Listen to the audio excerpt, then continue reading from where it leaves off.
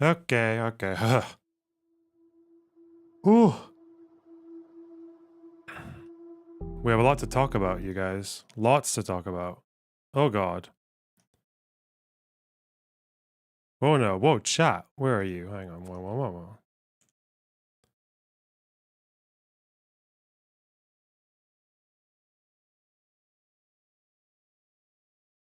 There we are. Hey, how's it going? Funny seeing you guys here.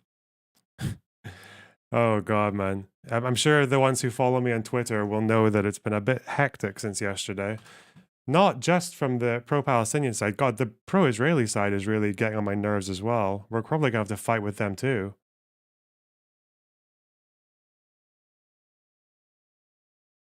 Probably.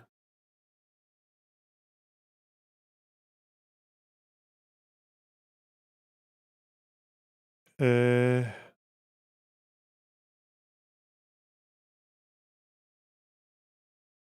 hmm.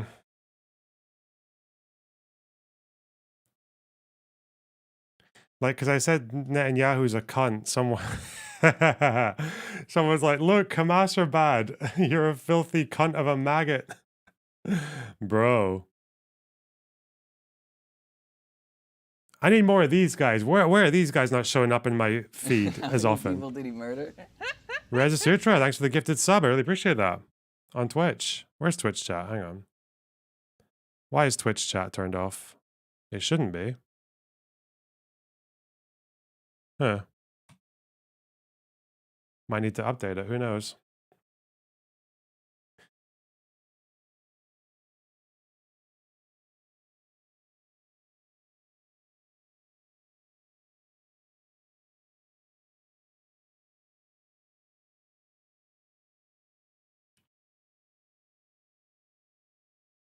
Okay.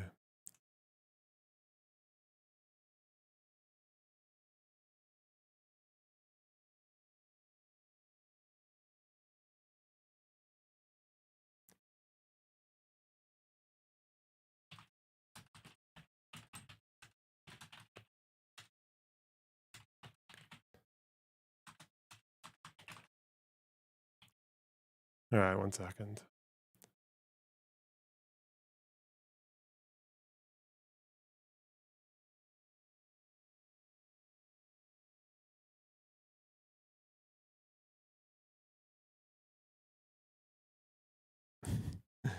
I'm just, I've got some real mouth breathing going on. Jesus Christ. Okay. Goodbye.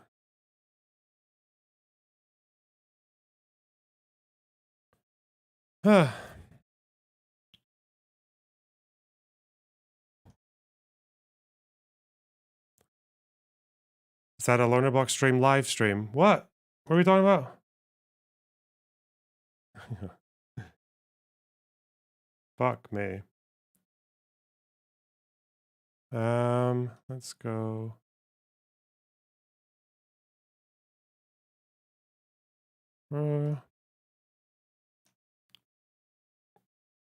Whatever.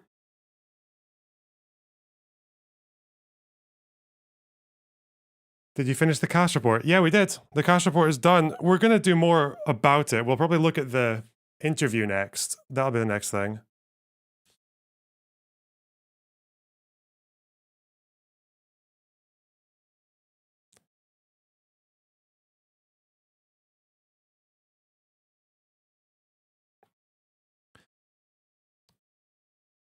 Every time I tune in, you look confused and reading something. It's just my personality, okay? That's just my face. My face just does that.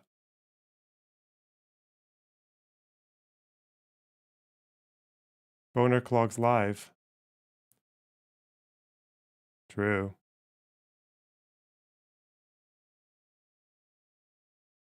Oh god. Did you already go through protest clips? Yeah. Yeah, I don't want to. The last thing I want to look at for the protests is. The last thing I want to do for the protests is look at Finkelstein's speech because It's really weird that his rhetoric and his politics they seem very disjointed.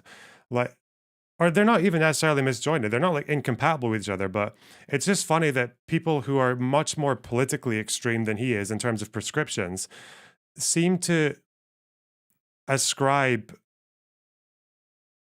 positions to him or just let him get away with positions that they would otherwise consider intolerable. Because I guess the most important thing for people is not really what you believe, it's more just how you say what you believe and who you fight with. I think that's like what more people care about. All right, I'm blocking this person. Waste of time. How fucking obtuse. Okay, let's see.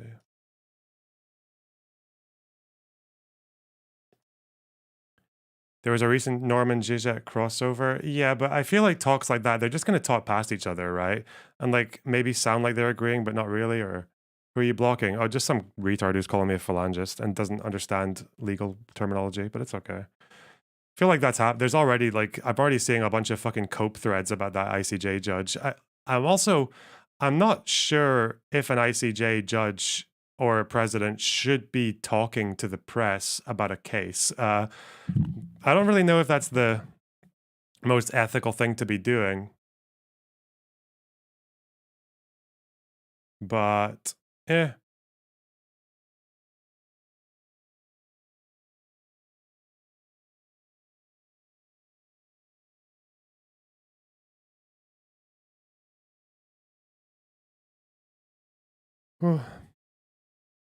Oof. I think Kevin Logan's got a spat with me now. Gremlo is fighting with people in my replies. Not with me though.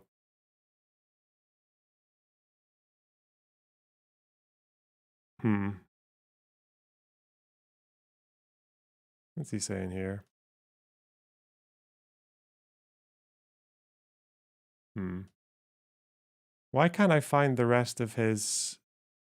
Oh, here. What did Kev have to say? He just asked me if it's a genocide.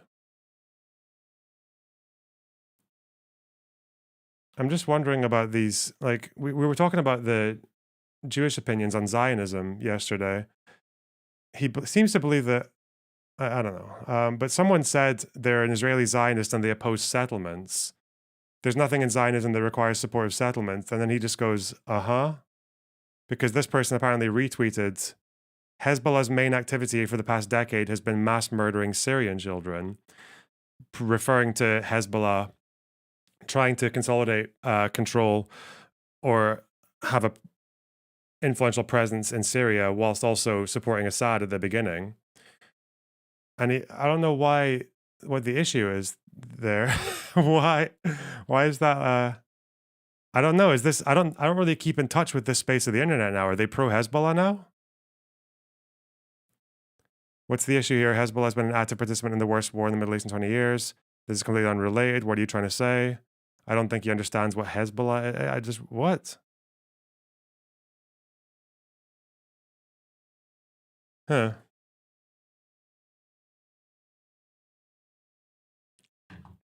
What's the correlation between what he said and retweeted?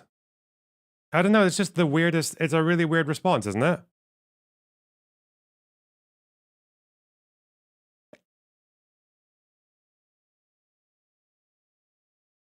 How that it's just really strange.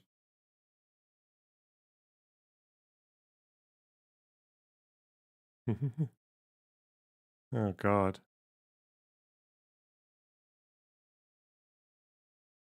Very bizarre. I d- this is a pretty funny picture though, right? Like what was the thing? The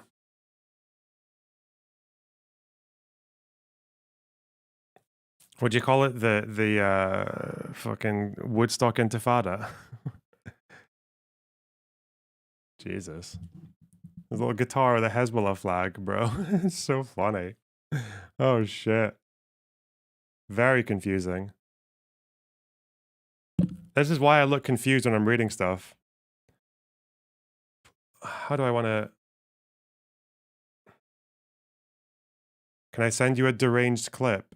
either in Twitch chat or in Discord. Yeah. You can send me all the shit. What's this deranged clip? I got one. Apparently, is this Jill Stein? What's she? I don't know anything about Jill Stein. Yeah. All right. So a little disruption going on behind us. So yeah, well, I'm Jewish too, and I'm here. It's a Jewish value. Nobody's asking you to be scared. Opposing genocide is a Jewish value. Opposing genocide is a core value. The Jewish people have homeland. But thank you, as a Jew, as a descendant of refugees. You do not represent. Myself, You are the minority. You're the 1%. Yeah. Thank you. Thank you. So at any rate, ignore that 0.1% who is mandating genocide right now. We are not going to stand up for, yes, this is unfortunately what we are seeing all over the world, where a very misguided Zionist movement is attempting to crush the liberty, the human rights. Isn't this who people voted for to get rid of instead of Hillary when she lost to Trump? Whatever. The right of children to survive, the most basic rights to survival are on the line. This just seems like a standard lefty politician speech, though. I don't know. And in fact, the efforts of the Israeli Defense Forces, the Israeli Defense Forces. Okay. Shall we read the subtext? To further instigate violence here against civilians, against students who are simply standing up for our constitutional rights to have this debate, to have this discussion, because if that discussion is held, the American people will stop this genocide, and we will support our human rights and our, international law. As Gaza goes, we all go. And it's really critical that we stand up, because Gazans are the canary in the mine shaft here. And what happens in Gaza can happen and will happen anywhere. We must stand up and support international law. We must support human rights, and we must support the right of the Palestinian people to freedom, justice, and dignity. Thank you all so much for being a part of this unstoppable movement that we are together. Okay, what was so crazy about this? 1%, 0.1% mandating genocide all over the world, misguided Zionist movement, crushing liberty, human rights, children, life survival, Israeli offensive forces. I think IOF means Israeli occupation forces, but okay. And what's the tweet say? What the hell did I just watch? Jill Stein, the Green Party leader, says Jews can go back to Poland.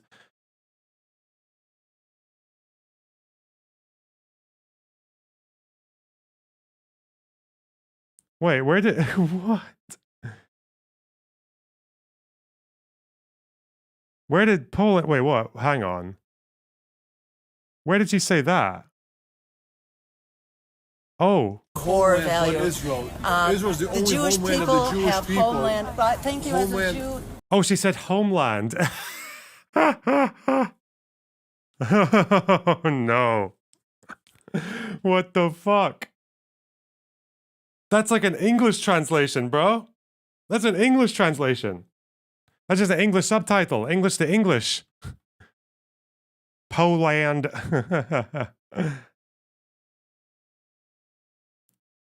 Correction, she said... Oh, it sounds like homeland. Doesn't change her other vile comments. It kind of does, doesn't it?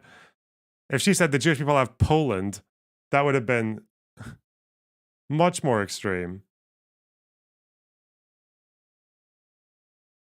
Okay. Fuck's sake. State of these people, man. Everyone's just mental.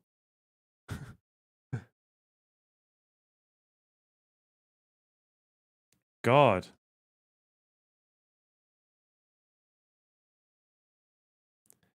Play it again, you can hear the P sound. Shut up. No. She said homeland.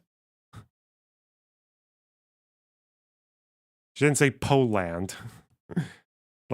She just becomes a southern fucking belle for one word. No, stop. Leave me alone. Ugh.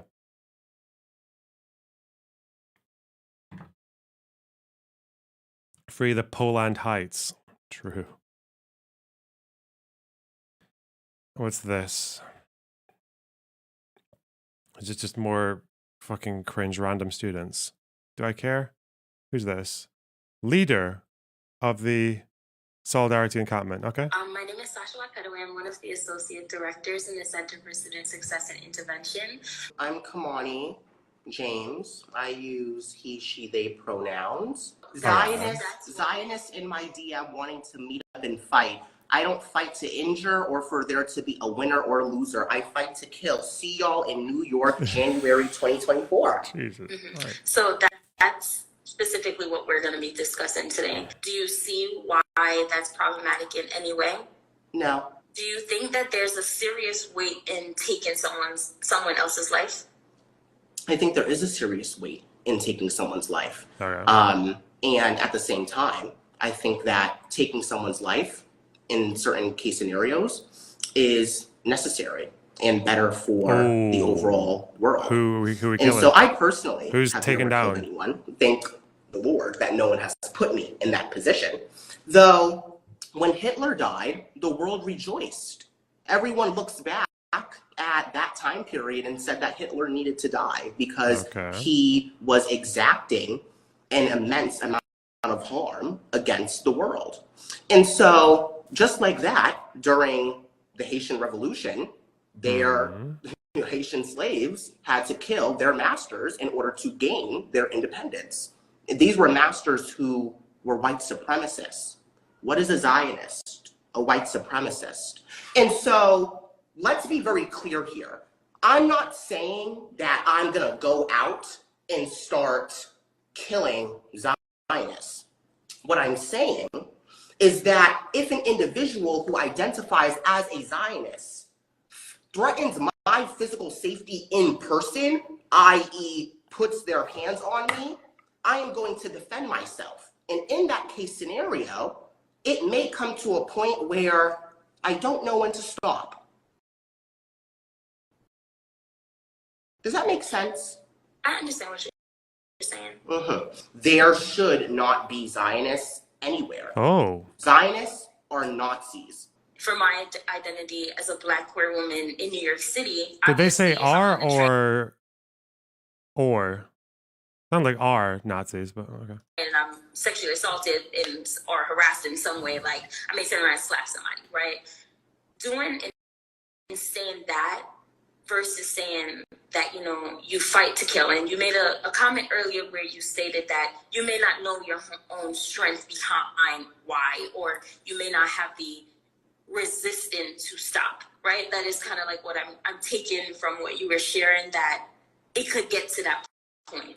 Okay, both of them have taken a break, everyone. So these are two Black women. I just wanted to throw that out there. So I'm not too keen on going too, but yeah, these are two Black women in the meeting, just in case y'all couldn't tell already. But these are two Black women. Right. The meeting's a joke. They definitely were hoping that I was gonna walk back the I fight to kill. Your initial letter from your office mentioned that this meeting... Is this person... Do I care about this person? Who is this? Someone said that they're... Why? But so many people are getting named the leader of the movement or whatever. Is this like a... What's their role in this Columbia? Is this person from Columbia University? Well, we'll just watch it. Wait. Let's just... Fuck. Let's just see.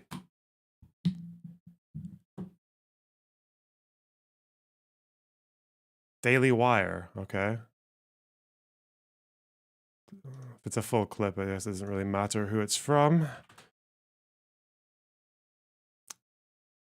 Columbia protest organizer, leader. Oh, it's all just recently. Cackling non-binary. Why are the only papers that are covering this shit fucking the Mail and like the Daily Wire? Why wouldn't... Well, you think at least the Times would be interested in this shit, or like you think the Guardian might be as well? CBS or... Huh. Maybe they're waiting. Maybe they take longer to get their articles out. Needs to reach or go to a disciplinary hearing. Is that correct? Who's this person's name? And so that's what I'll be being notified about in 24 to 48 hours. That, and it can also be that we need additional information. All of our letters are standard, so it depends on kind of like everything that you disclose to us today and what we discussed. Student protester. So they're described here as a student protester. That's it, student protester. So CBS describes them as a student protester. Are there any other more impartial sources that describe this person as that? Demonstration leader from VOA, okay. Student protest leader, New York Times, okay. Yeah. Interesting. Right. Okay then, well thank you.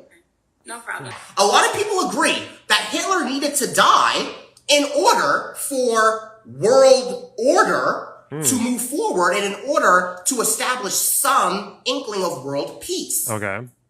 And so if we can agree as a society, as a collective, that people, some persons need to die if they have an ideology that results in the death of thousands, hundreds of thousands, millions. If there are people like that who exist, shouldn't they die?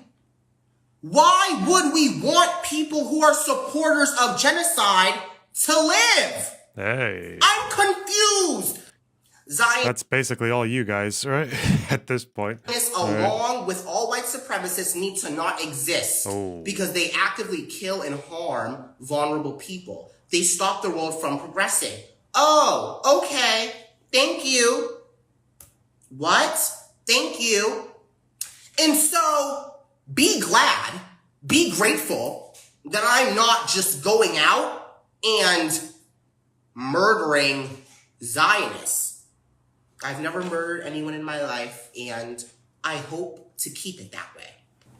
That meeting was so done. I actually kind of hope they do kick me out because I've been meaning to travel to South. This video's from January. Oh, it's an old video. Where they're referencing the New York Times. So are they still there?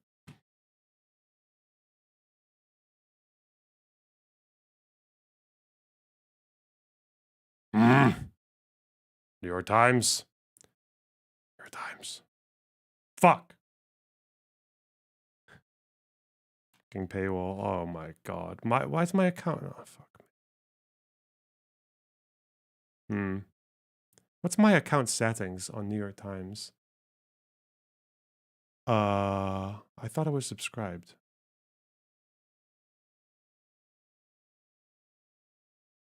Let's just try 7 days for free and see what happens. Okay. All right.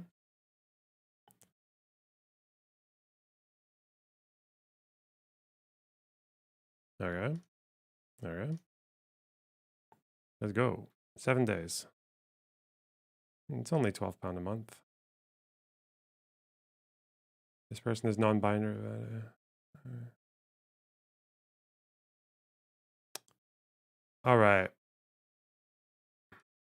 Now can I get this article, please? Kamadi James. New York Times. Where's the New York Times article? From 2 days ago. Okay. What did this person say? Ooh. Student protest leader at a conference near the encampment. This is a... Oh, yeah, so this person's still there. Yeah, this person's still there. Okay. America. Obviously, the United States would never support the murder of Netanyahu. But imagine how many lives would be saved. Okay. Possibly, right? Because we all know that the replacement will probably get but you know, philosophically speaking, the death of a maniacal genocidist like Netanyahu genocidist. What the fuck are these words? His death would theoretically mean that many people would live.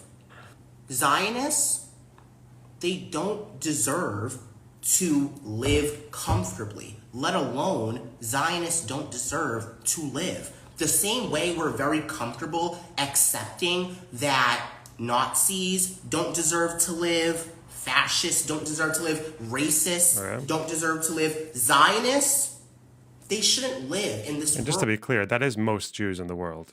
We looked it up yesterday. It's most of the Jews. I actually got some survey data as well sent to me by Sirius. It's pretty convincing. It seems to be obviously in Israel. We got Canada, I think, where it's about 70%. Let's see. Is it this one?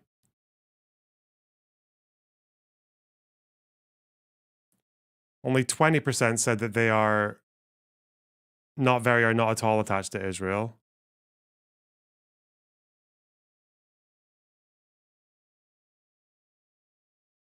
Where's the 70%?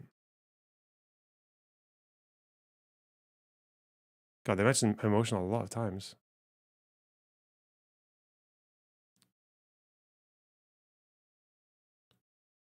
Hmm. 70% of Canada's Jews are very or somewhat emotionally attached to Israel, 2024. Okay, that's one. These are countries with like the bigger Jewish populations. French opinion.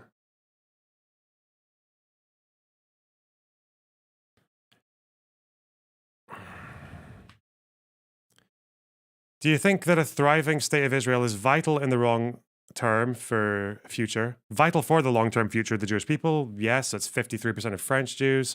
Russian Jews. Page 65. Hey Looney Box, I don't have much to say other than I've been really enjoying your streams the past few weeks. Smile. Oh, thank you so much. I really appreciate the 1999, Eric the Red. Thank you so much. That's very kind of you. Supporting Israel is important. 61% to 34% for Russian Jews. Australian Jews. I mean, maybe in Lebanon, like the 20 Jews who live there don't really care that much about Israel, but I don't know. Page 60. So, what's this one?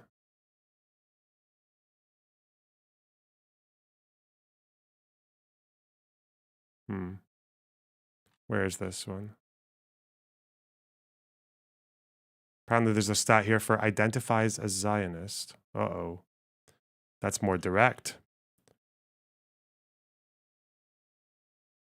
Zionist. 69% identify as Zionist. Huh. It seems like most of the world's Jews would die. It's like not really hateful. I just want most of them to die. Just most of them. Okay.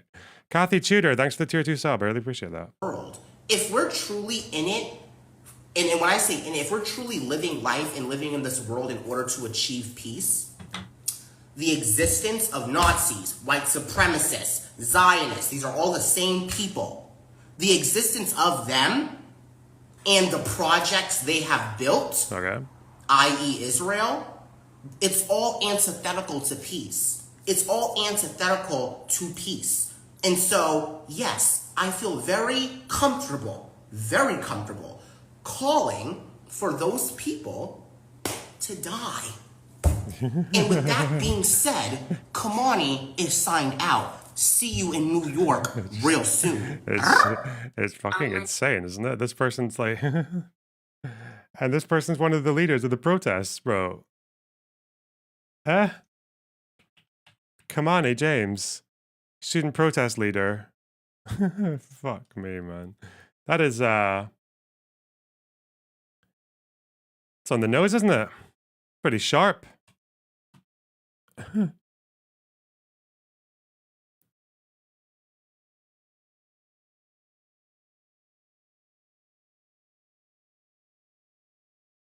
Oh God, what is this?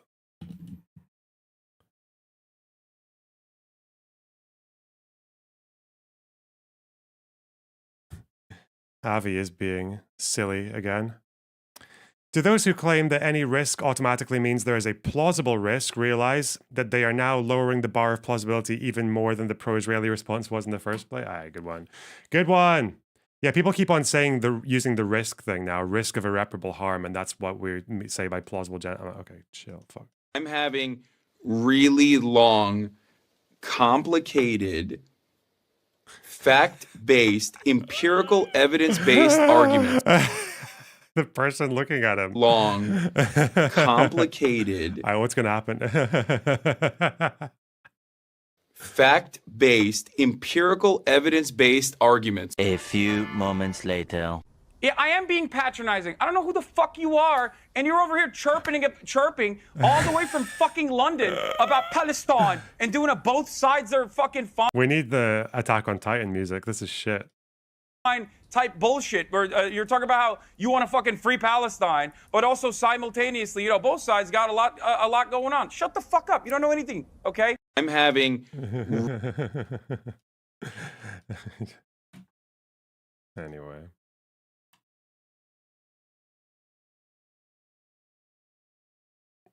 To be fair, you could probably do a clip compilation like that with anyone, but here's what it is. Fucking statement. Whatever. Apparently, someone in this community debated Matt Binder, and they wanted me to watch it. But I didn't save the video, so where is it? It's on his stream, isn't it?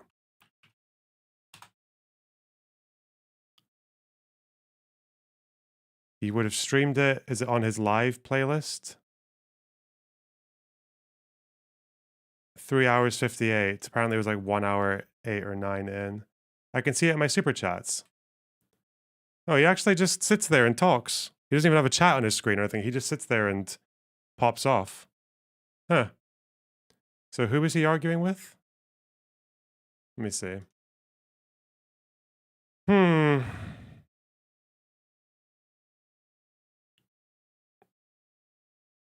Watch trigonometry, ask... I don't care. It's just more of the same stuff.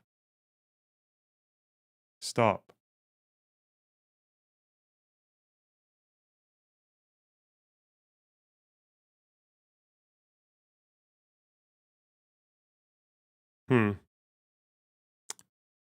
Would you be interested in debating a TikTok one-stater? Sure, why not? I love TikTokers. They're my favorite people. Where is...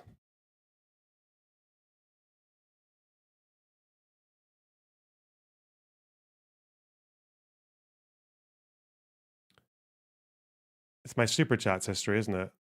Okay, supers. Because they gave me the timestamp.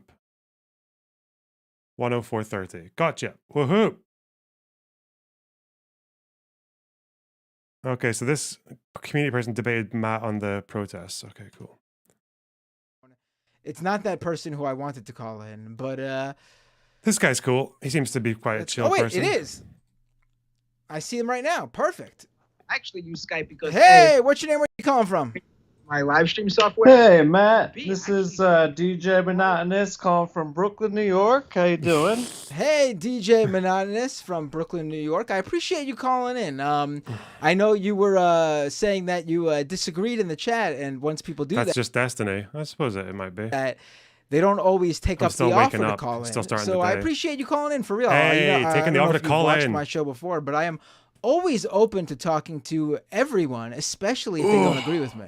So yeah, I'm glad that you picked up the phone and called in. Hey. Yeah, it's not. See, the thing is, I tend to just see that when there are, let's say, disagreements about certain things, there's a lot of people who jump on the bandwagon that I was seeing people were calling me is this guy IDF?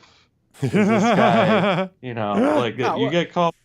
There's always going to be people who do things like that. The important thing is to never pay attention to comments on YouTube. And listen, if I read every reply I receive when I'm just to what you're saying about I saw you disagreeing in chat, and we gotta.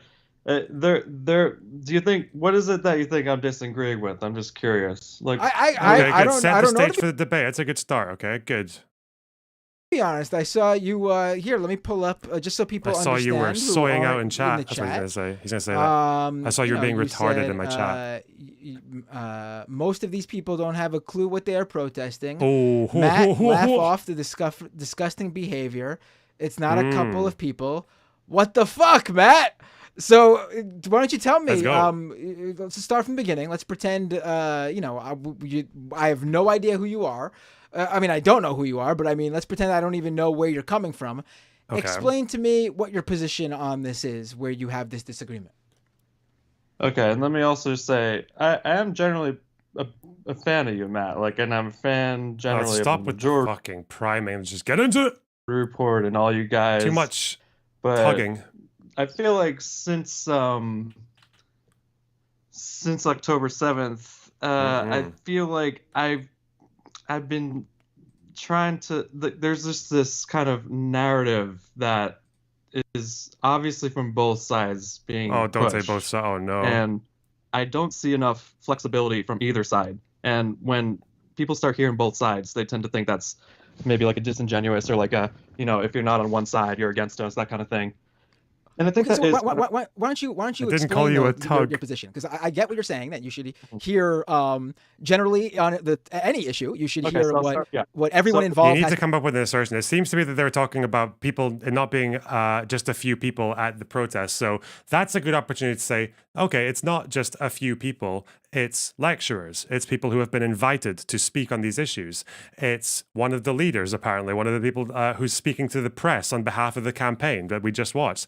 Okay, yeah, that's where you would go. And then you would just name some of the leaders and then just discuss some of their statements and see where we stand. Also, I think it's very fair, depending on who you're talking to. I don't think Matt did this, but every cunt who spent the last 2 years posting pictures of Ukrainian soldiers with black suns on their armor, like one a month in an army of 200,000 or 300,000 people, and just said, this just keeps happening. I don't understand why this keeps happening. I'm like, okay, how many, what does this mean? What's happening? Is there like widespread anti-Semitic violence in the Ukrainian army?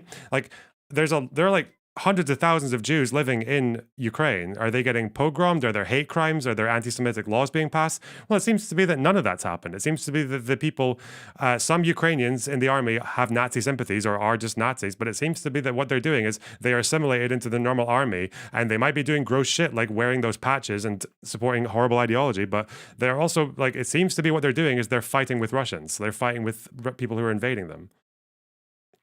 And they've still kept their Jewish president in, and I think the second highest in power in Ukraine was Jewish as well, at least at the start of the war. I don't know if it's changed. The only other country in the world, by the way, where the top 2 people in power are Jewish is Israel, right? Ukraine and Israel. To say, but for this specific. But if the flags are enough, then why is a Hezbollah flag not enough, or a Hamas flag? Because we've seen plenty of them, and those guys are anti-Semitic as fuck. Yeah. Let's get specific now. What is your position on this, and where do you disagree with myself? You mentioned the majority report as well. The majority report and I are pretty much fully aligned on this issue. So where do you disagree with the entirety of the majority report? I didn't say the entirety. Okay. But okay, so I'll tell you where I fall with this whole thing. Like, since October 7th, I pretty much started out not really understanding the history and the certain details that end up, whether we like it or not, have like a part in what's going on currently with that. Oh, it's 100%. Not even it is the reason why it's happening for sure. But go ahead, yeah. And what I'm saying is, like, as I've learned since October 7th, since like, how can you avoid paying attention to this? Like, you'd have to be, I don't know, under a rock, I guess. But like, I went to a lot of protests. I went to Chuck Schumer's, where he lives in Prospect Park, to protest like basically his support of Israel and things like that. And I've been to a few since then.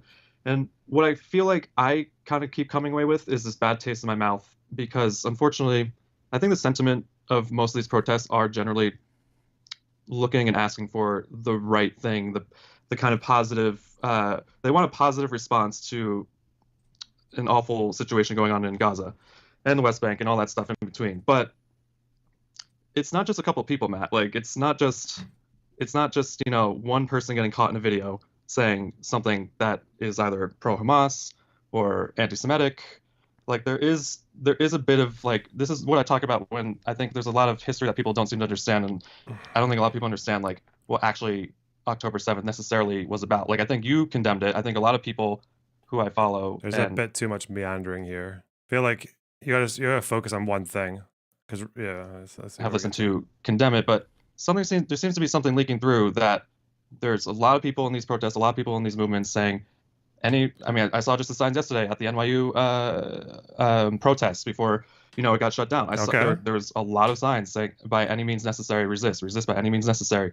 All the stuff that happened at Columbia. It all started, starting from October 7th, seeing the DSA hold a rally in Times Square in Chicago, holding up paragliders, holding up like what happened on October 7th was justified resistance. Having just, I think it was today or yesterday, Norman Finkelstein, just an unhinged. I'm curious what your opinion of Norman Finkelstein is, but the man's unhinged. I actually think I don't know the specific speech you're talking about, but I have to say generally on this issue, he's probably still have yet to hear. That's what I think is the more common sentiment. I think the social media feeds are not the same. They just don't see it. The single most educated voice out there in terms of the history of this. He knows it like the back of his. I mean, there's some. Yes, it's resistance. Go ahead. He's in there's the discussion. This really strange combination. Yes, it's resistance alongside the vast majority condemn October 7th, but there's also just that kind of like, yes, most of it. Yeah, we condemn it. Yeah, we condemn it, but we're also kind of okay with people like being around us who don't and support it and want more of it. That's kind of like debate he's able to bring. This is the president of the ICJ. Yeah, she let herself go a little bit. Very specific events that I would say most people don't fully know when they're in these debates. I'm not saying there's historians out there. I'm not saying there's historians out there that might not be better at it than him, but they're certainly not out there talking like he does. Would you agree that he might know his history, but I would. His history, it's more like his view of the history, right? It's not like fact. It's not necessarily like an unbiased view of history. Well, what would be a biased view of this? I actually wanted to. We're sort of going a little ahead of ourselves here. I wanted to ask you, like, what specific anti-Semitic or pro-Hamas things have you seen at protests or rallies? Well, I mean, for one, I know a lot of it was not in the Columbia campus, but there's quite a lot of support outside the Columbia campus, and in the sense that there were groups, like dozens within groups, chanting, "We agree with Hamas. We agree with their rockets too." Something I'd have to look it up to get the specific phrases, but there are phrases being used, whether it's in the sense that like what Hamas is doing in the sense of like October 7th, what Hamas is doing in the sense of their charter, saying that like there is no Israeli, like no rock unturned without like getting every Israeli either killed or basically like cleansed out of that area out of Israel. I haven't seen that. I mean, you haven't seen that? I've seen a few people who have voiced support for. Did I just lose you? No. Okay. I heard a noise. Liar. Where's the tape? Yeah, people aren't showing it. I feel like the people I was skimming through a couple of videos, like whether it's Majority Report, people they're just not showing the footage. I think they don't want their audiences to see the footage, or they just don't know it's there. Again, look at Norman Finkelstein. What is Norman Finkelstein? What has Norman Finkelstein said that you wanted to bring up? I just said go to his tweet on October 7th. You can find it. Could you just read it off for me? I don't know. I don't have it in front of me either. But give me a general the gist of it. What Hamas did on October 7th, killing innocent civilians, as we all know. Yes, in the whole thing of 2 days, like there were some IDF soldiers killed, but the whole thing was a terrorist attack on innocent civilians, whether we like to say that or not. I think that's just the facts, and none of us purport to say that's a good thing. And he is in this tweet cheering on the idea that this is like a justified resistance by the Palestinians, and that the children of Palestinians are smiling in the wake of this horrific attack, a Substack, and that is justified. That is like a very tame. I mean, if he's just saying that there are Palestinians who are, without a doubt, it seems factual to me. I mean, after everything that the Palestinian people have been through, it seems like sure, there are going to be people who feel like any sort of action taken against Israel is sort of eye for an eye. So I'm curious, what do you might know what the support of Hamas is in Gaza, right? Or do you not know that? I mean, I'm sure they do support Hamas. What else in terms of any hope for any hope for? Like, I'm not going to be surprised that Palestinian people support Hamas. Why shouldn't we? Like, why would we be? They don't, because most of them don't. Like, because this is actually a talking point in the Majority Report that I've seen a lot, is that like the way that the Palestinians are portrayed are just like because Hamas is in Gaza, that they're portrayed as. I think I can see a problem here. This is good debate advice, okay? Because I imagine this person knows quite a few. He's got quite a few examples. What's the DJ whatever monotone? I can't remember what the fuck is their name? It's DJ monotonous, right? Anyway, it seems like they know quite a few examples, but they haven't refreshed themselves on these examples. So they're just kind of like jumping between them and not really giving a convincing case for any of them, even though each one of these things is convincing. The Finkelstein statement on October 7th is unhinged. It is a very defensible thing to go after, especially since Matt Bender doesn't seem to know it very well or know it at all. So there's the Finkelstein tweet. There's Finkelstein's scholarly bias. It's not just a few people. People at the protest chants. The problem is that what you would want to do before going into debate like this is just make sure you've got your examples. Just make sure. The problem is we didn't go further than this. We just had this because, but again, people's memories are not very good for stuff that you've absorbed by listening to or reading, or especially if you've had stuff coming up like a couple of weeks ago. So just pick if the thing was about the protesters, just pick one of them and just go into it. Okay, well, there's the chant about Tel Aviv bombing. There's the chant about pro-Hamas. There's the leader, or let's just go with this. There are the Hezbollah Hamas flags. There are the statements from the, what are they called? The fuck are they called? I keep forgetting their name. The organization that is, they're called Columbia Students for Justice. What are they called? Palestine, Justice for Palestine. CJP, or is it Columbia Justice for Palestine, right? Is that what they're called?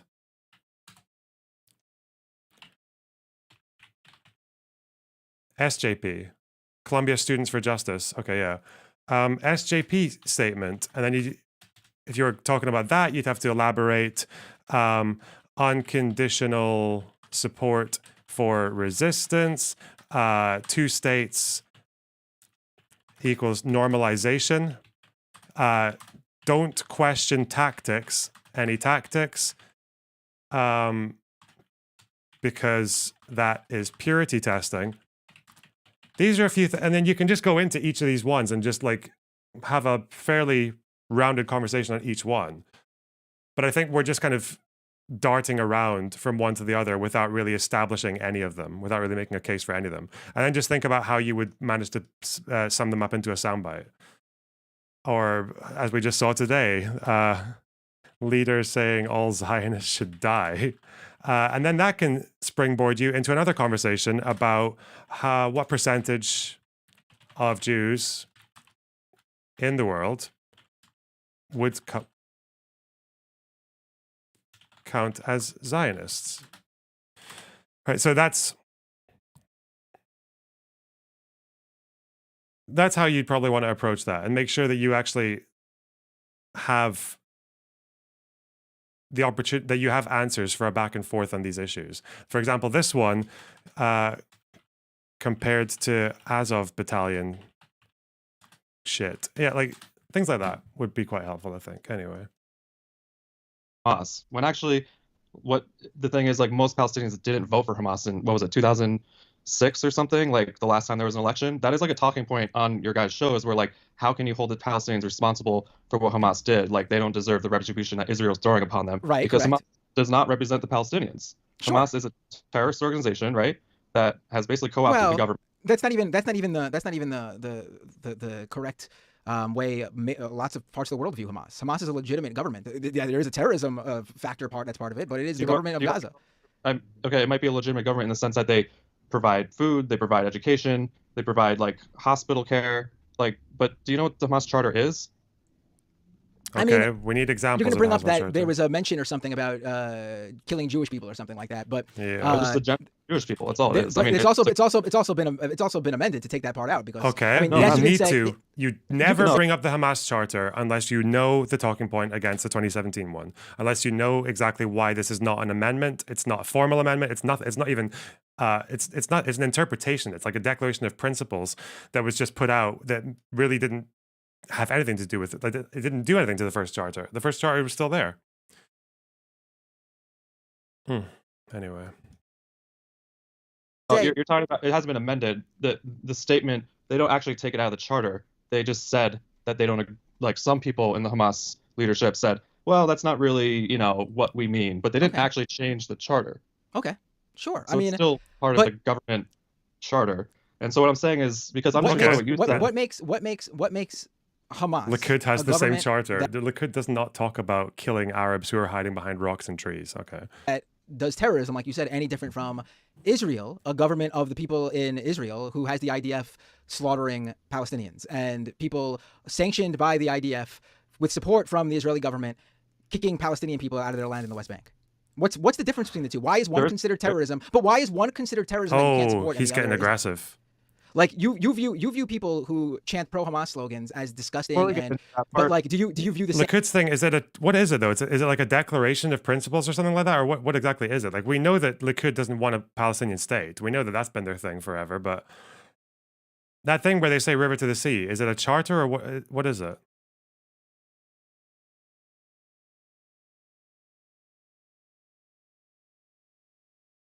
Likud doesn't have anything. What's their river to the sea statement then? Does that matter? Because like I feel like that's all their leaders who believe that.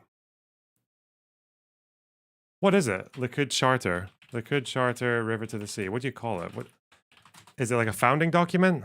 Election manifesto in 77. Is it still there? Is it in every manifesto? Original party platform.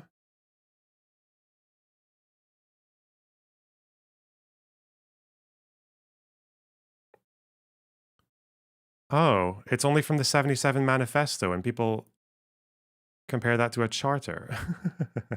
There's no way that's what it is. No. Well, their leaders still say it, right?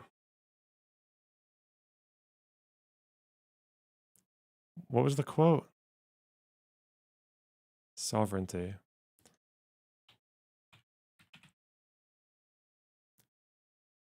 This is the original party platform. So it's not a manifesto. It's a party platform. That's different though, isn't it? The sea and the Jordan, there will only be Israeli sovereignty. Eretz Israel.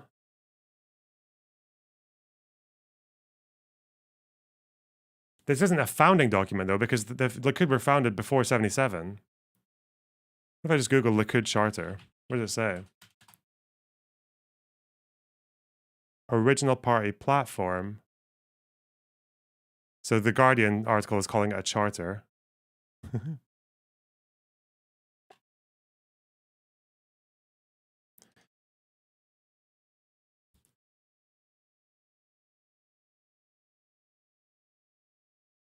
The full Israel. It was Eretz Israel, right? Well, they still are against the Palestinian state, so I don't really know if it matters all that much, but yeah. Okay. Do you view the same for like people who just like support Israel? Of course not. I despise anyone who like at the Columbia protests, like there are people carrying Israeli flags and blaring whatever music or like in your face agitators. Like I despise that just as much equally as the woman holding the Al-Qassam next target sign. But the problem that I see is I want the people who are pro-Palestinian or fighting for the rights of Palestinians to not be subjugated to occupation in the sense that they are now. I don't want them to be. The problem is they keep delegitimizing themselves by not addressing these bad actors in these protests. And I'm sorry, yes, it's not the majority. But you're not gonna be able to address it. It seems like something that you just ignore because it's not going to be addressed. Like you're not. What are they gonna do? Say something and they're gonna stop? No, people will continue. Well, it's not. It's the fact is that the leaders are saying that you actually can't question us. You're not supposed, because as soon as you want to water anything down, you're actually asking for perfect victimhood. That's what they said. That's what they said in their document. No, in their little fucking Instagram post about how to advocate for Palestine. They said the red lines are full right of return, Jerusalem, and occupation. That's what they said their lines are. And also resistance by any means necessary. Those are their red lines. What the fuck? All right. People will continue to smear the movement using those individuals. And it seems like individuals such as yourself who give any sort of airtime to it, it just seems like you're helping delegitimize the movement. When instead you could be like, who gives a fuck? Look what's happening in Gaza. That's crazy, man. Like, cause How is that like, crazy? How is that crazy? How are you supposed to police? I'm not gonna say How are who you supposed gives a to? fuck. But how are you supposed to People police? How you by your own admission said it was a few dozen people. How are you supposed to police a few dozen people in one city when you're just? Okay, you're strawmanning a little bit. You're the one who said it's a person here or a couple people there. No, you were giving me specific examples where you said a few dozen people were chanting some chant about your exact words were a few dozen. That's one video. There's multiple videos of that one night with more than dozens of people in different places in each video. They're different. Like, just look up. This isn't like a fear mongering thing, dude. This is like just like, why can't we just call out the bad shit on the right side? Do you think that those people who were chanting those things, do you think those people will somehow rise to power or influence people in power, and all of a sudden we're going to have a pro-Hamas government that supports slaughtering innocent people in Israel? Do you think that's going to happen? So if this exact same movement, then like 20 protesters started saying Jews will not replace us, would that be okay? That's a strange argument. Do you care about this when we have a pro? He's a very disproportionate response there from Matt. What the fuck? That's an Israeli response if I ever saw one. He's getting fucking piping. Pro-Israel, pro-IDF government where many people in power, not even just people in government, people with moneyed interests, people with big billionaires and millionaires supporting Israel and the IDF who are actively saying and doing and taking action to support Israel to do a genocide in Gaza. But we're spending time talking about a few fucking idiots who might be doing some stupid chants that will never get anywhere in power and will never have any influence over those in power. Like, it seems completely counterintuitive. It's a few fucking idiots, man. I don't know what to tell you, because like I've been to multiple protests and I've seen enough to get a bad taste out of my mouth from that shit. Because like, all right, how many people? How many people are you talking about then? You keep saying it's not a few fucking idiots. How many people? 1,000 people? 1,000 people? How many? I mean, like dozens, hundreds, maybe. Like people who hold up resistance by any means necessary. That's like what does that even mean? It's just a chant. Who gives a shit? Like, you sound like those conservatives.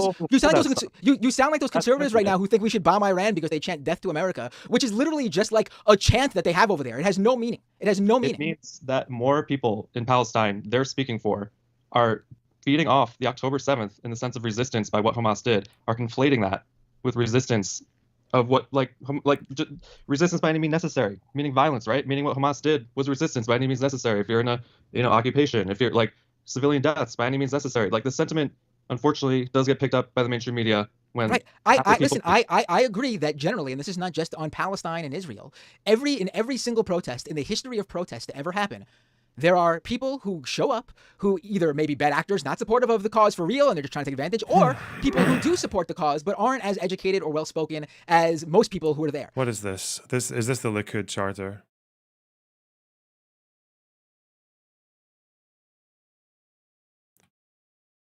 Founded in 73, run up to elections, came to power in 77. Unity governments, Netanyahu, Sharon, no. Kadima split. Likud traditionally supported the idea of Greater Israel, the belief that Israel's borders should extend to include Judea and Samaria, even if it has not always defined the state's borders precisely. Yeah, they've never done that, have they? Yeah. Although it refused to recognize demands for sovereignty in a long period of time from Palestinians, Likud has since moderated its stance during the 90s. Okay. Concessions to the Camp David Accords, disengagement from Gaza. I guess disengagement from Gaza isn't necessarily river to the sea, is it? But they still obviously want Judea and Samaria, like West Bank, right? Judea Samaria, that's what they call it.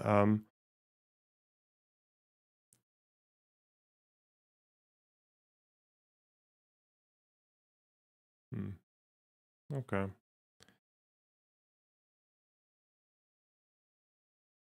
This has always existed. What do you want them to do about it? How are they going to solve an unsolvable issue? And why does it matter? Okay, I don't think it's unsolvable. How do you solve it then? If you have the answer, how do you solve it? I'm not saying I have the answer. I'm saying I don't think it's unsolvable to rid the people. I think a very simple thing is calling out your own, because literally the organizers of these protests are saying you can't do that. Like, that's bad. Like that's unacceptable. That's liberal, both sides, perfect victim shit. That's what they say it is. People who do these kind of unhinged, kind of disgusting. The Columbia students specifically got a guy out of the campus who's not even a student, who showed up unwelcomed, uninvited. They literally got him off campus, pushed him out into the street, And he came back an entirely different day, and you still have the media reporting on this guy holding up anti-Semitic signs like he's one of the students protesting on campus. It literally does not matter what they do, because they will always use those individuals to smear legitimate movements that literally show that, that strike fear in the establishment's eyes that something can actually be done. Like you're trying to focus on an issue that A, can't be solved, and B, really doesn't matter. Oh God, I'm getting responded to with the fucking clown comments now. Look at this. What were these people all shot and dumped in the hole? The aesthetic brain is actually insane. Anyway, okay.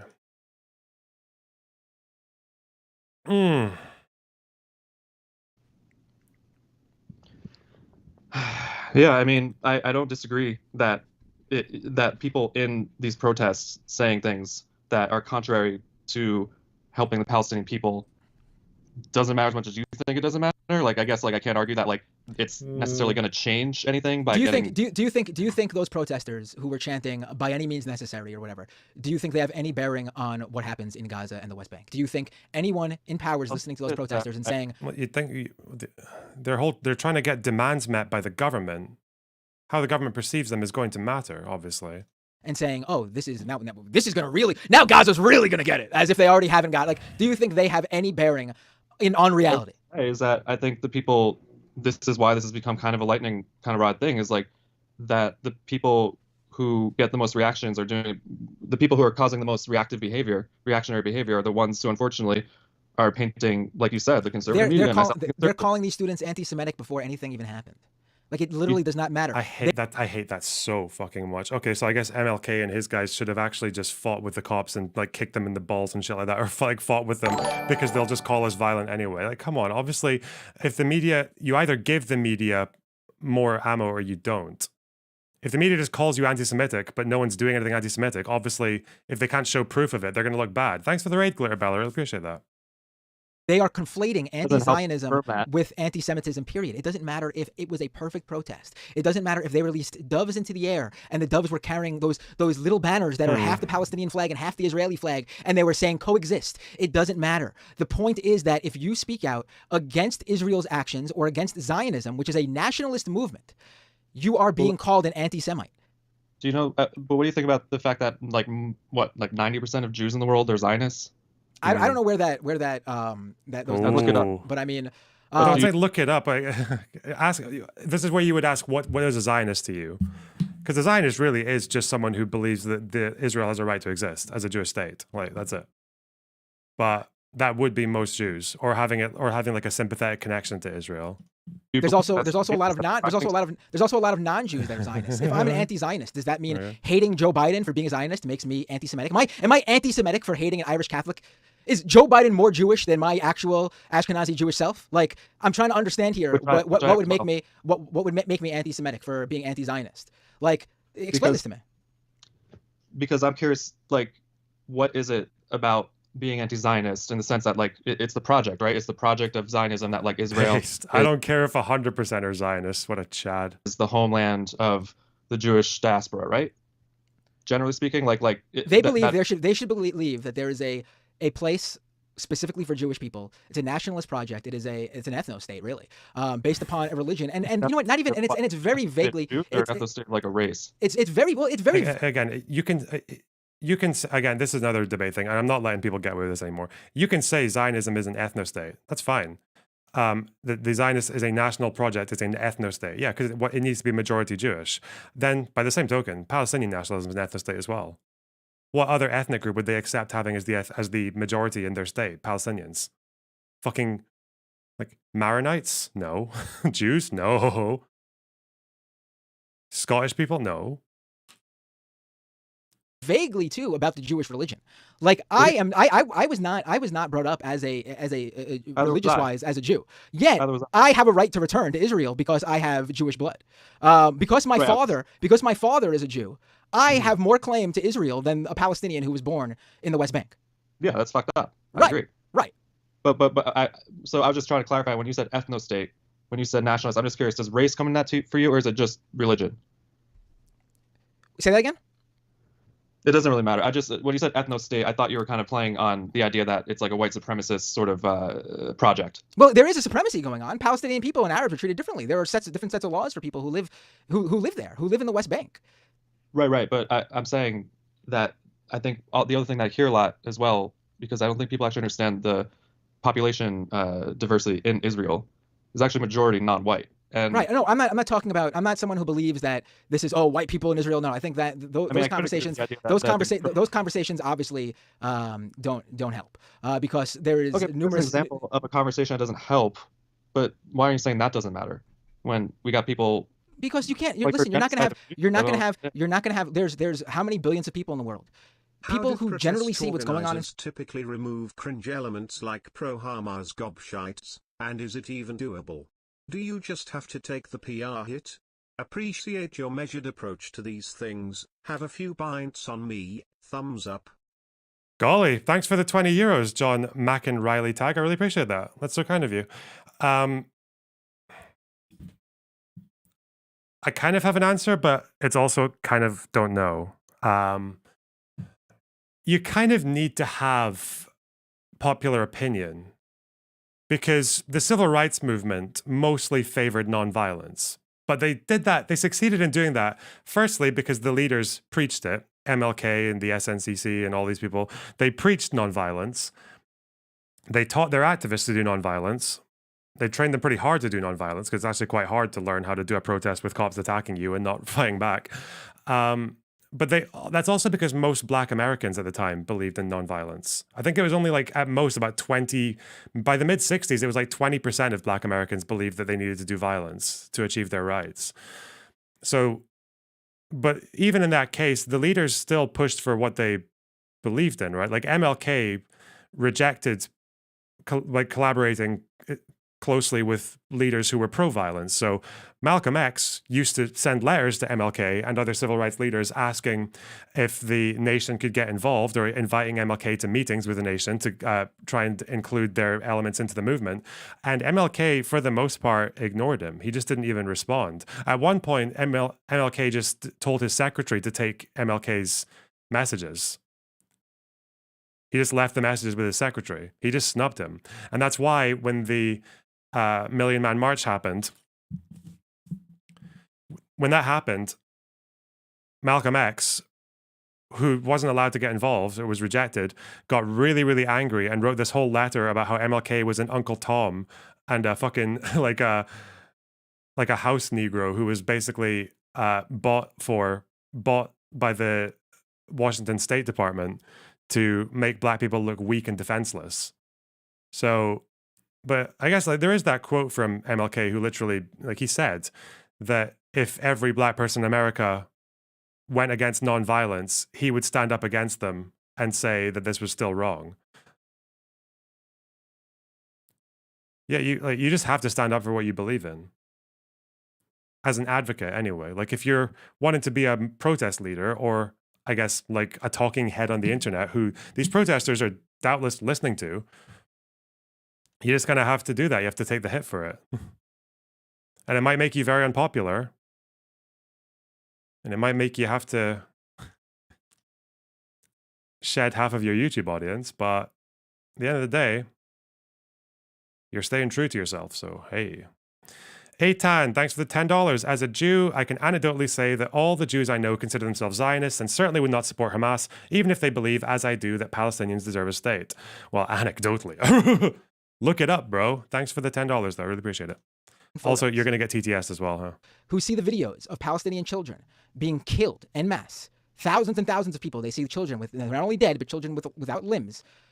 There are going to be people who see that and say, this is wrong. And then just not generally understand more of the, I guess you can say, more complicated stuff, such as the history, the wars, the makeup of the races and ethnicities and religions. Quick Hassan meme. I can say anecdotally that all the Jews I know consider themselves Zionists, and certainly would not support Hamas, even if they believe, as I do, that Palestinians deserve a state. Hey, thank you for the $10.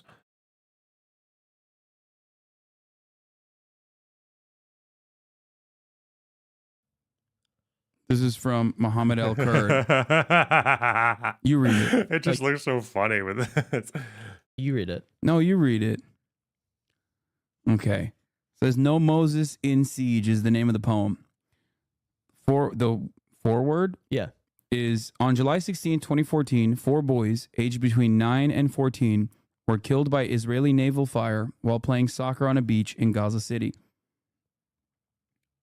Poem goes, was it because there were no more graves in Gaza that you brought us to the beach to die?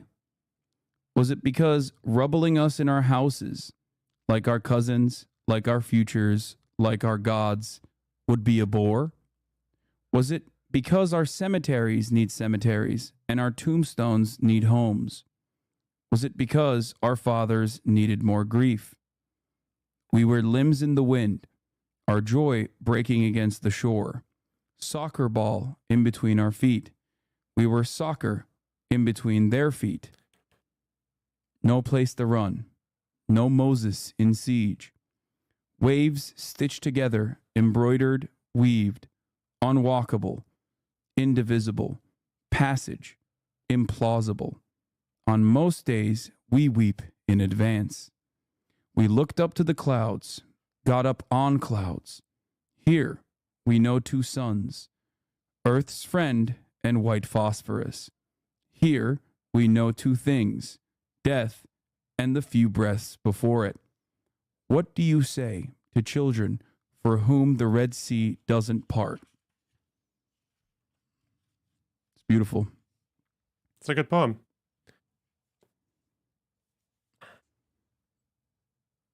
Yeah. Why you gotta get me all emotional, dude?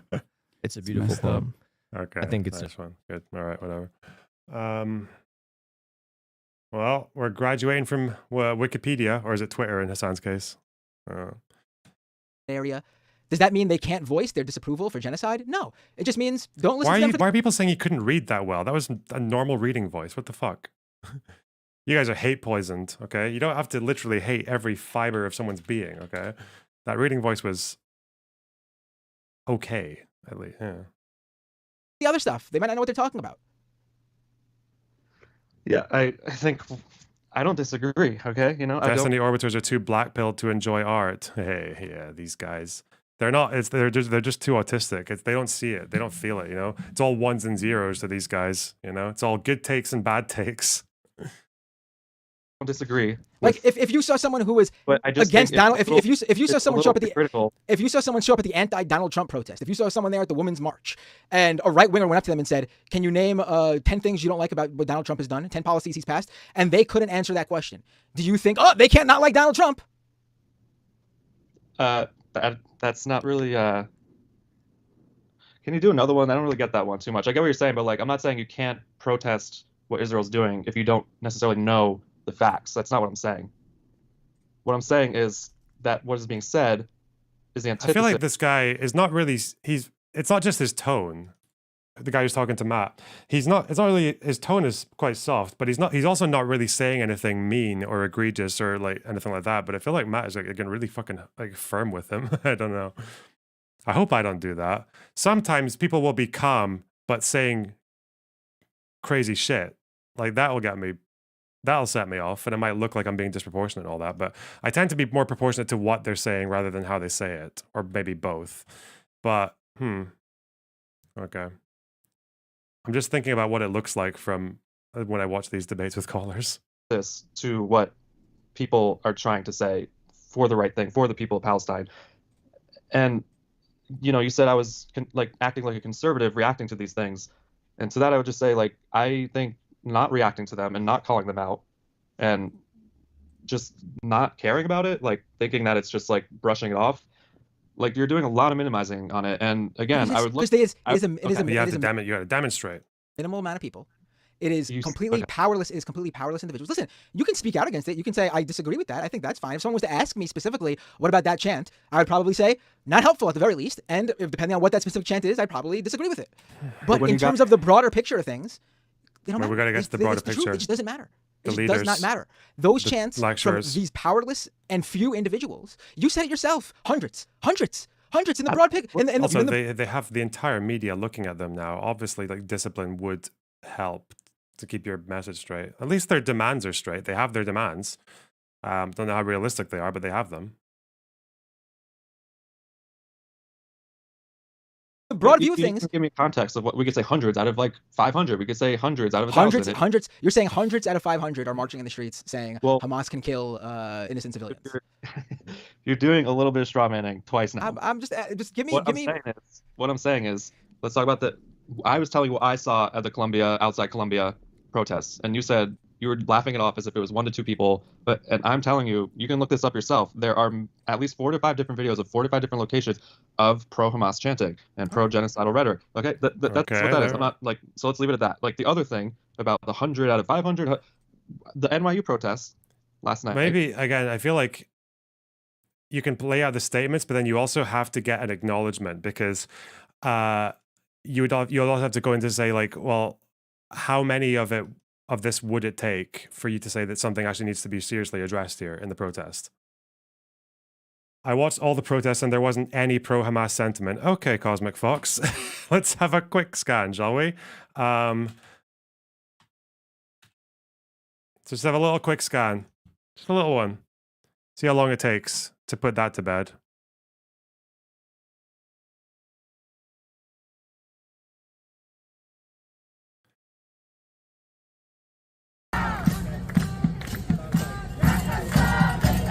Qassam, the military wing of Hamas,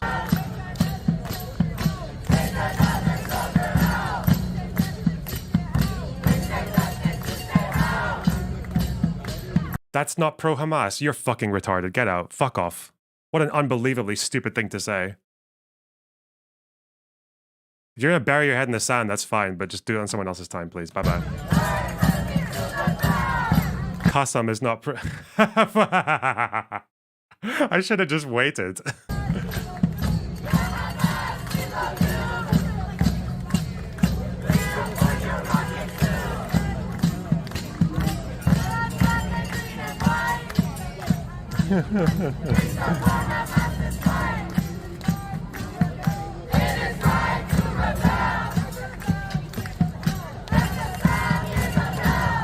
I'm getting clowned on. I am getting actually I'm getting taken for a ride here. This is weird. Or was it 2? They're all going on now. Like there is a sign says like at least half the people in these protests are holding signs that say resistance by any means necessary. Now, like just that in itself, if you don't know the context of what that sign means, then it doesn't really mean much. But when you do know a little bit about what is behind that rhetoric, what's behind that phrase, you have to admit, Hamas, we love you is at best a reach. She's going to report me now, isn't she? For racism, I don't know. Conflating with the idea of what Hamas did was resistance, you can understand why there might. It's kind of like the defund the police thing, right? Like it's a slogan that kind of. Unfortunately, like these things just pick up steam when I mean, they're to compare not it to defund the police, that's not working in the favor that you're trying to argue. In fact, it's adding to the opposite of what you're trying to argue. What? You think defund the police worked? No, I'm saying defund the police did not mean what people were trying to paint it as. They were trying to paint it as something it was not. Yeah, but that's because it's a bad slogan. It sounds like you wanted to defund the police. Okay. Right. So what was taken away from that slogan? So by comparing it to resistance by any means, like, no, it means you are trying to also attribute a meaning to it that's not accurate. Right, but what I'm saying is the slogan itself did more damage than the actual cause. No, I don't think it did any damage. I don't think it did anything at all, really. I mean, I haven't heard of anyone who was in Congress who said defund the police. I don't think anyone said it, really. Maybe a few of the squad members, maybe Cori Bush. She's still in Congress. It didn't really affect her. I mean, I don't know who it affected, honestly. Yeah, I think like what I'm saying is there was such a conservative backlash to that, whether it was from the liberal side or the right side about the defund the police statement, that like it carried a lot of. Can you believe this is on 1.5 speed? These guys must be talking so slowly. I'm going 1.75 now. It was disadvantageously. Sorry, it wasn't clear, and so like what was taken away from that slogan was like kind of like the worst concepts. Was like, oh, like these people just want anarchy and like they don't want police and this and that, and like it became. It got nothing done. No bills were passed. Like maybe it's not the best analogy, but I'm just kind of trying to talk about the slogan here. And when you got a bunch of people in protest holding signs, resistance by any means necessary, especially if you happen to be Jewish, and especially if you happen to be, unfortunately or not fortunately, unfortunately a Jewish Zionist, I guess. But I don't know. Like I'm still trying to tackle that idea of like. I mean, I think that's your. I didn't know. I didn't even know you were Jewish. So is that what you're saying? You're a Jewish Zionist? I mean, I just interested to know from.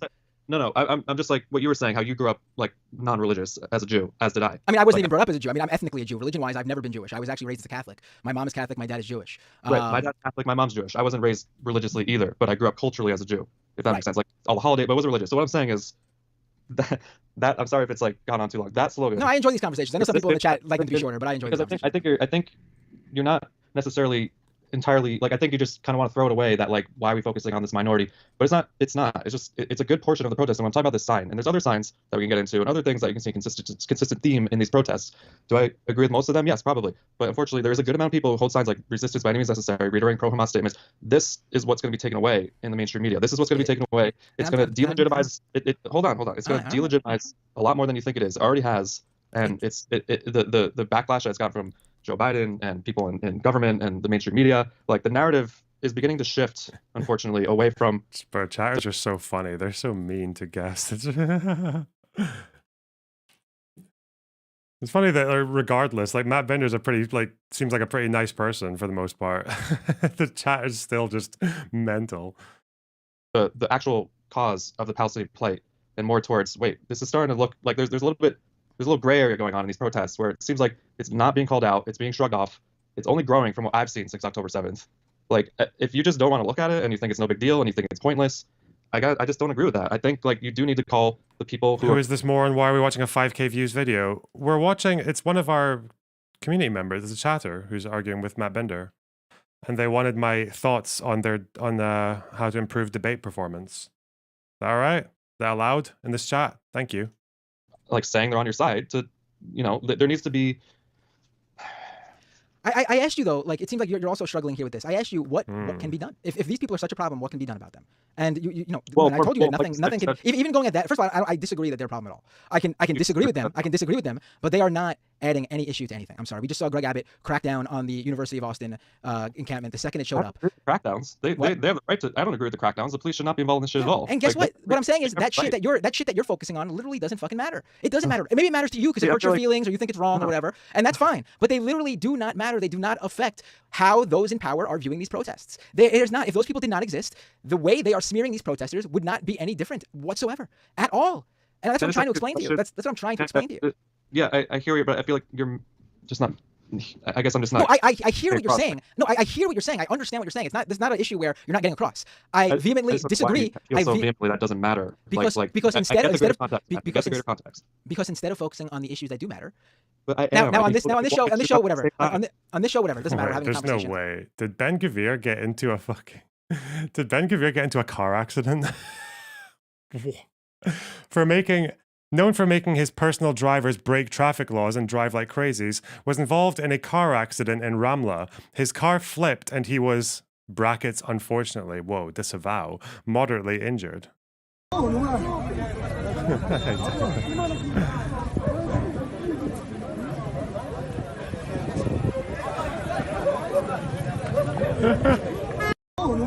Doesn't he have altercations with people on the road about shit like this? Hasn't he done that before? But one of his viral clips is him shouting at people about how he's allowed to fucking park his car and shit. Huh. Golly. Ben Gvir. Okay. Bentolf Flippler. That's fine. Like but in the broader picture, at the same time about it though. What was that? I can walk and chew gum at the same time. I can be on the right side of this. I can be at these protests with the right people. Correct. Saying the right correct. Yeah, sure. But and you could say that that's wrong. Also call out. And that's fine. Okay. And then what? Say that, and then what? No, hold up. Okay. But I would never say some of the shit that has been said, whether it's dozens or hundreds or signs being to say that doesn't matter. I just think it does harm. I'm sorry, dude. Like if you're talking about it personally matters to an individual because personally it goes against what you personally apparently believe. It's fake and from a terror attack. Oh no, Twitter. Sorry, disinfo. Personal ethos, morality, or whatever. That's one thing. It's like what does it do to the Palestinians in actual Palestine, like in actual Gaza? What does resistance by any means necessary do for them? In a sense that like some of them believe in that too, though. Some of them believe in that. I mean, who am I to judge? Who am I to judge an 18, 19-year-old kid in Palestine whose entire family was taken out, lives as an orphan, is all alone without anything? Who am I to judge that person if they decide to join up with a group that breaks through a fence? I can say what they did is wrong, but I'll never understand what it feels like to be in their shoes. I'll never understand what it feels like to be in their shoes. I'm not saying that you should judge that kid for feeling animosity. I accidentally went into the waiting room like a dick. Oh no. Or even violence towards Israel. What I'm saying Like you don't really seem to know that the Palestinians in Gaza actually don't really support Hamas as much as you think they do, or aware of that they do. I think yes, support of Hamas has gone down because of October 7th and the brutality that they've been experiencing. Well, before October 7th, there wasn't 50 plus before. You know that, right? Because this is a talking point It's gone up on the after. majority report a lot too. That like, oh, like how can you paint the Palestinians as Hamas? Blah blah blah. They're not violent, like because they haven't even voted. 50% of the population wasn't even born yet. No, I think you're misunderstanding something here, though. In 2001, 2002, 2003, 2004, when George Bush and his administration decided to attack Iraq, and there was a war, they started a war in Afghanistan, and and we were in 2 wars. They were the majority of people. The majority of people. Let me just make this point here. The majority of people in this country supported the Bush administration. They supported what was going on. I still do not think that the citizens bear any responsibility or should be painted responsible for the actions of their government. I don't care if they support that government. I don't care if they voted for that government. They are not in power. They have no say over what actually happens. They should not be held responsible. So I don't know what you're trying to argue here. But either way, it's wrong. I don't care if the Palestinian people support Hamas or if they don't support Hamas. Either way, they're not responsible for the actions of Hamas. Yeah, I agree. And this is why I come to the rhetoric of some of these. It's the rhetoric, the signs, everything about like the siding with like what Hamas did October 7th. Look up Norm Finkelstein, the guy you said who was like one of the best historians on this issue. Look up that unhinged fuck and see what the fuck, and look at his lectures too. Look at what this guy talks about when it comes to Israel Palestine. Like just this guy wants Jews as well to be. He doesn't think Israel should exist. Well, honestly, honestly, it seems pretty like a growing position, and honestly, one that I share is that I don't think the state of Israel, as with the government and everything that it has as is, I don't think it should exist. Honestly, does that mean I want the people of Israel? Does that mean I want the people of Israel to be removed? I have seen people say that. I disagree with that vehemently. I do not think anyone should have to move. I do not think anyone should lose their homes, except for extremist settlers who have taken over homes in the West Bank from Palestinians doesn't belong to. I think that the state of Israel should not exist, and that a new government should be formed. That's the way the government is formed. And a new government should be formed that allows people of Palestine. Listen, if that can't happen, I'm also not someone who says that has to happen. I'm not over there. I'm not a Palestinian. I'm not an Israeli. So I'm also not one to say it's my way or the highway. And people over here who do that are wrong as well. I think whatever the Palestinian people and the Israeli people can equally agree on, to the closest that is possible, I think that's what should happen. Whether that's a 2-state solution, a 1-state solution, whatever it is. My opinion on this. That's my position.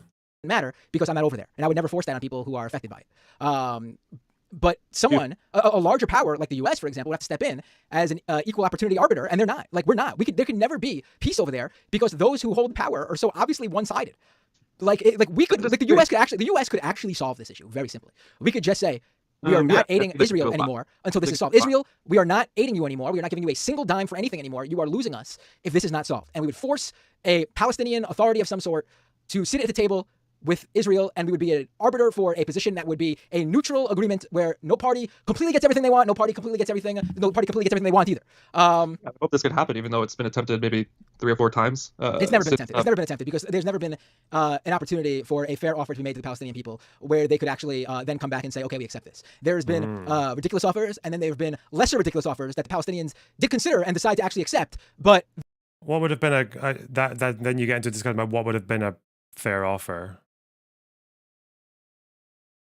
Like, compared to the white paper, to the partition plan, to the Clinton parameters. If the white paper wasn't fair, what the fuck, man? The white paper was a Arab majority state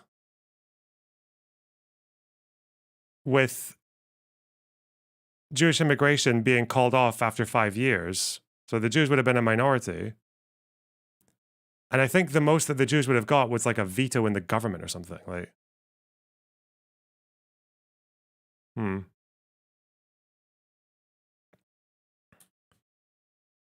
Then when they accepted it, the Israeli regime changed, and they were no longer saying, no, sorry, we're not letting you accept that offer anymore.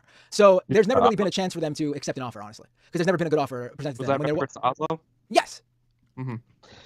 I mean, you can't. This is not going to be an issue that's solved overnight. You have to obviously let people. There's going to be people are going to need time to accept whatever the end point offer is, the final offer is.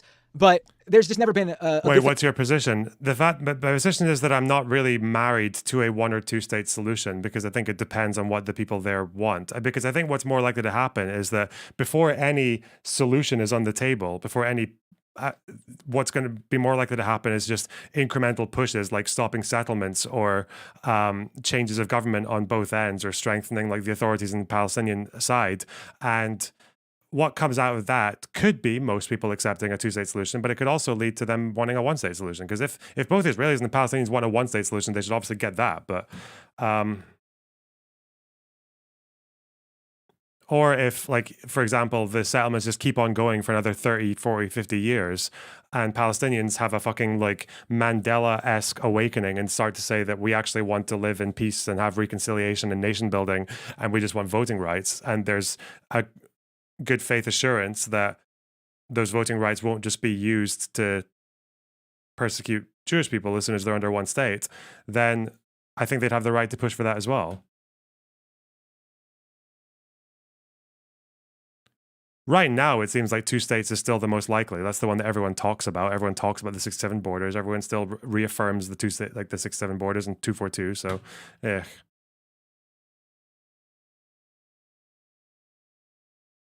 Faith offer given to the Palestinian people. I'm sorry.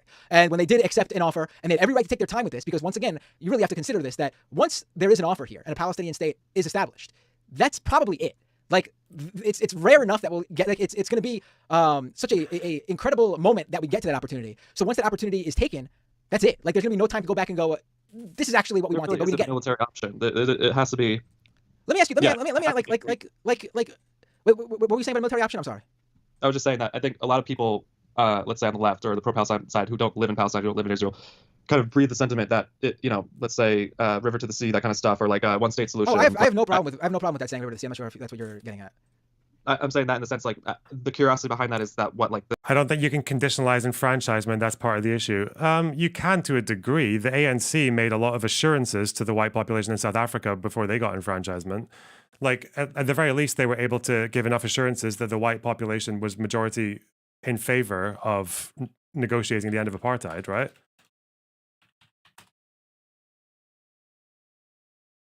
The dissolution of Israel, like in the sense that the government, in the sense that the whole, I don't know, how do you come to a place where you have two governments that literally speak genocidal rhetoric and one obliterating the other, like, with a heavy hand? And it's like the idea that Palestine can fight their way to a solution is probably no. I don't think there's anyone serious who legitimately thinks the Palestinian people can fight their way to a solution. The point is that they can force the hand of the powers to come to a solution, and I don't think you can argue against that. I mean, whatever your opinion on October 7th is, I'm someone who thinks that the attack on innocent civilians is wrong no matter what, even though I am sympathetic to the Palestinian cause. But whether you agree with me on that, whether you are even further to the right of me on that, where you think they have no right at all, or whether you're on the other side of that, where you think like what you were saying with Finkelstein is saying or whatever, there's no doubt about it that October 7th was successful in getting this issue back in the minds of the entire world. Like, Israel was killing Palestinians before October 7th. Palestinians are just martyrs. That's kind of what you're saying. Like, I mean, that's what they call themselves. Listen, we're speaking from somewhere. We can never understand it, man. We can never understand it. Yeah, but I don't think October 7th was like a collective decision. Okay. Jesus. They did. Like, they knew that Israel was always, the government, especially the right-wing government, was always going to say, you hit us, we're going to hit you 100 times back. This is a known fact between Israel and Palestine, in the sense of, like, and nobody. No one Palestine. Maybe there's a small minority, but nobody wants Hamas to do what they did. If they had the chance to do it again, they would not do it again if it was up to the people of Palestine. I promise you that. I don't know, man. I mean, I can't say either way, honestly. I think Hamas themselves, the Hamas leadership said, like, these Palestinians, this is a sacrifice we're making by, like, going into Israel, doing the attacks. Like, yes, they said that. They are sacrificing the Palestinian civilians. Like, they knew Israel was going to come at them as hard and as violent as they have. They knew this going into it. And you're saying that's like not like. Do you think the Palestinians were okay with that? You're telling me what you're saying. You're saying because of October 7th that this has all come to fruition all of a sudden, because I think there was a lot of pressure going on before October 7th within our own government. What are you talking about? There was no concern over the Palestinian cause for years prior to October 7th in the mainstream. They were literally signing a peace deal between Israel and the Saudis. Without any discussion about the Palestinian people, completely divorced. They did mention Palestinians. I just wonder what they said. Abraham Accords, Palestinian. Saudi said something about Palestinians before October 7th. Hey, Lornabach Central Committee just called you the R word. Okay. Hello. Hello. I don't think Saudis are a part of the Abraham Accords. Or the peace deal then, Yeah, the peace deal was pretty much be open. So this is why the deal was so amazing for Israel. The deal was be open about peace talks with Palestinians. That's what they required of Israel at first.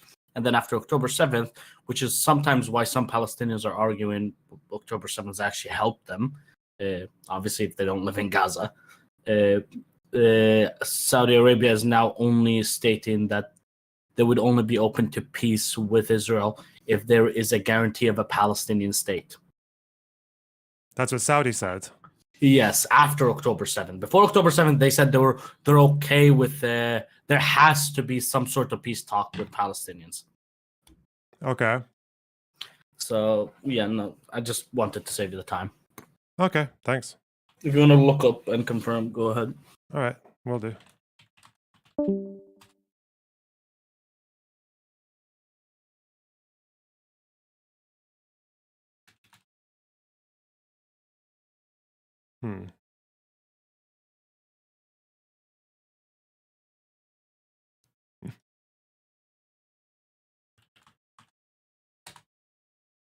Someone called me the Arsler. What, retard? Someone?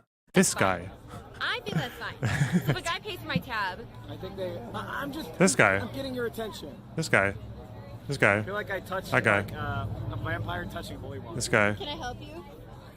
Oh, fuck. I think they want to go in. This guy. Okay. This guy. So if a guy pays for my tab, I think they. I'm getting your attention. I feel like I touched like a vampire touching holy water. can I help you? I think they want to go in. Okay.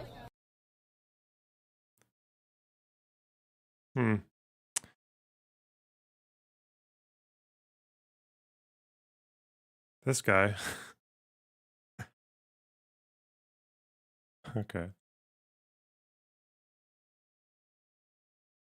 Forced from the entire situation. You had Jared, what's his face, the son-in-law of Trump, going in and brokering deals in the Middle East without any concern for the Palestinian people whatsoever. You can't be serious to tell me that this factual like you just told me. You just told me. If you talk about the Trump camp in the years of the Trump term, of course there's some insane shit that was done during that time with Israel, Netanyahu, and Trump and everything like that, and Kushner and all that stuff. I agree. But when Biden, yeah, I know he's done the least amount of effort he can do to since October 7th. But yeah, you can argue before too. But there were people in Congress, there was a squad, there were there was nothing even close to. I'm telling you, as someone who's been in this entire scene, like I remember getting into the punk scene in the 90s and Palestinian liberation and Free Palestine being a major part of the 90s punk scene even.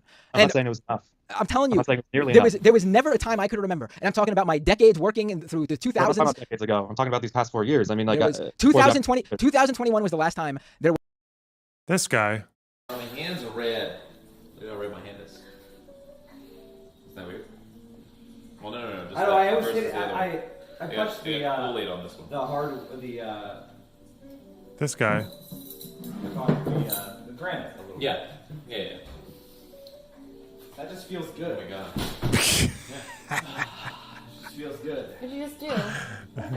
That guy. Yeah. That just feels good. Oh my god. Yeah. Just feels good. What did you just do? Nothing. I don't really know if he's in the right shape to do that again though, is he? He probably has to alter his techniques. What's he gonna do now? Like fall asleep on you? I'm sorry. Okay. Do we have anything? Is that enough for a Twitch clip to send back? I suppose. Okay, why not? All right.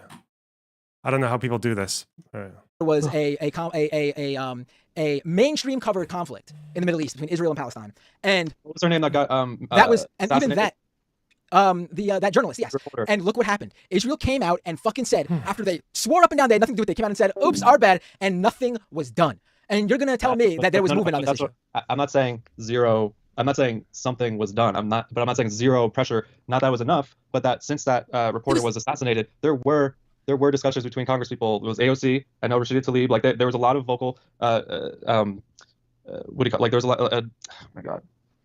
There were discussions. Come on. I'm not saying it was enough. I'm not saying there was even nearly enough of what. But to say that what October 7th did was the way to get. I didn't say it was the way to get it done. No, I'm saying it's getting it done though. I mean, you said yourself. You said yourself. Oh, look at the. I'm not saying it's the way to get it done. I'm not saying a lot of people haven't been killed. I'm not saying I'm vehemently against what's going on. I'm not saying I wish it never happened so all the people could still be alive. But you can't deny the fact that you just told me that Hamas did October 7th, knowing this was your own words because it's the truth. Did October 7th because they knew what Israel would do in retaliation, and that this would further, in their view, the cause. And that's exactly what's going on. Yeah, but what cause though, right? Like what is Hamas hoping to achieve? Israel responded. I never said it was the right thing. I never said it was the right way. The point is, though, that it is the way. It is a way. There is no doubt. There is no doubt about it that Israel, in the same way Osama bin Laden won on September 11, 2001, by getting the United States to do exactly what he wanted the United States to do. I don't know. Eitan, thanks for the $5. Totally random, but how did you come up with the name Loner Box? Oh, I don't know. My favorite album is called Lonerism, so I just kind of box is like a computer, I guess. I don't know. Internet people. In a very similar fashion, this is exactly how October 7th is playing out. They wanted Israel to respond in a certain way, and Israel's doing that. And because Israel is responding in such a brutal manner to completely innocent people, the entire world, except for those in power, not even the civilians in those countries, but those in power in a few Western countries, the entire world has turned against Israel. I mean, I don't know how else to describe it. This is just what's happening. Hamas, if winning for Hamas is exactly is getting Israel to do what they wanted them to do, then Hamas won. It's that simple. Hamas won. Sure. Yes, they totally won. They totally won. Like I mean, it's like the winning the propaganda war in exchange for losing the actual war and 30 to 50,000 of your own people. Yeah. In the sense that they don't represent the people that are getting slaughtered for them. I mean, I don't think they do, because I don't think innocent people should be getting slaughtered. But a lot of people, they have no choice there. And Hamas is the only group over there that they see as a legitimate power to do anything about their situation, what little power they actually have. So when things like this happen, and you have orphans looking to avenge their family members and dream of a better life for themselves, Hamas is there for them. I mean, that's just the reality of the situation. I'm not saying it's what I want. I'm not saying I want peace for everyone. I want all those people to die who have not been killed. But this is the reality of the situation, and this is what's going on. And Israel helped facilitate this. They helped make sure Hamas was propped up, and that Hamas was the only thing there for the people of Gaza. And this is what you get. Okay, yeah. I mean, I don't disagree with a lot of what you just said, but I do think what I came in this call with. Turns out it was an actual car accident. What, with Ben Gvir? Or was it Ben Gvir's car accident?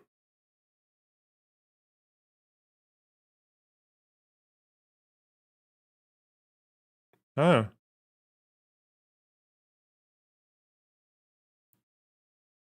Okay. Yeah,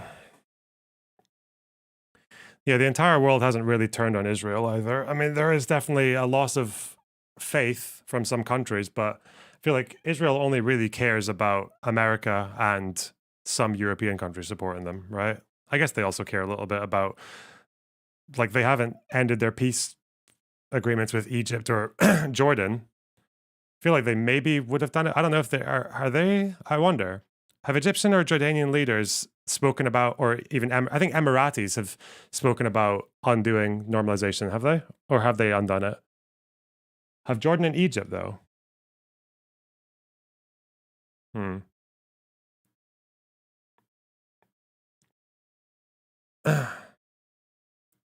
actually sure about that. Bahrain? Yeah. The Minister of Foreign Affairs says they're considering it. Okay. My guess is it's going to be that thing again where the war ends, the media frenzy dies down, people realize that Israel's still there to stay, and it's going to be in the interest of these countries to stay with them. But I don't know. Like, popular opinion in those countries will still be a factor, and it's definitely not in line with the leadership's actions. So I don't know. Okay.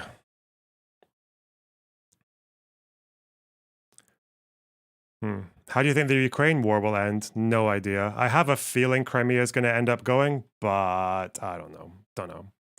Anyway, I need to go bathroom, and then we'll talk about the ICJ stuff, and then we'll move on to other shit. Anyway, 1 second. Bye-bye.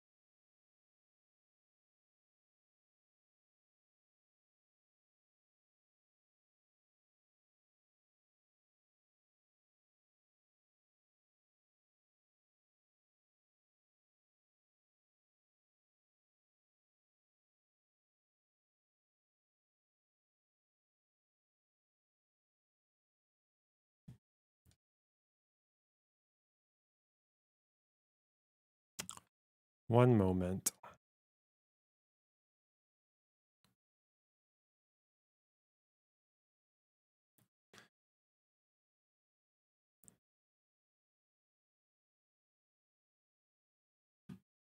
Trying to think about how I want to start this. I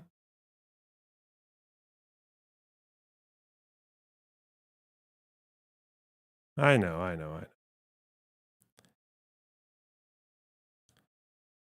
I really want to know what he doesn't like about Taba to the point where it wasn't a real peace offer. Does he want right of return to Israel proper? I don't know, Jesse Irwin. I don't know. I couldn't tell you. Some people say that Taba was actually, I think he hinted at it. Some people say that Taba was Israel's fault because they elected Sharon and Sharon said no.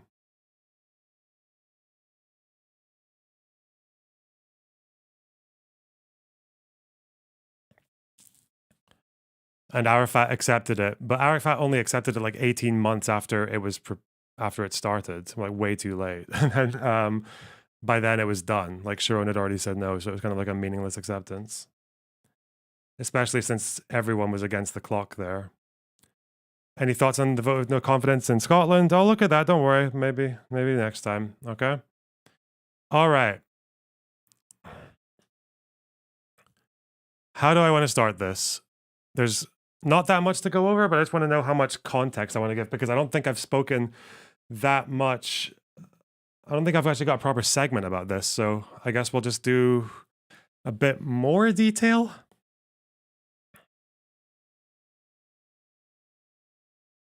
Let me just make sure I've got all my stuff.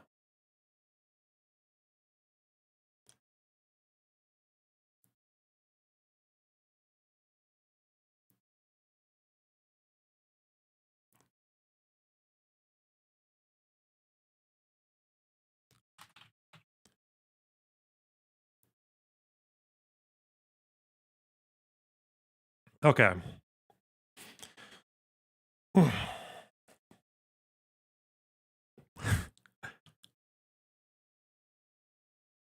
How do I... Never mind, 1 second. Just gonna make a drink of water, and then we're gonna talk about the judge.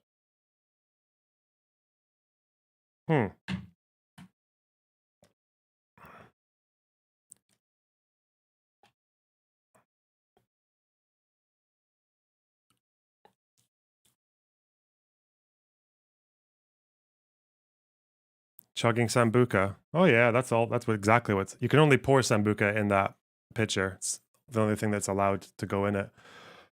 Okay. All right, listen. Segment time. Segment. Do you guys remember that time when the ICJ accused Israel of committing a plausible genocide or being plausibly guilty of committing genocide? I don't, because they didn't say that. Let's explain. Okay, so South Africa, in about a few months ago, January-ish, takes Israel to the ICJ, accusing them of committing genocide in Gaza, calls for, among other things, a ceasefire and other various provisional measures. The court gives an initial ruling, which a lot of people didn't seem to understand. And I think based on what I've seen on Twitter in the last 24 hours, people still don't really. So there's been this widespread interpretation that what the ICJ said was that they found the accusation of genocide to be plausible. They said that Israel is plausibly committing a genocide. This is the claim that went around. People would talk about plausible genocide when they cite the court. But some people noticed that that's not actually what they said. There's not actually any direct mention of plausible genocide. Now, what they did say was, this is where we get into the weird legal stuff, is they said at least some of the acts and omissions, no wait, that's not the right one. They said at least some of the rights claimed by South Africa for which it is seeking protection are plausible. Now, what does that mean? It means quite a few things. A few of them are formalities. One is that it means that Palestinians are a national group that have a right to be protected under the Genocide Convention, like, because for the Genocide Convention, it's the killing, it's the destruction of a racial, national, or ethnical group, right? So Palestinians are a national group. They fall under the Genocide Convention. That's confirmed. Not like, unlike, for example, gamers or horses, okay? So the second one is that South Africa has a right to bring this case to the court. The slightly more colorful one is that they said that there was what was called a risk of irreparable prejudice and urgency. So what this means is that some of the rights, they haven't said which ones, but you can guess, the right to not be genocided, that there's risk of irreparable prejudice and urgency under the Genocide Convention, which means they're not saying that Israel is plausibly committing genocide. They're saying that there is a risk that acts will be committed that will be genocidal. There's a risk. So they haven't said anything about the merits. They haven't said anything about whether or not South Africa has a well-founded case. They haven't said anything about whether or not that 84-page document is a good enough case for genocide. They haven't said anything like that. They've just said that the rights raised are plausible, some of them. They gave out different provisional measures from what South Africa asked for. They didn't go for a ceasefire. They did call for improving humanitarian aid. They called for Israel to effectively prosecute people who are inciting genocide. That's one thing that they did. So, and they also acknowledged that some of the quotes, some of the statements from Israeli officials could plausibly constitute genocidal intent. Now, as we're about to find out, plausibly is a low legal standard. It is not a very high threshold to cross. A very simple reason for that is that people can make very inflammatory statements on a war and it not be genocide. Think the Arabs in 1948. The Arab leaders in 1948 said very inflammatory stuff about massacres akin to the Crusades and the Mongols. They spoke about total war and killing anyone in sight. And all they spoke about that. But if you look at how the actual armies operated and what they were trying to do on the ground, and a little bit from captured documentation, it doesn't seem to be like any of them actually had a genocidal plan. It seemed to be like they all had very different goals, really. Lebanon wanted to do not that much at all. They captured like one village. Syria didn't seem to do that much. Egypt clearly just wanted territory. Jordan clearly just wanted territory. And also Jordan, it turns out, kind of wanted to avoid fighting the Zionists for the most part. So that's one side of it. You can have insanely inflammatory quotes, but not a genocidal plan actually in place. And on the other end, you can have very ambiguous, unassuming quotes that are actually calls to genocide. Think Rwanda cut down the tall trees. That's a euphemism. A euphemism can be a call to genocide, though. So it makes sense that there is a low threshold for the quotes. So this is the statement from the court. The court is saying that South Africa has a right to bring this case. Palestinians have a right to protection, to not be genocide, because they're a national group. And some of the statements, and also because there's a war, because people are dying, there is a risk that the Genocide Convention might be crossed. It might get crossed at some point. So that's where they left it in January. But obviously, because it's legal terminology, people translated that into Israel is plausibly committing genocide. And obviously, the meaning of the word plausibly, people just, I guess, some people with political leanings decided to assume that plausible actually is a high standard, is a high threshold, that it basically means that something really bad is happening and it seems quite likely that they already agree with it, that they just need to go through the formal process. But just the other day, the lady who was president of the ICJ at the time of the provisional measures being read out, she's actually the one who read out the measures. She issued the provisional measures in January.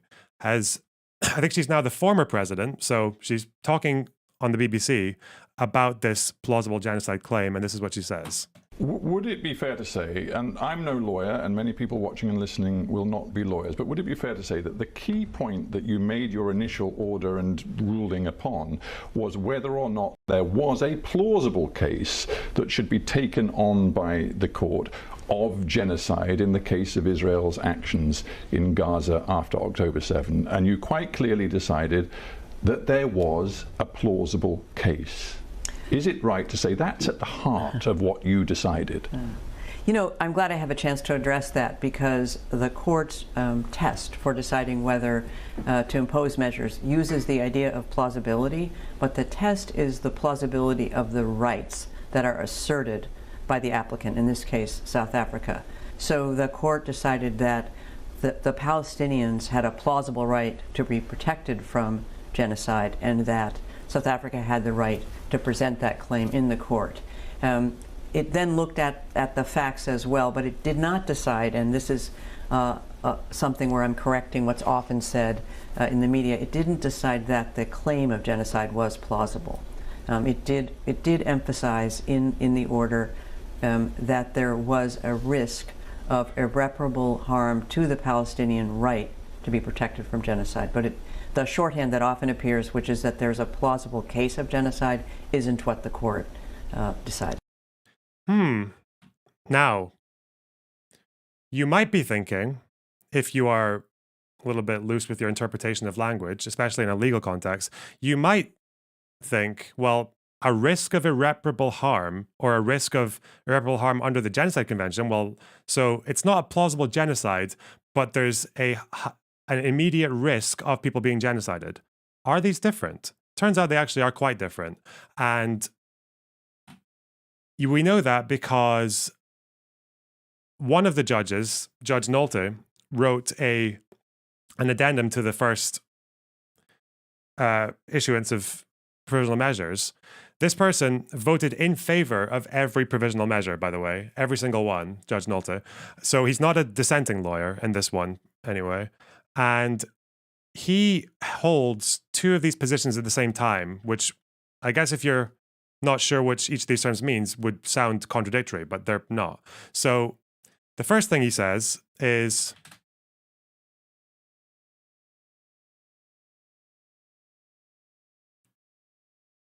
where is it? He says here, my decision to vote in favor of the measures indicated rests on the plausible claim by South Africa that certain statements by Israeli state officials, including members of its military, give rise to a real and imminent risk of irreparable prejudice to the rights of Palestinians under the Genocide Convention. So again, what he's saying is that the quotes from state officials, from certain state officials, give rise to a real and imminent risk of irreparable prejudice. He's saying that's plausible, okay? But he also said in the exact same document that I am not persuaded that South Africa has plausibly shown that the military operation undertaken by Israel as such is being pursued with genocidal intent. So he holds so that's what I mean by plausible genocide is not the same as it's plausible that there is immediate risk of irreparable harm, right? This is legal language to you. So he's rejecting the idea that it's even plausible, at least according to South Africa's evidence, that Israel's attack on Gaza is being pursued with genocidal intent, right? But then at the same time, he's also saying that it's plausible that there is a real and immediate risk of irreparable prejudice, a real and imminent risk. Again, because legal language is confusing, but he's saying the statements are raising the chance, like the non-zero chance that genocide can happen. But he doesn't seem to think that it's happening right now, that it's being pursued with genocidal intent. That's like the gist of what he's saying. And when it talks about plausible, there's also worth acknowledging that plausibility is a low standard. It's a low legal standard for the reasons that I laid out. This person, I think here, even lays it out based on previous case law with Gambia, Myanmar. So since Judge Kress made his declaration in Gambia v. Myanmar, the court has provided more guidance on how to assess plausibility. 3 final observations can be offered. First, the court has shown flexibility, particularly when it was faced with obligations of erga omnes partes, characters such as genocide, torture, and racial discrimination. In his declaration, Judge Kress questioned the argument that the court should apply a stricter plausibility standard at the provisional measures phase in cases of allegations of exceptional gravity. He wondered in this context whether the protective function of provisional measures does in fact not point in the opposite direction, precisely because fundamental values are at stake. He highlighted that, in the end, the court has applied a low plausibility standard with respect to the question of genocidal intent. Okay. So, This is an important point to retain. So it's not that hard, it seems, to cross that threshold, or at least not as hard as people would make it out to be, which is why this ICJ decision, as some commentators did say, I think I said as well, was not really a victory for anyone. It wasn't a victory for the Palestinians because they didn't get the ceasefire. They're still dying. It wasn't a victory for South Africa because they didn't get their exact requests met out. And it wasn't a victory for Israel because they just wanted the case to get thrown out immediately. Could you still criticize Israel for allowing a situation that has a risk of genocide? If Israel, it seems, so Israel claimed that they are successfully prosecuting people who have incited genocide. I don't know if that's necessarily the case. I feel like some of their politicians should come under that as well. So I don't, yeah, you can. If they're not effectively, if they're not being careful with their rhetoric, knowing full well that there are highly emotional soldiers on the ground who might take those words as a green light to do violations of humanitarian law, which some of them, which has been done, right?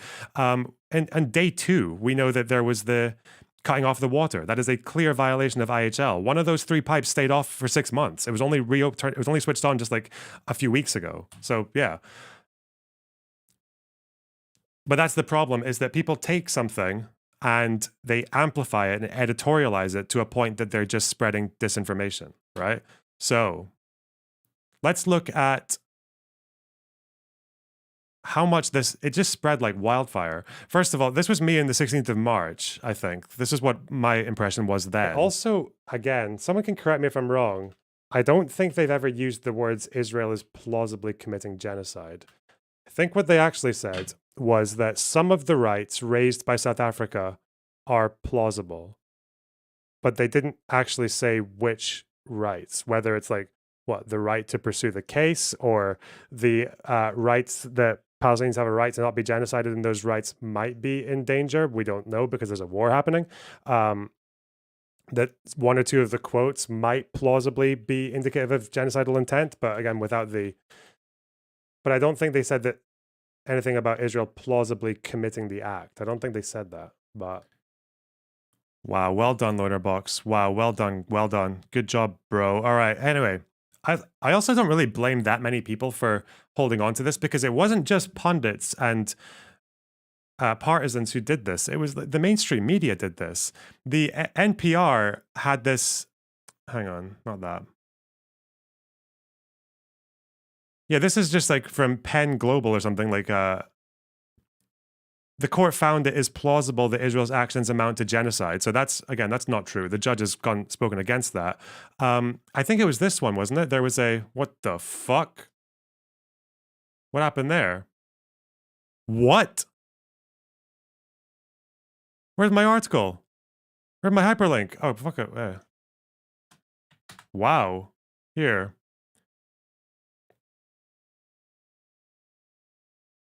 The International Court of Justice ordered Israel to ensure its military does not take actions to violate the Genocide Convention. Yeah, NPR, ICJ says it's plausible Israel committed genocide in Gaza. Again, they didn't say that. But this is one of their articles. They say Gaza genocide is plausible. NPR. Everyone trusts NPR. I trust NPR. But obviously, people who... we're going to call this a genocide regardless of what any scholars said, frankly, decided to just run with this. And you can even see, once you know the context, the way that these guys start to repackage and slightly shift the language of what the court said, the way that they're just capitalizing on it so transparently is like really, really interesting to me. So this is Muin Rabbani using it. The judges, in an overwhelming majority, came to the conclusion that the evidence submitted by South Africa to the International Court of Justice was sufficiently overwhelming, sufficiently convincing, and that the rebuttal presented by Israel was sufficiently weak that it decided South Africa's accusations of genocide against Israel are plausible and are deserved. Yeah, so overwhelming. I've noticed Rabbani do this a few times, as he sometimes just squeezes in the word overwhelming to make something that's not overwhelming sound more powerful. He said that about Kress and the statements as well. But yeah, again, this is just like a complete miswording of what the court said. And again, it's also, we're going from a plausibility, which is a low standard. Even if they said it's plausible Israel's committing genocide, even if they'd said that, plausible is still a low standard. But they didn't say that. So anyway, Norman Finkelstein, his understanding of plausible. It's organized by Satan. Let's start Satan, with yeah, that. Hamas. No, Okay, Satan. yeah. I agree. Let's go for the big one, the big Megillah. It's Satan. Okay, overwhelmingly organized, overwhelmingly nonviolent. Wait, resembled at the beginning the first, first Intifada. They represent the here and first, there, yeah, okay, not bombs, but they tried to make holes in the fence. Okay, I'm sorry, I'm an absolute moron. Why did I clip the wrong part? Oh no. It's I can find it easily enough because he says Olympic, right? Well done, Learnerbox. Shithead. How did that happen? Olympic. Okay. This is where he said it, 316-ish. We'll go from earlier on because Finkelstein attaches a lot of weight to his words, okay? That was 84 pages. It was single. Even 84 pages can be frivolous. It takes an hour and a half to read. It was not a massive case. It was single-spaced, and it had literally hundreds of footnotes. It can still be frivolous. It's possible. Of course, it but could this be. one wasn't. Yeah, I read the report. To tell you the truth, I followed very closely everything that's been happening to October 7th. I was mesmerized. I couldn't believe the comprehensiveness of that particular report. Number two, there are two quite respected judges, there were two quite respected experts of international law sitting on the South African panel, John Dugard and Vaughan Lowe. Vaughan Lowe, as you might know, he argued the Wool case in 2004 before the International Court of Justice. Now, they were alleging genocide, which in their view means the evidence in their minds, we're not yet at the court, the evidence in their minds compels the conclusion that genocide is being committed. I am willing, because I happen to know Mr. Dugard personally and have corresponded with Vaughan Lowe. I've heard their claim. I've read the report. I would say they make a very strong case. But let's agree plausible. Now, here's a question.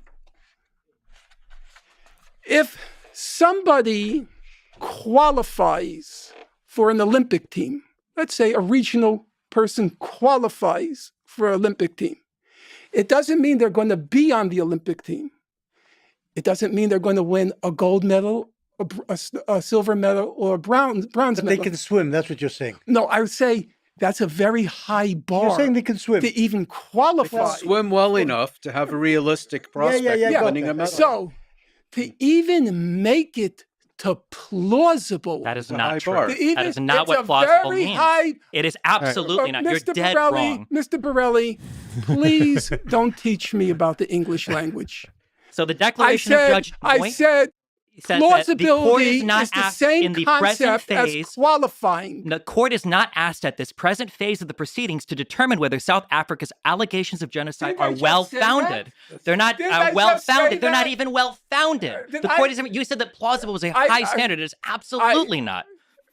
It is a misrepresentation of the strength of the case against Israel, just like the majority of the quotes they have in this case. Okay, whatever. So then, when asked, because again, that's not what I read, right? They said plausibility is a low standard. It's not like qualifying for an Olympic team. If you're qualifying for an Olympic team, you're like way up there in terms of swimmers or whatever they thought, right? So when asked why he believes that, why he believes that analogy, he says this. I read Aaron Barak's declaration. Then why are you lying and saying plausible is a high standard? Because I said even reaching the benchmark of plausibility is a very high standard in the world. It's the equivalent of a regional player qualifying for an Olympics. It's still 2 steps removed. You may not be on the team and you may not get a medal, but to get qualified, which in this context is the equivalent of plausible, you must be doing something pretty horrible. And as it happened, again, that's because I said so. He just repeated the same analogy. It's like, how do you get away with that? The appeal to authority, only the authority is yourself from 2 minutes ago. Okay. Interesting. Owen Jones got a lot of mileage out of this. I don't know why someone decided to put my fucking face with the police department thing here, but Owen Jones got a lot of mileage out of this plausible stuff. Finkelstein there, plausibly committing genocide. State committing genocide is plausible. Plausible case of Israel committing genocide. Plausible risk that Israel's committing genocide. Oh, the risk one's closer. Okay. Claims are plausible. Claims of genocide are plausible. Again, even like one of the judges who voted for every provisional measure explicitly said he didn't believe that, but okay. Claims against Israel are plausible. The genocide, which the highest court on earth declared as plausible. Plausible chance that Israel's committing genocide. Yeah, all these are all just false. These are all just misrepresentations of what the court said. Mehdi Hassan was there on it.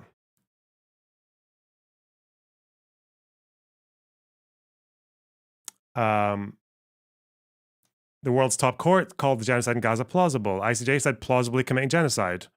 Could plausibly be committing genocide. The ICJ judges, they said Israel could be. Again, that's not quite, yeah. There are a lot of these. This guy, Kenneth Roth, he went pretty hard with it, actually. Look at that. Plausible genocide, plausible genocide, plausible genocide, plausible acts of genocide, plausible genocide.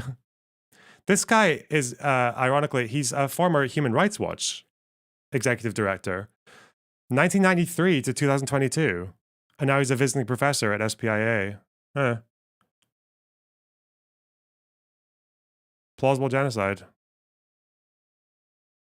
Talking about learning lessons from Rwanda. Francesca Albanese, the UN Special Rapporteur.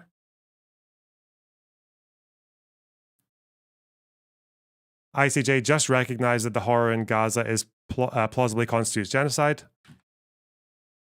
I guess for good measure, why not? Noah Samson. This document and application. Actually, this is good because this is the clip that made me look into it.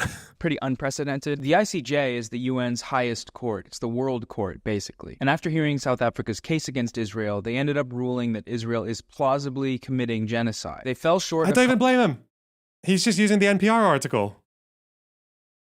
Calling for a ceasefire, but they did order Israel is plausibly committing genocide. They fell short of calling for a ceasefire, but they did order, with near unanimous approval, that Israel must halt any actions in Gaza that could constitute genocide, which, according to the ICJ, they are currently plausibly undertaking. There is no evidence that Israel has changed anything about their rhetoric or military strategy in the months since this ruling, so, by the court's logic, the final verdict should be obvious, but unfortunately... And then obviously when you take that and you run with it, I don't know how he got to the conclusion that the final verdict should be obvious already based on the first ruling. No evidence that Israel has changed anything about their rhetoric or military strategy in the months since this ruling, so by the court's logic, the final verdict should be obvious, but unfortunately we likely won't see that conclusion for at least another few years, because we live in hell. That's probably one of the most incoherent pieces of like prop logic. I feel like if you laid that out, it would just make your head spin. Anyway. So obviously, some people are coping and just saying that risk of irreparable harm equals they're plausibly committing genocide. However, there's another problem as well. My tweet got a bunch of reposts yesterday of that statement. And now the problem is that a bunch of shitting hardline Zionists have decided that they think the final verdict now is that there's no genocide. But they're not saying that either. Let's give you one example. There's so many of these from both sides, but where's just one example? I can just go through this. Super finicky. This is blood libel. Okay, again, the trial is still ongoing. They're still investigating. They're not even at the stage yet of assessing whether or not South Africa's case is well-founded. They're not even at the stage of the merits. See, like, there's not a genocide. Like, people are doing this now as well. And I'm just like, how can a court can make a statement, which is admittedly a bit difficult to understand, and you have to do a bit of reading to figure out what they're meaning. It doesn't help that the media fell for it as well. But now that there's clarification, and people are taking it to go the other way and saying, case closed, no genocide. Like, none at all. Like, that's not what they're saying either. They might still very well rule it to be a genocide. Like, I don't think it's very likely, but if things change, they might, because the war is still ongoing. You know, a war can happen, and then there can be an act of genocide, like, right at the end, you know? It's just, this person's got the right answer. I don't know why y'all cared about these institutions. They're all agendas of the empire. Yeah, we know that the people saying plausible genocide don't actually care about what the ICJ says, for the most part. Some of them probably do. Stop calling this shit a genocide and focus on the real issues. Yeah, I don't know.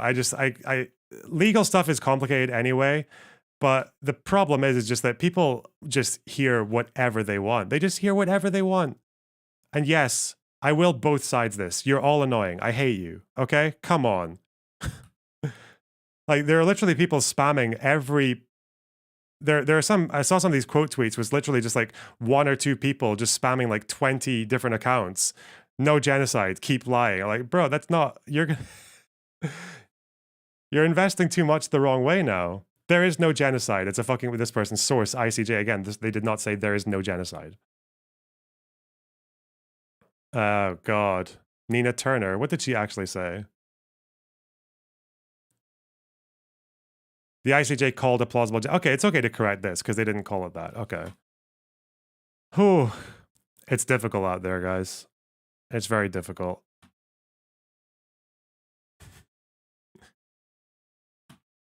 But we got that clarity. Also, I will say, I don't even know.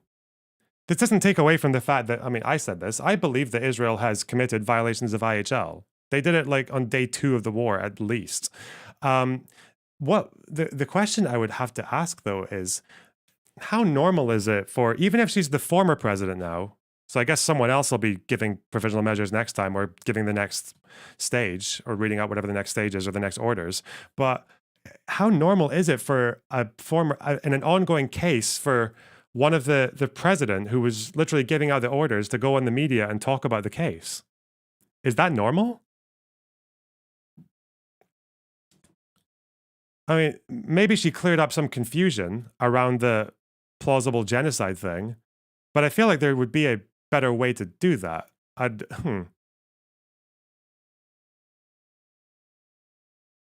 Apparently, in the rest of this interview, I only saw little bits of it, but apparently in the rest of this interview, she just kept on saying that she's not comfortable asking this question. I'm not comfortable asking this question. Almost like she's trying to temper expectations. Well, yeah, I mean,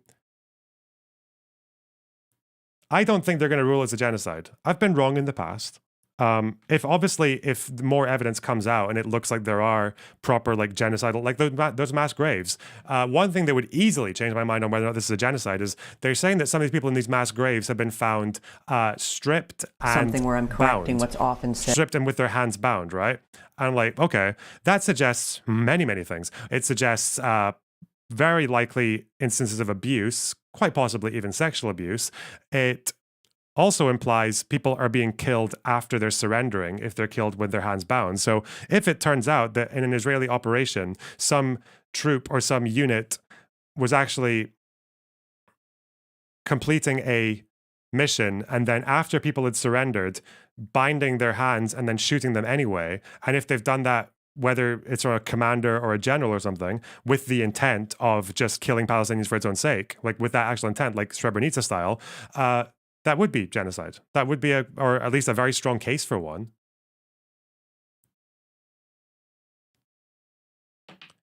So we'll see. But based on what we have right now, unless more comes out about that mass grave stuff, there's more clarity or more investigation, then yeah, I don't really, at least at this stage. At the stage when these orders were issued out, I don't think the evidence for a genocide was there, but who knows? Might change. But that's where we are now. Surely a commander could have breached orders. Yeah, the problem is, though, I don't really know if a commander breaching orders counts as a genocide. I think there needs to be a level of command, either from a state or a military. I don't know which level of the military it has to be, but I don't think I don't think I've ever seen a genocide where it's just troops disobeying orders and killing people post-surrender. I don't think... people don't call Deir Yassin a genocide, right? They call it a massacre or a crime against humanity or something like that. There's like a different crime, different category. And also your Dolo Specialis and all that shit anyway. Oh, what a ride. I mean, at the very least, we've learned a little bit about international law, so...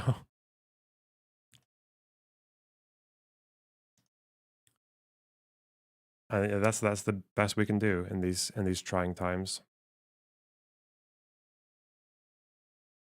Surely Hamas has an incentive to stage atrocities. They might, but people also have an incentive to kill civilians. Like how many people in the IDF know someone who died on October 7th? Like, do you don't think there are people down there who don't really see a difference between Hamas and civilians? Even some IDF guy even said that. He even said that there are people, not a majority, he said, but he did say that there are quite a lot of people there who don't see a difference. And whether or not they're acting on that or whether they're ordered to act on that assumption, we don't know. But if you're pissing in the wind, if you think there are not soldiers there who are just out for revenge and are willing to do it, even if they're not told to by anyone. Yeah, that's... Yeah. I think there's basically no chance that hasn't happened already. But anyway.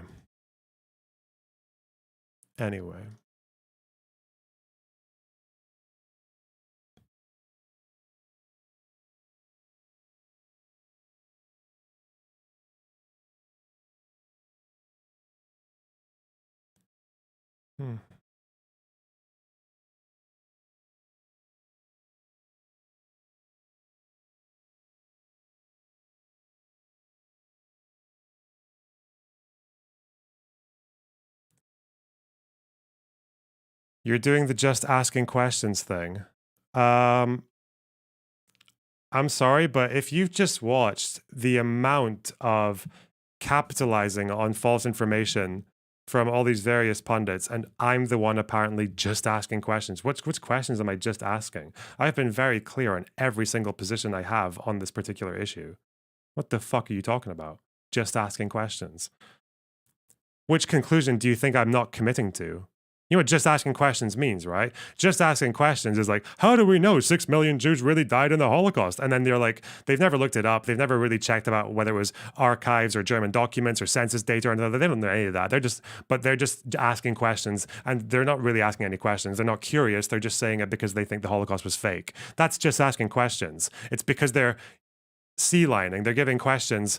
They're feigning curiosity to ease in a belief that they don't want to commit to publicly or explicitly. Which belief am I not explicitly committing to? It seems you downplaying Israeli crimes, though. I know it seems that way.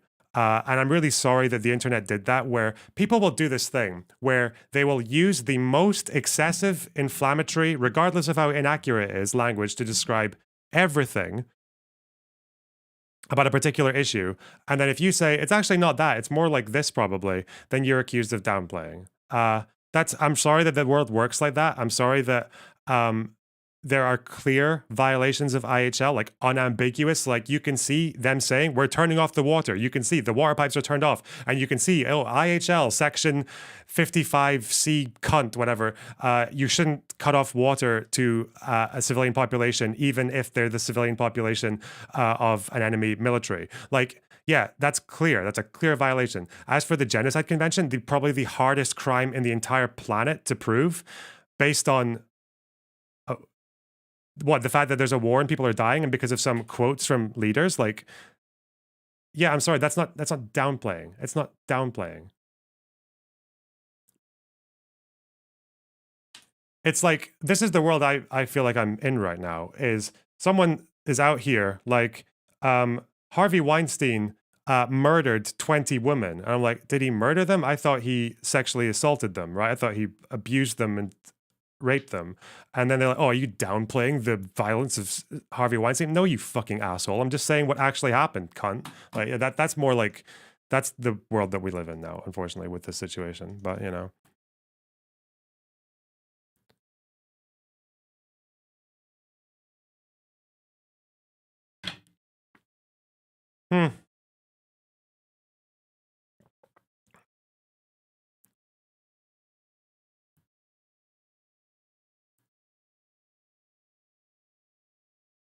I can't believe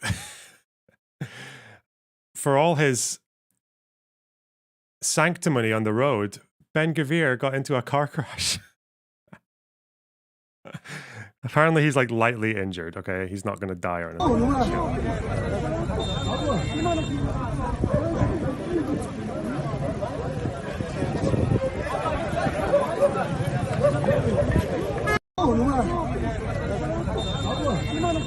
There's a dash cam. No way there's a dash cam. What? His daughter is severely injured though. Oh no.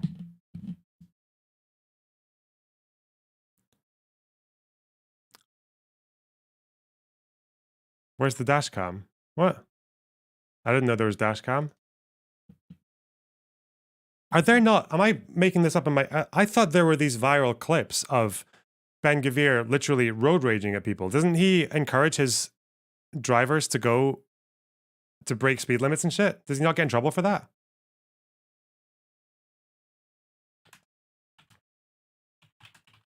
Doesn't he do like road rage stuff?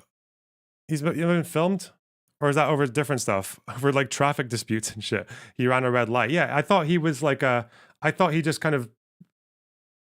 I thought he breaks speed limits and runs red lights and shit, yeah. So, Is it this one? Ben-Gvir caught in road rage? What? No, that's not that.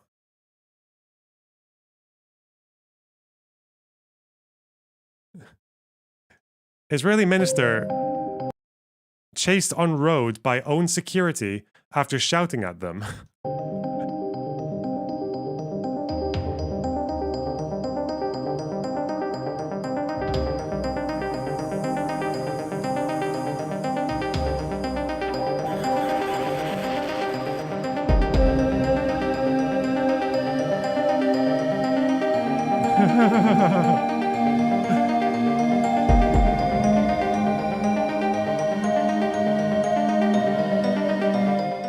אני בדרכי הולך, לא ממצמץ, לא מתקפל, ממשיך לומר את הדברים שכואבים לישראלים. אני חושב שברור לגמרי Okay, whatever, I don't care about this. Where's the road rage? Oh, this music, it's going so hard. Ooh. A dramatic car chase. Isn't this guy like the Minister of Police and Security or something? Bro. He's just a bad man. He's just a very, very bad man. Bendolf Gvitler.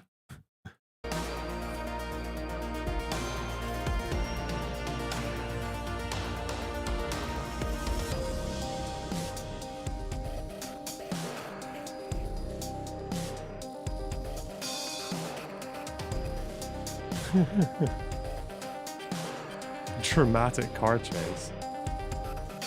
This was only in February the 5th, okay. Oh well.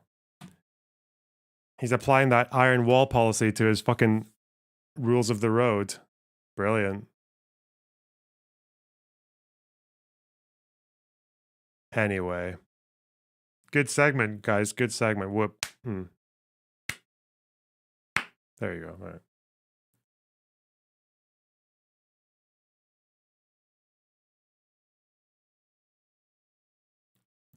Bet he was bullied in school for sure, or he was the bully. Don't forget that. Wait. We're not done yet. That's his security guard. He looks like one of the Fauda characters, no? The guy who... Well, I can't say because it's a spoiler. The guy with the surgery, right?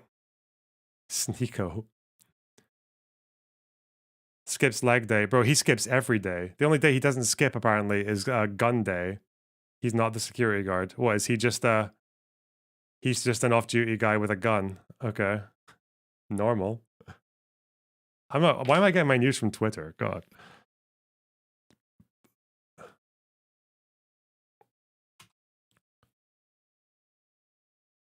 Have you watched all of Fauda? Nope. I got to the season where Waleed shaves his head. And then saw like half an episode of that. Never skip gun. Hey, Olive, yeah, you're there. You got the segment. Yeah, that needs to go in, obviously.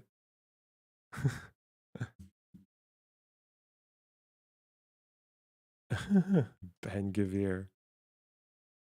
What a character. He is actually like...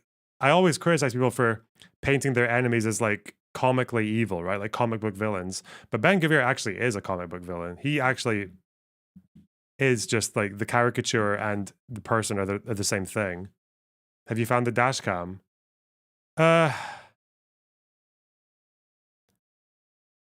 Lorna Box, going 1 week, only getting news from tweets would be a fun Hassan challenge.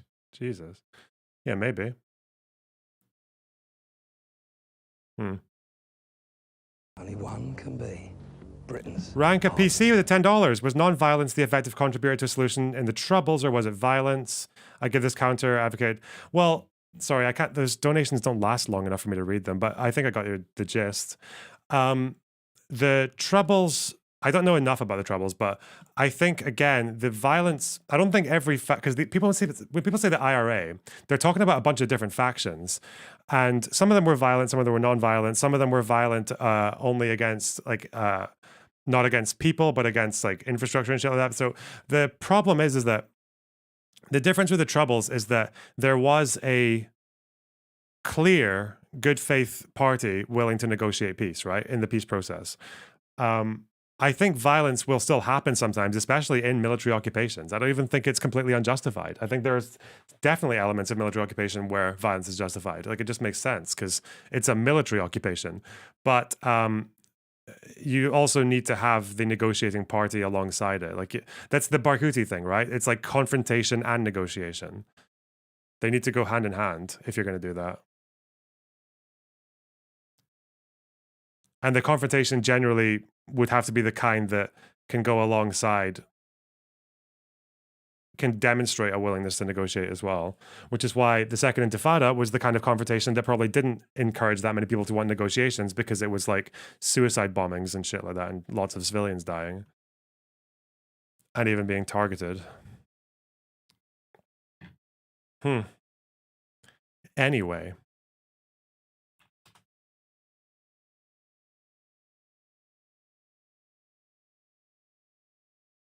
But I don't know that much about the Troubles, so I should probably learn more before I elaborate any further. Last part was arguing with friends advocating for non-violence, but they gave me that counter. Oh. Yeah, it's about having a negotiating party, I think, is the main thing.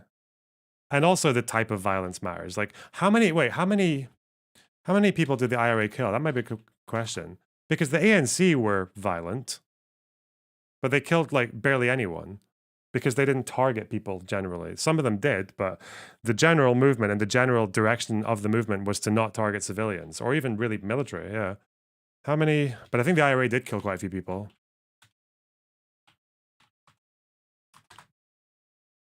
Between 69 and 2000, 1800, again, this is hardly like Hamas levels, is it? Between 69 and 2001. And it was mostly forces, right? Well, some Protestant civilians.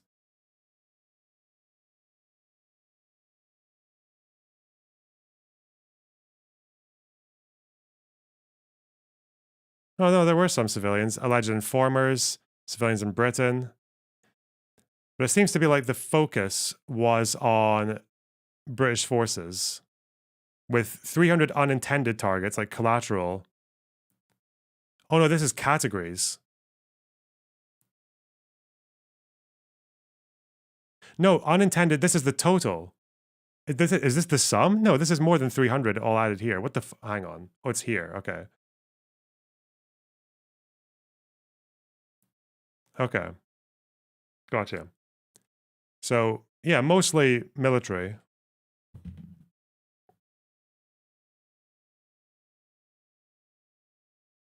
And this is total 1,000 and then 1,300 and then like, so like what, 1,500 total? 1,800. Oh, because we're adding, oh, okay. So that just be 1,360. And then, oh, no. These are all separate categories. Okay, so it's 1,800. Okay. How many is that a year? Minus 1969. Whoa. 32 years. 56 dead a year. Okay. It's quite a bit. It's not small. It's not peanuts.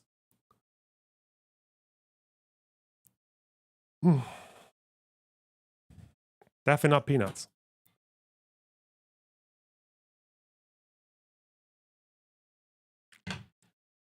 There was also IRA infighting. Don't they say that though? IRA personnel is in there. And as are informers. So I think they mentioned IRA infighting, don't they? Catholic civilians.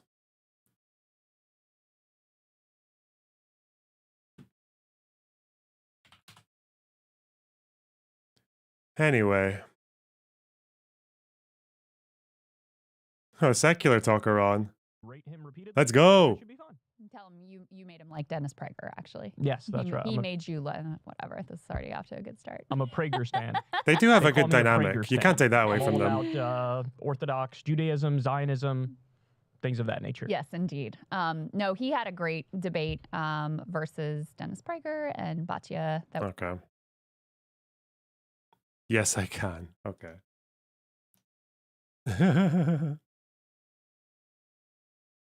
Whatever.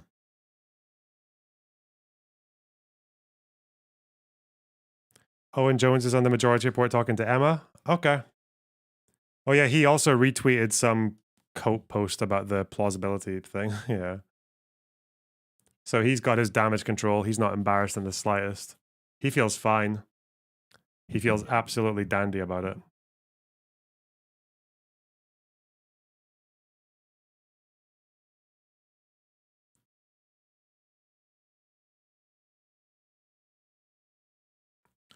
Anyway, should I look at the vote of no confidence? Quick Scottish poll.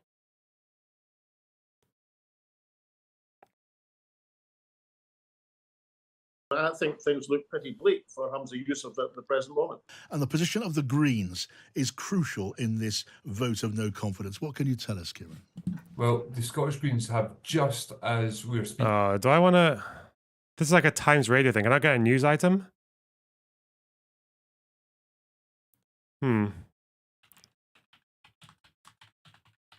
Please look into it. Do you like the Scottish First Minister?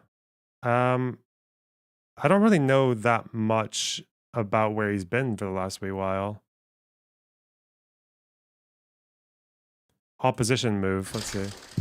Last week, Hamza Yusuf dumped some key climate targets. This week, he dumped the Scottish Greens after spending days defending their power-sharing deal. We need to speak to the country with one voice. Our voice. And as such, I am clear that today... No one seems too pissed off at you for your IP takes. I assume that's because they haven't found out about it. What do you mean? Lots of people, I get that every day. People are pissed off about my IP takes. What are you talking about? It's all over the shop. Marks a new beginning for the SNP government. First Minister, were you told by anyone in your party either the Greens go or you go? No, I wasn't by anybody, so that's the answer to the question. It's been my judgment in terms of how we govern. I think there has been a feeling that the Butte House Agreement has almost come to its natural conclusion. At Holyrood, the Scottish Greens made it clear this wasn't an amicable breakup. How angry are you feeling? Well, it's obviously very mixed feelings. I'm very disappointed that the First Minister's decided to throw his lot in with the right-wing and social conservative factions within his party. I don't think it'll do Scotland any good, or the government, or him.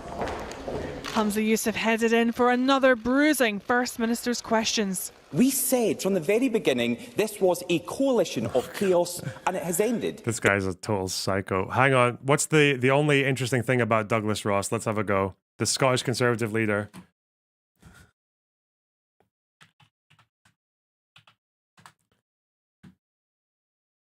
Where's the clip? The Q&A. If you were Prime Minister for a day, without any repercussions, what would you do? I'd like to see tougher enforcement against gypsy travellers. Oh my God. What the fuck, man?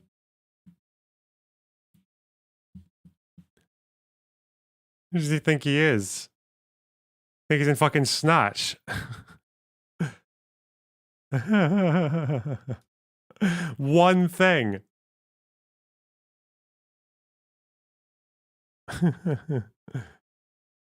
With the hard G. In absolute chaos. Has abandoned. And then some real danger. On behalf of the Scottish Conservatives, I am lodging a vote of no confidence in Hamza Yousaf. Tonight, the Scottish Greens confirmed they will back the Tories in their attempt to topple the First Minister. So is this about revenge?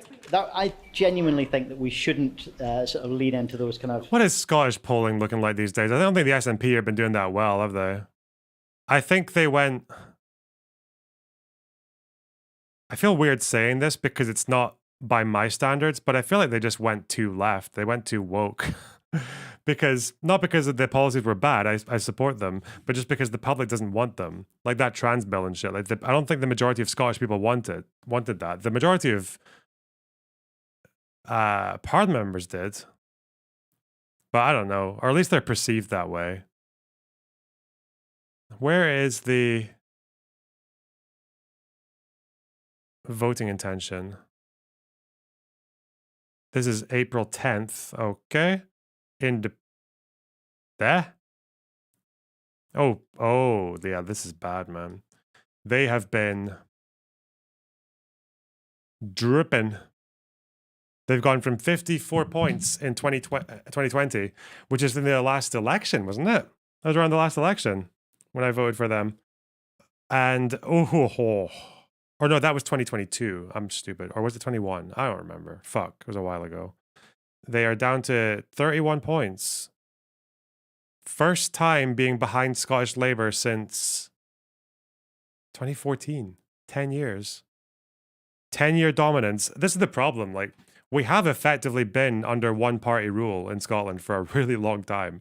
I don't know, though. Scottish Labour, I don't really know if they're going to have a very inspiring message. Scottish Labour is just...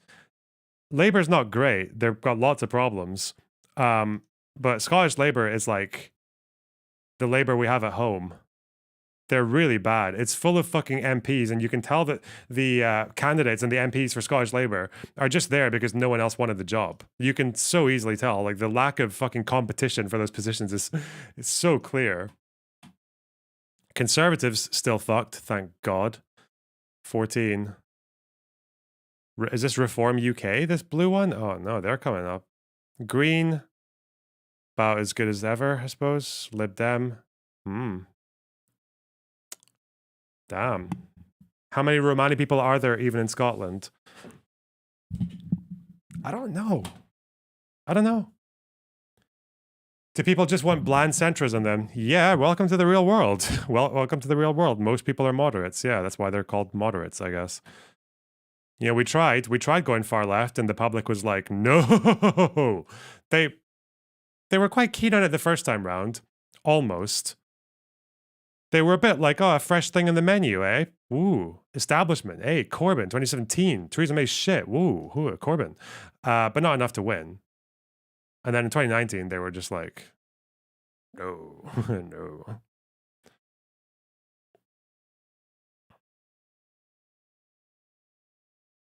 Corbyn wasn't far left. I'm happy for you. I'm happy for you that you are so in such a cozy space that you think Corbyn isn't far left. Okay. Corbyn is far left by every Overton window in the fucking world, okay? Especially internationally. What the fuck are you talking about?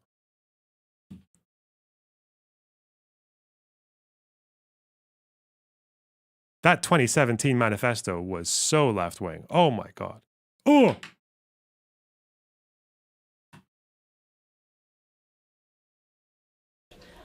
Pretty toxic, divisive thoughts. This is a situation that is not of our making. We deeply regret that Humza Yousaf has brought this situation about by tearing up. Corbyn was terrible on foreign policy. Yeah, but no one cared about foreign policy back then. An agreement that was working well to achieve political cooperation, locking in a progressive pro-independence majority. A confidence vote could happen as early as next week, ditching a deal Humza Yousaf once described. Humza is anti-white. Where does that come from? I think he said he wants to see more POCs in Parliament or some shit. It's stupid. Very dumb. I wouldn't worry about that.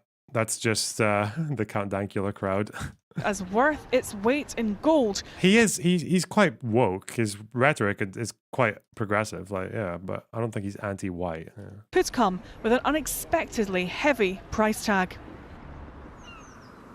Well, you know, as far as breakups go, this was an especially bitter one with far-reaching consequences. Now, some here are speculating the vote could come as soon as Wednesday next week. It will be on a knife edge now because of that decision by the Scottish Greens. Humza Yousaf now leads a minority government here, 63 of 129 MSPs at Holyrood. It'll be very interesting to see what his former leadership rival, Ash Regan, potentially does in this vote.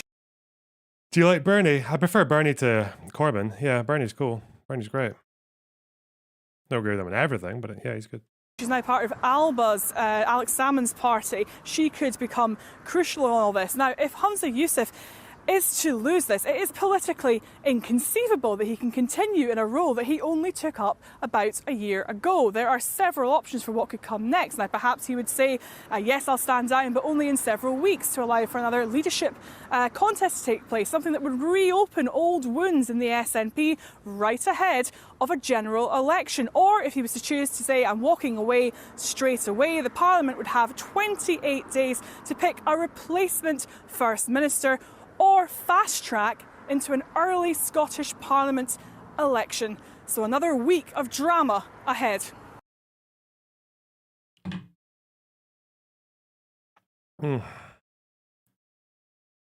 Scottish politics. I want to see what's happened to Scottish Labour since 2019.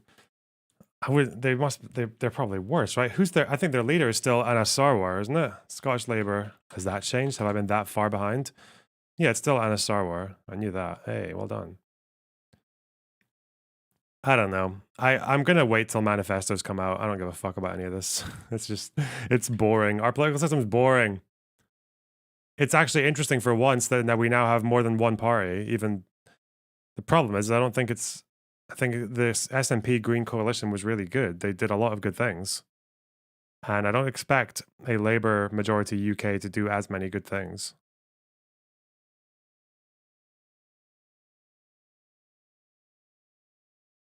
Anyway.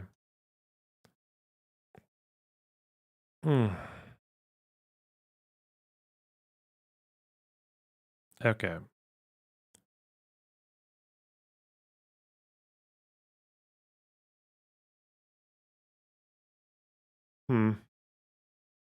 Okay,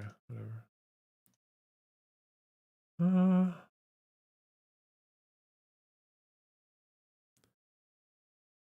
Shall we watch Dustin on Piers? Because I think it's Trump stuff. Trump trial stuff.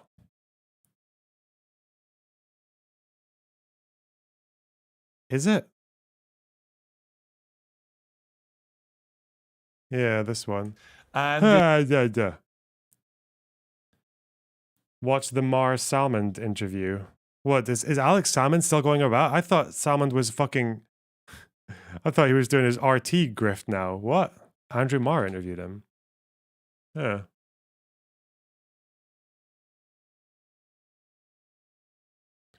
Andrew Marr.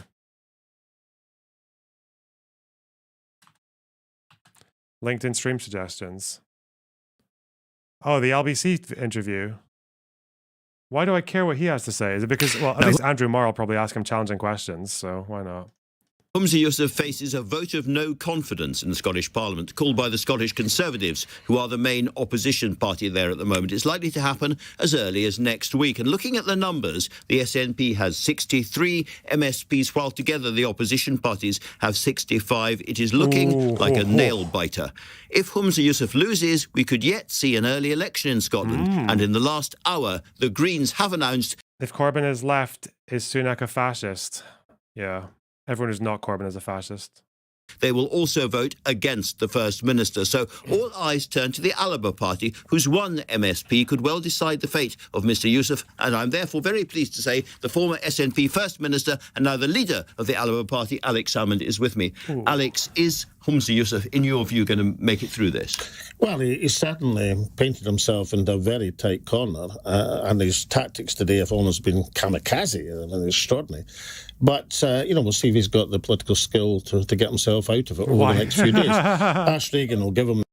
Why is Shrek there? I don't know. That's a good question. The opportunity by asking him to commit himself to independence, to stop encountering legislation. He doesn't actually look like he's aged at all in the last 10 years. Do you know that? He looks kind of the same. Huh. Which jeopardises the rights of women and girls, and to reintroduce some basic level of competence into his administration. But how he replies to Ash Regan's letter will determine his fate. It's a slightly strange request to ask him to stay on, to say he can stay on as First Minister if he becomes competent. Well, I mean, he's losing two fundamentally incompetent ministers in Patrick Harvey and Lorna Slater. I mean, their track record has been absolutely appalling. But you can't blame all of the ills and drift in the administration on the two Green ministers. So Humza Yousaf has to stop introducing legislation which divides Scotland, which is hugely contentious. I mean, the latest example was to abolish juries in certain trials, for example. I mean, he's not going to get through the Parliament, and start rededicating himself to the cause of independence and the issues which really matter to people, which is the state of the Scottish economy, the health service, the education system. The Scottish Parliament, not that long ago, had a reputation as being the most competent administration in these islands. It's lost that reputation, and now it has to regain it. To what extent do you think that the Butte House agreement with the Greens drove the SNP in a more sort of further left, more woke position, which is just not what the Scottish electorate wanted? Well, certainly a further woke position would be fair, but I mean, further left, I mean, we'd dispute what left and right means. But, I mean, look, take the Butte House agreement. Line 1 is the pursuit of independence. Well, they haven't done that. I think paragraph 2 is the pursuit of climate change targets. They haven't done that either. And instead, they've been up the highways and byways of identity politics and cultural wars, which is not what most people in Scotland want to see and not what they expect from the Scottish National Party, or for that matter from the Green Party. You know, when I did a deal with the Green Party in 2007, I had in Robin Harper a genuine Green politician who was interested in green issues, not interested in woke issues. OK, so cut to the chase. Is the Our Party MSP Ash Regan going to support Humza Yousaf when it comes to that vote of confidence next week? Well, luckily for Scotland, we have in Ash Regan not just a very competent politician, but an adult human female, let's put it that way. She will write a letter to Humza over the next... This guy is... oh my God. What the fuck happened to him? I guess he was always shit, but he was pro-independence and so people liked him. I don't know if An adult human female. Bro, chill. Next day or two. You're like you would never shoehorn that into a conversation unless you were not completely obsessed. Like you must be, unless you were obsessed. Sorry, not unless you were not. God. She'll set out her concerns, and on the basis of his reply, she'll decide how to vote.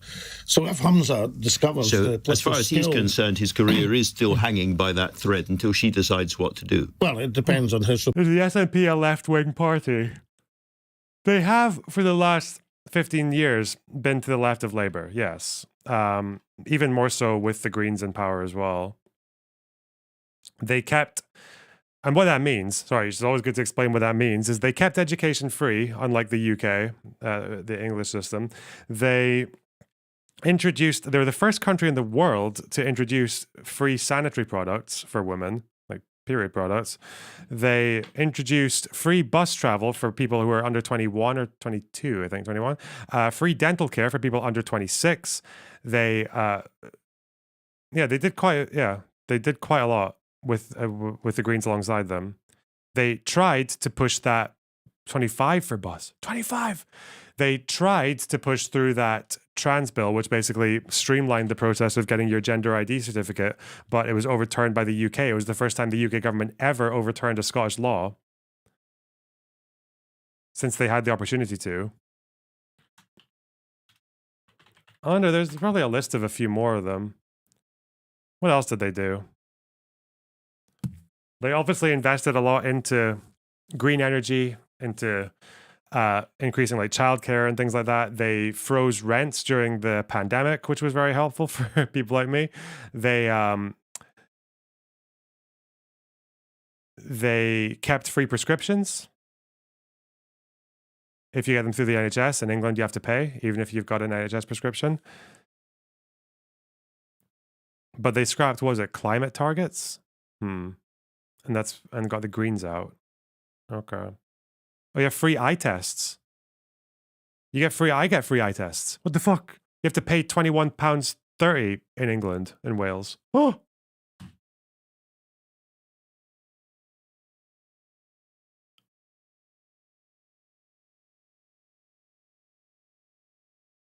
Anyway.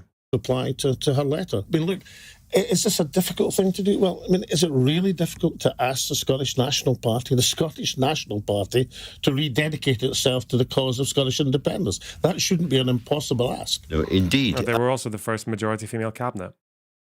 Hey. But if it goes the other way and he loses this vote next week, I think under the rules there are 28 days to find... Right to vote for 16-year-olds. 16 and 17-year-olds. Ooh. A new First Minister, and that requires the SNP finding a new First Minister who all wings of the SNP can rally behind. That's going to be quite an ask too, isn't it? Well, that's a matter for the SNP, but that's certainly the rules. They have 28 days. If Humza Yousaf loses the confidence of the Parliament, if he can't command a majority, then the SNP, as the largest party, basically have 28 days to come up with somebody who can.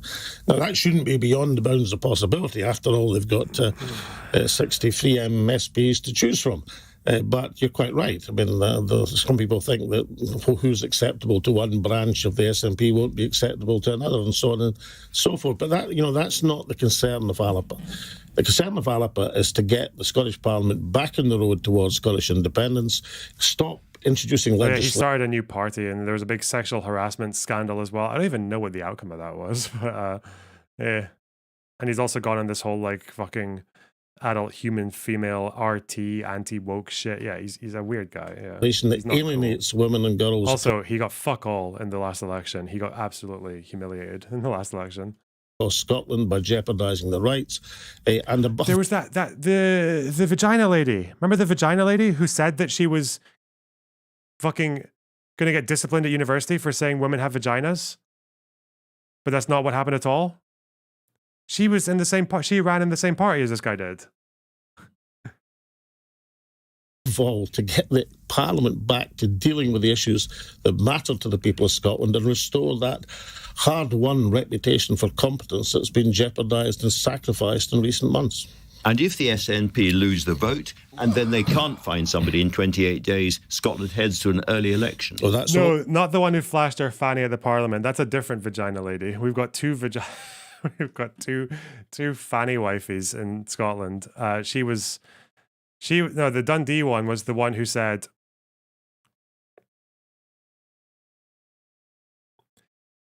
she was the one who said that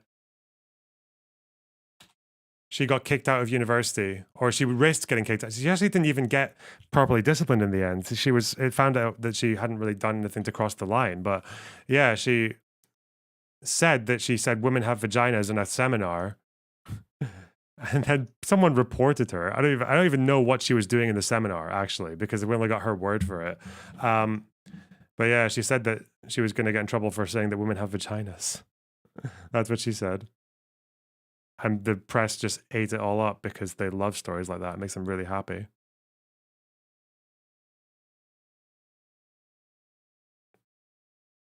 Always a possibility. So, you know, Hamza's career is hanging by a thread. If he doesn't want to be remembered as Hamza the Brief, then he better get his special advisors down to draft. This Gremlow guy is just a bit weird in the way he debates people on Twitter, right? How do you maintain a Jewish demographic majority in a majority Arab, Muslim, Christian region? Well, you would draw the border where there's a Jewish majority, like Israel. Like what? How do we have a Shia majority countries in a Sunni majority region? What does that mean?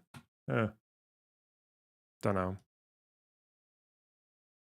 A suitable and convincing reply to the contents of Ash Reagan's letter. It's possible he'll rediscover some political skill and perhaps he can get himself out the tight corner. But, you know, well, as you know, Andrew, I like an occasional flutter on the horses. But if Hamza was a horse, then I wouldn't be backing. Now, the SNP has a pretty effective leader here in Westminster at the moment in Stephen Flynn, and it has been suggested that he has been pivotal in all of this. Well, I mean, whoever pushed Hamza to do what he did this morning could not have had Hamza Yousaf's best interests at heart. I mean, if he wanted to get out of the Green Deal, let's call it that, the Butte House Agreement, then what he should have done was left it to the SNP membership. But the Greens couldn't have complained, having put it to their membership, if the SNP did the same thing. But by issuing this ultimatum, sacking the two Green ministers this morning, and then talking about every other opposition party in the most derogatory terms. I mean, there's do's and don'ts of running a minority administration. And one of the don'ts is you don't insult every opposition party who have a majority collectively at the same time. Are you implying in all of that, Alex Salmond, that Stephen Flynn doesn't have Hamza Yousaf's best interests possibly at heart? Well, I've got no inside knowledge as to who advised Hamza to hold his press conference this morning and to summon these two Green ministers and sack them. I mean, I think they should have been sacked, incidentally. But, you know, sometimes in politics, it's not just what you do, it's the way you do it that matters. There was a way to do... Apparently stops using critical thinking and starts spreading misinformation when he wants to seem profound for both sides in an issue. Stop pretending you're not a snake who throws real leftists under the bus every chance you get because you're a garbage person. Bro, she was trying to say that these people were not pro-Hamas when their chant was Hamas, we love you. Come on.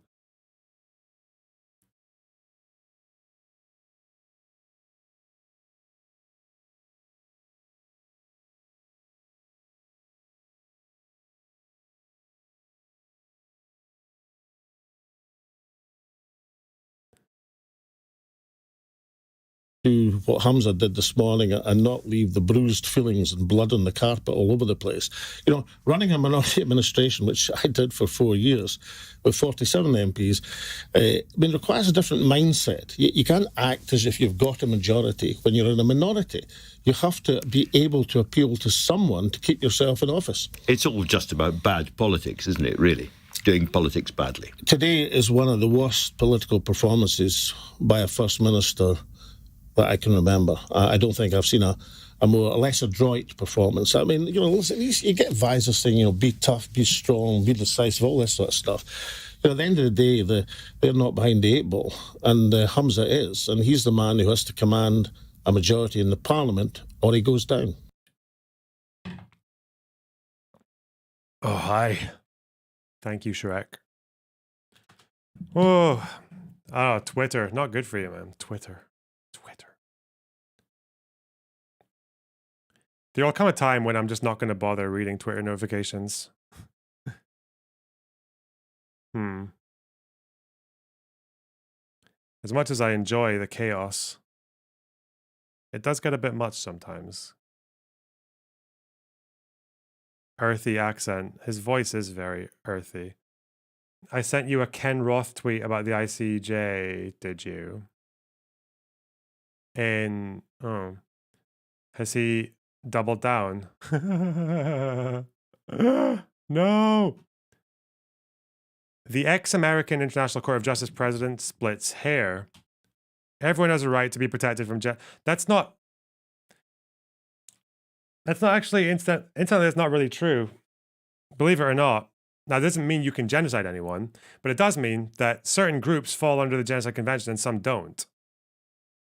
If someone targets, say, the Russian army can't go and say you're committing a genocide against the Russian army because the Russian army is not protected in the Genocide Convention.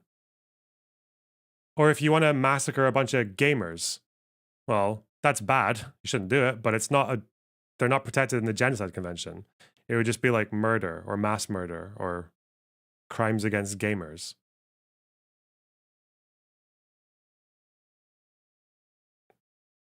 Anyway, silly, very silly.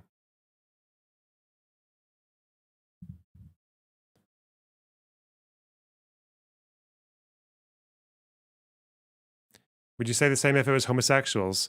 Unfortunately, the Genocide Convention doesn't include homosexuals, but it should, obviously. I would be very much saying that the Genocide Convention is flawed in that sense, is what I would say.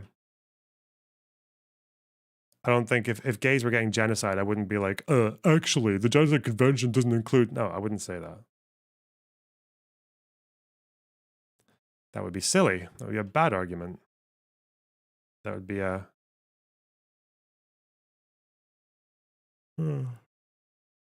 bad appeal. So Trump has been martyred. And then the Finkelstein thing. It's always gamers. Well, you know, they are genocidable, apparently. What is this? I guess we'll look at his response to see, but yeah. Of their crypto asset staking as a service program, where investors would transfer crypto assets to Kraken for staking in exchange for advertised annual investment returns as high as 21%, which would literally break the entire world's economy if that was actually possible. Yeah, I know. I've heard people say that Russians didn't want political groups to be in the Genocide Convention because of, was it the Holodomor? I thought it was just because people they massacred in general, like political groups, because they would often disproportionately hit ethnic groups, but they would always go after like intellectuals and shit like that. So it would be like, yeah, a political group rather than a national exclusively, right?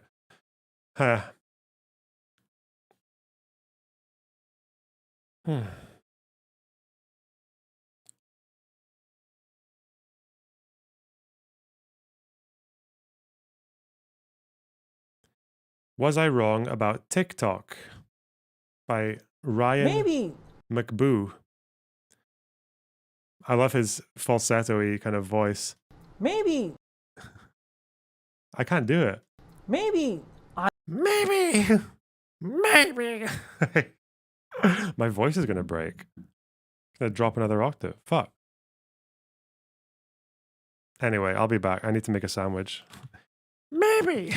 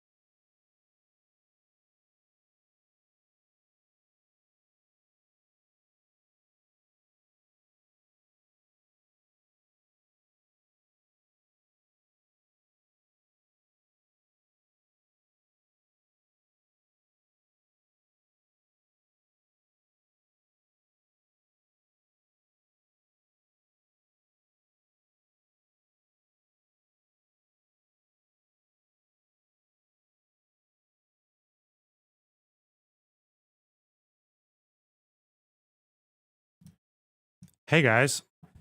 Wow. What happened? Crazy. Maybe. All right. Maybe I was wrong about TikTok. You know, I made a video a few weeks ago where I mentioned that TikTok was a cyber weapon. And I don't think I was wrong about that, but I mentioned how young people were radicalized by TikTok. And I don't think I was wrong about that either. But I might have been missing a motivation. The video I'm about to show you went viral on Twitter, and I want to show it to you not because I want to make fun of the young woman in the video, but because it fits the context of something that might be missing in the lives of younger people. Here's the video. And what would you say is the main goal with tonight's protest? I think the goal is just showing our support for Palestine and demanding that NYU stops. I honestly don't know all of what NYU's doing. Is there something that NYU's doing? I really don't know. I'm pretty sure they're... Do you know what NYU's doing? About what? About Israel. Why are we protesting here? Palestine will be free! I wish I was more educated. I'm not either. Oh. I came from Columbia. I was there up at Columbia and we came down. They said NYU students needed our support. So I came down. I heard there's lots of cops. Some people were saying it was getting dangerous. Now, I don't know who shot the video, and the person filming may have gone up to multiple people before they got the answer they were looking for. The video initially came from Colin Rugg on Twitter, who isn't always a fountain of truth, but you notice how this woman is wearing a mask. And mask wearing seems to be a common thread through the many protesters that you see in the US who are protesting Israel's military invasion of Gaza. For example, so I'm going to teach you a chant in Persian that you can use if you ever encounter those Zionist freaks, whether they be Iranian or whatever, all right? Now, I don't drink margaritas, but we all know what a margarita is. We all know what a bar is. So you're going to say, Marg Bar. Marg Bar. Marg Bar Israel. Marg Bar Israel. Marg Bar Israel. Marg Bar Israel. Marg Bar Israel. Marg Bar Israel. Thank you. What does that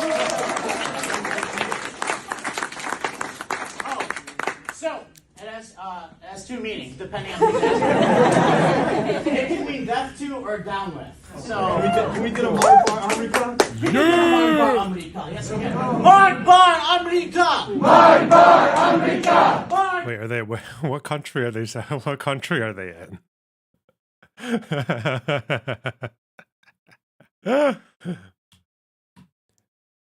I will say, I really respect the Arab/Muslim world for being so chill with cultural appropriation.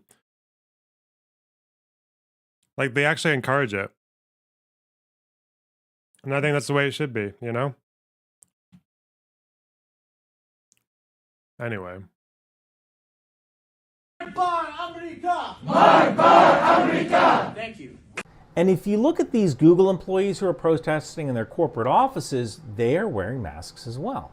Now, initially, I thought they're doing it because they thought it could hide their identity, which really won't work with modern facial recognition software, but they might not know that. And the funny thing is that I would say every single person in this video has a smartphone on them, and I can grab your location data pretty easily just by purchasing advertising data.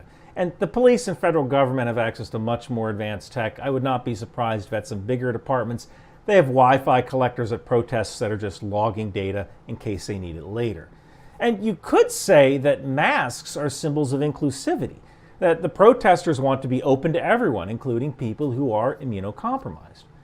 Then I read this article in the Wall Street Journal. It said, they entered college in isolation and leave among protests, the class that missed out on fun. And I'll leave a link to that article below, although it might be paywalled. The article goes on to talk about how college students today are lonelier, less resilient, and more disengaged than their predecessors, and how a lot of students wouldn't even leave their rooms for a dorm meeting. Instead, they asked to use text or Zoom.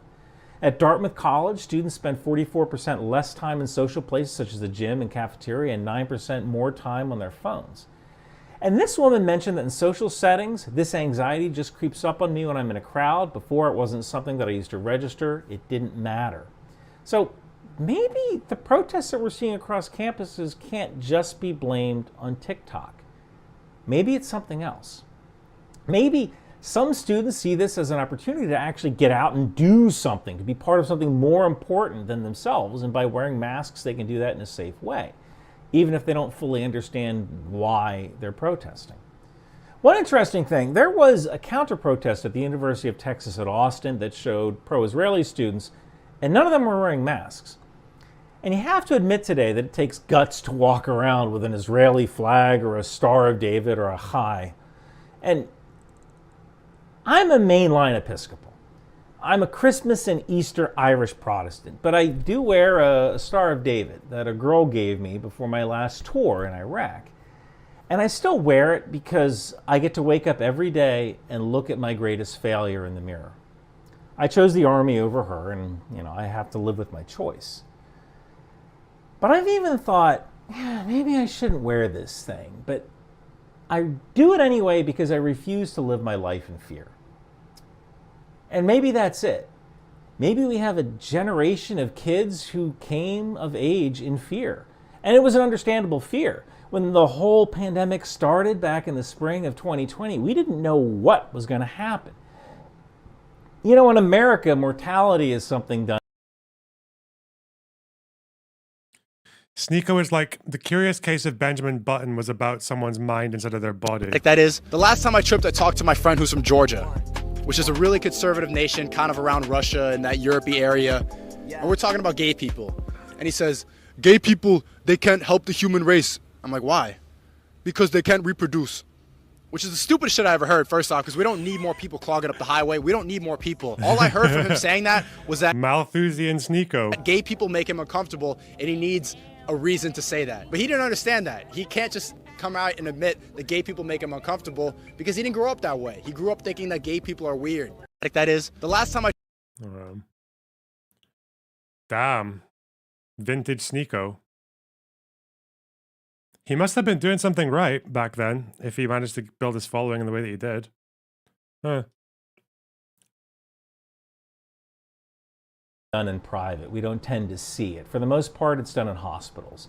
We don't tend to harvest our own meat. We buy it prepackaged from the supermarket. For the most part, even car crash fatalities have been trending down since the 1970s, although there was a recent uptick. In 2020, for the first time in many people's lives, they were faced with their own mortality. And it could have caused people to push away from their traditional support mechanisms, things like religious services or coworkers or clubs or even hanging around at a local bar. So maybe I was missing something from my video about the dangers of TikTok. Maybe the real key to all of these protests is a sense of community that has finally driven young people out of isolation. TikTok and social media certainly aren't helping, but I am a software developer, not a sociologist, so it's possible that I missed that one crucial factor, the need to belong to something, even if you don't really understand it. Thank you for watching. I always wondered if that explains the aggression, because I think in the COVID era, people went into what's called threat mode, which is basically just that you are more vigilant, you're more willing to shortcut the process of assessing a threat or not. And I feel like the way people talk is, I feel like people see red flags so quickly. If anything is just like slightly out of line for them, especially with like ideologues and things like that. And they're also very quick to just confuse a red flag with the thing a red flag is supposed to be a warning of, rather than just see it as a red flag.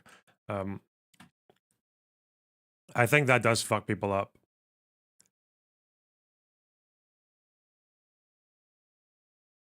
Anyway. Hey everyone! New Ryan Macbeth t-shirts and hoodies from Bunker Branding are available. I'm gonna get the HIMARS shirt. What are you gonna get, Donald? The Patriot shirt, cause I'm a patriot. It's the best shirt, the biggest shirt. Make 14 tangos great again. What are you gonna get, Barack? Let me be clear. I'm gonna get a Drone Sweet Drone shirt. Jesus Christ. Anyway. It is boomer humor. Oof. Like that.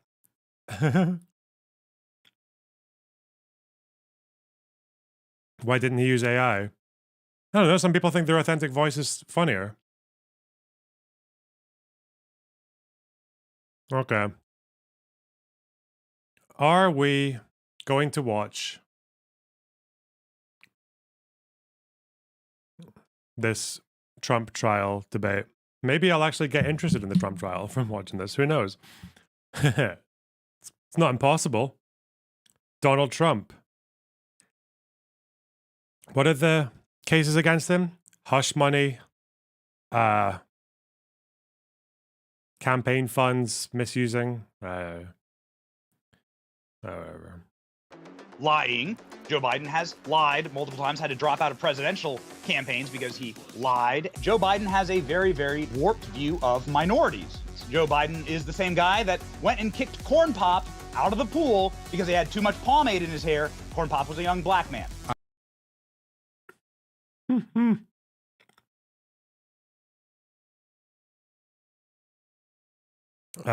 Corn Pop. I've not heard Corn Pop get referenced for a while. What the fuck was that story again? The bad dude. He was a real person, wasn't he? But I guess we don't know if it was actually a really bad dude or if it was just Biden being racist to a fucking black dude. I learned a lot. And I learned that it makes a difference. This was the diving board area, and I was one of the guards, and there weren't allowed to, there was a 3-meter board. And if you fell off sideways, you landed on the darn cement over there. And Corn Pop was a bad dude. And he ran a bunch of bad boys. And I did. And back in those days, to show how things have changed, one of the things you had to use, if you used pomade in your hair, you had to wear a bathing cap.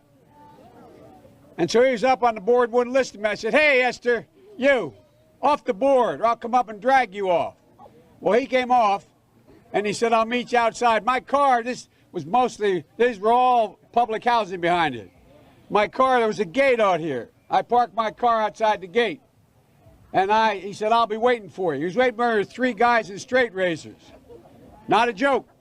There was a guy named Bill Wright, Mouse, the only white guy, and he did all the pools. He was the mechanic. And I said, what am I going to do? He said, come down here in the basement where mechanics, where all the pool filter is. You know the chain, there used to be a chain that went across the deep end. And he cut off a 6-foot length of chain. He folded up, he said, you walk out with that chain. And you walk to the car and say, you may cut me, man, but I'm going to wrap this chain around your head. I said, you kidding me? He said, no, if you don't come back. And he was right. So I walked out with the chain. And I walked up to my car. And they had, in those days, you used to remember the straight razor. You'd bang them on the curb, get them rusty, put them in the rain barrel, get them rusty. And I looked at him, but I was smart then. I said, first of all, I said, when I tell you get off the board, you get off the board, and I'll kick you out again. But I shouldn't have called you Esther Williams. I apologize for that. I apologize, but I didn't know that apology was going to work. He said, you apologize to me? I said, I apologize for that, not for throwing you out, but I apologize for what I said. He said, okay, close the straight razor, and my heart began to beat again. What the fuck, man? How don't Republicans vote for this guy? Yeah, right. It's like there's a bit here where it just sounds like he ran a bunch of bad boys, but the times have changed. It just sounds like a parody of an old man story. The darn cement over there. And Corn Pop was a bad dude. And he ran a bunch of bad boys. And I did. And back in those days, to show how things have changed.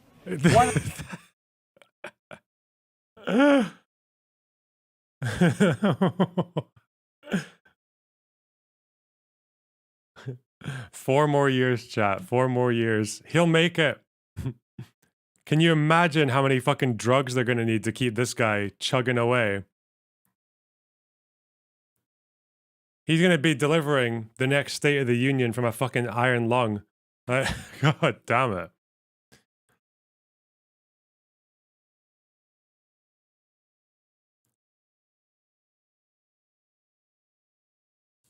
Four more years. I wonder if that story is really true. I know Corn Pop's a real guy because he died. He had an obituary. He was a real guy. When I first heard that story, I was like, "What? Imagine if this story was just Biden like harassing a black dude at the pool." But I don't know. But now that I'm more partial to Biden, I'm like, well, Now I'm more like, maybe Corn Pop might have been a bad dude. Who knows? I believe Roseanne. If she says it happened, it happened. Believe all women. An important component to a free society. And so, yeah, leave Roseanne alone. And I also thought it was quite funny. Man, that's a big question. Everybody's like so reactionary in how they view things. And now you've got the Republican Party who's like, well, you know, screw everything that the Democrats stand for. Like, we actually think Putin is based and strong and America's weak and they have too much LGBT stuff. I mean, no offense to you, Piers, personally on this at all, but I hate the idea of like royalty in politics. No one even like knows anything about half the people involved, but yet their word means something. Why are the richest counties in America, 8 of the top 10 richest counties in America, all in the circumference of Washington, D.C.? Why would all of these counties around D.C. be so bloody rich? Donald Trump is on trial. He's the first former president in history to face court on criminal charges. Trump is, of course, accused of falsifying business records to cover up hush money payments to his alleged mistress, the porn star Stormy Daniels. But whether he's guilty or not guilty, will it harm or hinder his bid to return to the White House? Could Trump actually benefit from being once again the undisputed star of cable news day in, day out? And was President Biden's uncle eaten by cannibals? A claim made by the President of the United States. We're returning by popular demand to debate this and more. 3 politically charged titans of YouTube, Destiny, Benny Johnson and Dave Smith. Well, welcome to probably my favourite political trio in world political discourse. So thank you guys for coming back. Piers appreciates a good moderated discussion. All right. I want to start with a clip of Trump outside the courtroom. This is yesterday. It's a kind of random clip of stuff he's been saying pretty much every day. Let's take a look. Which train spotting character do you most identify with? Begbie. Clearly. Obviously. Never really thought about it. Piers needs to get Destiny and Hassan on together. Do you think they'd both say yes to a 1-hour Piers Morgan roundtable? Payment, and they call it a legal expense, and you heard it today for the first time. This is what I got indicted over.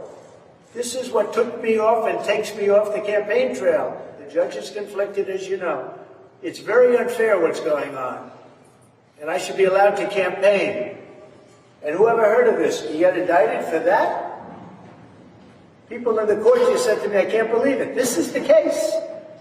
Now, Destiny, let me start with you. I've got cards on my table. I've written columns about this in the last week. I kind of agree with Trump about this. If they'd begun with any of the other 3 cases, I think there's a far more compelling argument that he should be held to account for them. But this seems such an obviously politically trumped-up attempt to stop Trump campaigning and to try and make a federal crime out of what is at worst a state misdemeanor. And ultimately, it involves a possible one-night stand with a porn star between 2 consenting adults 18 years ago.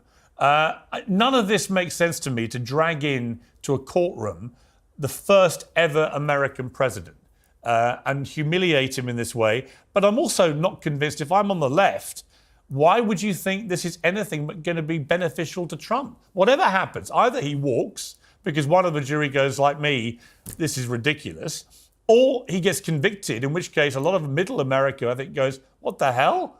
This is ridiculous. You know, Bill Clinton paid off a woman $850,000 to settle a harassment case when he was president. He had sex with an intern in the Oval Office. He never got dragged into court. So whichever way this goes, I don't see how it does anything but help Trump. And I just admit, Loner, the way you would deal with the Palestinian question is by letting Israel do what it wants to all those Hamaslings. I know that makes the world a lot easier for people to just assume and to just straw man because there's only black and white. But I mean, if that's what makes it easier for you to handle the discourse, go ahead. I can't stop you.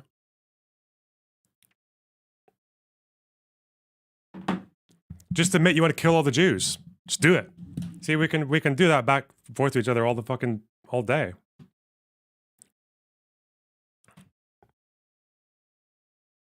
I just feel like starting this criminal trial litany of cases with this one is a massive strategic error. Your thoughts? Well, I mean, when you say strategic error, the implication there is that politics should be a heavier consideration for the particular indictments that he's facing. I do agree that this is the... Hang on. The prosecutor is a paid-up Democrat, right? So there is a political dimension before you even start. Comey was a Republican, and that apparently didn't count for anything. So I don't know how important... Well, this guy's got like 1,000 messages in this chat. What the fuck?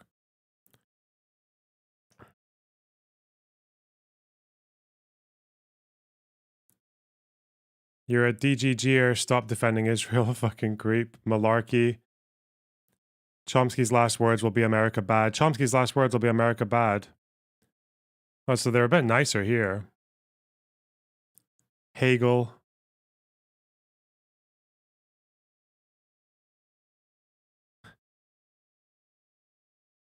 Loner Boxism. EU DGG. Oh, they don't like DGG. Okay. Is this one of those, I used to be a fan, but now you've gone sour. Whoa. Oh, well. Oh. The parties are there. One day you'll be ridiculed at the fucking... Oh, where? There's a few of them coming in here. Okay. The fuck? One day you'll be ridiculed at the freaks who supported the Iraq War. Okay. I mean, I agree that of the 4 cases, I agree that this is As opposed to the freaks who supported Hamas, they'll be standing on the shoulders of giants in 20 years. Everyone will be like, remember it was so based when they supported that? Anyway. The weaker of the 4. But I mean, the idea that he's done so much other insane stuff that he shouldn't be held accountable for the less insane stuff he did. I don't know how that argument holds too much water for me. I do agree that the misdemeanor charge of it being like a bookkeeping charge is kind of like whatever. But the reason why it's upgraded to a felony is because the accusation is that this was done in the commission of another crime, which is the obfuscation or the hiding of basically campaign contributions, which I do think is a big deal. If somebody was donating $100,000 to a campaign effectively, and somebody was trying to hide that, I think that if this was a case of like George Soros paying somebody to give favorable coverage or to kill a story for Joe Biden, I think that the Republicans may make a really big deal about it. So I think that the aspect that these were essentially campaign contributions and that they were done and lied about through fraudulent bookkeeping, I think does make it kind of a big deal. I think it's worth it to be litigated. All right, Benny, I mean, my response to that would be... David, you're welcome to come into Discord if you think I've said anything incorrect or illogical or amoral or anything like that. You're more than welcome. I always take critiques, so... whatever. I'll let you do the talking for yourself, obviously, but... You know, the catch and kill thing is a time-honored tradition between tabloids and major figures, celebrities, politicians, and others. And often, as we know with Trump, with the National Enquirer already, from David Pecker's testimony, it's been used with them, between Pecker and Trump, to kill off untrue stories, including him supposedly fathering some child of a woman in an apartment block. So it's not always used to kill off true stories. It's just used how do I keep up with all that? to suppress damaging information. Trump, regardless of his run for president, was a massive star, one of the biggest stars in America. He'd have people trying it on all the time like this. So to me, there's nothing particularly damning about the fact that he may have had a cozy relationship with a tabloid editor. It just so happened he then ran for president. Yeah, you're right. This is just common practice. These are called nuisance lawsuits. Celebrities deal with them all the time, but I think we're missing the greater overall point here, which is that the judge here, Judge Merchan, the way this guy talks is incredible. Is a Democrat activist. He helped fund Joe Biden's election campaign in New York. I don't think it should matter a judge's political leanings because we have Republican and Democrat judges who make rulings all the time. I think it only matters when the judge is demonstrably allowing their political leanings to shape their decisions. Thanks, Jotin. Thanks for the sub. That's when it matters, right? Like you can have a judge, like everyone tried to make this argument that the Rittenhouse judge was a Republican guy, right? Because I think of it, his ringtone suggested it or some shit. But even if he was, that wouldn't be the end of the argument. You'd have to actually show how his perspective was colored in an unfair way by his politics, but which wasn't proven. York, which went for Joe Biden, the jury pool being pulled from New York, went for Joe Biden. I just looked it up. 85 points for Joe Biden. Joe Biden won New York with 85% of the vote. It's hard to find a more blue district with a more Democrat judge who donated to Joe Biden. He should recuse himself. His daughter does campaign fundraising for people who want to put Donald Trump in prison. She's raised hundreds of millions of dollars to put Do you agree that one of the most dangerous things in politics is the right wing selling themselves as anti-establishment? Yeah, I think if there is ever a new fascism in the United States, which there kind of is with Trump, but that's what it'll be. Yeah, it'll be right wingers who call themselves anti-establishment, who commandeer left-wing aesthetics whenever it suits them. Yeah, those guys are pretty dangerous. Yeah. Trump in jail. Her social media avatar is a picture of Donald Trump in jail, a Photoshop. So my Just as a question heads up, to we know that Destiny, story was fake, right? That was a my that was question a to fake story Destiny that is Trump this. fell for. My question to Destiny is this. Oh, so wait, hold on. So his daughter doesn't take campaign contributions to put Donald Trump in prison, yes or no? That particular. Oh, he's trying to deflect. So, because we're talking about the picture Photoshop. Okay, Pete, thanks for the sub. I really appreciate that. Does his daughter? on it? Does Yeah, his I'm daughter? gonna answer a And random now he's not gonna. Now he's not gonna let him answer the question because he wants. Because I think, oh, that's a good strategy. You say like 3 things. The last one is wrong. The last one gets pointed out, and then you say, "Oh, do you think 2 is false?" And they're like, "No, I'm talking about 3," and they just keep on speaking over them. Okay, effective. I can see why Piers likes this guy. random question. I'm responding to what you just said was No, fake no, it's not news. And random. Trump This is- fell for a this- fake these story are that pushed facts. by Laura Loomer. That that's not a fact. Go look it up. You can Google it. These are facts. So is the judge a Joe Biden donor? I don't know, and I don't care if the judge is a Joe Biden donor. Whoa, But the Twitter account that you you don't referenced is care? not the Twitter account of his. You don't care? The Twitter account. I don't think that somebody being supportive. Hold on. Do you think the standard? Do you think the standard should be that every single judge that's donated to any politician must recuse themselves in every single criminal trial relating to? Hang on. Let me answer that. What's the standard there? This is Destiny. You've actually hit on the real problem with this. This is why I don't think any American president should ever go through a prosecution of this kind. Because the answer obviously is yes, of course this judge is not impartial. Of course he's going to have a view against Trump. Of course it will affect all his decision making. Can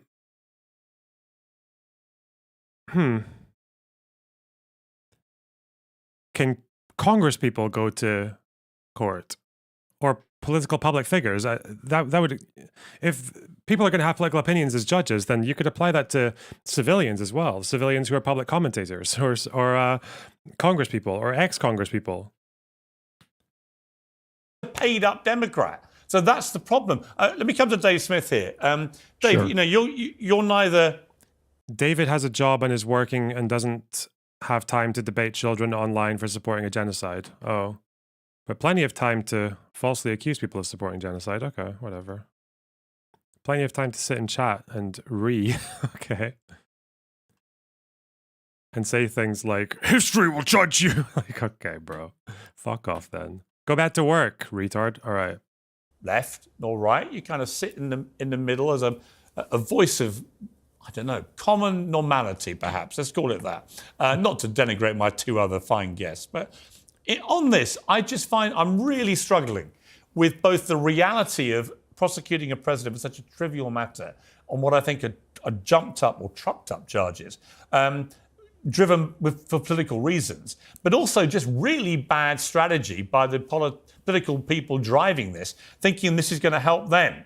Trump has been sitting in that courtroom like a martyr day in, day out. He then comes out, he goes up to Harlem to the scene of a particularly ugly crime where a shopkeeper got framed for murder, then got acquitted and so on. He then comes out and he's greeted by crowds chanting 4 more years. He's turning it into a running campaign thing. But It doesn't seem to be helping his polling, though, because to everyone else who's not already on board, he looks like someone who is going to court, and then as soon as he's outside of the court building, saying, it's a rigged court, the judge is scamming. Like, he's just complaining. So, I don't know. He looks I don't think he looks very good to people who are not already on board.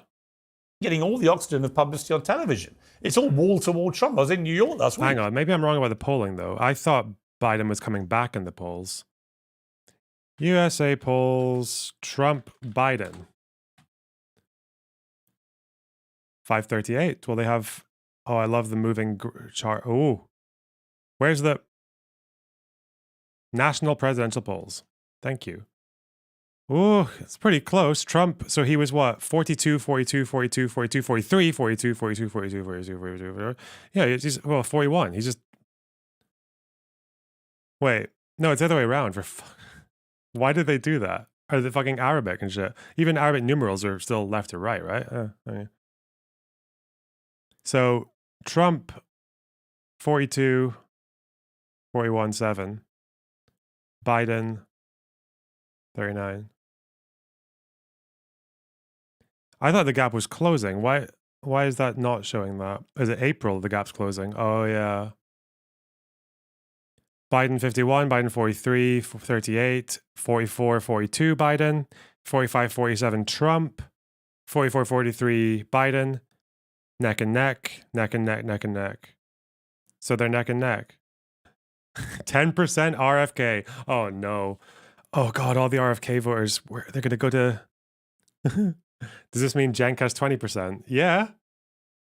Yeah. Ugh. Why did British media become the new Twitch? I don't know. Hippy Dippy failed? Or it didn't fail, it just stopped. And then Piers saw the window. He saw the opening. So what anyone's talking about. None of that can be anything, I don't think, given that Trump has proven before his celebrity power can propel him to the White House. None of this seems to me good politics. Never mind the fact the law itself appears to be being misused here. Yeah, well, look, I mean, I completely agree with you on that. So almost if we're separating these two things in terms of like the political strategic aspect to it, I think there's no question that it has backfired so far. If we're talking about the political strategy, you also have to kind of zoom out and look at the optics of the fact that the entire corporate media and the entire Democratic Party told us for years that this guy had committed treason, was involved in a conspiracy with the Russians. He led an insurrection. He attempted to overthrow democracy. And yet when we come down to the trial, it's about falsifying business records, about hush money to a porn star. So just if you're just talking about like the optics and the strategy there, I think it looks pathetic.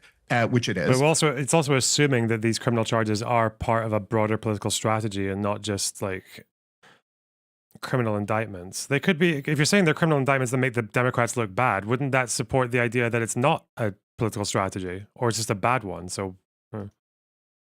But in terms of the argument that you guys were just talking on, like, there's a very interesting question about whether someone like Donald Trump can get a fair trial in the United States of America. And it's not, I don't think, as simple as Destiny saying like, oh, if you had ever contributed to the Democratic Party, then could you never be the judge against a Republican? There's something kind of unique about Donald Trump where he has been elevated in the minds of Democrats to such a unique evil that they will openly tell you, we have lost our democracy if he is reelected. You know, literally Hitler has been said thousands of times. If he is that bad, how could anyone who has that mind state not be doing just whatever they can to try to ruin the guy? And it does make you question whether it's possible that under that, in that environment. Oh, breaking news. Biden says he is happy to debate Trump. A notable shift. Oh, no. Oh, God. We need to give him the performance cocktail if we ever needed one, guys. 4 more years. Oh, shit. He was fine in the last one, wasn't he? I don't think the last one affected his performance at all. All I remember is, will you shut up, man? That's all I remember. He could ever get a fair on trial. Joe Rogan. Right, and there's another side to this, which is Joe Biden, right? So you would think that the Democrat nominee for president would be absolutely milking this in a masterful way to propel himself to stay in the White House. But this is what Biden said yesterday. In a sense, I don't know why we're surprised by Trump. How many times does he have to prove we can't be trusted? Now, he meant to say...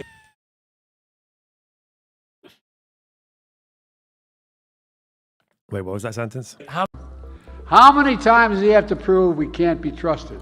Now, how many times does he have to prove we can't be trusted?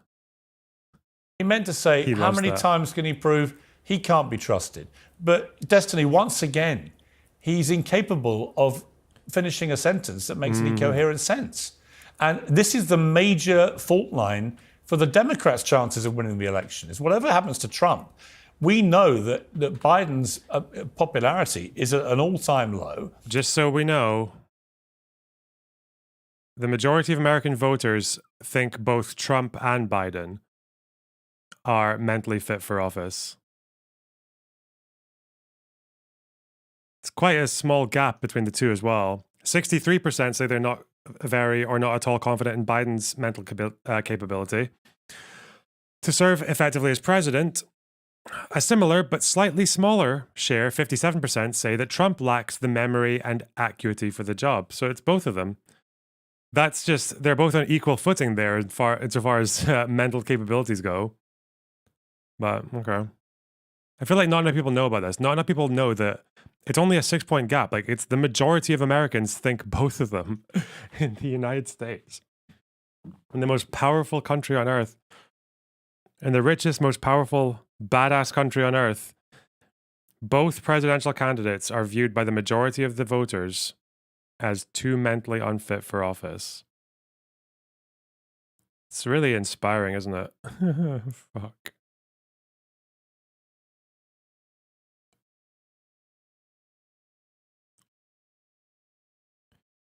We know that most Democrats, 2/3 of Democrats, nearly 3/4 of Democrats, don't think he should be running again because of his age and clear cognitive acuity issues.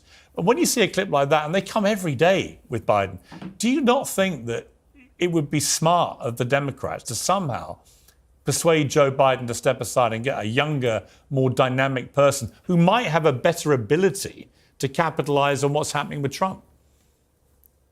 I don't know what the backfired thing is coming from. I don't know if it's just like because we see a lot of crazy tweets on Twitter or X or because of certain talking heads or pundits or whatever, but Biden's popularity on the recent polling has continued to rise. It is slowly rising. I think, like I said for months now, I don't think there's anything good that happens for Trump from here to the election. And as long as the economy can recover, as long as inflation is under control, I think it only gets better for Biden from here on out. I don't think a lot of people are seeing Trump in the courtroom or his crazy antics on Truth Social and think like, wow, this guy is such a martyr for the cause. All of the sycophantic fanatics that follow Trump are still following Trump, and the people that really like him still really like him. But all those people this is it here. Biden shrinks Trump's edge.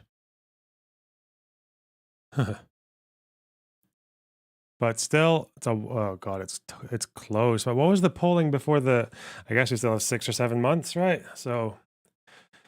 Oh God, Trump getting in would be really bad. Not just bad for American democracy and the economy and for fucking immigrants, trans people, climate. It'll be bad for Palestinians as well. It'll be really bad for them. Like Trump has never made any indication that he would give something other than full-throated support to fucking Israel and whatever they do. He hasn't even spoken about ceasefire, abortion. Yeah, he hasn't spoken about ceasefire once. Trump hasn't spoken about aid once. He's just been like, finish the job.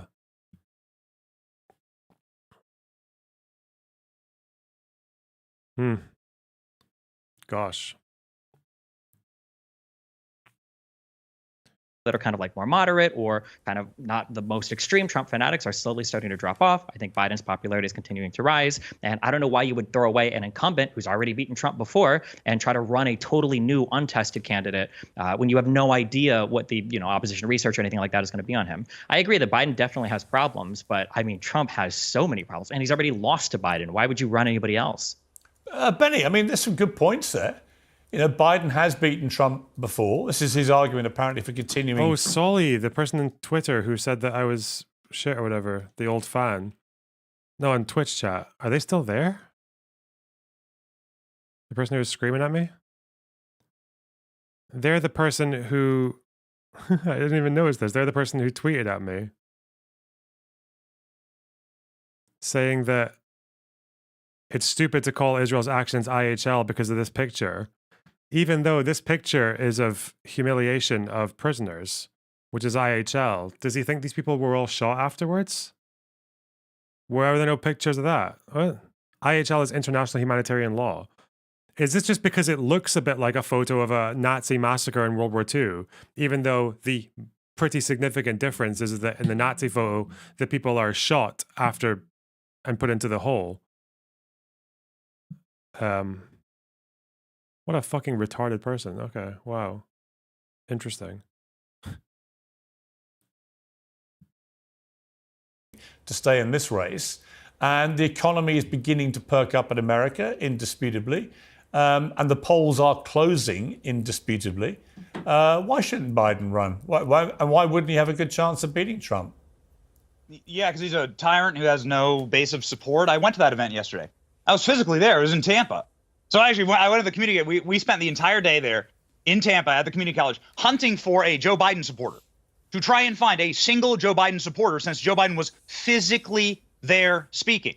Not sure he was totally awake, but he was there, right? A physical man was there. Couldn't find a Joe Biden supporter. We found thousands of protesters from the Democrat leftists protesting Joe Biden, saying he should be locked up for human rights abuses, calling him Genocide Joe. We went and interviewed a bunch of them. We couldn't find anyone. We talked to the students. Oh, Nobody God, even. is Trump weaponizing the Genocide Joe claims now? That's why that left-wing person yesterday was suggesting that Trump might be better than Biden, was it? Oh, no. Knew Joe Biden was there. The students were like unaware that the resident of the United States was physically there. There was more energy and enthusiasm at your local nursing home during activity hour where there's extra cinnamon for the applesauce than there was for Joe Biden yesterday at an actual presidential event. And this was in Florida. And I think has a lot of chutzpah to go to Florida and think you can flip this state. This state went for Trump twice. But I guess this is my question to Destiny. Is this state in Florida is a place where the Biden family had a lot of business, a lot of corrupt business in this state. The DOJ, the FBI have looked into the Biden business practices in this state. They've had to pay big penalties. Would you be in favor of a district in this state that voted for Donald Trump, 85 points for Donald Trump, and a judge that donated to Donald Trump and whose kids are in the business of locking up Joe Biden? Would you be in favor of Joe Biden being brought to trial for bookkeeping in a county like that? You would be okay with I guess the response would be that people tried to bring people like Hillary Clinton or Hunter Biden or Joe Biden to court already, and they fail. Like, how many times did Hillary plead the fifth? Like, none, I'm pretty sure. They went through all her emails and everything like that. I don't think that Hillary investigation brought out any indictments, did it? As opposed to the Mueller campaign. So they can try because Biden doesn't really commit crimes in the same way that Trump does. I guess, is that the answer? Just trying to get my American politics. Let's go. with it? Because you just said this doesn't matter. So you'd be all right with that scenario.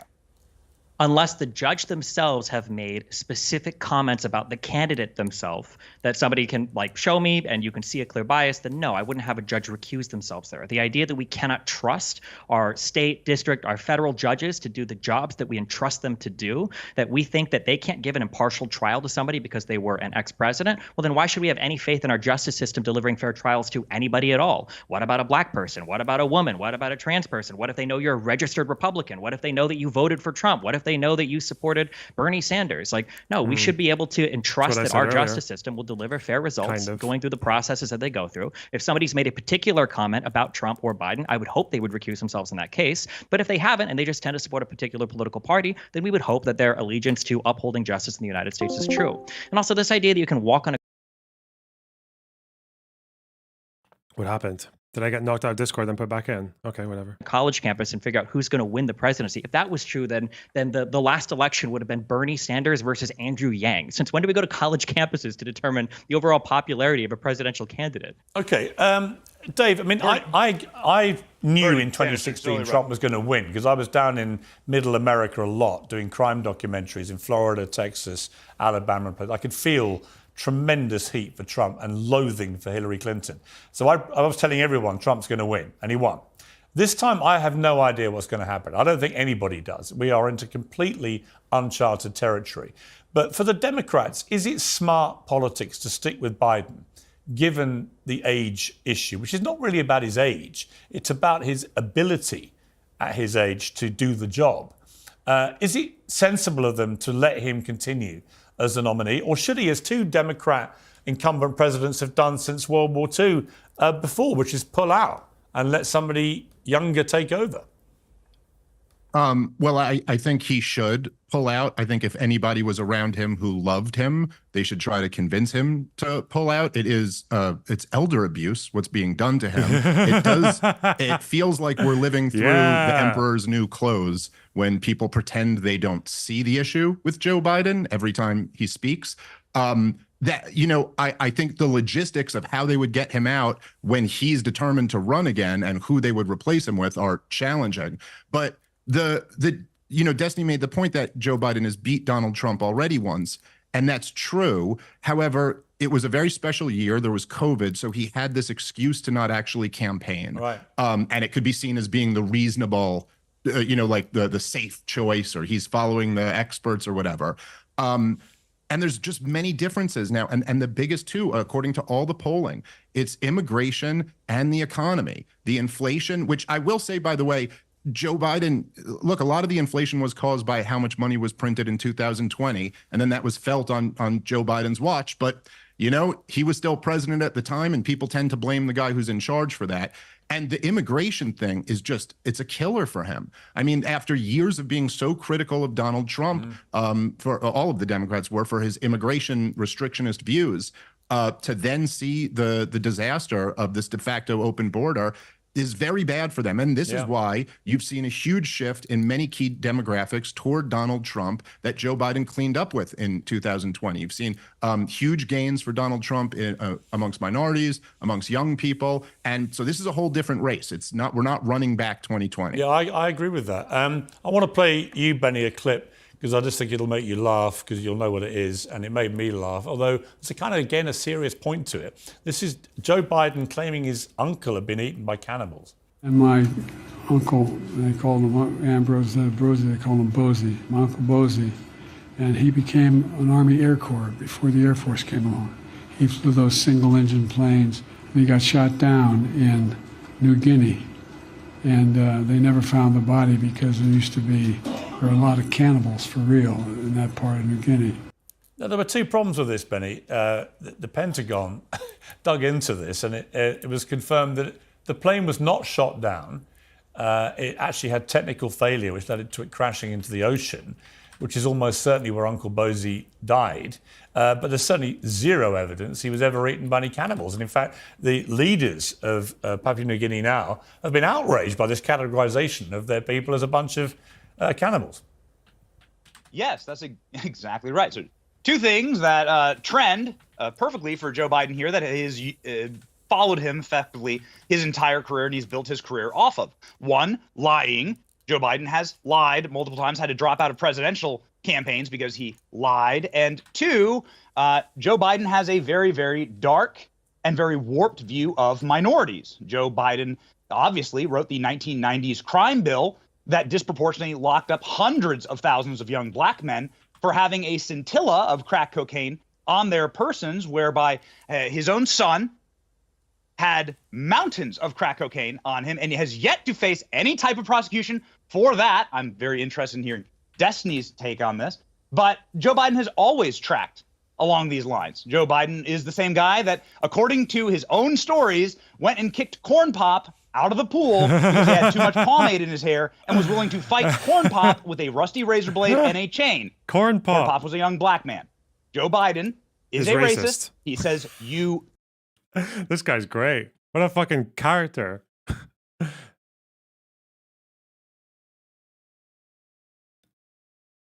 How long did Trump say that the Central Park 5 people should be executed? How long did he maintain that position after they were exonerated? Cannot vote. You cannot be black if you vote for Donald Trump. And it's this type of conversation and these types of policies that are leading to, as Dave just alluded to, the largest support for any Republican in my lifetime among minority communities. That is a fact. Okay, Destiny, I mean, the trouble with the cannibals thing is that so much of what Biden says from his memory turns out to be completely untrue. I'm not suggesting he deliberately lies. He just constantly seems to forget key parts of his life. And then they don't even apologize. I mean, the White House press secretary was given the chance to apologize by Fox News, by Peter Doocy, and refused to do so. Would it not be right for the White House to just, when they get things wrong like this, just to say we're sorry? The president Listen, spoke wrong. He said the plane crashed in the water. Okay, who says cannibals can't swim? All right, we don't know that. Listen, I understand the spectacle. Little bit of a stretch, protesting. Destiny. But hey, maybe. Listen, I don't know what they're like down there. Okay, listen, I've never been to New Guinea before. Okay. Listen, there's always the gaffes and there's everything that's fun to talk about. But it says something that every time Trump makes a gaffe, I hear this repeated over and over again. We are not supposed to take Trump literally. We're supposed to take him seriously. When Trump says there's an invisible plane, he didn't actually mean that. When Trump was like on stage, pondering about the injection of disinfectant into your lungs, well, he wasn't serious. Well, when Trump talks about cyber, he's just like speaking metaphorically. I don't know, man. At the end of the day, Biden is a gaffe machine. George W. Bush was a gaffe machine, and he couldn't even blame senility on that. I agree that his speaking stuff is a problem. I definitely think that his memory has issues, but I'm more concerned with Trump, on TV, telling the DOJ that they should be jailing political opponents. I'm more concerned with the fact that Trump, who's not even in office, we were just talking about immigration, which is a real issue. Trump is literally communicating to people in the House, hey, don't vote on immigration bills. I want to keep the border open so that when I run for president, I can point to that problem existing. The fact that Republicans were unwilling to actually come together and work on what was an amazing border reform bill, something that would have increased the amount of asylum judges, something that would have decreased the amount of people that could just come to the border and claim asylum. These things would have been amazing. Dave Smith talks about a de facto open borders policy. The de facto open borders policy is not de facto, it's de jure. It's by letter of the law. If somebody comes to the U.S. and they say, hey, I'm claiming asylum, well, you're kind of, SOL. You're okay, well, I guess we've got to put you in the U.S. now and we have to process you because that's the policy on the books. And Republicans were the ones that stood in the way of actually changing that policy in the House because they didn't want to lose their one issue that they could hopefully artificially continue to make this country look bad for their upcoming election, which I think is unpatriotic and I think is damaging to the United States. And I wish that Republicans were held to account more for that type of self-destructive behavior. Dave Smith, I want to get your response to the Kennedy family endorsing Biden. First of all, I want to play a clip from Roseanne Barr, a quite extraordinary clip she's posted of her claiming to have been attacked by President Biden. Let's take a look. 26 years ago, Joe Biden raped me right here in that dressing room in the shoe department where I went in to change my shoe. It's in the shoe department at Bergdorf Goodman. Are you okay? No, I'm not. I need to sue. I need to sue. Now, she was obviously mocking the settlement that E. Jean Carroll recently got. Very, very heavy, I think $70-odd million settlement against Trump for alleging exactly that Donald Trump had done exactly what Roseanne is mimicking there. When she got blowback from people online, Roseanne wrote back on X, I would never insult a sexual assault victim. I was talking about E. Jean Carroll. So doubling down, possibly in a way that is defamatory to E. Jean Carroll in the way that she has sued Trump. What do you think of that? Are we crossing lines or have we lost an ability to laugh? In other words, Roseanne is a comedian. She should be allowed to do this and we all just accept it as a bit of fun, or is it more serious? No, I believe Roseanne. If she says it happened, it happened. Believe all women. Well, that's the point she's making. Yeah, exactly. So this is a comedian using humor to make a point. And yes, I think absolutely that's I think it's an important component to a free society. And so yeah, leave Roseanne alone. And I also thought it was quite funny. It made me laugh. I mean, maybe it shouldn't have done, but it did. On the Kennedys, let's watch the clip of Kerry Kennedy endorsing Biden. My siblings and representing my first cousins, all of whom, with the exception of two, all who are legally able are supporting Joe Biden for Oh my God, fuck my Discord. Go away. Jesus. re-election. And we cannot stand aside when we're up against a man who says he wants to be a dictator. We need to stop Trump and we need to elect Joe Biden. Now, it's interesting. When I watched her with the other members of the family, and I compared them to RFK, who I think has been a really impressive candidate in his own way, I'm not sure this is particularly good for Biden. I mean, there's the Kennedy magic, sure, but actually the most impressive Kennedy out there is RFK. And it all looks like in the latest polling that his run could be more beneficial to Trump than Biden, I think I'm right in saying. So what do you make of this? Yeah, you'd think that the relatives and children of Ted Kennedy would know a car wreck when they see one. and not endorse Joe Biden. But, hey, it's crazy times. But what's crazier is connecting the John F. Kennedy or RFK legacies to Joe Biden. They have absolutely no similarities whatsoever. JFK was anti-interventionist. JFK wanted to end the Vietnam War, not accelerate wars around the globe. JFK wanted to have major oversight over the deep state and over run amok and run wild intelligence agencies. JFK wanted a crackdown on the crimes that were actually occurring here. He was a law and order candidate, and he wanted lower taxes. And so there is... Okay, guys, we're balancing out the Twitter feed, okay? Because too many hardline Zionists now having a fucking pop. We can't let them get away with this. Go ahead, take that one. Okay. Literally zero connection to the legacy of JFK to Joe Biden. So the Kennedy family is desecrating that memory. Dave Smith, I mean, does it help Biden really to have a bunch of slightly doddery Kennedys all standing around, some of them looking like they didn't know what they were doing there, when RFK Jr. is, like I say, a pretty impressive operator who's clearly resonating with a lot of Americans? I don't think it helps Biden at all. And I mean, no offense to you, Piers, personally on this at all, but I hate the idea of like royalty in politics and that there's like, there's this no one even like knows anything about half the people involved, but yet their word means something. And I'll just say, I mean, look, my first thought about it, and I've been very critical of RFK lately over his position on the war in Gaza, but as somebody who like knows the guy, it's just, I find it wrong to come out like this against your own family. I mean, like, I understand if you don't want to support him because you don't agree with him on the issues, but I just could never imagine, like, if my brother or my sister or something like that were running for something, publicly coming out, trying to campaign against them. And I think at least that's the way it rubs me. Like, I'm a family guy before any other political opinion that I have. And it just kind of, it makes them all feel snaky to me. Let me ask you, Destiny, about something else. This is the big new film in America right now is this Civil War movie. Let's take a little look at the trailer. It's American, 100%. That's what I'm talking about. Cool. Toy Story. Going to D.C. Are you serious? The United States are vaporized. They shoot this on sight in the Capitol. Oh, this film looks so good. I've never been scared like that before. Look at all that action. And I've never felt more alive.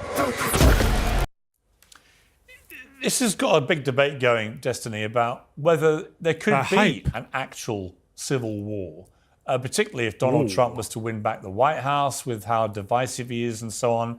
It obviously paints a pretty dystopian picture. People have compared it to the secessionist movements in Texas and other southern states and so on. But is it a worry of yours that things are so toxic and tribal now in American politics that if Trump was to get re-elected, you could start to see eruptions of civil war?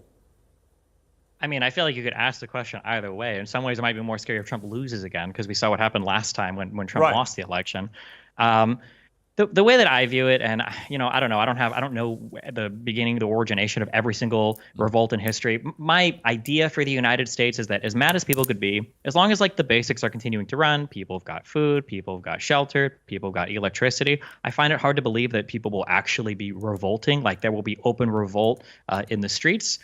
So I'm hoping that. Well, actually, no, I'll make that strong prediction, because if I'm wrong, nobody's going to be holding me to account for it, because society will have descended into chaos anyway. So, yeah, I would hope that as long as the basics of society function, I don't think we'll head down that civil war route. But we definitely have a problem with turning the temperature up on every single political disagreement in this country right now. Yeah, I mean, Benny, it does seem that way. And we've got the same issue in the UK. People just get into their tribes fueled by social media. They shout ever louder. They get angrier and angrier.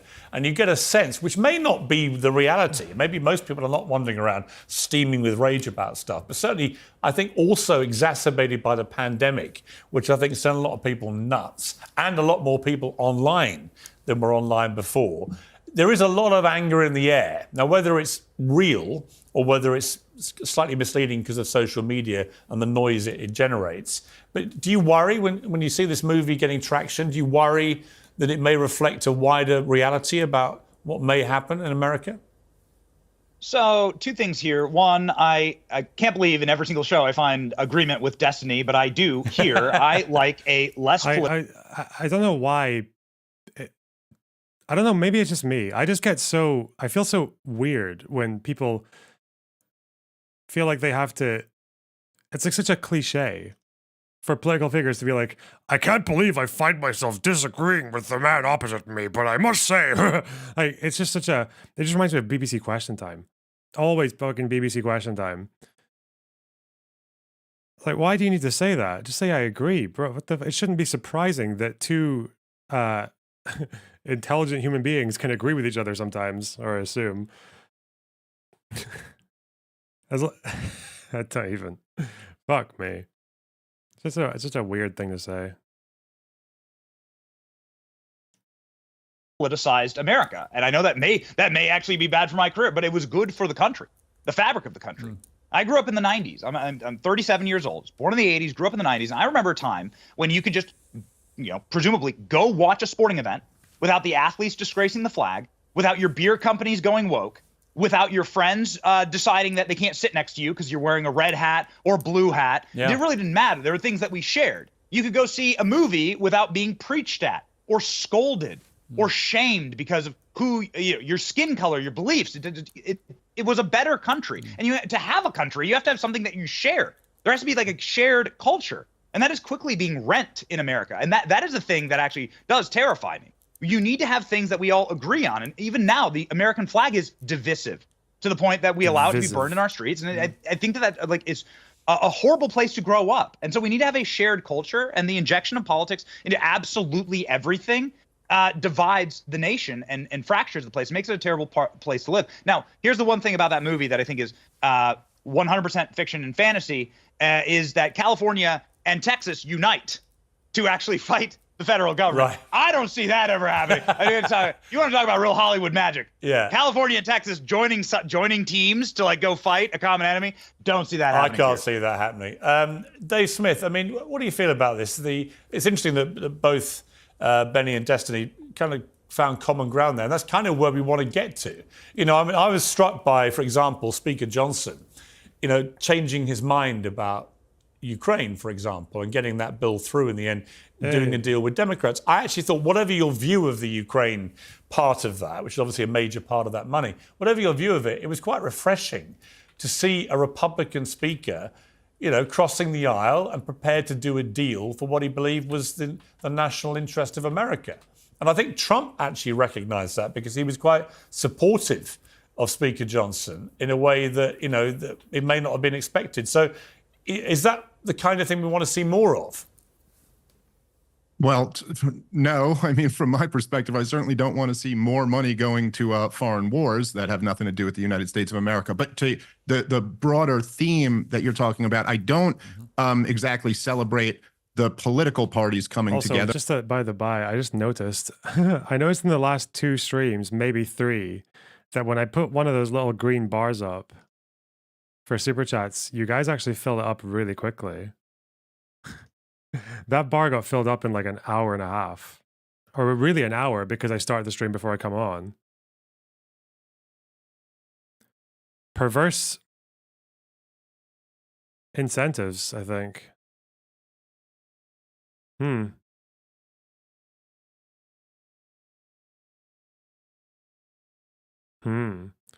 I reset the bars? They want the high score. I could reset the bars.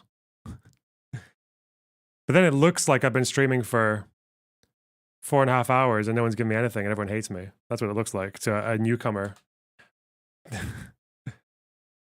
no one wants to give money to someone who's struggling, Fuck that. I reset the bar. Let's just just do some experimenting, It's also good to be open about doing the experimenting as well, so I'm not manipulating anyone, obviously.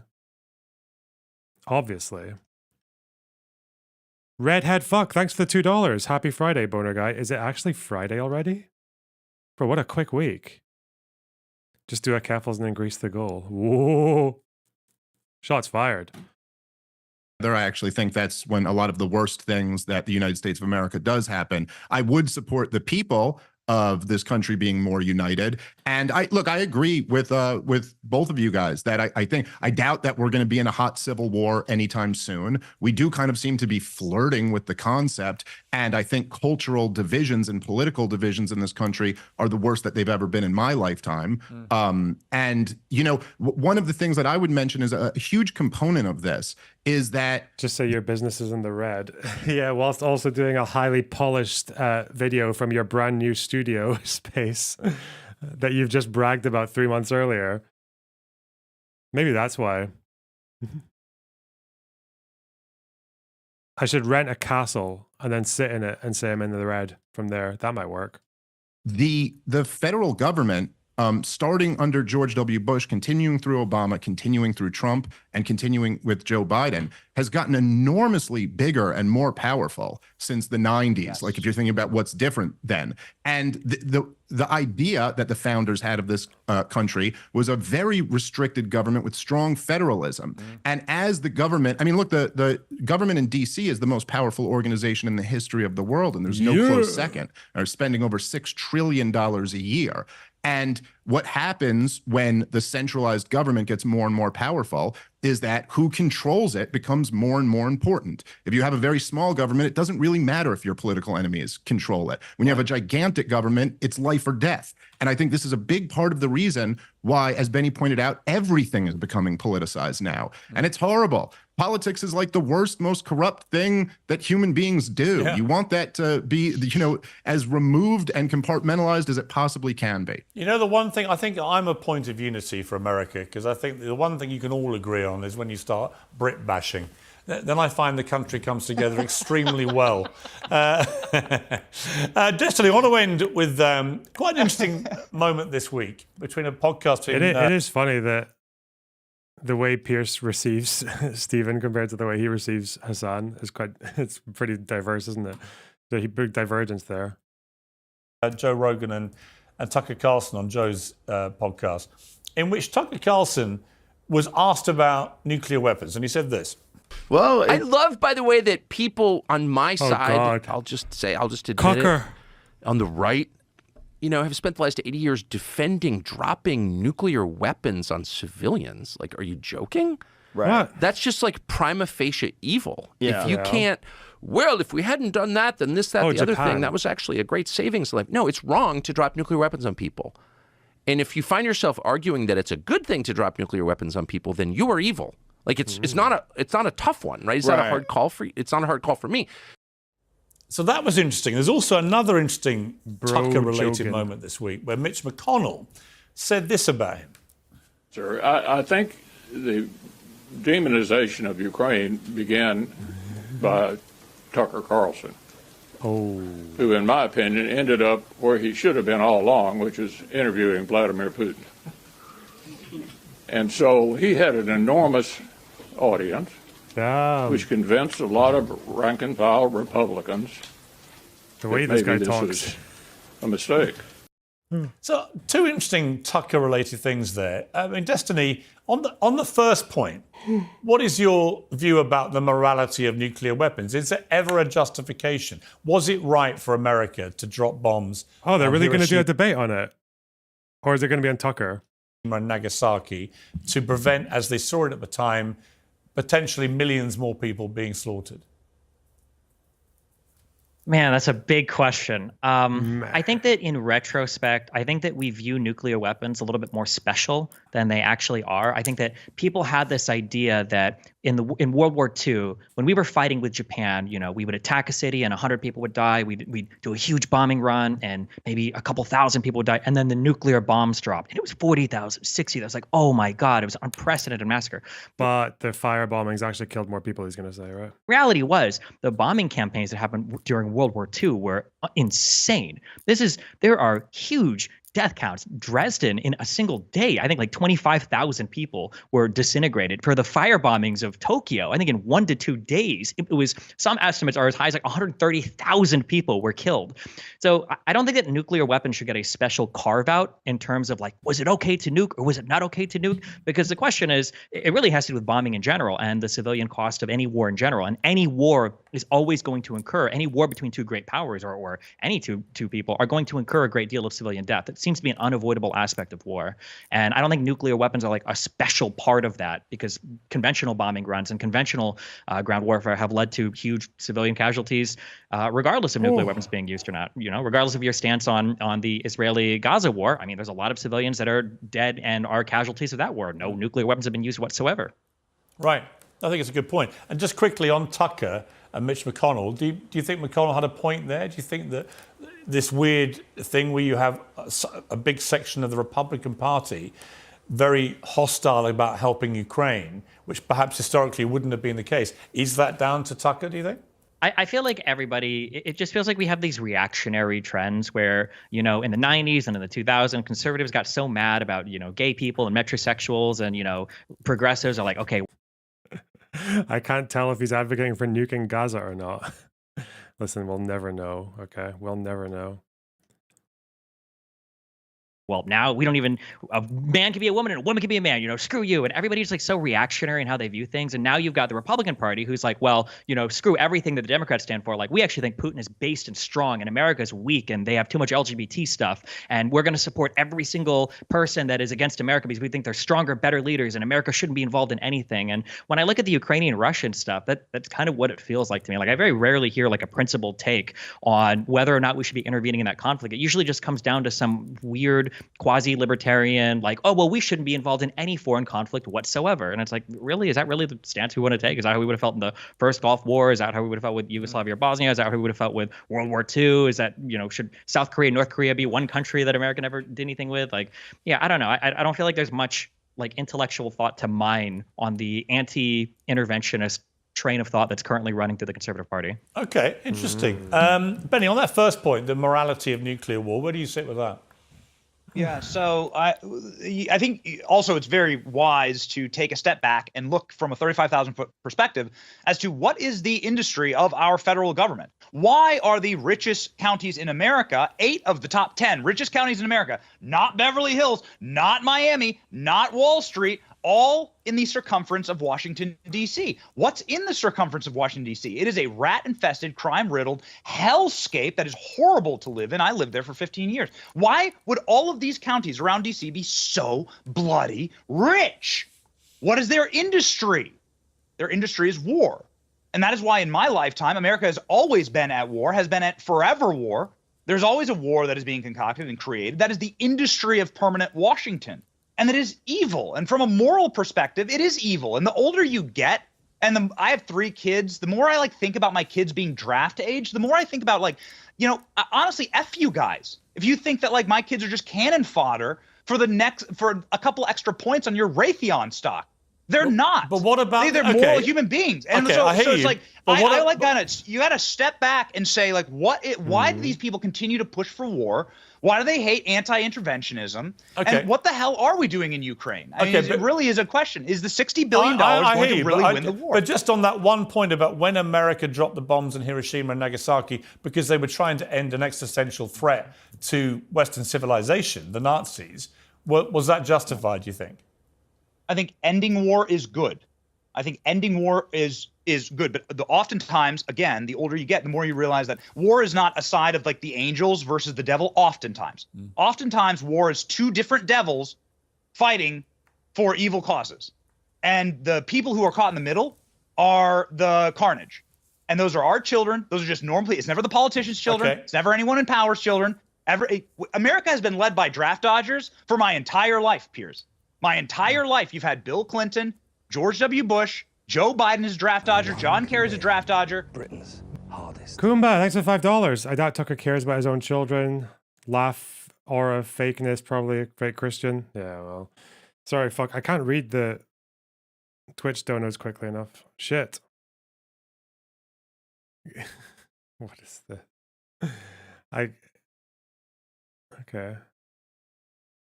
Apparently this is the Ben Gavir meme. What's this? Is this the dash cam or what? What's happening here? No, this is just the initial video. Okay. And what's this?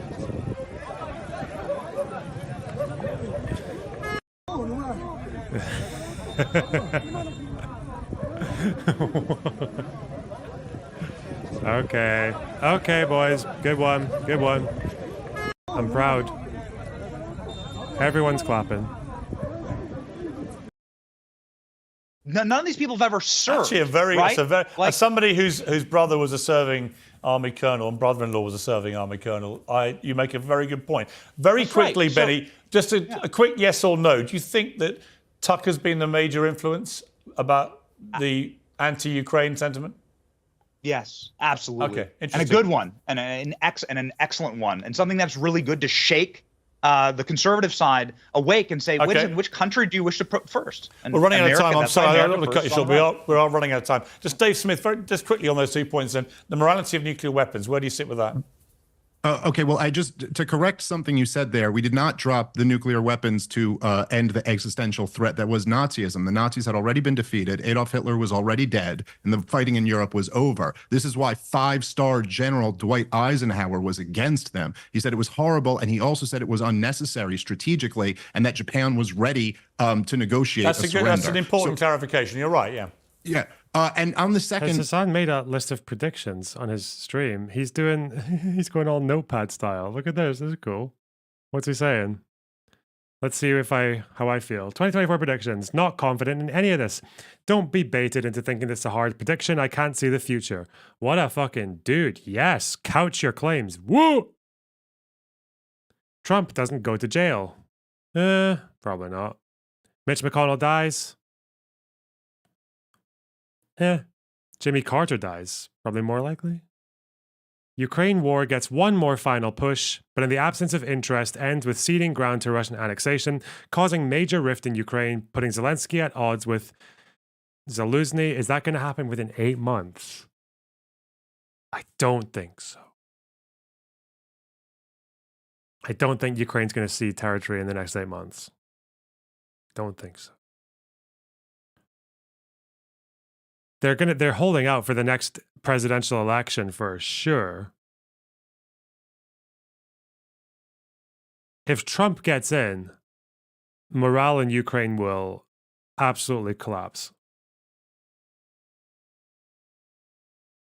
But I don't think they'll cede territory. No. China doesn't annex Taiwan. I have no idea. Irish unification 2024. Is there any appetite for Irish unification? I feel like even Irish people talk about unification like it's some kind of distant dream. Ireland polling unification.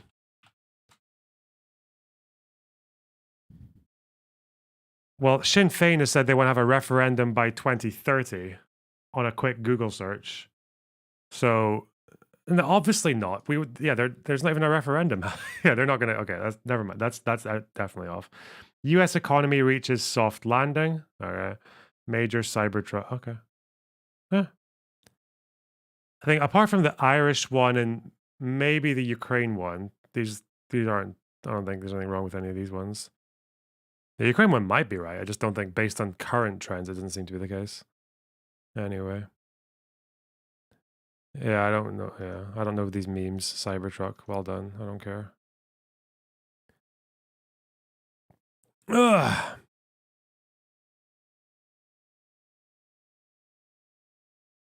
The parents are fighting. Oh, Lycan and Destiny.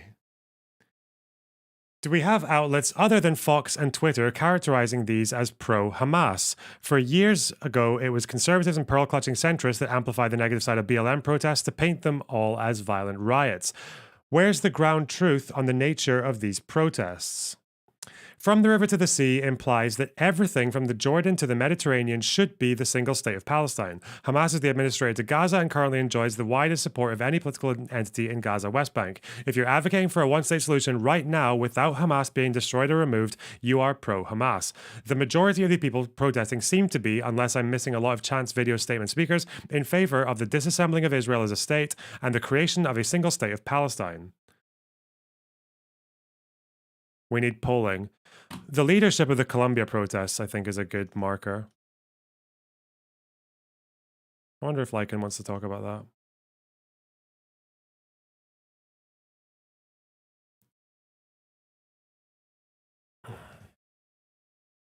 that. Point. Look, Tucker gets a lot of credit. He's very influential in the right wing in America. But no, the reason why the America First movement rose up and why the Republicans have gone more non-interventionist is because of the 20 years of disastrous, catastrophic terror wars. Every last one of them being an utter disaster that did nothing but slaughter hundreds of thousands of people, cost trillions of dollars, and leave our bravest young men blowing their brains out by the tens of thousands. That's what has brought about this non-interventionist streak amongst Republican voters. Interesting. Guys, fantastic to talk to you. Really enjoyed it again. Let's do it again. Really enjoyed it. Thank you very much to Destiny, Benny Johnson, Thanks, Piers. and Dave Smith. Thanks for having us. Thanks, Piers.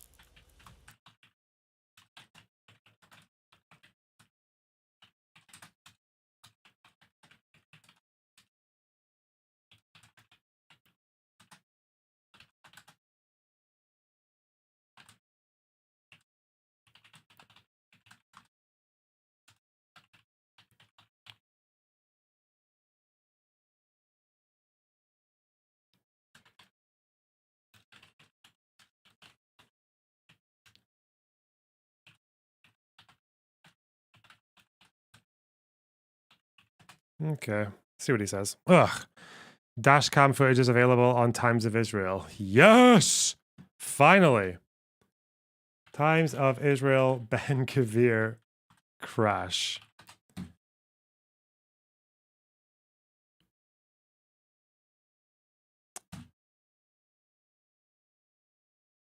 Slightly hurt. Who are you? Whoa. This was way more watchable than Hassan screeching the other day.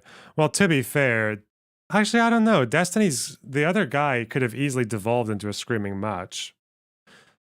I wonder if the guests on... It's a 4-person panel that Hassan was on. It's impossible for that to be a smooth conversation, right?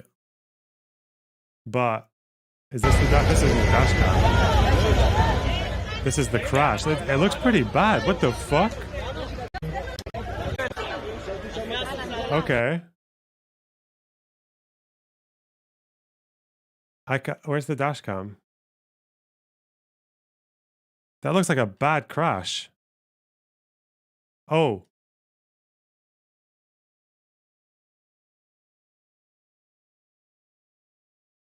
It won't full screen. Okay.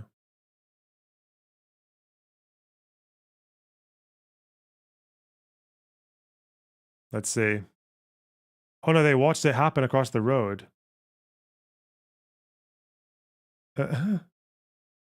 Oh my God. Oh, that's a bad crash.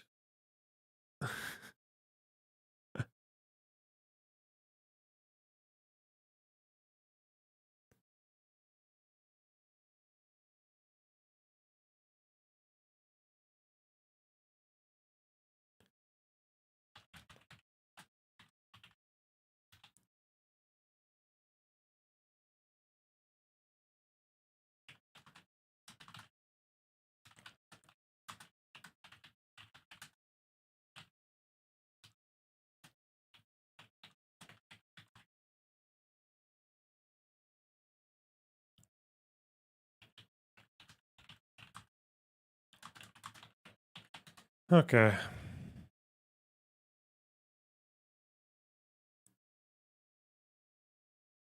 Why am I getting recommended engagement rings? Oh, because I was just looking for rings like a month ago. I don't shop that much on Google because I do all my shopping on Firefox, like off stream. So, yeah, sorry. I just Do not text and drive. Is that what I was doing? Yeah. Tweet and drive.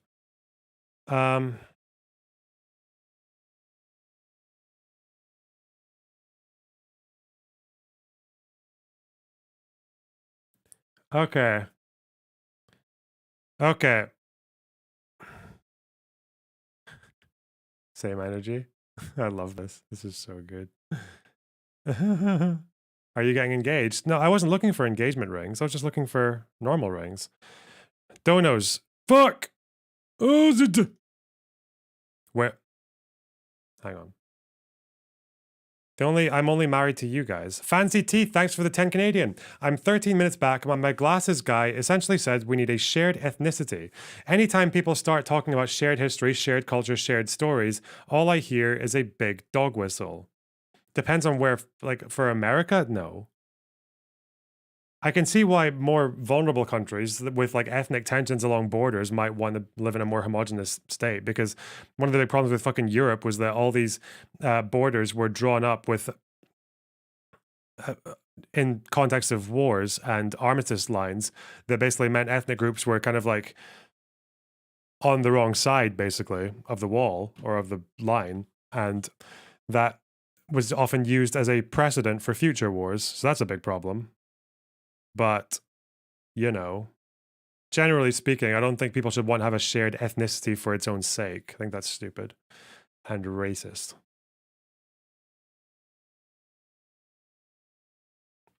Mats again, thanks for the $2. Learnerbox, who are you cybering with? Your mum. Hey.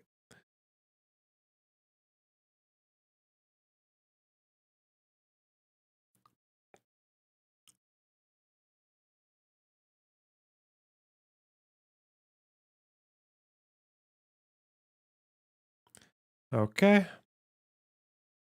Oh, this fucking NATO Article 5 guy still argue with me on Twitter. Okay, let's do some Geneva Convention shit, shall we?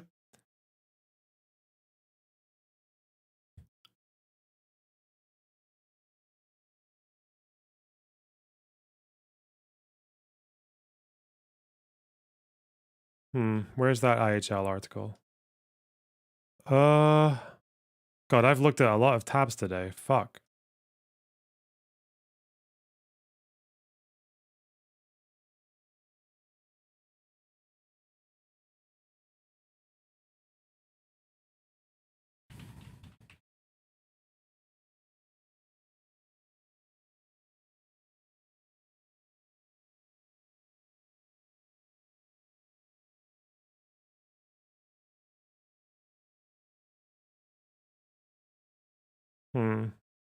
Is it here?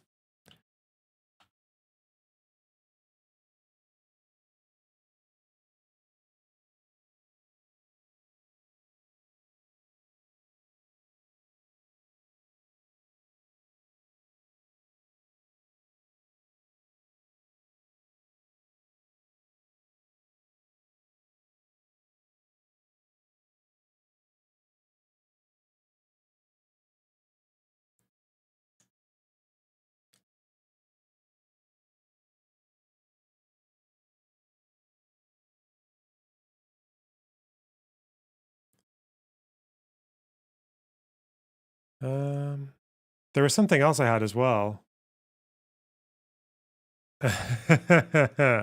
Oh, God.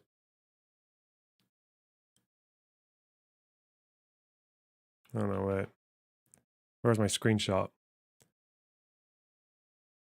There was one thing that I read, I think it was an IHL thing, that was about even if it's the civilian population of an enemy state. Where does that come from?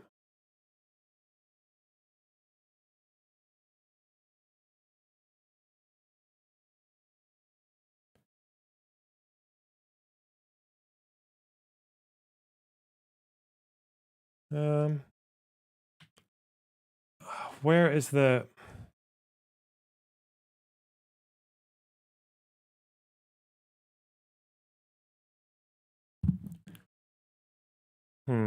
Water. Is it anywhere here?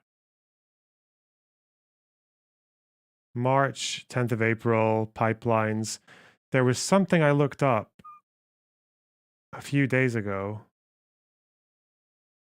about protection of water in war. Let's see. Water laws of armed conflict.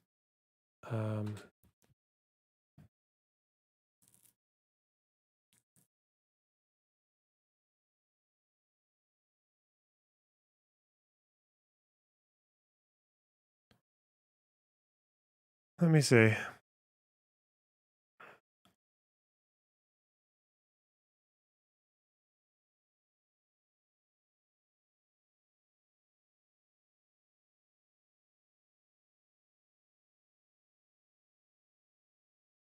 Without dwelling on the environmental aspect. What is this poison, not water though. Hang on. Protection of water. How the fuck is the wording here? This is a long article.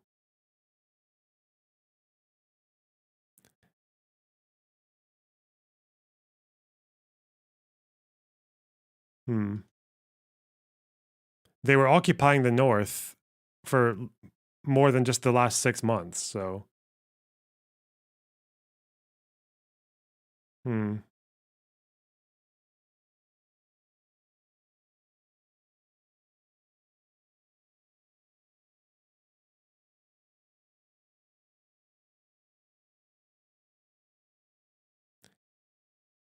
Protecting indispensable objects.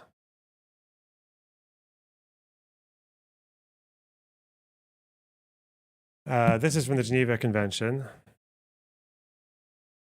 I know there's water there now, but it was closed for 6 months. Prohibited to attack, remove, or render useless.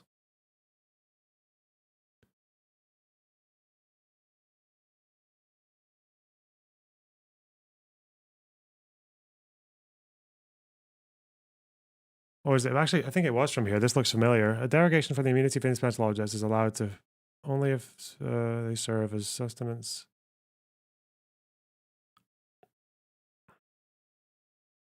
Solely.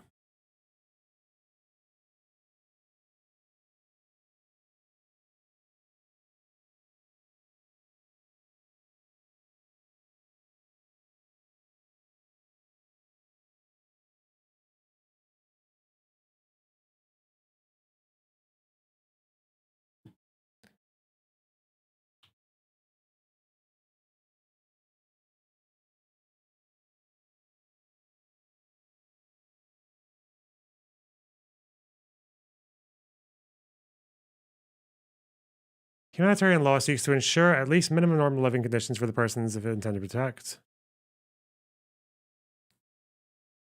It finds practical expression in the satisfaction of basic human needs. It wasn't solely. No, of course not. There was none of those pipes were solely going to Hamas, were they?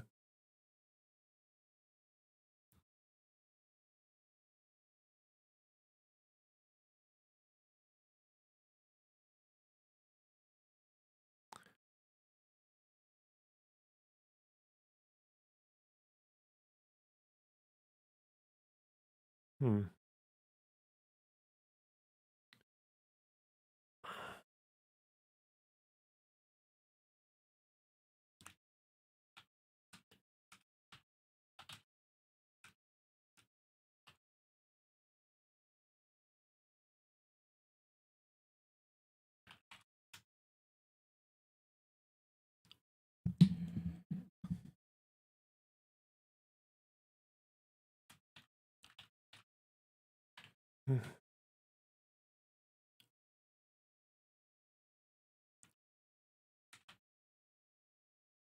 ICRC. Where did I get that from? It's from here.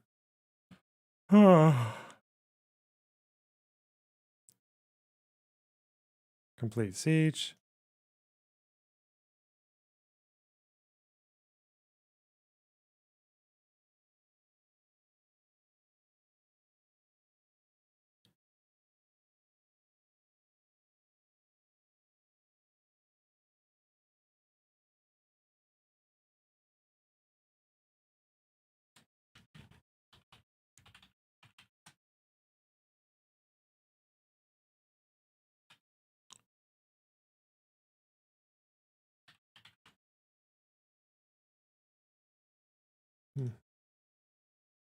Does Israel have to provide water to Khan Yunis?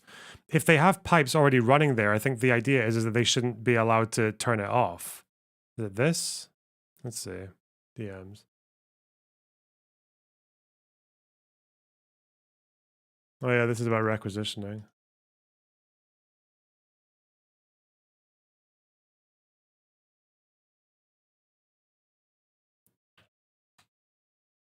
All right.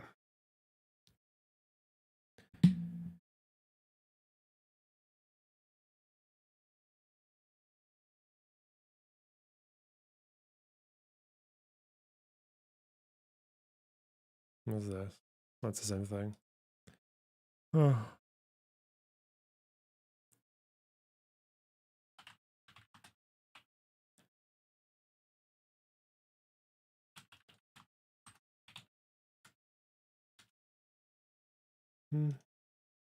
Okay, wait.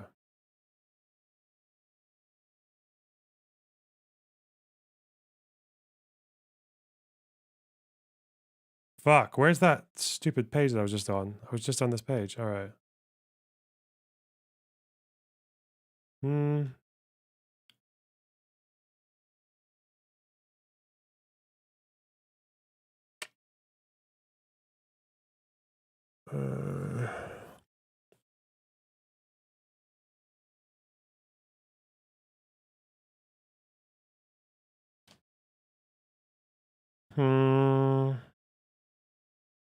What was I just looking at here?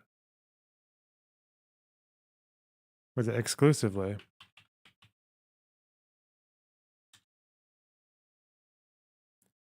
Fuck, what did I just found something in this that was to do with whether or not it was being used by the militant population.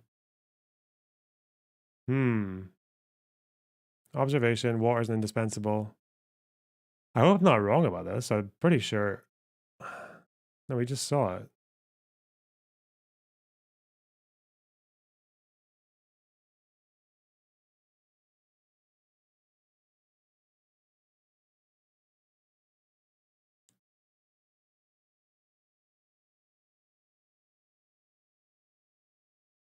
I don't think this is the right page.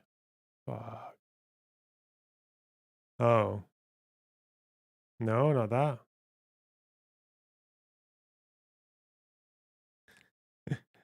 Do I have to rewind my own stream? I can't remember where I was looking at now.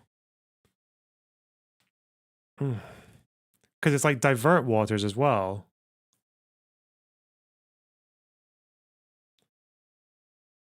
And this is the main one. Destroy, remove, or render useless installations.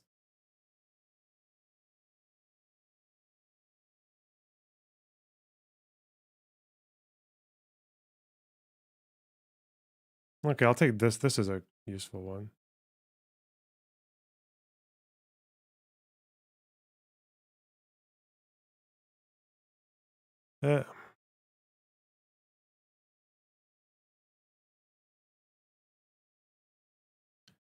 Double check. Let's see. I don't think I've ever actually seen anyone write about it. It just seems very clear from the IHL standards. That's why they were forced to stop doing it, right? Why they were forced to stop doing it, right? Why they were why wouldn't that pause? Okay, let's see. When was I looking at the water IHL thing? Because I saw that page not too long ago.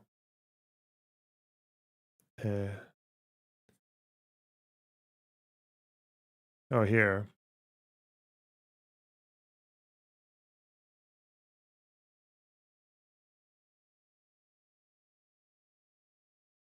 Solely. Oh, it's solely. Okay.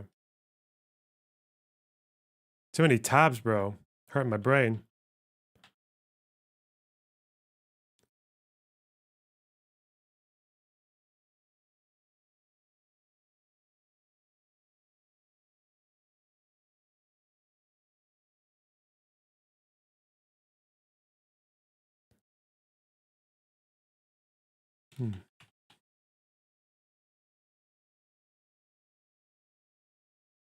What? Am I on the wrong fucking page? I am. Fuck. Oh, here. Okay.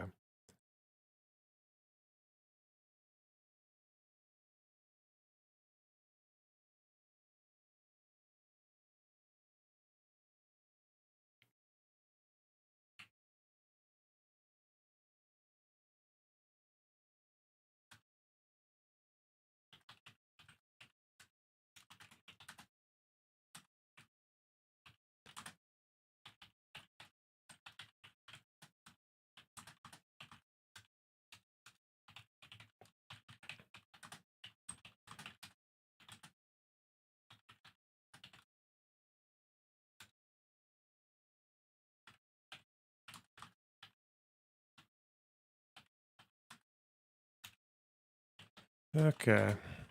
Got him. All right, cool.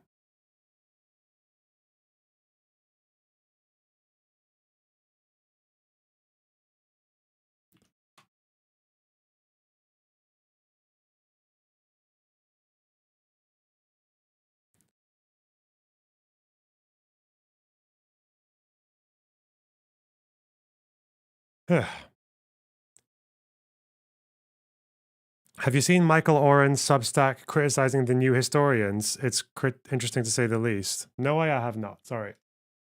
I'm busy. I got too much going on in my life. Sorry.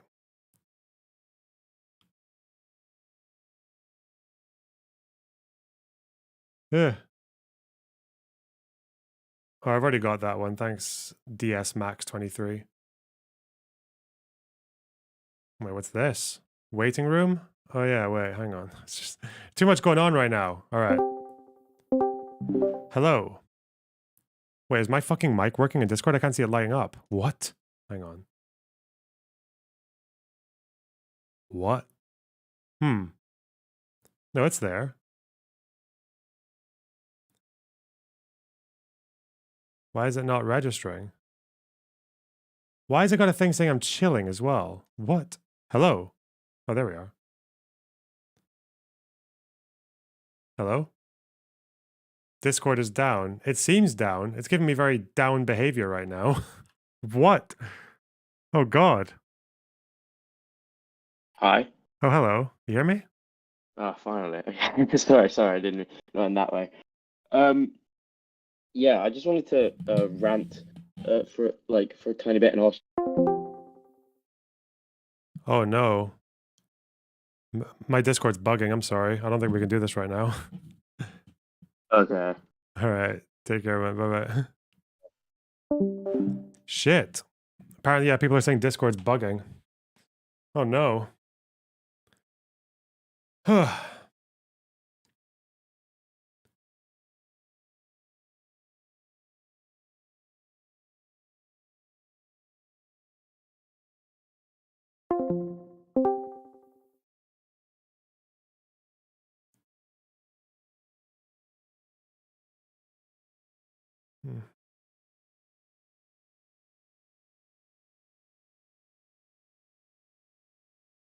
Okay.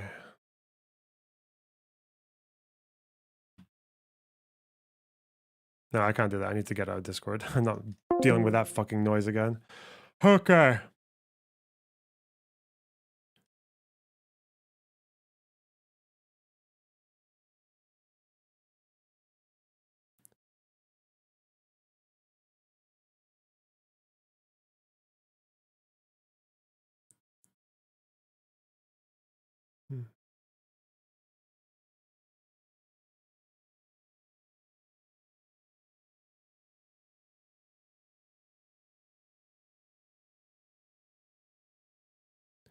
A loner box wedding, delightful. True. Okay.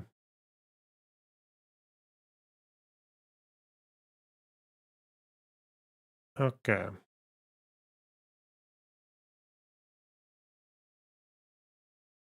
Let me have a look at... Do I want to go into the Finkelstein stuff? Maybe I can do that at some point.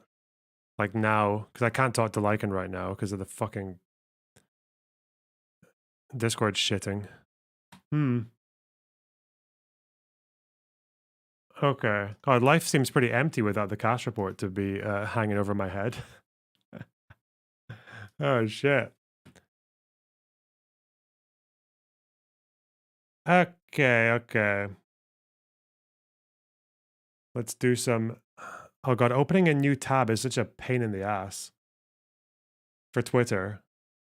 Like, you just have to open it and then just copy... Fuck, it's so annoying. There must be an easier way to do this, right? The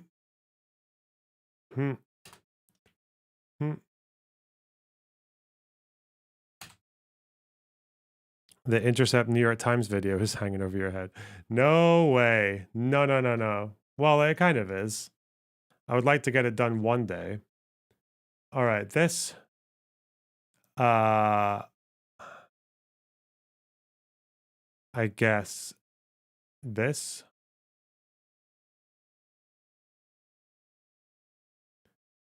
This. And this.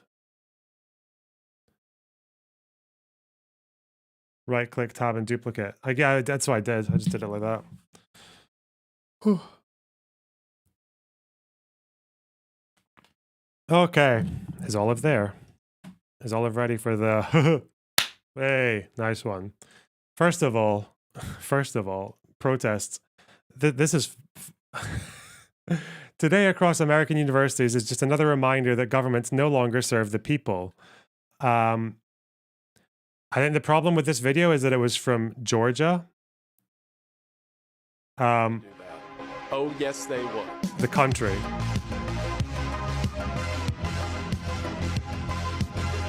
And remember, it's from Georgia, the country.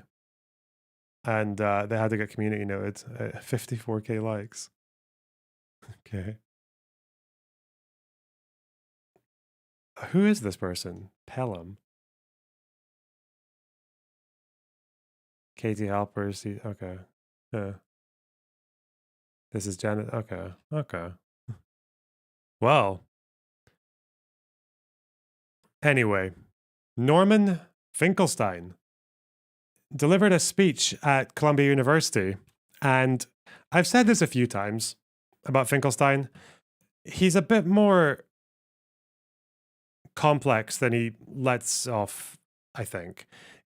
You would get the impression that he is just a hardliner on every position on Palestine, but he's actually not. I don't know if you noticed in the Rabbani Destiny Benny Morris conversation, he said that he believed that Arabs, Palestinians should have accepted the UN partition plan. I think he said that it was like the right thing to do at the time, or the more practical thing to do at the time. But also, he is famously a two-stater. He's had run-ins with the BDS movement. He's had issues with full right of return, which is interesting because if he is going to be associating with the Columbia University guys, they were quite explicit that they don't allow that kind of diversity of opinion, or they don't care for it. I need to find it was their Instagram post, wasn't it?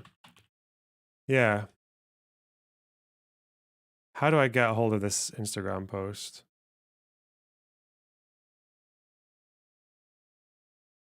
Well, let me just look at it here. Yeah, this little guide for principled solidarity. And they say,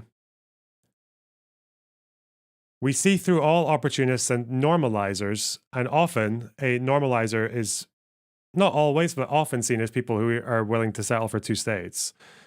That's so often seen as normalizers, especially like by the Hamas crowd. They call it like, they call it tatbiya, or like, it's like because they're the rejectionists. And this is like the Palestinian red lines, the non-negotiable nature of these principles. And one of them is actually right of return, which Finkelstein will say that it should be recognized, the right of return. But Finkelstein, I don't think, has ever supported the whole full 6 million people returning to exactly whichever bit of land they came from in 48.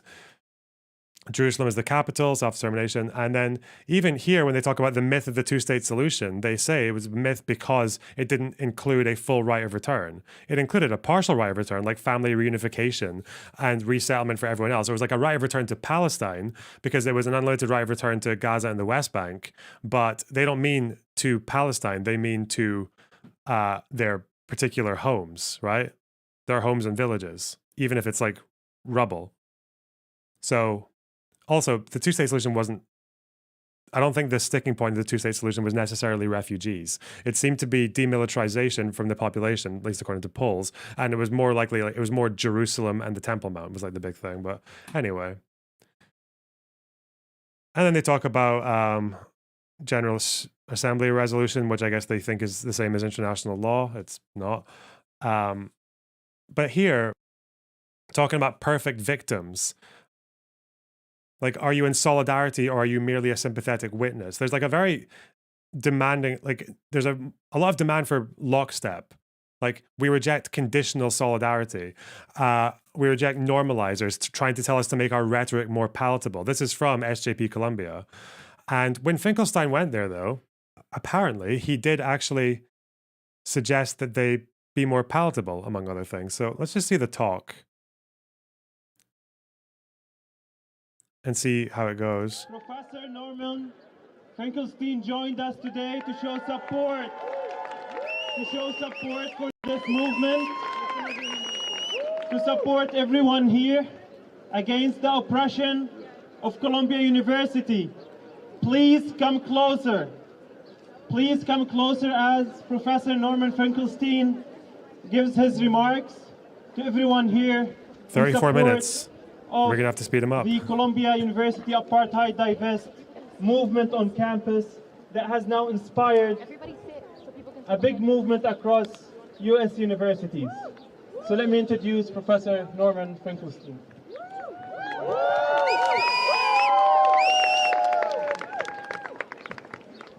Thank you for inviting me, and thank you for, I'm not sure if I can do better than that. Okay. Actual leftist audio. Oh no. Just a little louder. Thank you. Sorry. I don't think I can. That's the problem. Thank you for inviting me. And I'm here. I'm not much of a rally speaker. I'm not like my friend Cornel West. I'm more of a seminar speaker. So I don't want to give a pep rally or a pep speech. Basically, I would just like to make a few elementary comments and then hopefully hear from you. I suspect some, and maybe a majority of you, are familiar with my opinions, and if you would like to ask me about any of them, I think this is as good an occasion as any for us to have a substantive and productive dialogue. I don't have knowledge about the situation at Columbia other than what one would know from reading the newspapers. And I did watch President Stefanik's testimony at that tribunal. So I am familiar with what she had to say. Obviously, it was a disappointment. My own view was that it was an utterly impossible situation that she was placed. I'm not making any excuses for what she had to say, but I'm not sure how one could have navigated that situation. It was basically carrion below and vultures above. And it was, as I said, in my opinion, an impossible situation. I wonder if how long he's going to take to get to the point. As I fully acknowledge, what she had to say was wholly unacceptable, and one might also say it was cowardly, and one might say that she certainly did have a minimum obligation, a bare minimum obligation to defend the principle of academic freedom, and she did not do that. One commentary I read stated that the two words one never heard during that interrogation were academic freedom. And the fact that she chose not to go there was, in my view, wholly unacceptable. As to the movement itself, I don't want to claim any kind of expertise and I have to always be careful. NATO Article 5 is still at it. Respond. I don't know where I go with someone who thinks that when you have a water supply running to an area, then you're allowed to just stop it abruptly, even though it's going to the civilian population because it's a war. Even if you're the ones providing it. I don't really know how you're supposed to justify that. It's weird. Also, there are provisions for if you're an occupier. So does that mean that it was okay to turn the water off for the first 2 weeks of October because Israel wasn't occupying Gaza, but then they were occupying Gaza afterwards? They moved into North Gaza. They were in North Gaza within less than 6 months, but that pipe to the north still stayed off. So I don't know. It just doesn't make any sense. I can go into the caveating if you want. If you don't, like, if it turns out to be legal that you can, if you're selling piped water to a region, and even if you're the only source, hypothetically, you can just turn it off abruptly if you go to war with them. That's just insane. But they were occupying Gaza in the north for within less than 6 months. So they were there for a while before they turned the water back on in the north. Appearing to be condescending, patronizing, and being all wise in these matters, I would simply say, based on my experience, the most important things are organization, leadership, and having in one's mind clear objectives. And clear objectives means basically two things.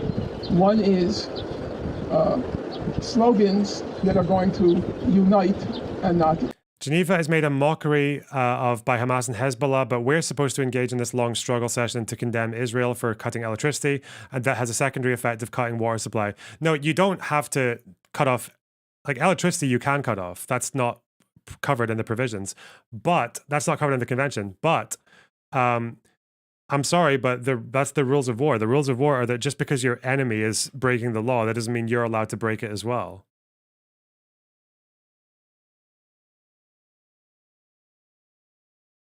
Divide. In my youth, when I was roughly your age, or actually your age, I was what was called back in the day, I was a Maoist, a follower of Chairman Mao in China. And one of the slogans which he was famously associated with him was the slogan, unite the many to defeat the few. And that means at any juncture in a political struggle, you have to figure out how can you unite the many and isolate the few with a clear objective in mind. Obviously, you don't want to unite the many for with a goal or an objective, which is not your objective. Warthongs, I can't go into the Discord right now because it's messing up for me. Sorry. But who knows, eh? Maybe I'm wrong. I'll read more about it later. So you have to figure out, having your objective in mind, what is the slogan which will work the best to unite the many and defeat the few. I was gratified that the movement as a whole, shortly after October 7th, spontaneously, intuitively, they grasped the right, in my opinion, the right slogan. And the slogan was, ceasefire now. Okay. Now, some of you might think in retrospect, well, what was so brilliant about that slogan? Wasn't it obvious? But in fact, political slogans are never obvious. There are all sorts of routes and paths and byways that people can go down, which are very, in my opinion, destructive to the movement. And I found the fact that it wasn't a leadership decision, I don't think. It was a spontaneous, intuitive sense by the protesters. The right slogan at this moment is ceasefire now. I would also say, in my opinion, I'm trying to discuss brass tacks, not high theory. In my opinion, the slogans have to be as clear as possible, leaving no room for ambiguity and no room for misinterpretation. A misinterpretation that's exploited to discredit a movement. So if you take the history of struggle, there was the famous slogan going already back to the late 1800s, the 8-hour working day. It was a clear slogan. You want an 8-hour working day. And more recently, in your own living memory, for all the disappointments, in my opinion, of the Bernie Sanders candidacy, I do believe one of the geniuses of his candidacy, for all the disappointment, was because he had 40, 50 years of experience on the left end of the political spectrum for all. Now, you might think, what's so smart about that slogan? It was a very good slogan. He knew that he could reach, using Chairman Mao's, not concept, but Chairman Mao's political insight, he knew he could reach 80% of Americans with that slogan. That slogan was going to resonate with 80% of the American people. He knew abolish student debt, free college tuition. It was going to resonate with a large part of his potential constituency. He didn't go beyond what was possible at that particular moment. He didn't go beyond it, but I do think he reached what you might call the political limit. The limit at that point in his candidacy was roughly jobs for all, public works program, Green New Deal, Medicare for all, abolish student debt, and free college tuition. Those were the right slogans, and as I say, it may seem trivial, but it really is not. By the way, he's obviously delivering this message to people who are saying like this kind of shit, right?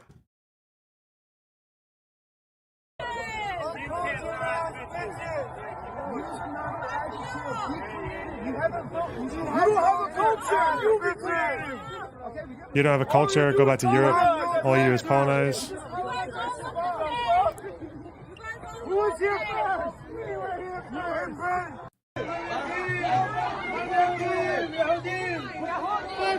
They're shouting Yahudi, which means Jew. Stop killing children!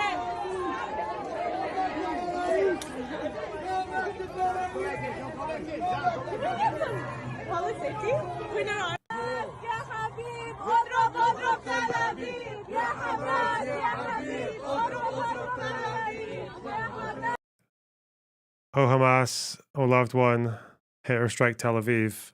It's like, and we also have, this is just the other day, the New York Times even covering this person. This one of the student protest leaders is this non-binary student who goes by, was it he, she, they pronouns? Just so you guys know. Yeah, in a talk saying that Zionists don't deserve to live. Be grateful that I'm not just murdering Zionists.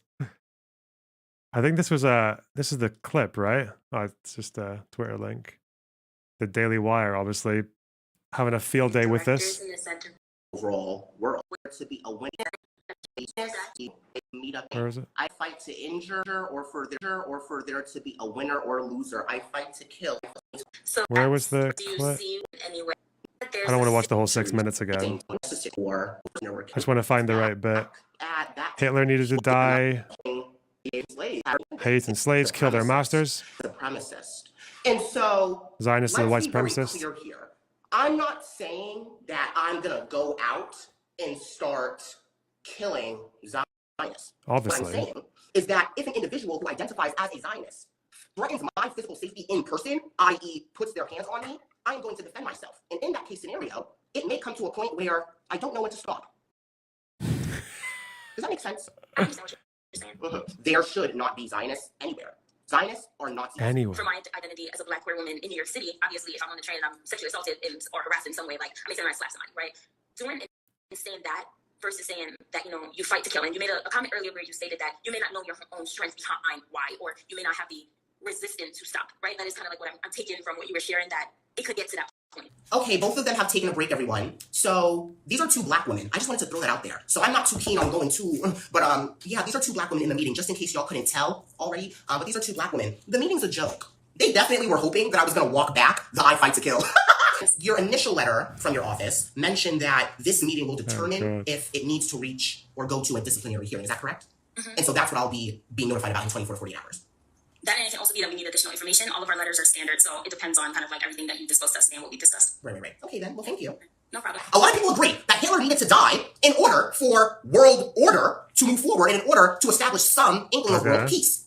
And so if we can agree as a society, as a collective, that some persons need to die if they have an ideology that results in the death of thousands, hundreds of thousands, millions, if there are people like that who exist, shouldn't they die? Why would we want people who are supporters of genocide to live? I'm confused. Zionists, along with all white supremacists, need to not exist. And just remember, it's not difficult to fall under this kind of person's radar and get flagged as a pro-genocide Zionist, right? You don't actually have to do that much to get that stamp on you, right? To get that target on your back. Because they actively kill and harm vulnerable people. They stop the world from progressing. Oh, okay, thank you. What? Thank you. And so, be glad, be grateful that I'm not just going out and murdering Zionists. I've never murdered anyone in my life, and I hope to keep it that way. Yeah, you just want other people to do it for you, you fucking retard. Yeah, well done. You cowardly fuck at your fucking $80,000 a year, whatever, at university. It's very easy for you. Probably, I don't know, do you, like, does this person really think they're not going to get any repercussions for this if they're like a student at this university and they're broadcasting themselves publicly saying this shit? But yeah, obviously, like, you just want all the Zionists to stop existing, but, you know, just someone else do it for me, please, you know, because I gotta get my degree and move on to some humanities fucking course or become a lecturer or some shit, right? Okay. The meeting was so done. I actually kind of hope they do kick me out because I've been meaning to travel to South America. Oh, that's it. Yeah. Zionists need to die. I'm not gonna do it though because I need to go backpacking in the fucking Amazon. The United States would never support the murder of Netanyahu, but imagine how many lives would be saved if, possibly, right? Because we all know that the replacement will probably, yeah, like, but, you know, philosophically speaking, the death of I think, was it Finkelstein said to be clear? Be clear in your goals? It's like, okay. I mean, this is kind of clear. A maniacal genocidist like Netanyahu in Israel, his death would theoretically mean that many people would live. Zionists, they don't deserve to live comfortably, let alone Zionists don't deserve to live. The same way we're very comfortable accepting that Nazis don't deserve to live. Okay, I feel like they made the point, right? There's not much ambiguity there, anyway. So, Norman, you were talking about clear messaging that can't be weaponized by your opponents so easily. Okay. It's a lot of hard work and a lot of sensitive... Also, ceasefire. A slight contradiction going on there. These two recommendations are at odds with one another. Uh-oh. ...to the constituency that you're trying to reach to figure out the right slogans. I, in my own view, and I'm going to stop at this point, my own view is some of the slogans of the current movement don't work. Because they leave, in my opinion, but you guys, the future belongs to you, not to me. And I am a strong believer in democracy with the smallest d. You have to decide for yourselves.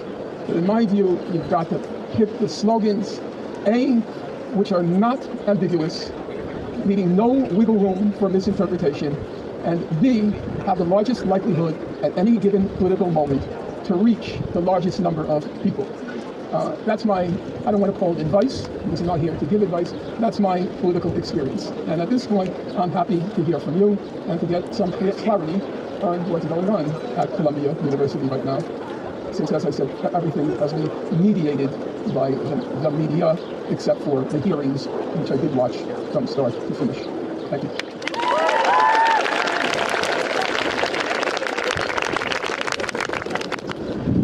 Just for everyone to know, Professor Finkelstein will be at Columbia on Monday from 7 to 9. And at CIBA building, we will announce about that later. So you can attend there and ask more questions. But now I think Professor has some time to take a few questions from you. And then we will have another speaker. Yes, I think the wise thing to do is to form a line here so you can use the microphone as well. So I just wanted to ask, out of all our slogans, which one stands out to you the most, and which one do you think resonates with many? Obviously, as I've already said, I believe the ceasefire now slogan is the most important. I would say on a college campus, that slogan should be twinned. I agree, actually. That's definitely the most honorable protest slogan to put out. Yeah. With the slogan of free speech, which resonates on a college campus. So I would, if I were in your situation, I would say free Gaza, free speech. That should be the slogan. Because I think on a college campus, people have a real problem defending the repression of speech. Now, I recognize that in recent years, because of the emergence of the identity politics, cancel culture ambiance on college campuses, the whole issue of free speech and academic freedom has become severely, let's call it, clouded by that movement. I have opposed any restrictions on free speech, and I've opposed the identity politics cancel culture on the grounds of preserving free speech. Yeah. And I'll just say, not as a point of pride or egotism, or to say I told you so, just as a factual matter. In the last book I wrote, I explicitly said in the book, you can find it for those of you who are interested, I explicitly said that if you use the standard of hurt feelings as a grounds to stifle or repress speech, then Israeli students will say that when Palestinians protest this, that, or the other, they are going to use the claim of hurt feelings, pained emotions, and that whole language and vocabulary, which is so easily turned against those who have been using it in the name of their own cause. That was a disaster waiting to happen. I wrote about it because I knew what would happen, though obviously I couldn't have predicted the scale after October 7th. But it was perfectly obvious what was going to happen. In my opinion... Israeli students, this college is in America. He just means Jews. Probably, but you can be an Israeli and go and study in America. What? Yeah. The most powerful weapon you have, the most powerful weapon is the weapon of truth and justice. And you should never create a situation where you can be... You know what, though? There is always a thing with the media and how much they're capturing and how much is actually going on. And I always do feel like it's really hard to get an actual, fully rounded opinion on what's actually happening at these protests, because all you are seeing is clips from a very long period of protests and from a lot of interactions and a lot of talks and a lot of people there. I wonder, unless you can poll the people who are there, but honestly, part of me just feels like I want to go there myself and just walk around and just talk to people at random and just see what I find, you know?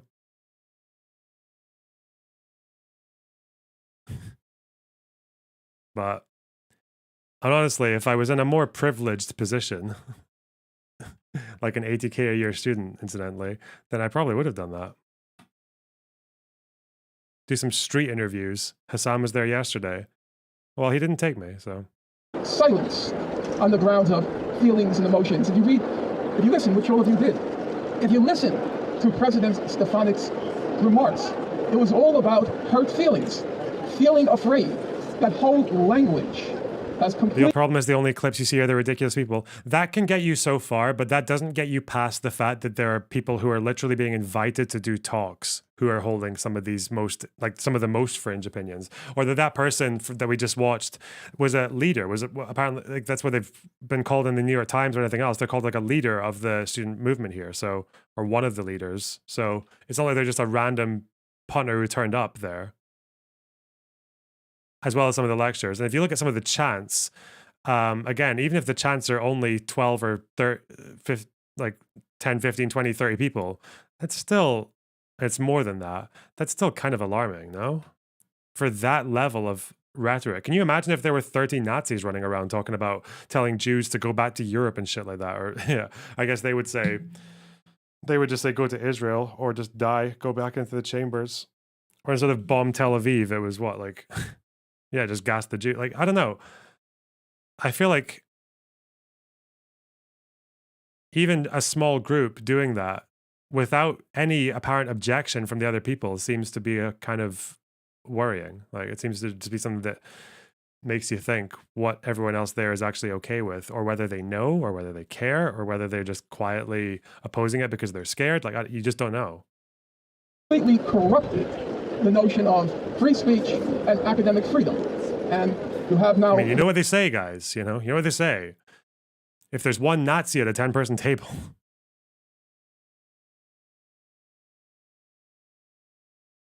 Just saying.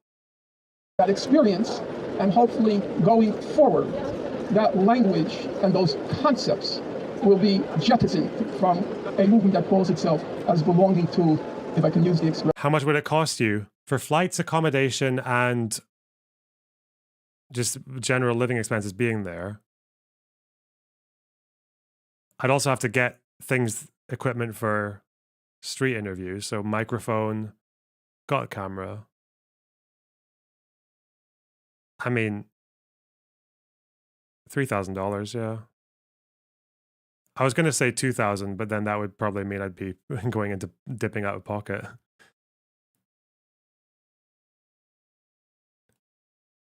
And that would be to stay there for what, like 3 or 4 days at most? Laptop? I don't even have a laptop. Let's make it 5,000, 10,000. Give me $20,000, guys, or I'll do it, okay? $25,000. You'll get me over there. I'll do it, okay? Sorted. Russian, a leftist tradition. It's a complete catastrophe when that kind of language is using infiltrated. Then I'll think about it. You can call it a hate expression, but leftist discourse, when that language is infiltrated, it's, in my view, a catastrophe. As you're seeing now, even this notion that I don't agree with the slogan. I'm going to be candid with you, and I don't make any claim to infallibility. I'm simply stating, based on my long experience in politics, I don't agree with the slogan, from the river to the sea, Palestine will be free. It's very easy to amend and just say, from the river to the sea, Palestinians will be free. And that simple amendment, that little amendment. That's because he doesn't support a one-state solution. Because he's consistent. International law. Well, whatever he thinks international law is. Obviously, he ignores a few international laws. But, yeah, the existence of Israel is right by international law. So he's taking the Mandela position. He's sticking by his 90s boomer sensibilities. Do you know what's so ironic, then? Is that in terms of political outcome for the Israeli-Palestinian conflict, his position on what the final settlement should be is basically the same as Destiny's. Apart from, I think, Norman would allow for a few more refugees to go to Israel.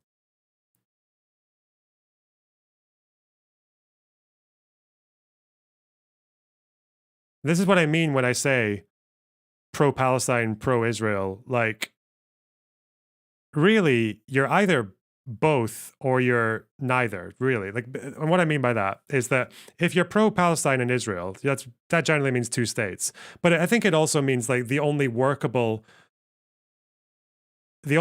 form of a one-state solution, which would be a binational solution, because these two groups are different. They want to do society in different ways. They need different protections. They need to make sure that one can't just use any demographic majority they ever have to oppress the other. And again, like Jews could do that to Arabs as well. Like they have done that in the past. So like it would be either. Like, but if you're just pro-Palestine and like you want to get rid of Israel, well then you just want a war until one group dies, which is probably going to be the Palestinians because they would lose that war, unfortunately, you know? So it's like, the fact is that there are two national groups there and neither of them are moving. That's why both sides actually does matter, because if you don't factor in the concerns and the trauma and the like the culture or the just every aspect about either of those two, both of those two groups, then you're kind of fucked.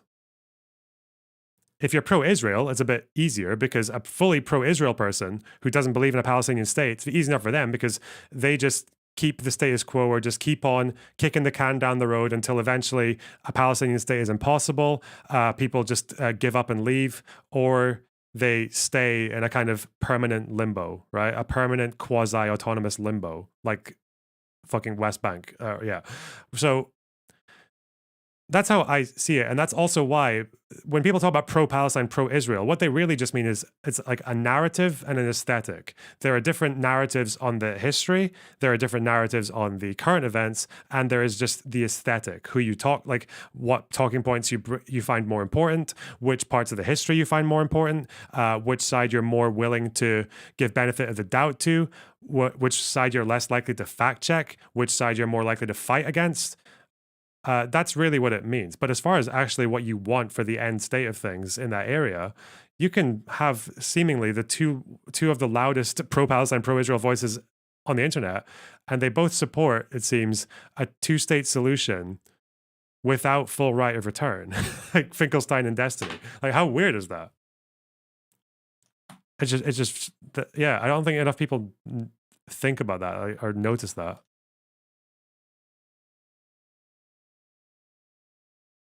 Drastically reduce the possibility of being manipulatively misunderstood. But when I was hearing that this slogan causes pain, anguish, fear, I have to ask myself a simple question. What does the slogan, "We support the IDF," what does that convey? The IDF right now, the Israeli Defense Forces, it is a genocidal army.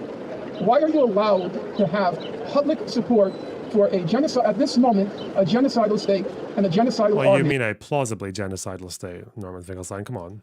Okay, the language doesn't seem as provocative, "We support the IDF," but the content is 10,000 times more offensive and outrageous to any, so to speak, civilized mind and civilized heart than the "From the river to the sea" slogan. And the only reason there is an argument about that slogan, even though, as I said, I disagree with it, but that's a separate matter, whether I agree or disagree with it. The only reason there is an argument about that slogan is because we have legitimized this notion that hurt feelings are grounds for stifling speech. And that, to me, is totally unacceptable. It's wholly alien to the culture of academic freedom, which some of you might say, oh, that's such a bourgeois notion, it's socially constructed, and all that other crap. I don't believe that at all. You will be the most eloquent defenses of the principle of unhindered, untrammeled freedom of speech. Is this what his neighbors were chanting? Maybe in his imagination.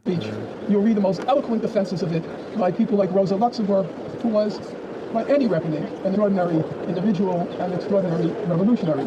But being both did not in any way mean she would accept any curves on the principle of free speech. Free speech for two reasons. Number one, no radical movement can make any kind of progress unless it has clarity about its goals and clarity about what it might be doing that's wrong. You're always engaging in course corrections. Everybody makes mistakes.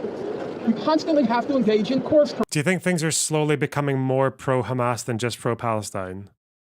I don't think I'm not anywhere near a position where I would say that broadly. I think we're more moving into a position where, with the caveat, that people are unwittingly doing that.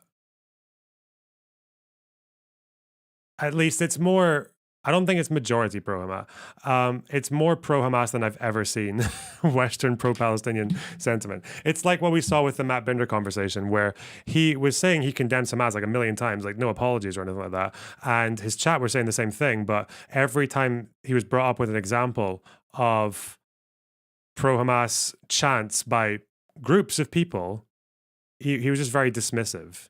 I think most people just don't want to believe it's as prevalent as it is. And the fact that it's from people who are literally like held up as prominent figures of the movement, like that student leader or the lecturers or the organizers for that Student Justice Palestine group. I don't know why that name is just not sinking in. What are they called? SJP, yeah, Columbia Students for Justice in Palestine. Yeah, okay, yeah. Corrections. And unless you have free speech, you don't know what you're doing that's wrong. And number two, the truth is not an enemy. The truth is not an enemy, in my view. It's not an enemy to oppressed peoples, and it's certainly not an enemy to the people of Gaza. And so we should maximize our commitment to free speech so as to maximize the dissemination of what's true about what's happening in Gaza, and not allow any excuse for repressing that truth. That's how I see it.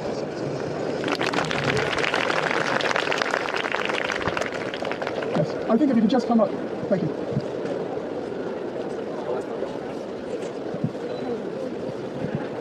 Hi, Professor Finkelstein. So based on what you just said, so my professor, Joseph Massad, he always says that terms don't come out of nowhere and phrases and meanings evolve over. See, this professor she just brought up, Joseph Massad, what was his thing again?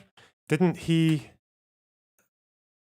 write in the Electronic Intifada on October 8th?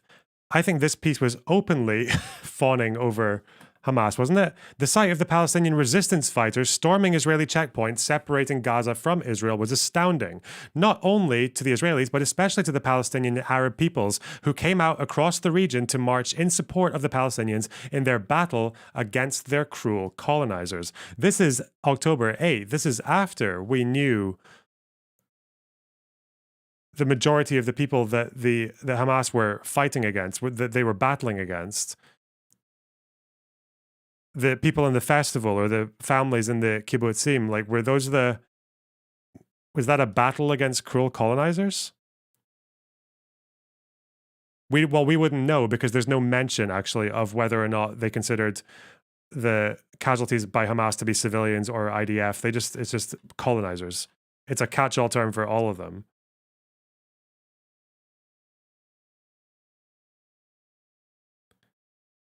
This person's a professor. And the horrifying human toll is obviously just the bombing of Gaza, the attack on Gaza. Nothing about the human toll of hostages or civilians being killed in Israel. Nothing. Like, this is a pro-Hamas article. Like, it just is.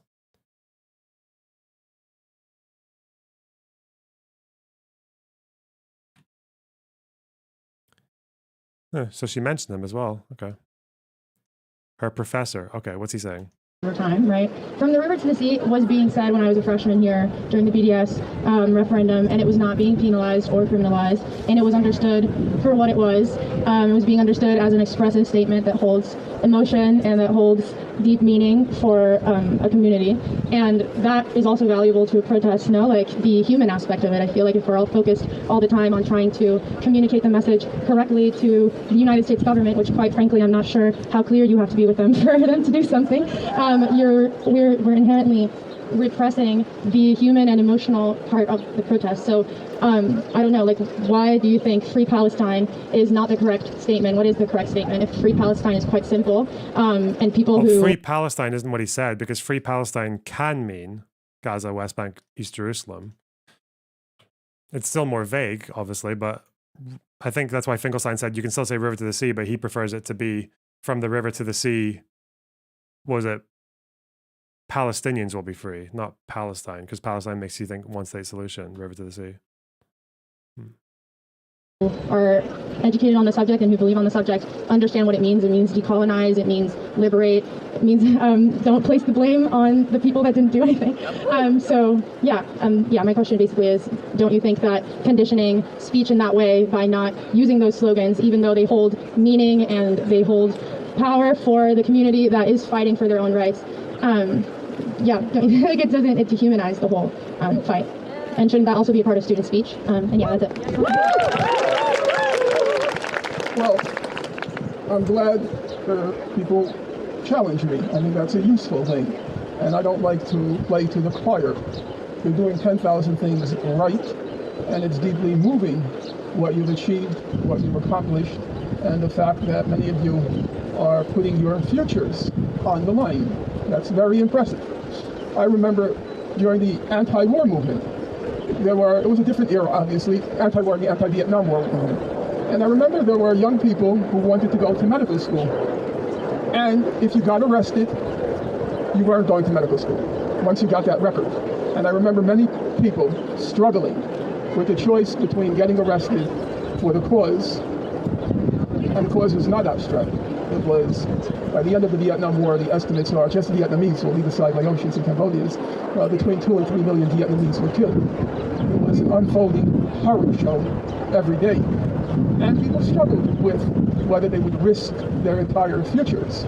And that many of you come from backgrounds where it was a real struggle to get to where you are today, Columbia University. So I deeply respect your courage, your conviction, and every opportunity when I speak, I acknowledge the incredible, really incredible conviction and tenacity of your generation, which in many ways is more impressive than my own, for the simple reason that in my generation, we can't deny the fact, I don't believe it's the total picture, but a significant aspect, I'm not going to say significant, an aspect of the anti-war movement was the fact that the draft weighed on a lot of people. You could get the student deferment for the 4 years that you're in college, but once the deferment passed, there was a good chance you were going over there and you were coming back in a body bag. So there was an element of selfishness, not in the bad sense selfishness, but an element of, let's say, self-concern. Whereas you young people, you're doing it for a tiny, stateless people halfway around the world. And that's deeply moving, deeply impressive, and deeply inspiring. And every time I join one of the demonstrations, I'm really, as I said, very moved by the energy, the tenacity of your generation. So with that as a long introduction, so let's get down to the question. And the question to me comes back to my very initial remarks. I said, any movement has to ask itself, what is its goal?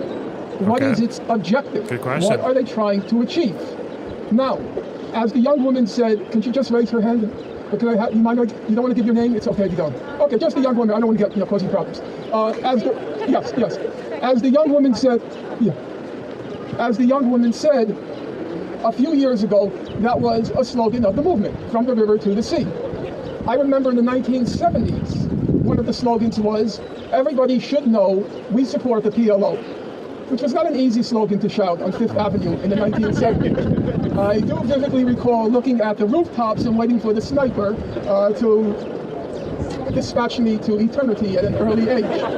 However, there's a very big difference when you're essentially a political cult and you can shout any slogan that you like because it has no public repercussions or reverberations. You're essentially talking to yourself.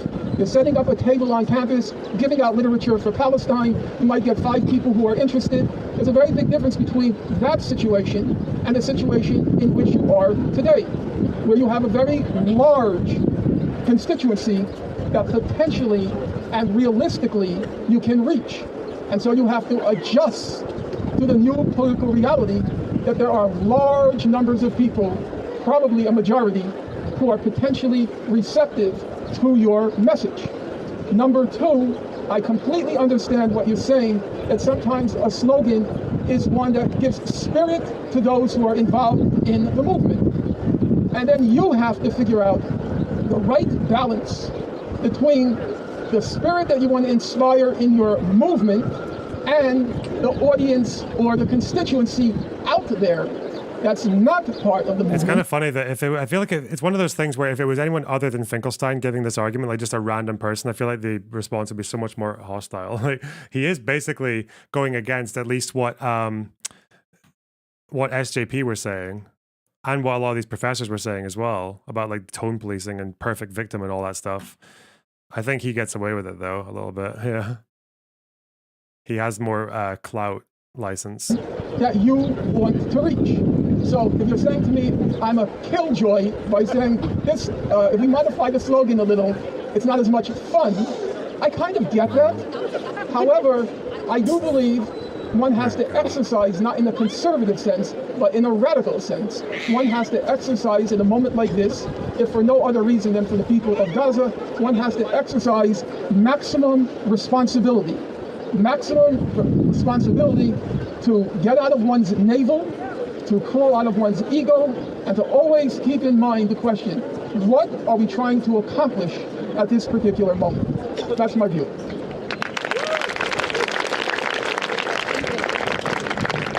From the river to the sea, Palestine will be free. Oh well. From the sea to the river. Oh, they just cucked him. Oh well, he got absolutely cucked.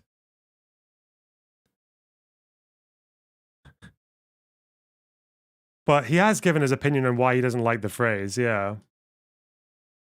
So this is him talking about refugees first of all.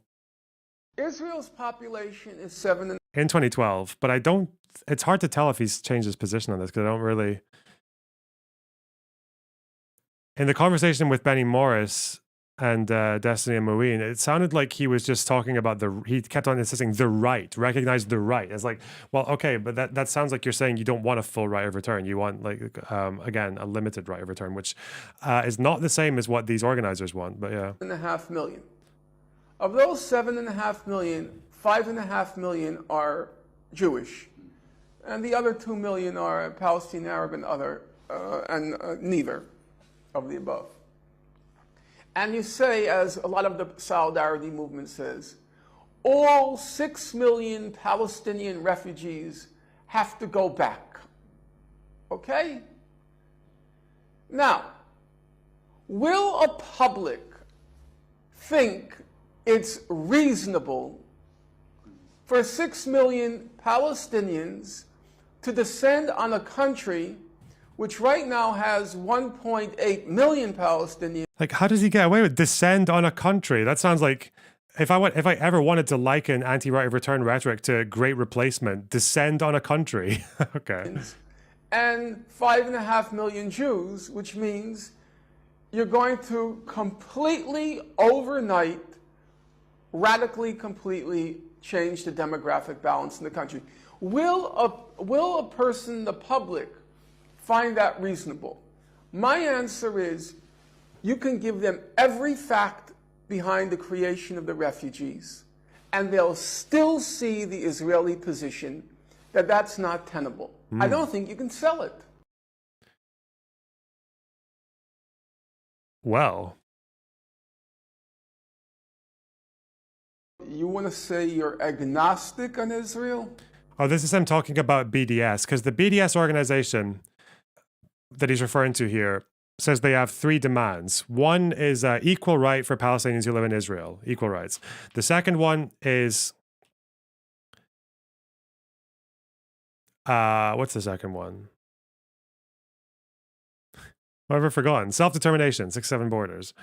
And the third one is right of return, like full right of return. So that basically means one state solution. It means 2 states in theory, but if you're doing full right of return, then it means really 2 states are going to have Palestinian majority populations, both of them. And they're just going to become one Palestinian state. That's like the idea. And when the BDS organization is asked, though, what their position in Israel is, because they basically want the destruction of Israel by the logical conclusion of what they're advocating for, they just say they're agnostic on Israel, because they sell themselves as a human rights organization. This is the argument that he makes, is that they're about rights. We're about end the occupation, which is a human right, and right of return, which is a human right. What happens to Israel is not a human rights question, so they just leave it alone.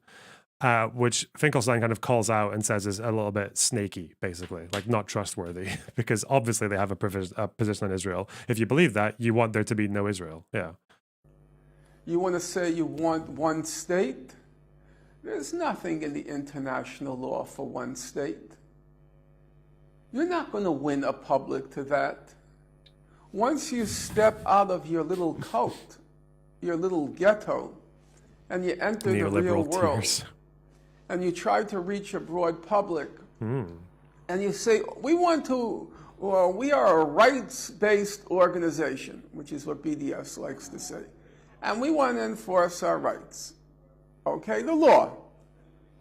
So once you step out of your ghetto, you're no longer just talking to yourself. There is the other side. They also make themselves heard. So they say, no, that's not true. They're lying. They say they want to enforce the law, but they really want to destroy Israel. They want to eliminate Israel. So now the public hears both sides, and they come back to the solidarity movement, and they say, is that true? You want to destroy Israel? And then the solidarity movement says, oh, we don't have a position on Israel. We don't take a position. Oh, really? You don't take a position on Israel? Well, then we're not going to take a position on BDS. The law is clear. What was that zoom in? You want to use the yes. The law is clear. You want to use the International Court of Justice on your side? Okay, the International Court of Justice, it said, the West Bank, Gaza, East Jerusalem, they are occupied Palestinian territories. That's correct. But the ICJ also said that pre-June 67 border is Israel's legal border. Mm-hmm. That's their country. That's the law. You want to promote one state? Fine, that's your right. But then don't pretend you're trying to enforce the law. Ooh. That's not true. Why the clown face over that? That's true.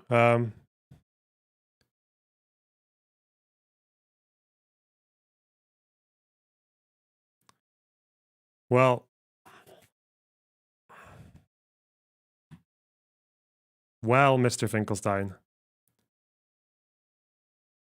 Yeah, how does he... Because I don't think I've ever seen a big renouncement of these opinions. I think he still holds these positions. It's just that he doesn't really talk about solutions these days. He just talks about inflammatory rhetoric, because that's, I guess, where the big bucks are. That's where the clout is at. That's where you get the support. That's where you get all the retweets and the likes. It's that whole despair thing. Don't talk about solutions or final settlements or any advancement forward. Just talk about how horrible everything is. Like fucking Lord, like, yeah, and just even say you think it's hopeless. So there's no point talking about solutions. Like Lord Denethor, just making up his mind that Faramir's definitely dead and just not taking it, and seeming to almost have like a sense of ecstasy about it. Yeah, okay, taking almost comfort in that fact.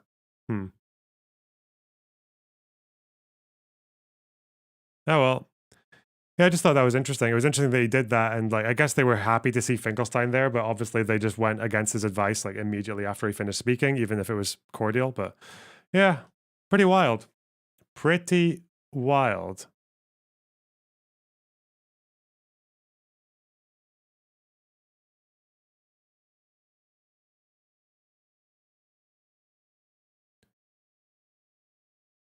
More interested in memorializing Palestinians than help. Yeah, well, yeah, he does seem like he's more interested in. He even said that though. He just like he does this because he wants to have the record down. Like he's more interested in writing the eulogy than he is in actually stopping him ever needing to do one. Yeah. Okay.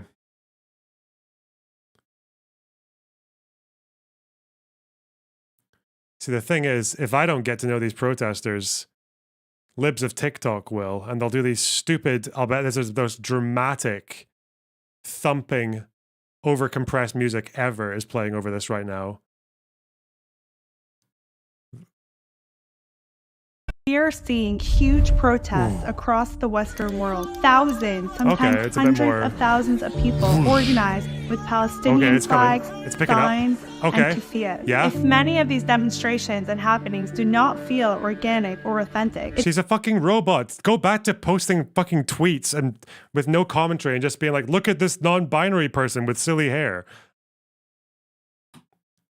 You're not impressive. You're really fucking stupid. Anyway. because they're not. So let's have a look at some of the donors, funders, and NGOs that are behind some of these increasingly radical, aggressive, anti-Semitic, and anti-Western marches, parades, and even domestic terror attempts. Okay, thanks, Hans Zimmer. Let's go. Anyway. See, I don't trust them to tell me, to give me an accurate representation of what the entire protest movement is like. But, you know, I don't think I'm going to get that.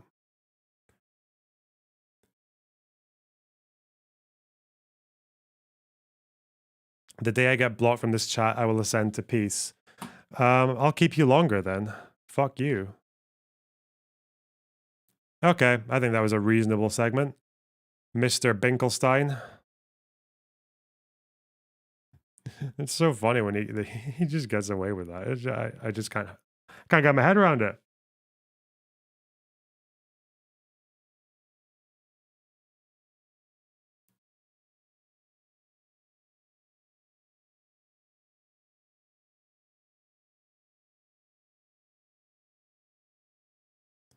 Mearsheimer interview. No.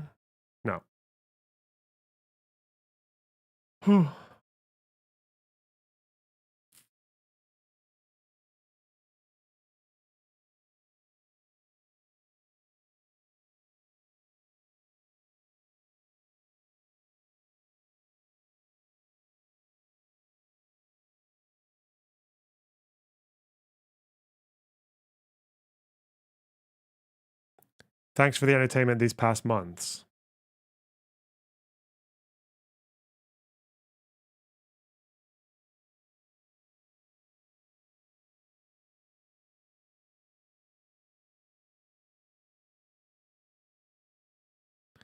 Yeah, thanks for being my chat for these past months, you guys. Also, thanks Jokers and Spades for the 5 gifted subs. That's really, really nice of you. Wow. And One Proud Bavarian. Thanks for the sub as well. Would you be covering the EU elections? I don't know.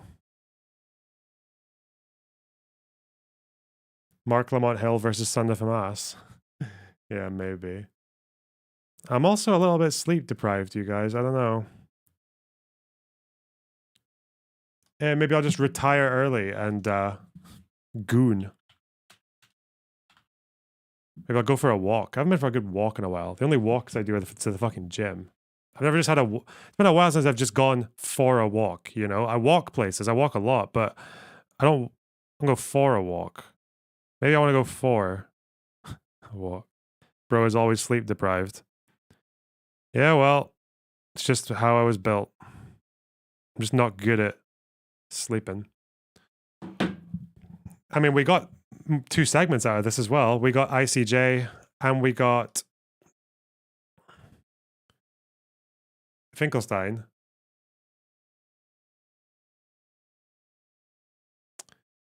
Do Mark Warsab debate. Hang on.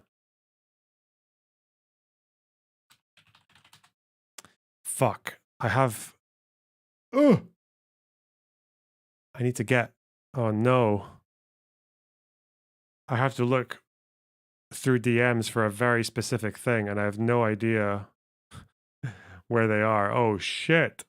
Let's just go from here. This is way back. You guys are just going to sit there while I do it, okay? Someone give me something to respond to so I can just talk shit while I'm doing this. Oh, is it this person? Nope. Steven is not streaming. Don't go away. Listen, guys.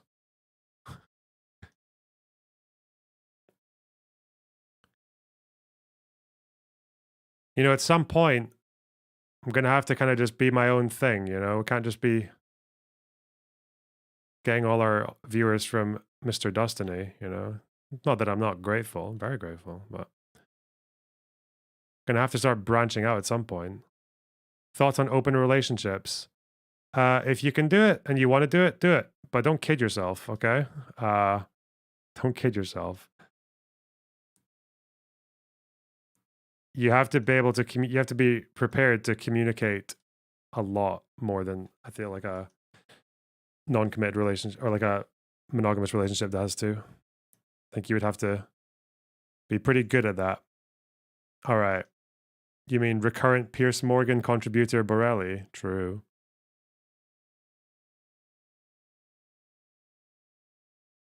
Let's see. You said yesterday it's a good thing the DGGers are winning the war. Yeah, but the problem is on the Palestine stuff, like the problem is I don't really have any regrets that I torched my left-wing community over the Palestine stuff because they're all fucking insane. Like they just, or not even the ones who aren't insane. We just don't agree. We just don't have the same approach. We just don't agree.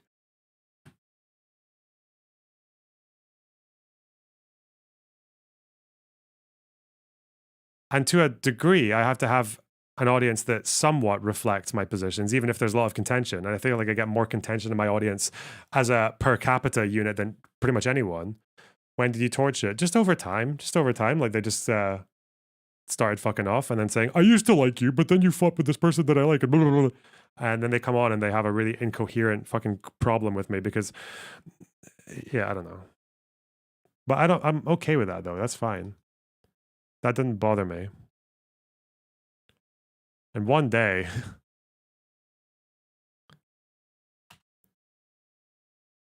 I don't know, as soon as some more ANC style, potentially, armed resistance starts happening in the West Bank, and it's something that I think is actually fairly sympathetic, then all the Zionists are going to leave as well, because there'll be like 1 or 2 settler collateral deaths, and I'll just be like, mate, you're occupying a fucking territory. Like, what you get? Shit. I don't know. Like, and then they'll all run away too, and I'll be back on my own. How much of your audience did you lose? It's hard to say because I never had any significant drop in subs. The one day where I lost the most subs was just when I uploaded a video, and it was the whole like, oh, this guy, I don't like him anymore, unsub. And I think it was because I posted that tweet about Finkelstein. I think the biggest sub dip I had was because I posted that tweet about Finkelstein trying to ethnically cleanse his apartment block. But they kind of more just teeter off really slowly. There's never been like a mass exodus of Lonerbox fans.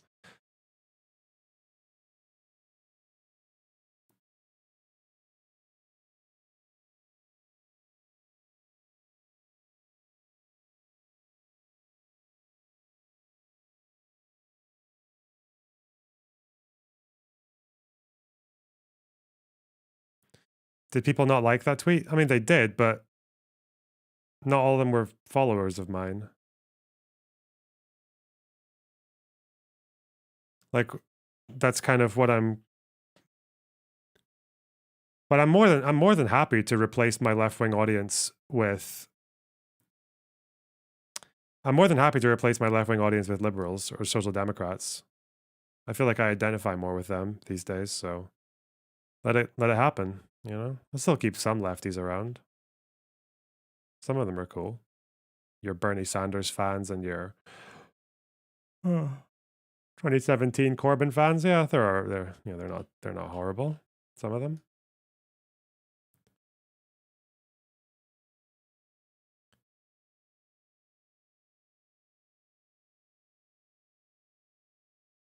The rise of the sock dam. Yeah, I feel like sock dams don't really get enough. They don't really get enough attention. You know, they don't really get enough love. They don't have enough. They don't really have a safe space online, do they? There's not really a social democrat echo chamber on the internet. If you're a social democrat, you're fighting with fucking everyone.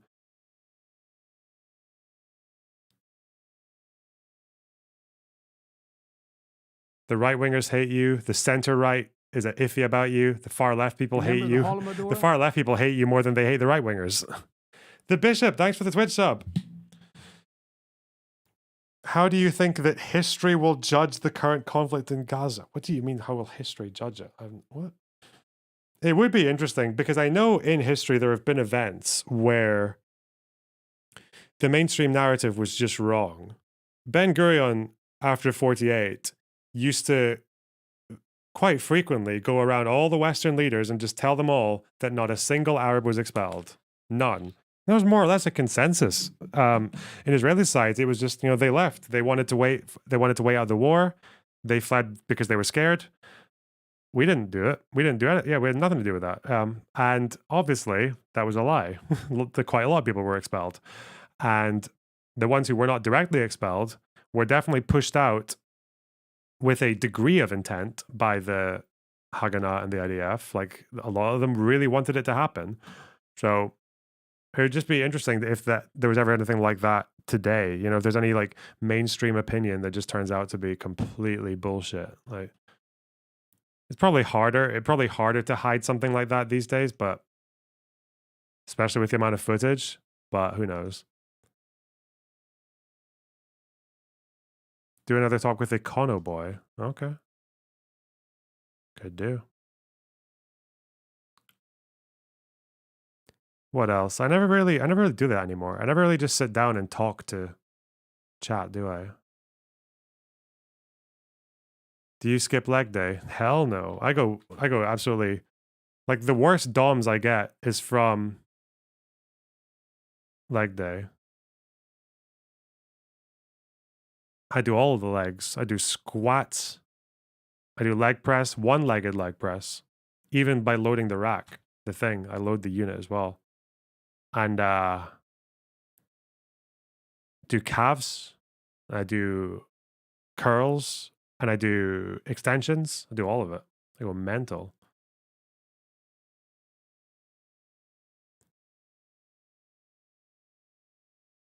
Because you have to... How much do you squat now? 120 was my last set now.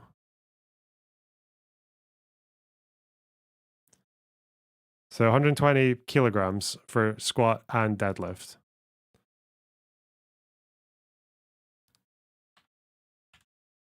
How much do you bench? I've done 90 for 1 rep, which is 200 pounds. The squat deadlift are both 265 pounds.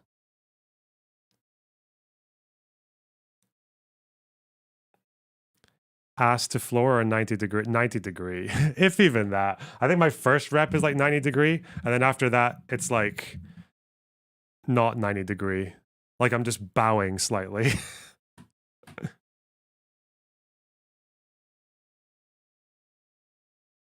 Bench body weight next. Well, 90 is more than my body weight. My body weight's like 87. So I can bench more than my body weight.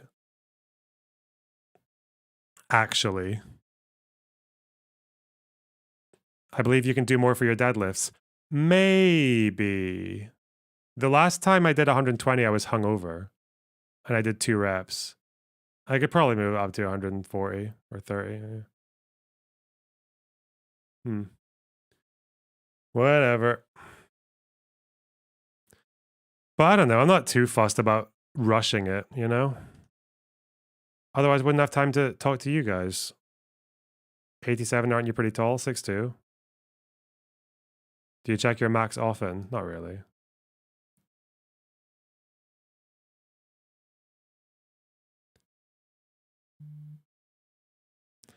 Whew.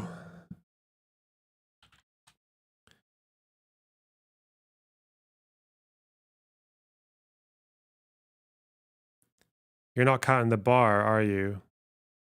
Yeah, I'm counting the fucking bar. What? Of course you count the bar. Why would you not count the bar?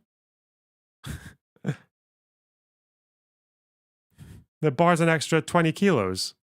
Do Americans not count the bar? They say like 2 plates. 2 plates, man. What they actually mean is 2 plates on each side, plus the bar. Just tell us the fucking weight, you asshole. I know Americans are retarded and they can't count, but get better. You're gaslighting me. There's no way you cunts don't count the bar. If you count the bar, the number goes up for free. Why would you not count the bar?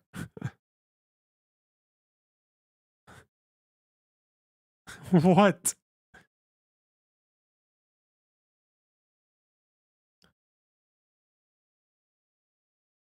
Oh.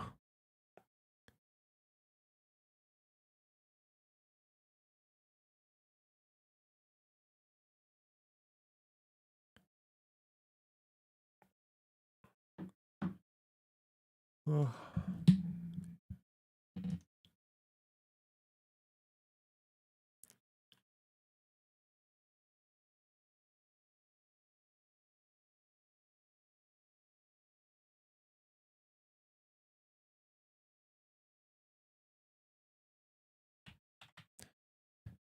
I thought nobody ever counted. You guys are gaslighting me. You're all liars. You're disgusting freaks. You just want to self-deprecate. That's the only reason. The only reason you wouldn't count the bar is if you want to self-deprecate and lower your score. Let me see. I'm trying to think if I want to start probably next stream or off stream. I don't know if I want to do notes on the Israel-Palestine history on or off stream, you know?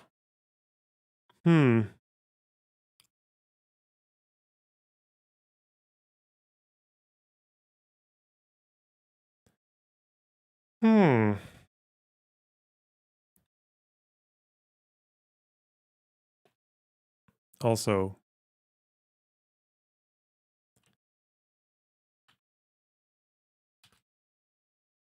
did you guys say that there was a way to be able to control F this thing, even though it's not actually control F-able? It's not control fuckable. Does anyone know?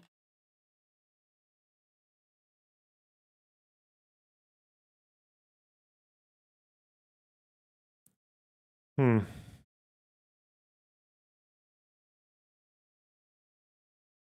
It's a browser extension. What's the quick way to do it? Fuck.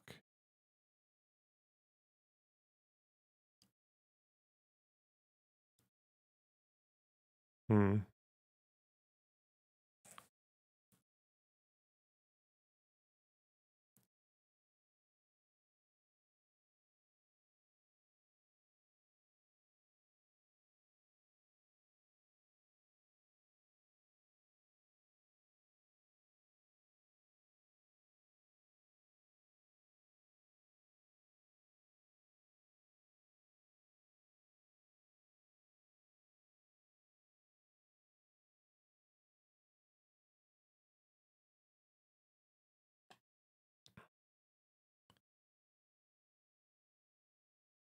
Let me see.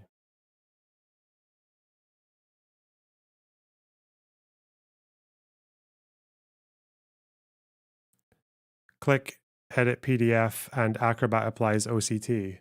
Really? What's OCT? Where? What? More? This isn't something I have to pay for, is it?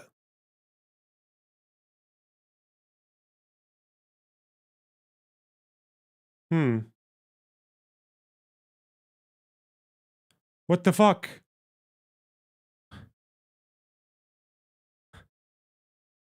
Optical character recognition.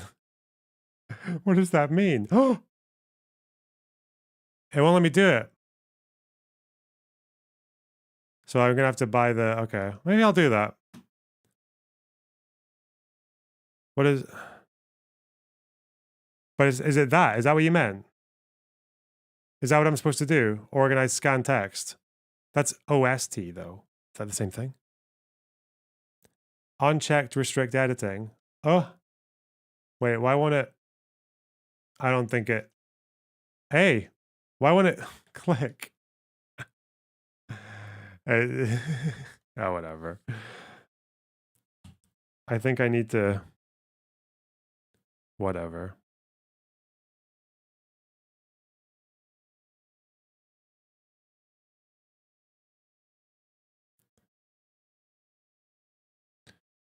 I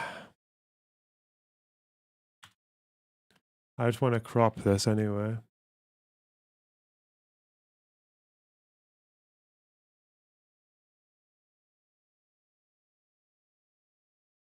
Wait, what? That's not cropping. This is cropping. Get the free trial. Yeah, potentially. Just to see if it works. Okay. There's a guy on Discord who wants to. I can't do the fucking Discord. Dimmy time. What a name. Discord's fucking me about though. It's being a total shit right now. Wait, where did that image go? Huh? I'm sorry, guys. I feel like I'm circling the drain. All right.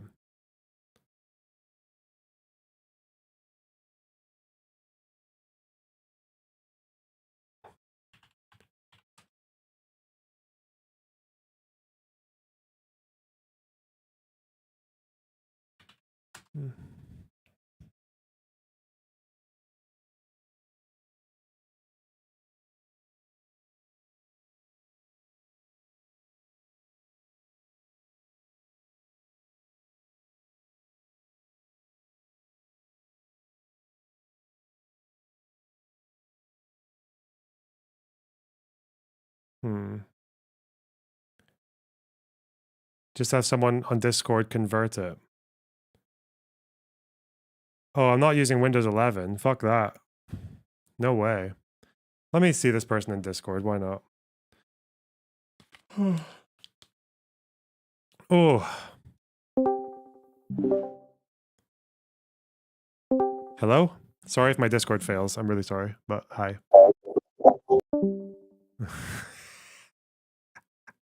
Ah! Oh, God.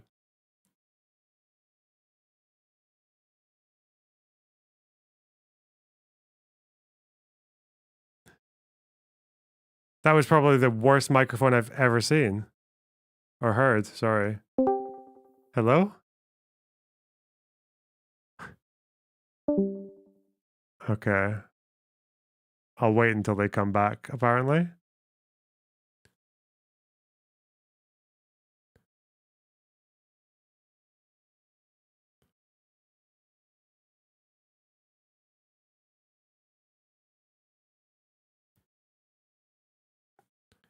Hmm.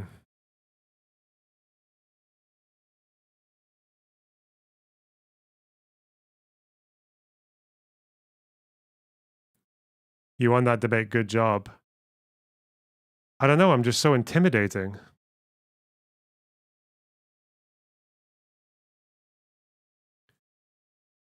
Whatever. Maybe I need to like lose some debates so that I can I need to lose some debates so I can get what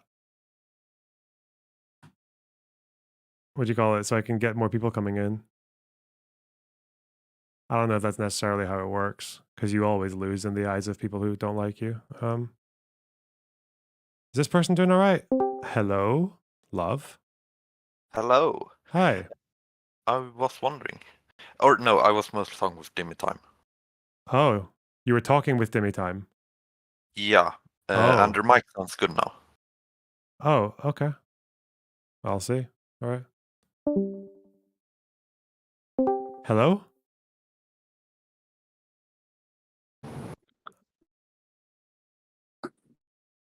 Hello? Oh, sorry. Hi. Whoa, Just there to you make sure are.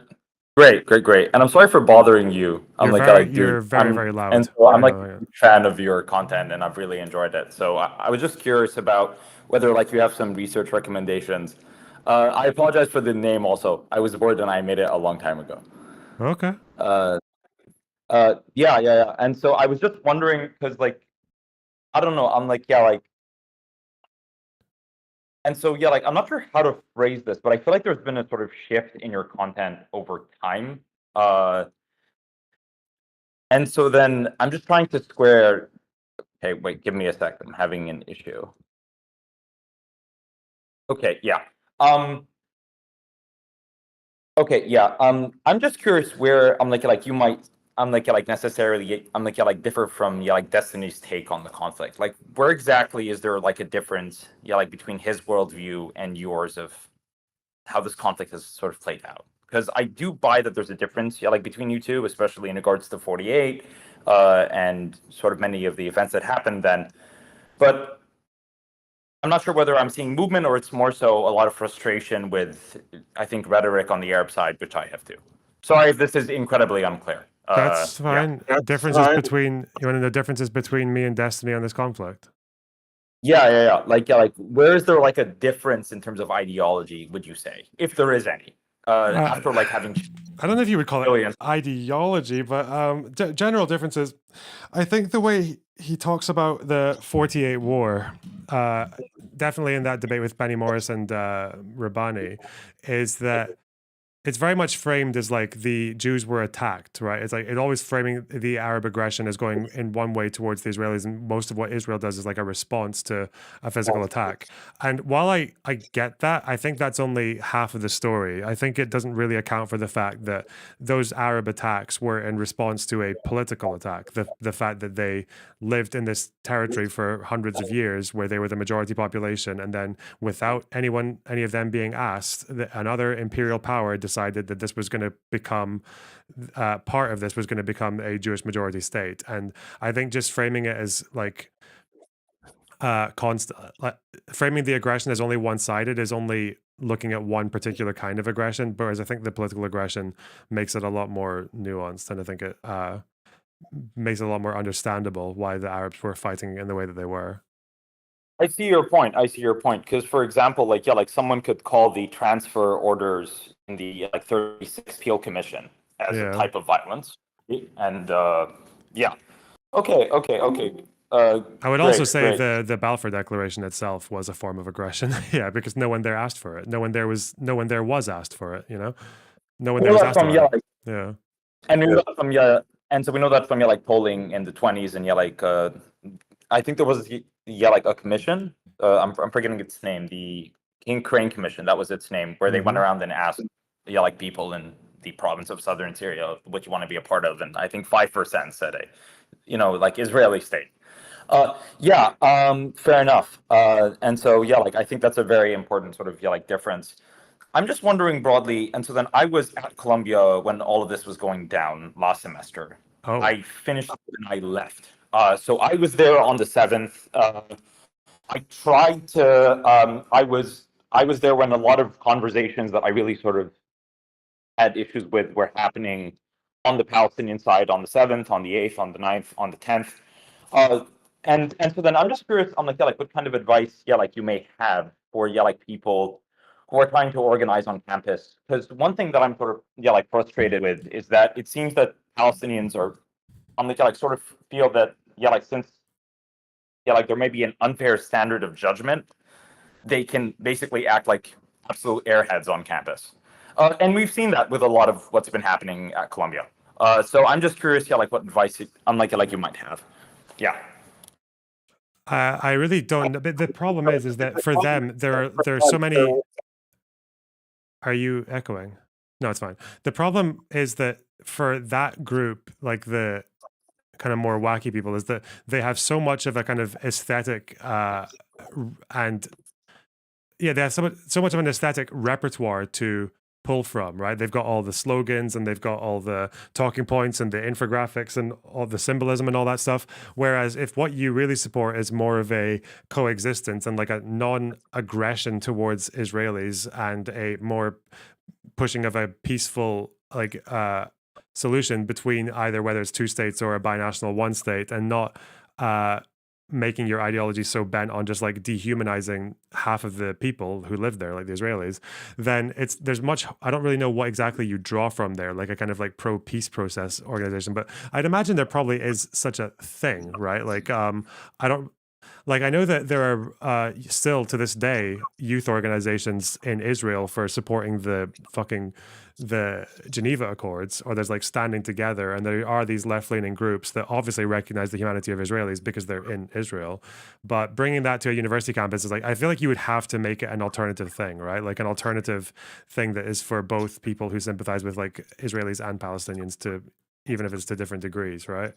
I think it's a good point, because like BDS called for a boycott of Standing Together, and I think that's really bad and was really problematic, because it's this idea sort of again that just sort of argues that Israelis have no humanity, right? And I think that's where a lot of the rhetoric around Joseph Musad. I actually had like a huge argument with him a long time ago, because it's like the guy's an absolute crackpot. In one of his classes, he argued, I'll never forget this. He said that the U.S. was a Christian theocracy, just like, like Afghanistan is, because on the dollar bill, it says, "In God we trust." He literally said this with a straight face. And like half the class went, "Yes, this is brilliant." And I was just stunned. Like, I'll never forget that moment. It really made me rethink, like, both his place and sort of like the state of the Palestinian movement. Because it's sort of depressing that he's obviously not the best we got, but he's a goddamn mess. It's like, like he shouldn't be in a forward-facing position in the movement at all. Yeah. Yeah, I think the only way you're going to do it is you're never going to go there and just argue with people. It's never going to work. And there's not enough people there of an alternative like repertoire to challenge them with. I think you would just have to start an alternative organization and just book your own fucking or do your own little tent thing, or book your own event, or however the fuck you do it in university. I think that's the only way you'd be able to do it. How you can match the seductive nature of the river to the sea and the indigenous people fighting back against their white oppressors and all that shit, I don't know. That's going to be quite difficult, but even if you can just get a few people, because if you're just pushing for, but I don't even know what that would be called. Would be like the peace process organization, or like a Geneva Accords, or yeah, I don't know, or standing together. J Maybe Street you has call it. Yeah. no presence on campus. That's the weirder part. Like, it's What? basically on like J Street has almost no presence on campus. I was looking around for them on in my last semester, but I couldn't really find like their voice being elevated anywhere. It's basically either SJP, JVP, or you like join Campus Hillel and you're screaming about Israel's right to exist from the river to the sea. Like, that's basically your room for like discussion. It's not really as varied as I'd like it to be. Mm-hmm. So I think you're right about an alternate organization, because like I tried to have some really good conversations with a bunch of people who were on like part of SJP on the 7th, on the 8th, on the 9th of October, saying, well, basically I'm like trying to challenge all of the statements that were being put out. And I got promptly banned from SJP. So and so I guess that's done and dusted. But yeah, it's just a real bummer. You got banned from SJP for what? I went to an SJP meeting on the 8th. And I just said if there's going to be a petition, it has to include a condemnation of the excesses of the violence. Not even the violence, the excesses of. Booted out of the room. Booted out of the room. Booed out of the room. So, okay. Wow. Sorry that happened to you, man. Fuck. It's fine. It's fine. But I think it was really frustrating because on the 8th and the 9th, I was, I don't know, I was really reevaluating. It's like a lot of my stances on the conflict, and I found myself lining up with the Israelis a lot more. And then I think I slowly corrected back because I wasn't that informed about sort of politics in Israel, about like a lot of the dynamics. But I think it's all very interesting. And like I would say that the like white colonizer aspect is like the weirdest, because it's just wrong on the face of it. Like, like most Israelis are like Mizrahi, so they're not white. They're actually darker than Palestinians in many cases. If you're talking about Yemenite Jews or like Moroccan Jews or like some Iraqi Ethiopians. Jews. I wonder. Yeah, that's true. I wouldn't normally ask this because it shouldn't normally matter, but I guess it does in this. What's your like ethnicity or heritage? Are you like Jewish or Arabic or? No, I'm the same ethnicity as you, so I'm also from Lebanon. Yeah. I saw the Saint Shadabo thing, I think, a couple years back.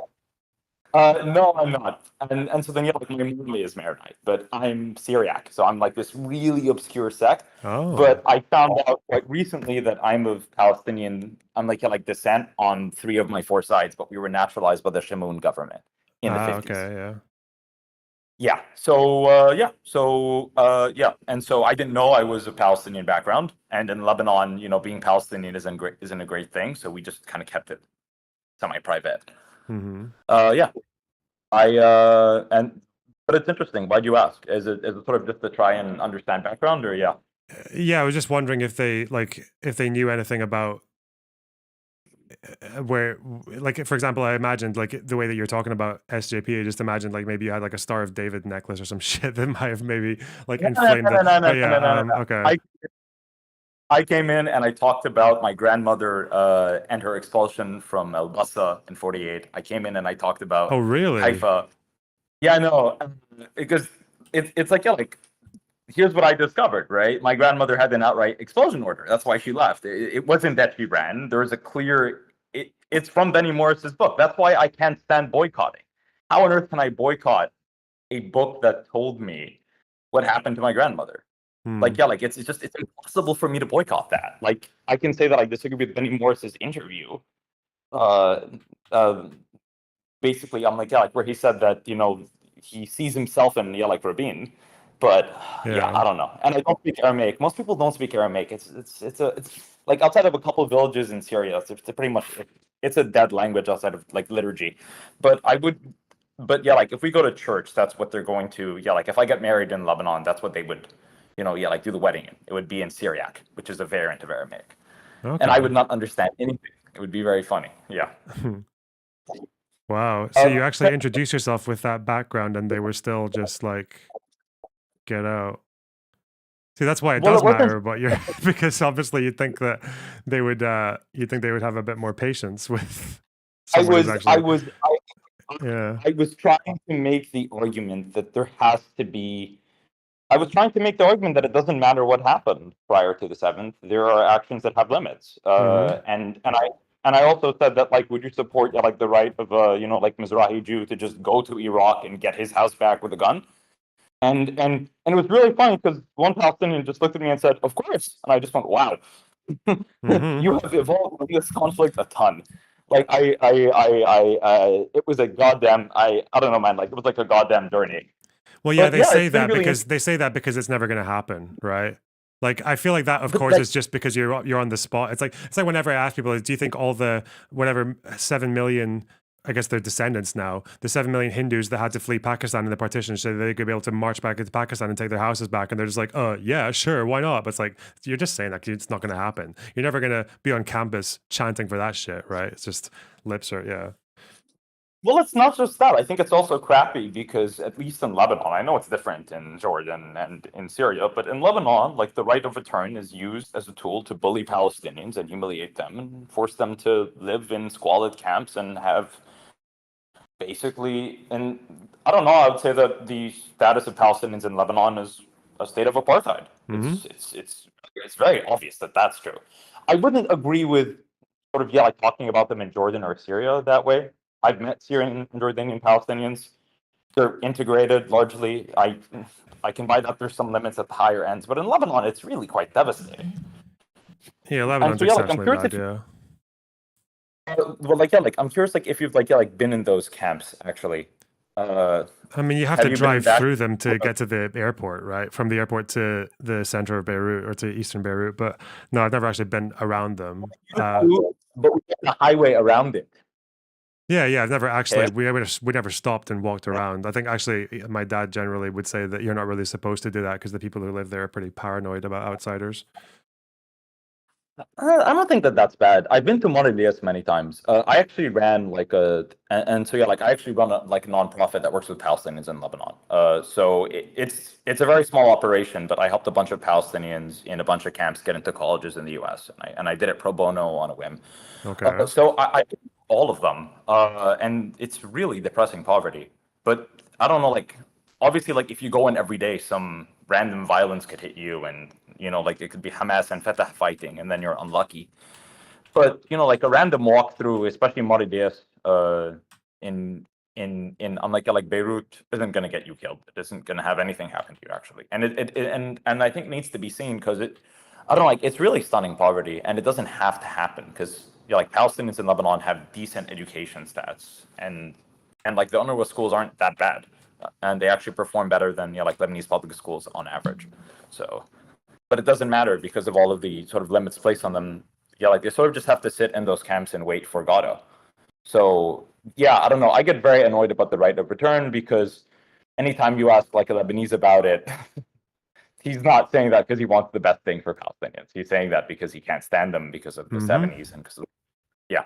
Or the worst thing is when they actually even say, they're like, oh yeah, we support the right of return and we support their rights in Gaza and all that. But then the question is well, what did you think of the 80s? Or what do you think about them living here? And they're like, oh, listen, Lebanon's founded on balance, Habibi. It's like, we're all about 30, like one third. It's about balance. And if the too many fucking Syrian or Palestinian refugees come in, they'll just ruin the whole, it's like, bro, one or the other, all right? You either support these people or you don't.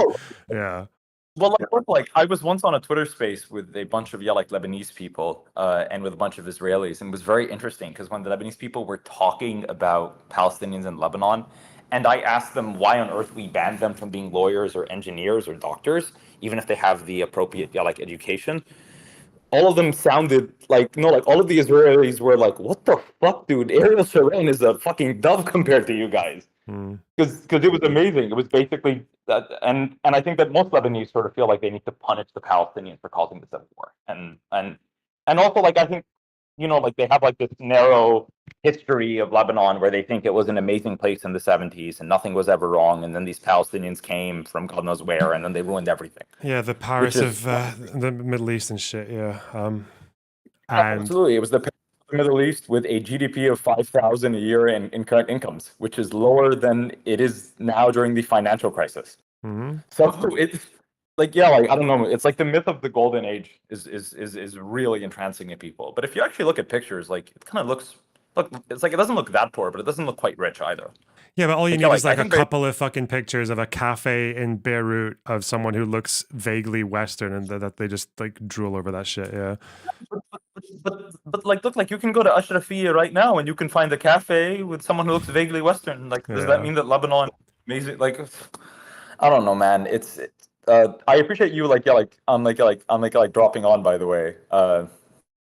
No, this has I'm been like a great. huge fan. Whatever you've got to say, you should say it. Yeah, this is chat's loving it as well. By the way, yeah, I did not expect to get Really? someone who's actually. I didn't expect to get someone who's actually been to the protests. And Oh, you've got a pretty interesting story behind you as well. I don't know if you know that. Yeah. Well, I'm happy to say more because, like, I do think that there was a real culture of doxing at Columbia, and I think the problem is a lot of students. Look, like, here's the issue that, like, it's like there definitely hasn't been fair treatment. Like, I don't know, yeah, like a lot of Israelis have said really horrible things. I was a TA while I'm like last semester, and I was teaching Israel-Palestine, so it wasn't great because I was sitting there and I'm like, all I have to do is say one wrong thing, and then it's over. Everything we worked for, but it's fine. In the end, nothing ended because I think actually, if you're responsible with your speech, nobody tries to get you and I think that's actually true. But I will say that I heard a lot of messed up things from Israelis. I heard one Israeli, and there was who like basically ended up arguing on his online like accounts and on his Instagram that all Palestinians over 12 should be shot and killed in Gaza. And that, wait a second, I can actually pull it up here because he. Okay, wait, here we go. Sorry, I have to find this. Okay. Damn it. Okay, here we go. I favor executing all men of like military age. And then he says, I'm like that's 12. And then he says, yeah, like we should adopt out all children under 12. And the woman would be allowed, yeah, like to live, but would have to be re-educated. Well, that's and the man posted. I feel like that's the thing is like when you're talking about countering the SJP I feel like I'm always getting it backwards. It's SJP, right? Students Justice Palestine. Yeah. If you're countering that, you can't just counter it with like a pro-Jewish protest, right? Because it's going to fill up with fucking Israelis who like support the war and shit like that. Yeah, it's not really the best because again, it just kind of fuels the idea of like us and them, which I just think is not really that helpful. Because I imagine, I don't think it would be too hard to find people around there who support the idea of like, at the very least in this part of the world, like where we're not like watching people die all the time, and you'd actually think there was more breathing space to talk about building bridges and shit. Like, I don't know. I wish I could agree, but one of the things that was very frustrating is that I was being told by Palestinians and I was being told by Palestinian Israelis that, you know, like that they're grieving right now and that I should be understanding because of what they're going through. And I'm like, you guys live in the US. I'm sorry. Like, yeah, like I don't expect someone in Deir el-Balf being tone policed. I don't.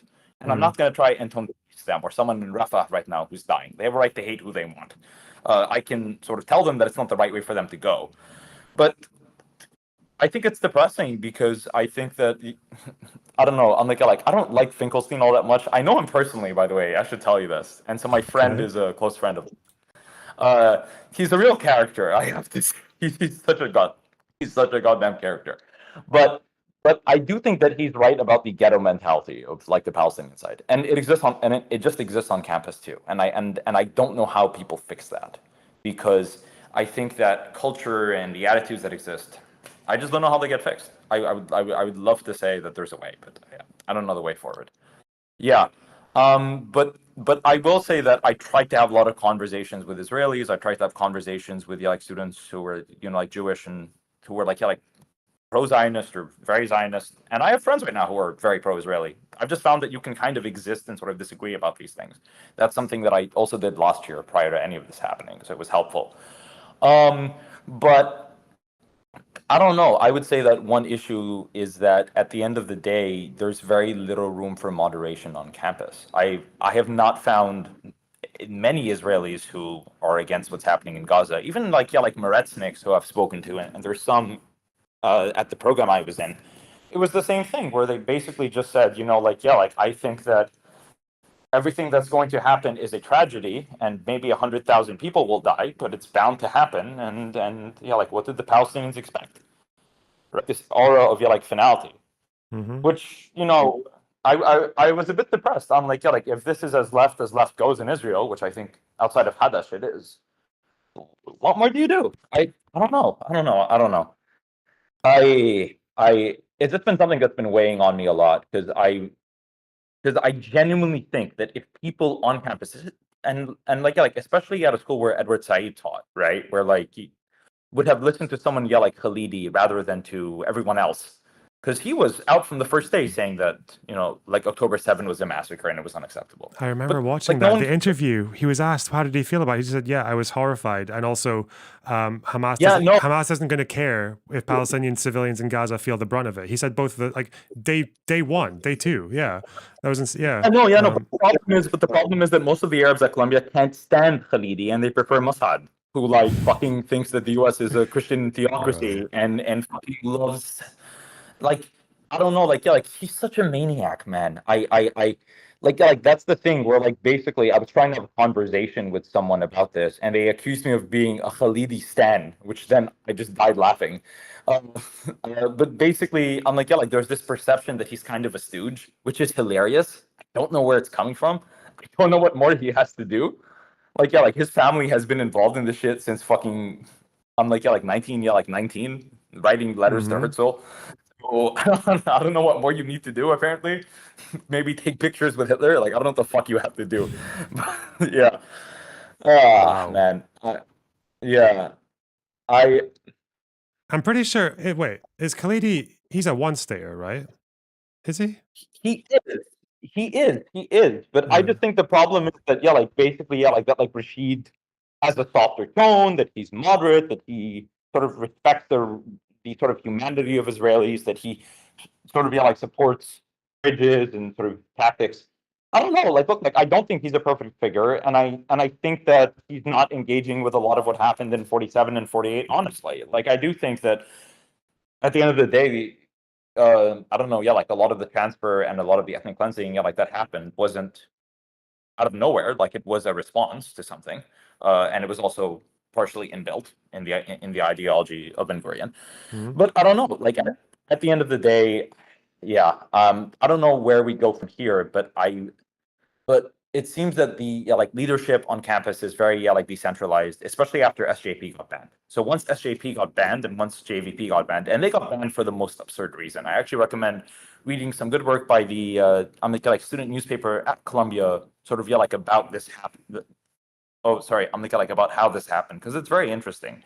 It seems to be that basically, a new rule sort of came out about having to apply for a permit if you wanted to do a protest, which was a very new rule. And so in turn, SJP kept trying to apply, and they kept getting denied. And so then they held an anti-doxing protest, and then they got banned for basically not going through the permit process. That's kind of silly. I actually think it's funny because it is kind of Israeli.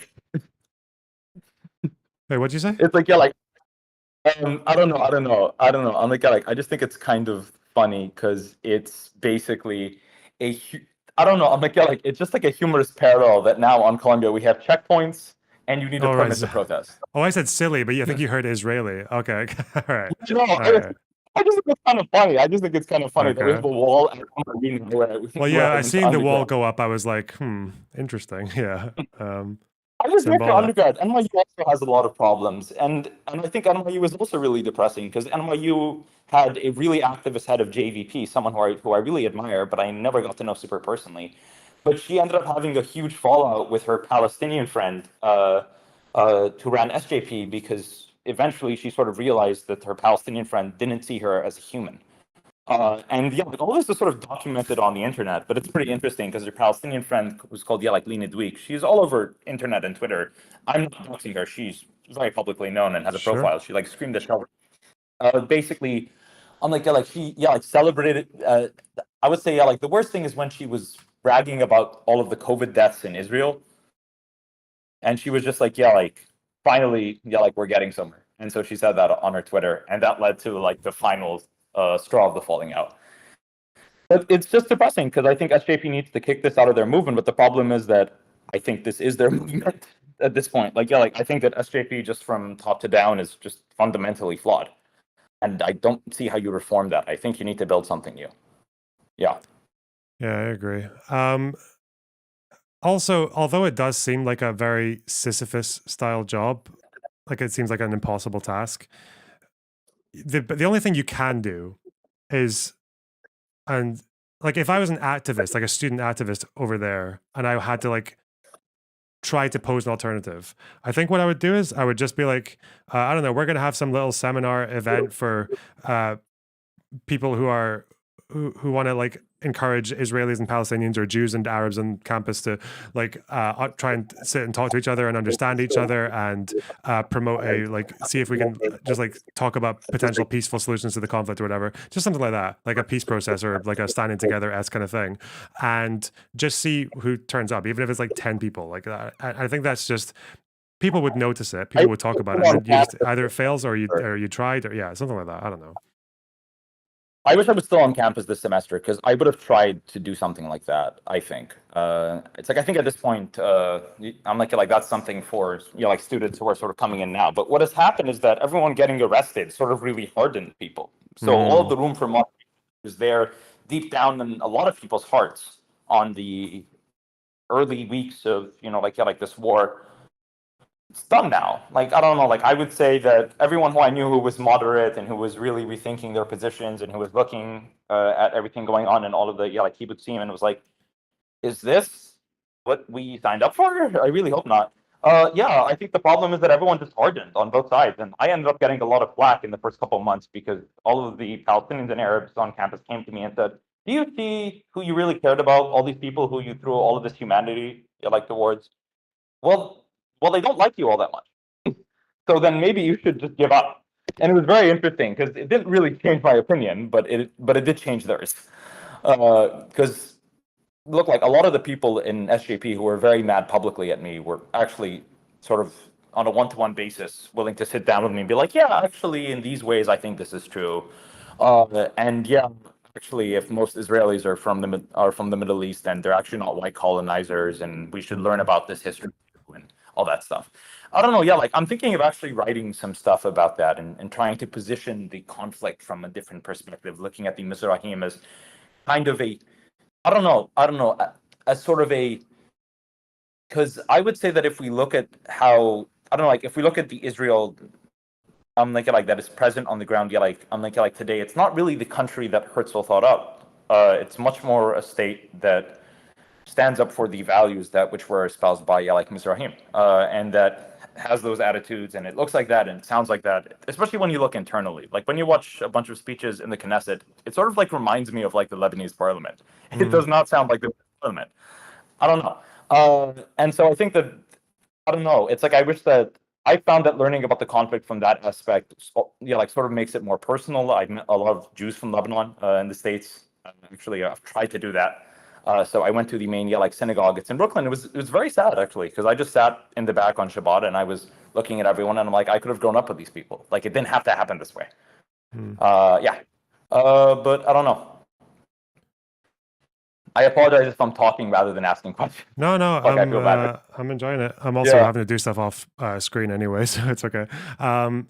Someone's asking you how you know about the unhinged SJP leader. Which one? Oh, Lean? Oh, because she's famous. Google her. Lean Adweek. I've also met Lean personally, but she screamed at Chelsea Clinton. It's just like, how do you spell it? LEENDWEIK. Yeah, and she's still on Twitter. She is still tweeting. Okay. Yeah, no. Viva Philistine. Is that her? Viva Philistine. That would be her. Yeah, no. Is she eating Oh, like wait a a? second. Okay. What the fuck is Yeah, that? no, that's her. Okay. Interesting. Okay, no wait. Here's the best part. Oh my god, dude, this is. Oh wow, I actually understood what happened to her wrong. Here's what caused the falling out. When a 88-year-old Holocaust victim who survived died of COVID, she said, "Anyway, I'm not sure what color I should paint my nails. Yeah, like today." Huh. Yes. Interesting. It seems to me, I have a hunch that this person is not really mad about Israel. Is there a link about that? Yeah, sure. I'm reading because, like with everything when it comes to Israel, it got fucking doxxed at nauseam, which I think is stupid. Huh. So it's on Christians, like United for Israel, right? And also, like, I'm familiar because like the incident happened as they're saying. Yeah. I don't know. I can't scroll through her feed on on stream, but yeah, I can see a lot of Quds News Network retweets and yeah, okay. Yeah, if you have links or anything, you can show me. Oh, John Cusack, yeah, he's involved in all that stuff. Okay. Okay, wait. Stream chat right here. I dropped it. Okay. Yeah. Stream chat. Okay. I'm sorry, dude. I'm like quite new to Discord. And also, I seem to have an issue with my mic where it's always very fucking loud. So I don't know. Yeah. No, it's fine. I controlled it from here. It should be fine. Was it this shameful and callous tweet mocking first Israeli coronavirus death? Yeah. And this is one of the leaders of the leader. Oh, okay. Of SJP. SJP leader. Okay, the leader. Okay. And it's not leader. It's also that she pushed for and got the first BDS resolution passed by the MI student. Upon learning of the death of Arya Evan, an 88-year-old Holocaust survivor who lived in Jerusalem, last Friday, Lean Dweek, is that how you say her name? Yep. Ex-president of NYU Students for Justice in Palestine chapter, tweeted, "Anyway, should I paint my nails red or green today?" Huh. Yeah, no, it really seems like this person is just out here for human rights. You know? Yeah. Like, she's just like really passionate. Like, look, like, I don't know, yeah. Like, just in, Israel reports first coronavirus death, and she says, "Oh, oh God, yeah, that's an uphill battle." Fuck. Look. All I'm saying is that everyone has their El Husseini moment. Yeah. It's fine. It's fine. The Grand Muftiette. Yeah. The Grand Muftiette. Okay, wait. So here's my question to you. How did you end up knowing so much about this stuff? Because if you're Maronite, usually, I don't know, like Maronites, even if they are pretty informed about other issues, they always end up with like this very narrow understanding of the Civil War. So I'm just curious, like how you ended up sort of caring about the Palestinians, caring about this whole conflict. I mean, I lived in the Middle East for like 5 years when I was a kid and lived in the Emirates, and there was just about the beginning of the Second Intifada when I left, actually, and that's why that was all over the news and people were talking about it. And then my Iranian best friend was like, "You should be with the Palestinians because they're the underdogs." And I was like, "Okay." And then I just kind of decided that. And then there's always this whenever, I think you generally identify a little bit with just, it's people who come from a similar part of the world as you. They got like a similar sounding name to you. And when you're in the UK and you're dealing with like post 9/11 Islamophobia, even though you're not Muslim, it's like, yeah, you just kind of identify with it. And then, I don't know, but as far as learning it in depth, I didn't really do that until much, much later, because most of what I learned was just absorbed from socialist infographics and like flyers and internet stuff. But then just after that, got into a few fights with some crazy Hamas supporters on the internet, realized I needed to maybe have another look at what's going on here with the whole conflict, and then just became a special interest. Israel, and then you ended up becoming traveling Israel. True. I should say actually that I remember watching his video on the 8th and going, "What? Wait, it's just so interesting. There was a war." No, I'm not gonna lie. I'm like that video is like a masterclass in I'm like like a whole set of like propaganda. It's yeah, it's the fact that he knows better as well, because I've noticed there's a few times I've noticed him. He did this in his response to me, was where he would quote, you know, the whole Benny Morris thing. There was no blanket expulsion plan, whatever. He used that quote, but it's a passage from him writing in some Irish newspaper. But then he says there was no policy of expulsion. But then he goes into saying, but there was obviously Plan Dalit, which gave people carte blanche to act on something that they all kind of wanted. That Ben Gurion wanted a lot of Arabs gone. That there were some kind of like unofficial expulsion orders every now and then, and some commanders definitely took liberties with it, and a lot of villagers that were not violent were expelled anyway, and they barred them all for returning.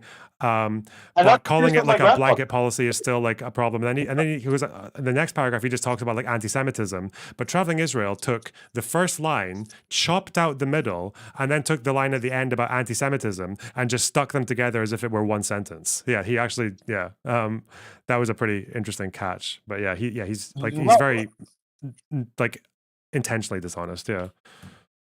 Well, yeah, no, absolutely. Because I got the impression that Palestinians were expelled because of the war with the other Arab countries.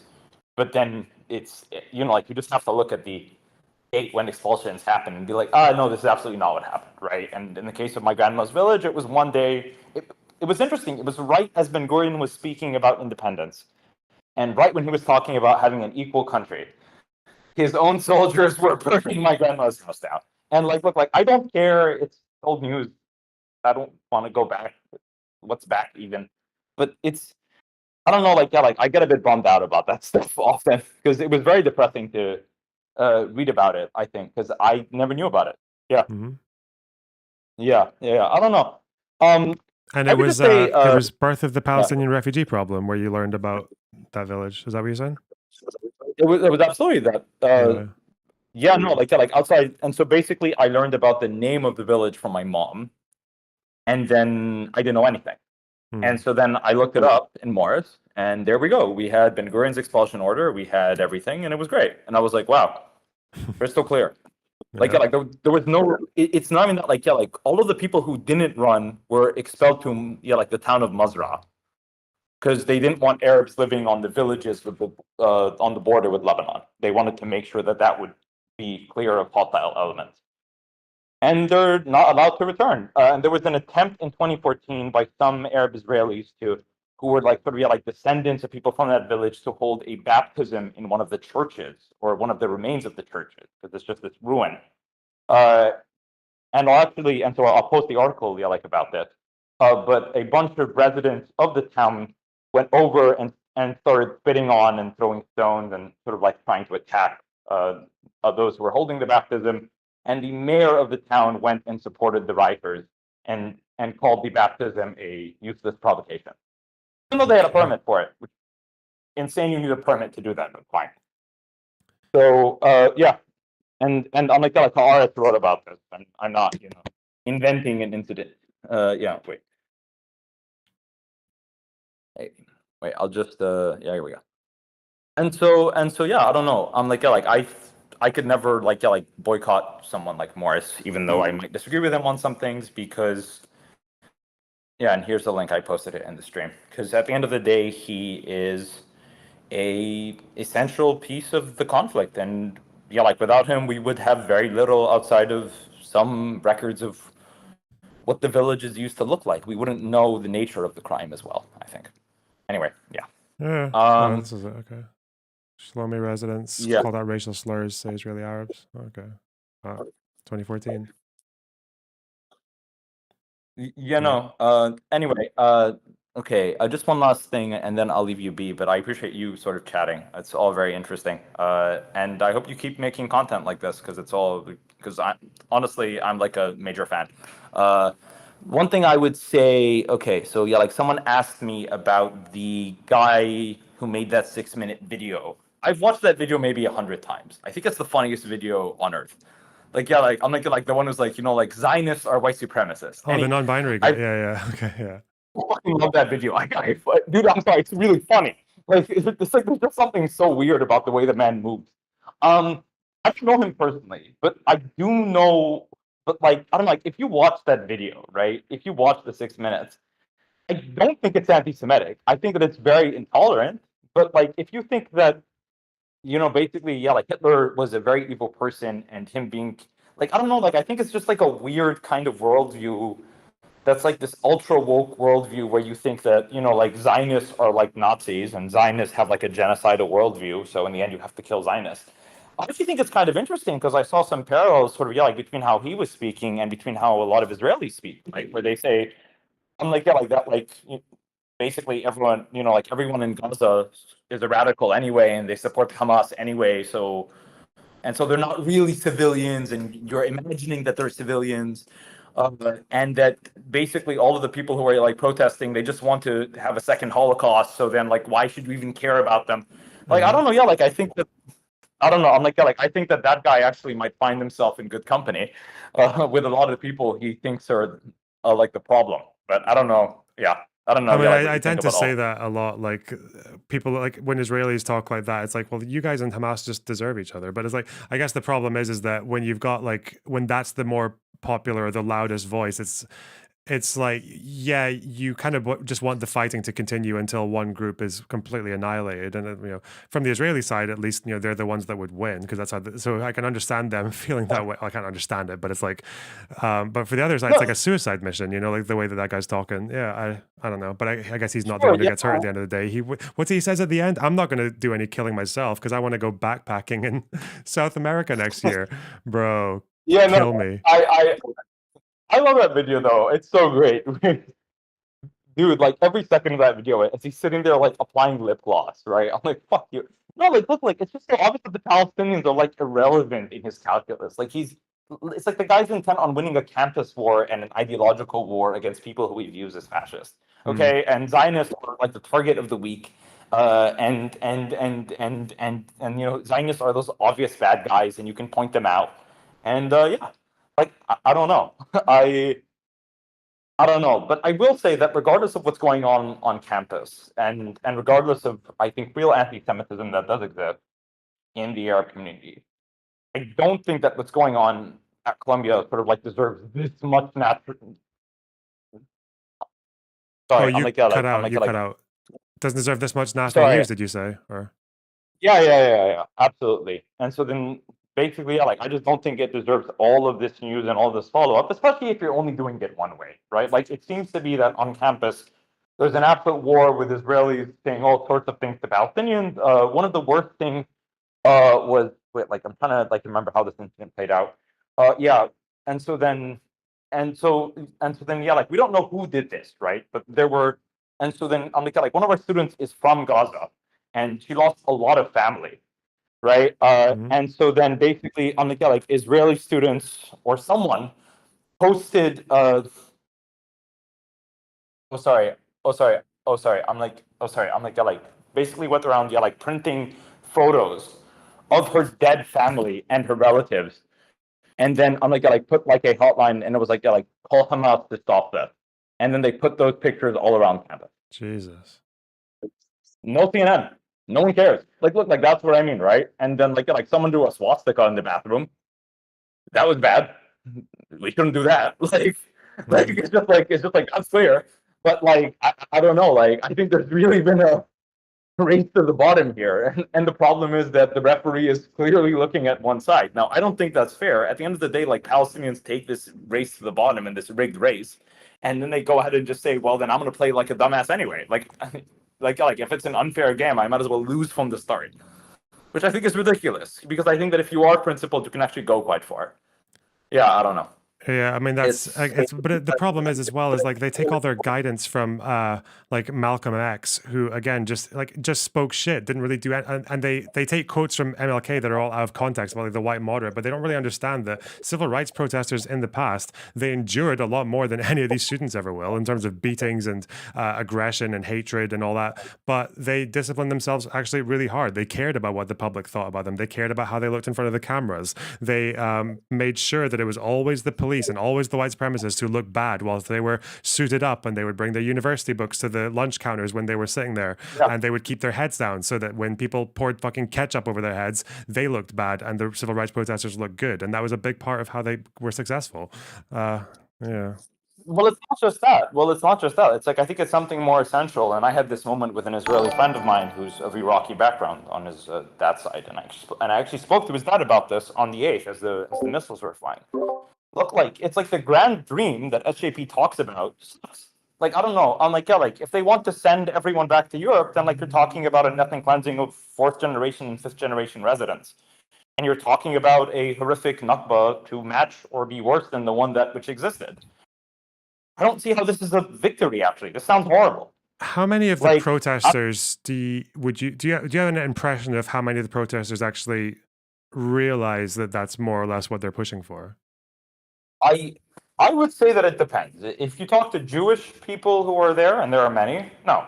If you talk to Americans who are there, who are just white Americans, no.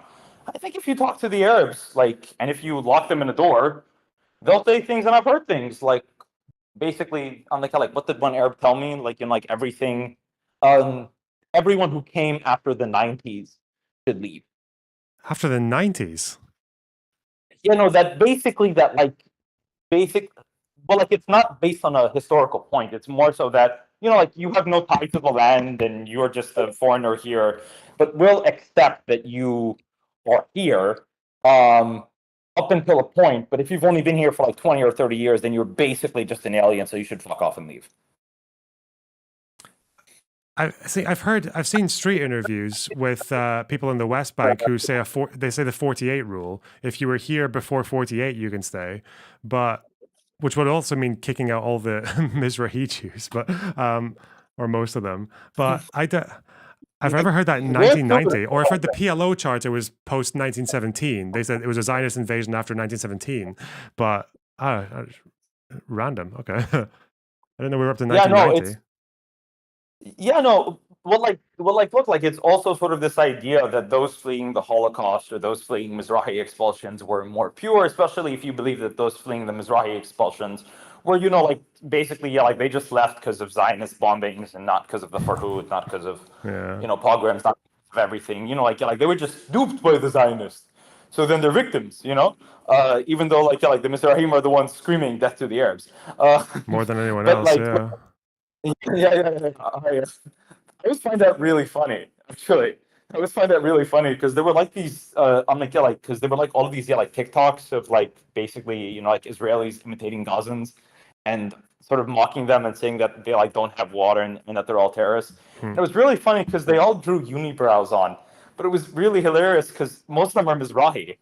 So it's basically someone who shaves their unibrow off and then draws the unibrow on. Like, it's like they could look like Gazans and Gazans could sort of look like them. It's I don't know. Weird. It's very strange, but I think that it's an aversion at the core to like American settler types who we've all met, who just sort of, you know, like they want something new, so they make Aliyah, and then like I don't know. It's like I kind of cringe at it too because I'm just like, I don't know. Like look, like if there are millions of people who can't go and see this place for one or the other reason, and it's just so damn easy for you. It's a bit annoying. Actually, it's very annoying. But at the end of the day, like, you know, like the country has a right to pursue the immigration policies it wants. And yeah, so, but like I would say that that's what that line about the 90s is about.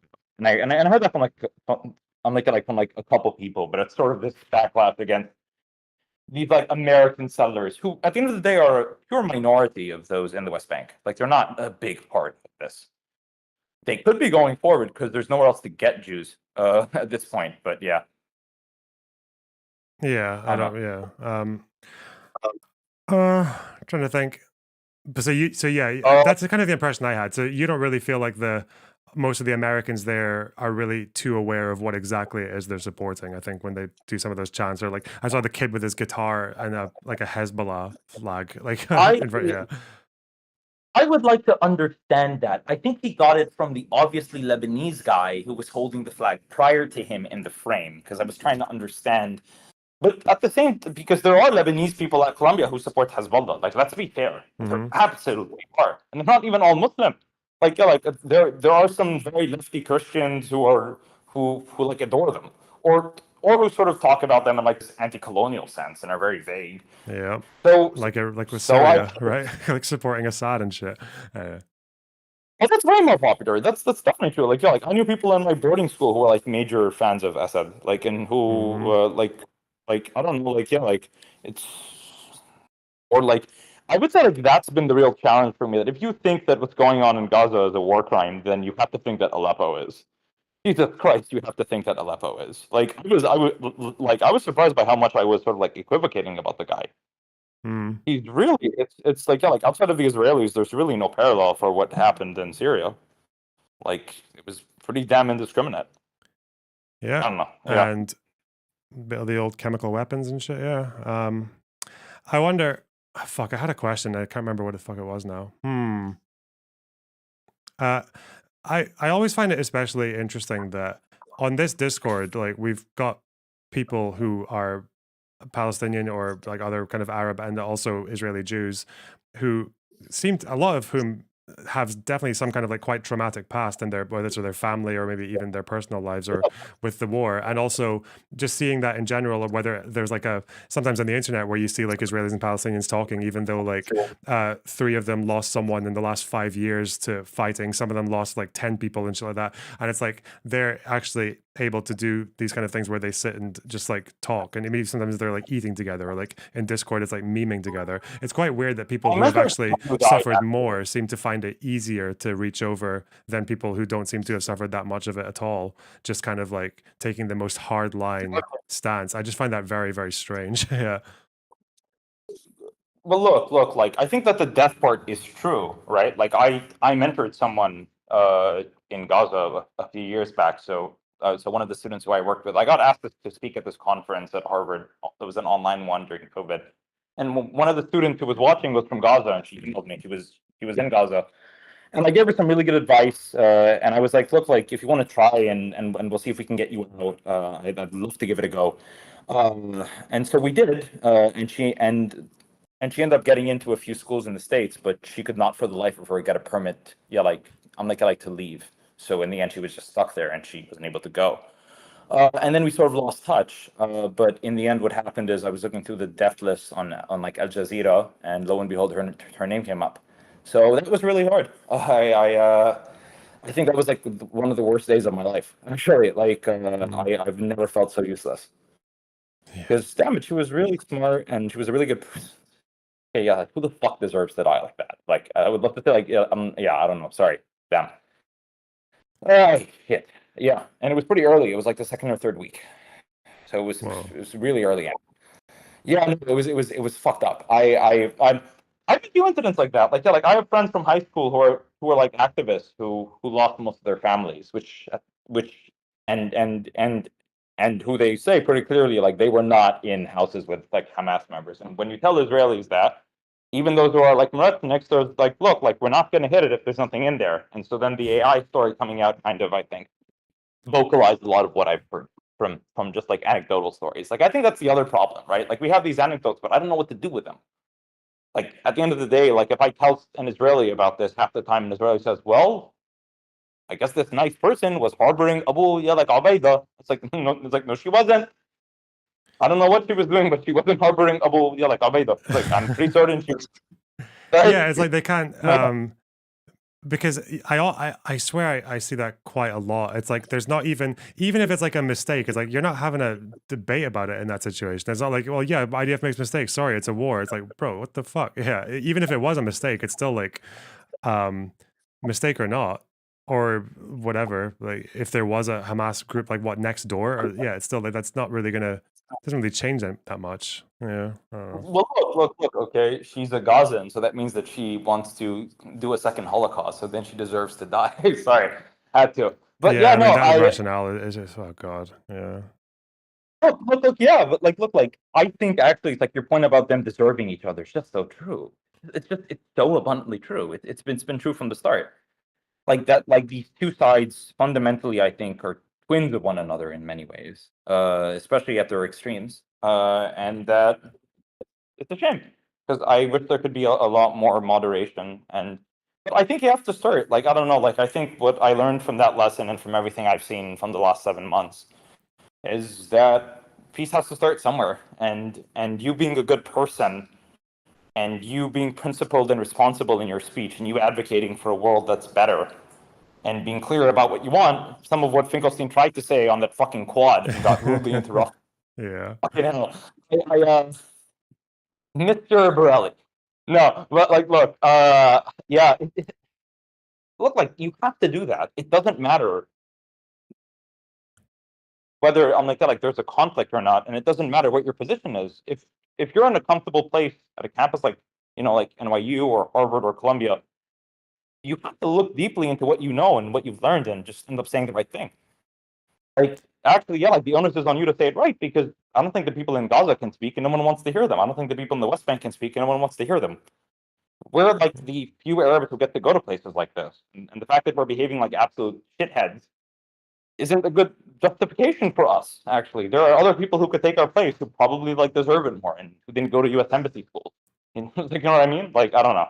I mean, I think the problem with like very seductive movements like that and very like is they tend to raise your expectations, because when you're talking about Intifada or bombing Tel Aviv or these massive like really like the maximalist political demands, the problem is that you're raising people's expectations that they get into it quite new, and then once they start to realize that they're not on the edge of a revolution that's going to achieve any of this, let alone all of it, then they get bored and it fizzles out. I think what's happening now is not going to develop into any kind of like long-lasting movement for that reason, because they're never going to make any advancements. They're going to get bored. The people will graduate. That fucking Zionist slayer advocate will do their backpacking trip in South America. They'll take some fucking salvia and find and discover that they actually like playing jazz piano or some shit, and that's their new calling.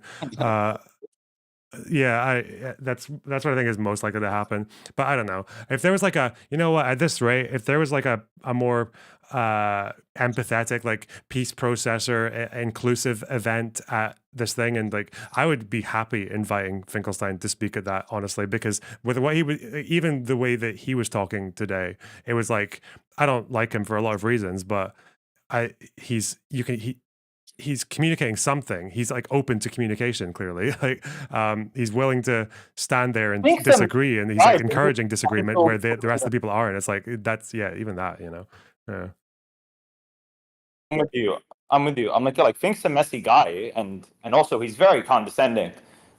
I think that was the big problem that I foresaw during the whole debate, where I'm like, he's not going to respect Destiny, so then he's just going to fucking explain everything to him for 4 hours, and it's going to be a shame, because if he just had Benny Morris, I think would be more useful.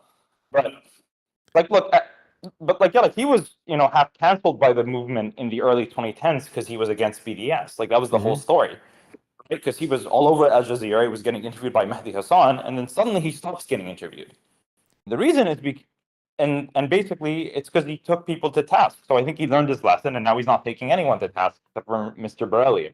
Yeah, now it's like he's just quiet on his policy. It's just rhetoric. It's just inflammatory descriptions, flowery language, like almost like eulogy language, and that's it. That's the beginning and end. And obviously the personal insults, because he's very good at that. So yeah, I totally see. Like he's just found what is the most saleable for him, I guess. That's one explanation, maybe.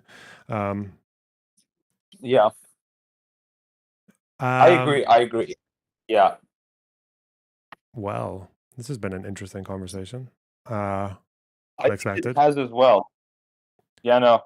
I apologize for the name. I made it as a joke a long time ago because I basically wanted to barge on your stream and play a random Israeli song and then leave. But then I decided I should just talk to you instead. I mean, there's someone in the Discord who still calls himself the Grand Mufti as his username. There's someone else who calls himself an olive tree burner. A Palestinian, actually, who calls himself that. That's the irony. Yeah, I think it's fine. That's pretty good. I would say, actually, I had a similar interaction with this Lebanese Jew who works at a think tank in Washington, who I had a chance to meet. And it was pretty interesting because he had a picture of Ariel Sharon as his background.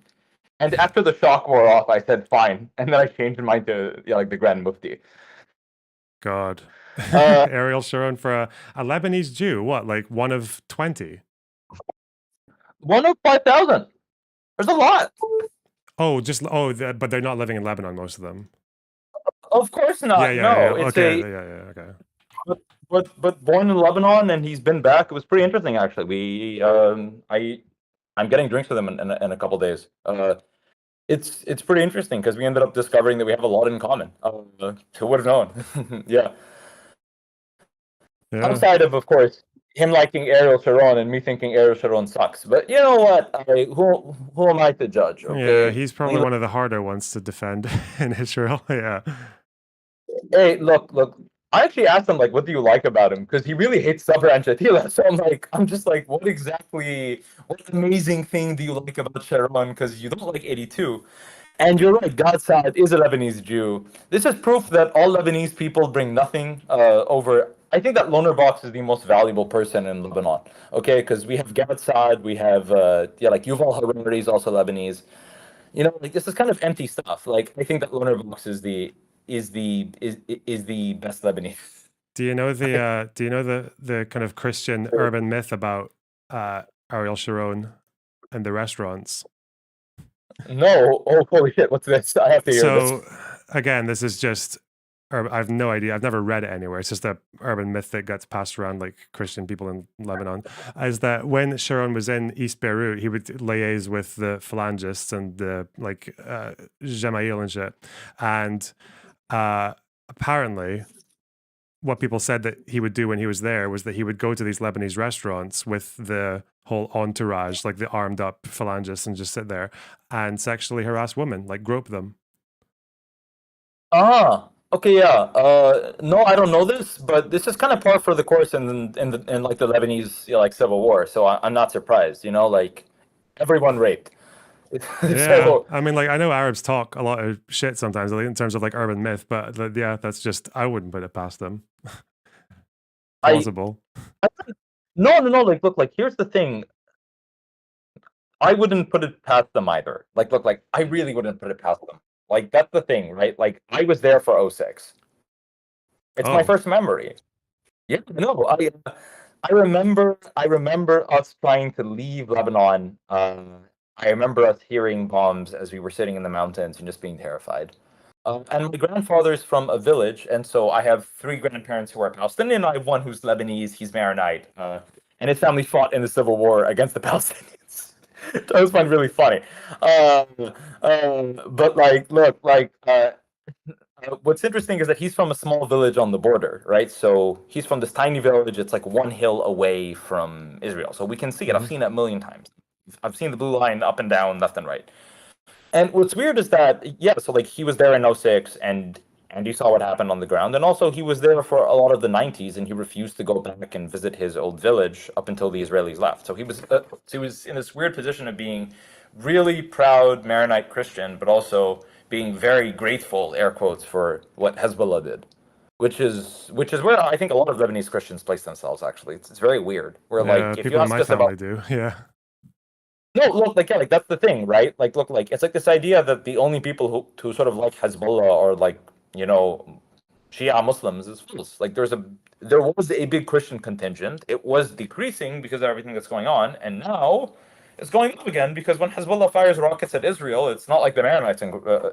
Basically, I'd say that we're complaining because it could kill us all, but there's very few Lebanese who have positive opinions of Israelis or who think that Israelis are people too, or who want a real viable peace for moral reasons rather than it being smart strategy.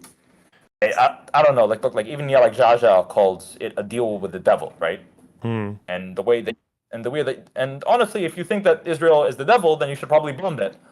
I don't know. I mean, that even happened. That happened in the 80s as well. There were several times, I think, when Sharon like kind of requested Jamail to do his dirty work for him in certain operations, and he just said no. Right? Like I think one of them was that he wanted the phalangists to start a fight with the Syrians to divert them from the Israelis while they were fighting the PLO, and Jamail was just like no. Yeah. So they even had rifts when they were together in the 80s. So yeah. It's like one always thinks of the conversation right before the. And so then, like right before his death, right? He looks straight at Sharon and says, "I'm not your Saad Haddad." And then 2 days later, look, like I'm not saying the classic theory that the Israelis killed him. I'm just saying that he was no puppet of them and he couldn't stand them.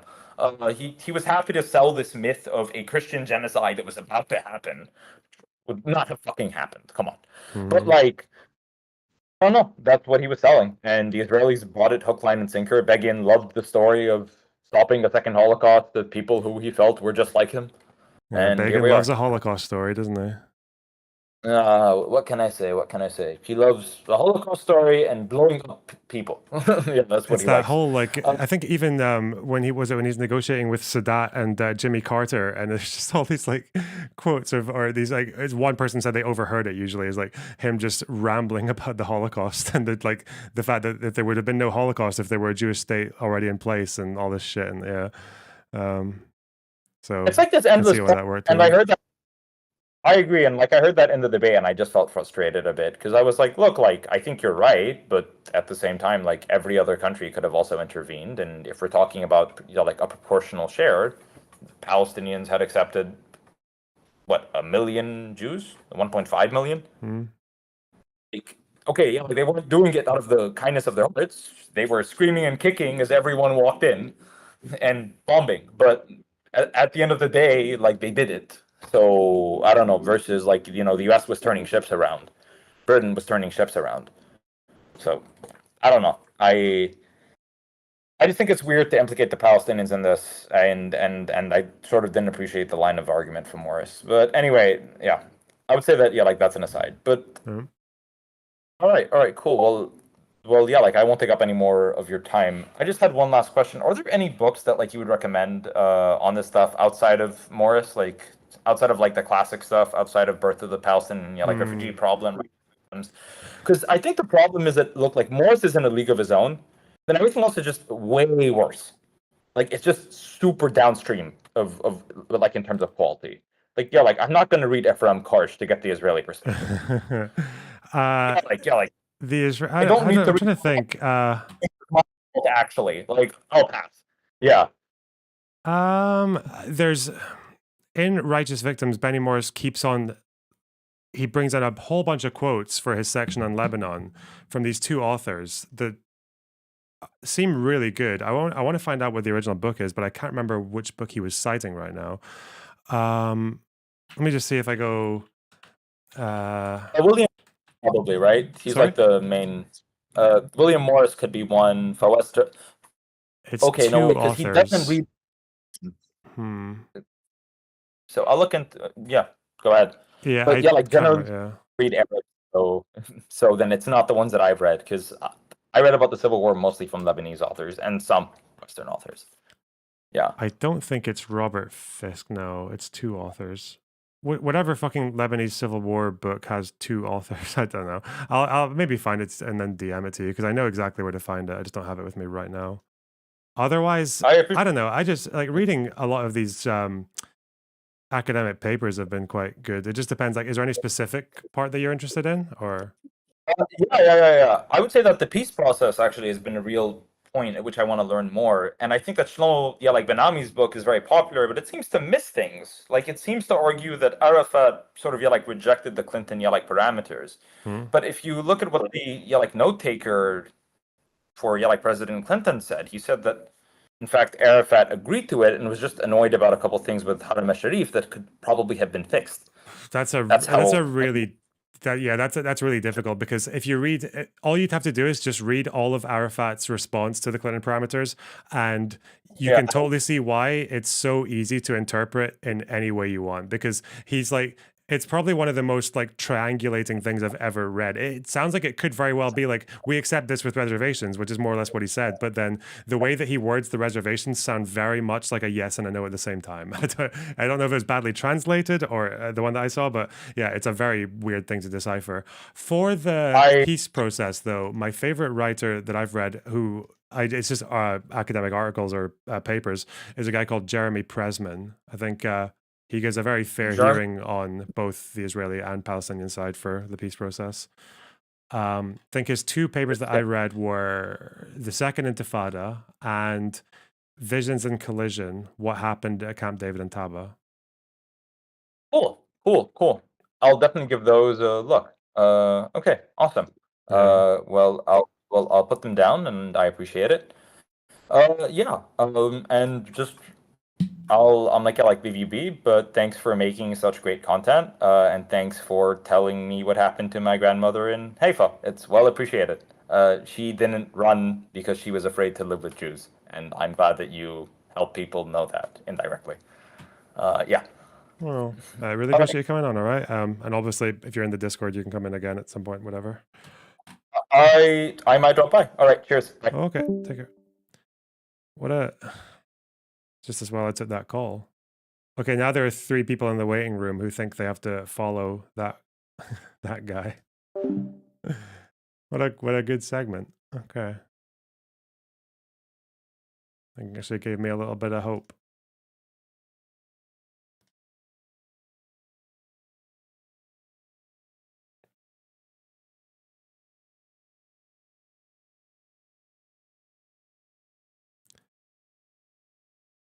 Terrible. Josh Murphy, you're such a naysayer.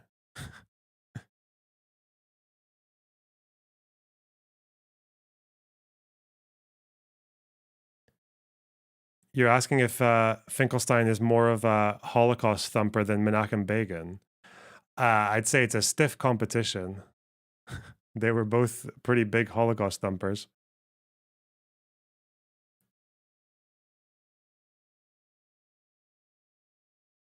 It's like Likud policy, isn't it? Likud policy is to say incoherent ramblings about the Holocaust. Mm. What about that gave you hope? I don't know.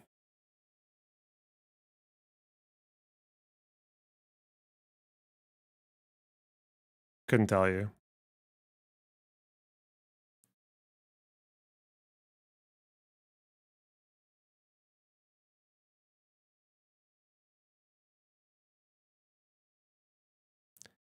Dugan Nash, thanks for the $5. Say Obama. Not for $5. Oh, fuck, I said it. Ah, got me.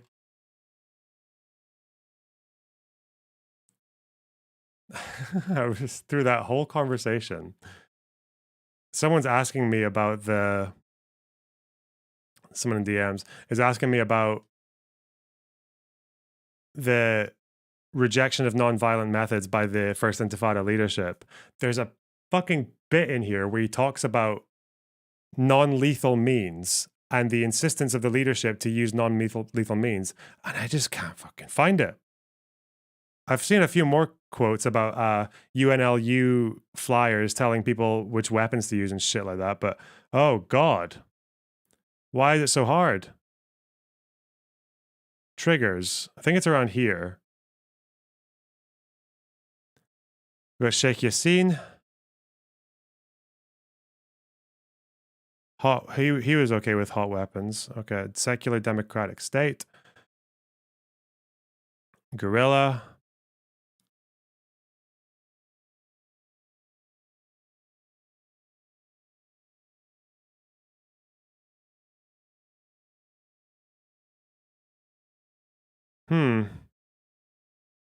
Days of rioting. Courage.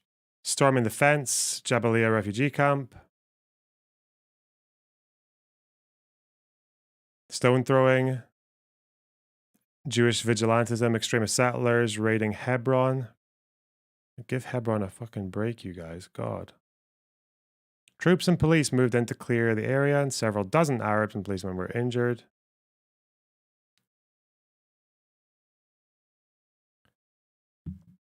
The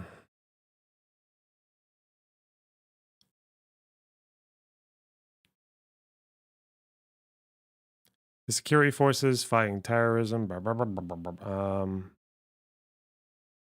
Molotov cocktails. Curfew. This is just the timeline of the spark and then the vehicle smashing into the vans, killing 4 Arabs. December 8th. Funerals, jihad. Troops firing. They killed a 17-year-old. The Intifada had started.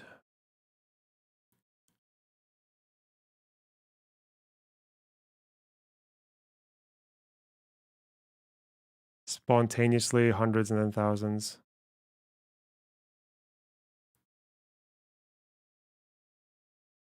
Colombia, not Colombia, Scarlet. Very different places.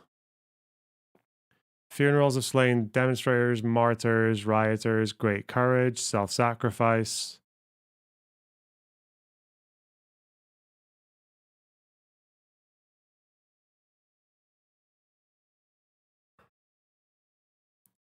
I feel like the way Benny Morris writes about the First Intifada, he seems to have quite positive opinions on it, on the protesters. More than I expected him to have, anyway, the way he talks about it.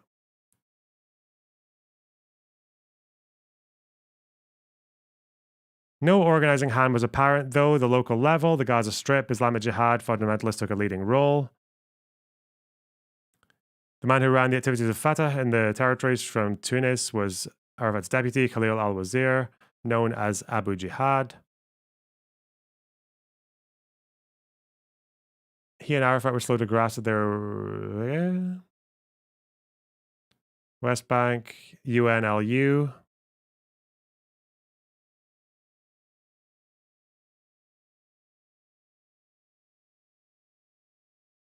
UNLU.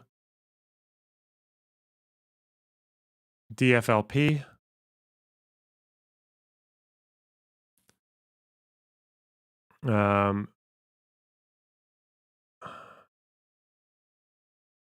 Imported activists from the Gaza Strip in Jerusalem, riots, barricades.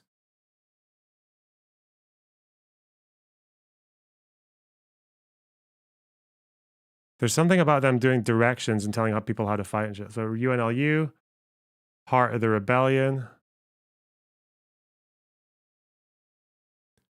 Heroes of the Stone and Firebomb War, redouble the revolutionary content. I've already got this screenshot, I think. Not that. Thanks, Ellie, for the 20 Swedish. Stockholm Gubangen tomorrow. 12. Thank you. I appreciate that. That is not the right quote. This is. Okay.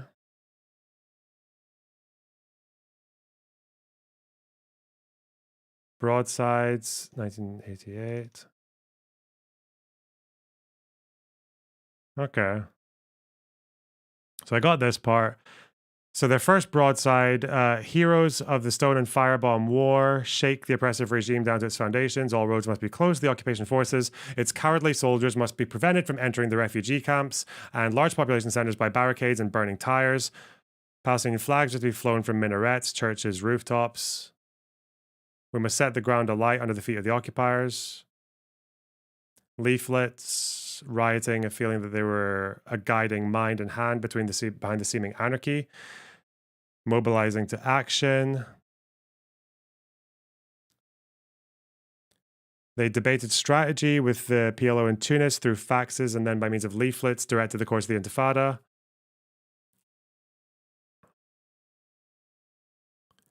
Bankrolling.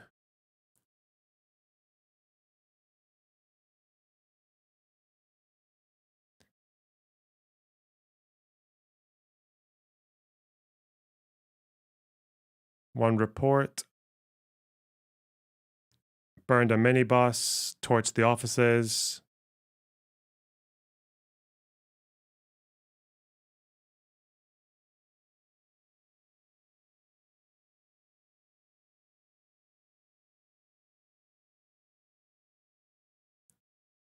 This is all about Hamas. Not really interested in that right now. Radical shift. Yassin.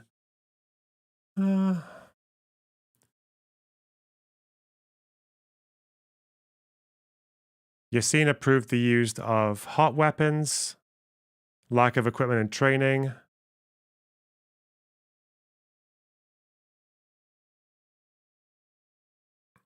Continuous delays. First military operation in March 1988, ambush in Gaza, injuring an Israeli water engineer. RIP. First flyer, Holy War.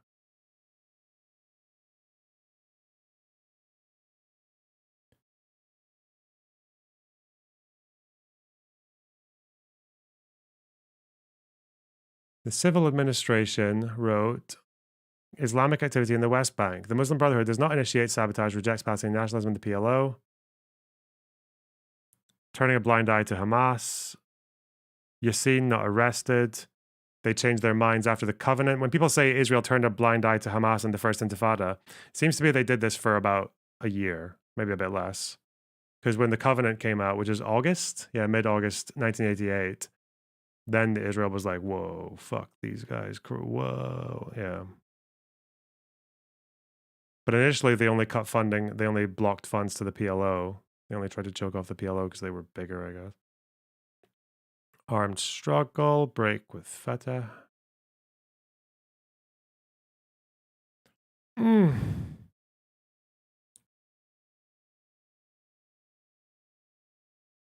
Broadsides, plastered on walls, read on radio stations.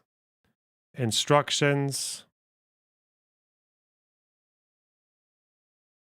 Hamas handbills were more colorful.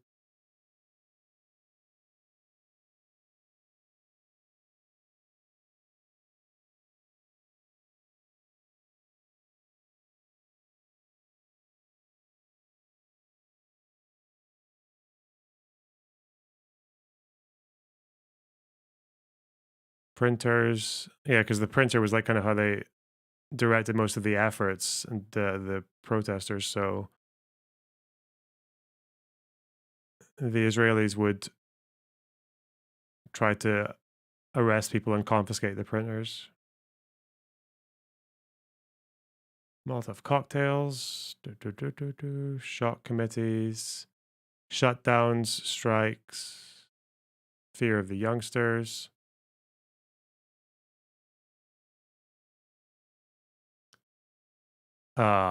That's an interesting dono. I'll read that in a minute.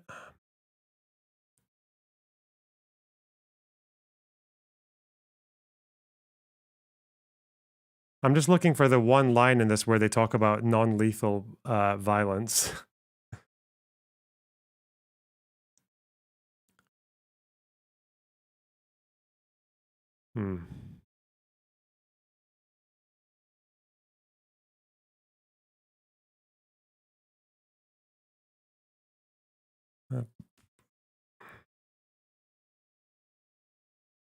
I think it is here.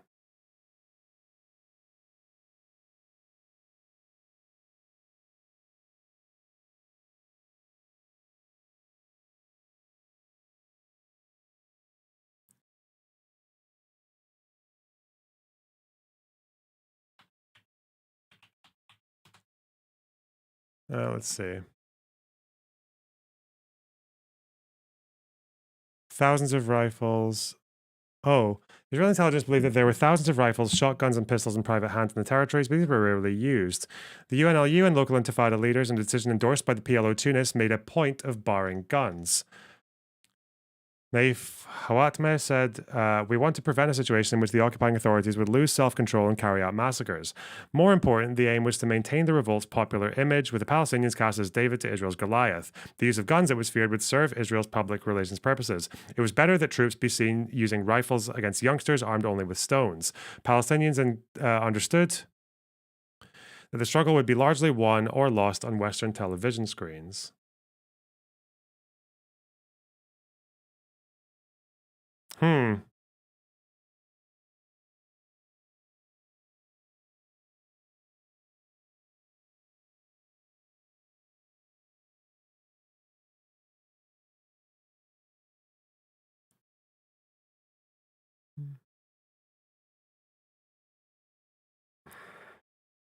David, Goliath. All right. I'll read your donos in a minute, okay? I'm close. I'm focused. I can see it coming. I can see the answer to my question coming. Oh!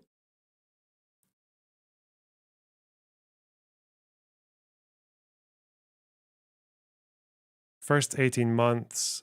There's something here just about the choice of non-lethal weapons. Why can't I fucking find it?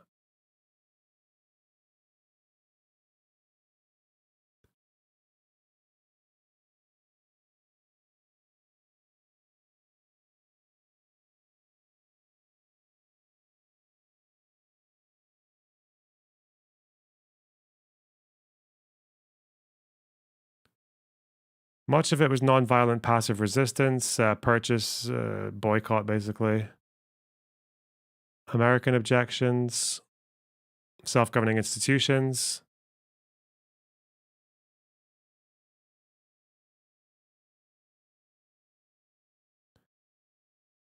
Rejected the non-violent route. In effect, rejected.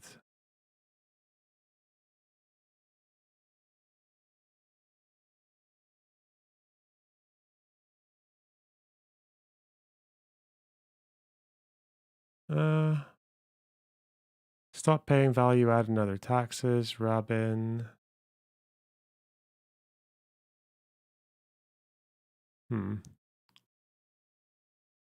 They called on policemen to resign. Yes, Palestinian policemen who were policing on behalf of the occupation. Because this is before the peace process.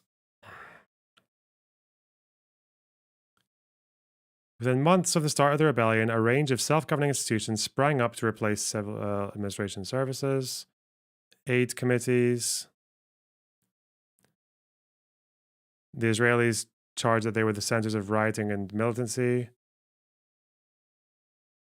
The Intifada leaders called them to defy Israelis and open the schools or to provide alternative avenues for classes. Mosques.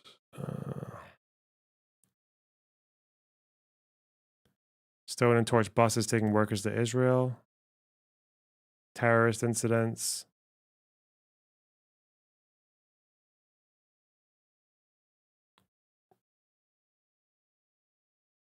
I don't know where the fucking non-lethal thing is. Maybe it's just like referenced a bit later in a separate part.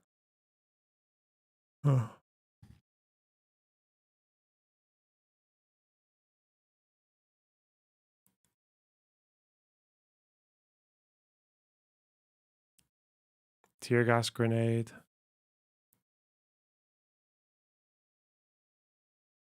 Hail of stones.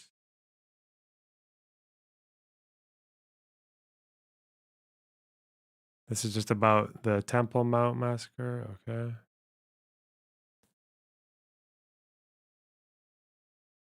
The government set up a commission of inquiry that spent its days interviewing Israeli civilians and policemen, although almost no Arabs. It concluded that the fault of the incident lay wholly with the Arabs and that the Jewish authorities were blameless. Okay. Though it mildly criticized some of the police commanders' tactical decisions. The Muslim authorities rejected these findings, and the Supreme Muslim Council published a report of its own, saying the massacre had been pre-planned by the police, had been unprovoked, and was wholly the Israelis' fault. A third investigation by a Jewish Jerusalem district court judge ruled that no policeman involved in the incident should be charged and that the police had been too quick on the trigger, but that not all the firing had been justified by clear and imminent danger. That's like... Isn't this just every single event that happens in Israel-Palestine is just this? Okay.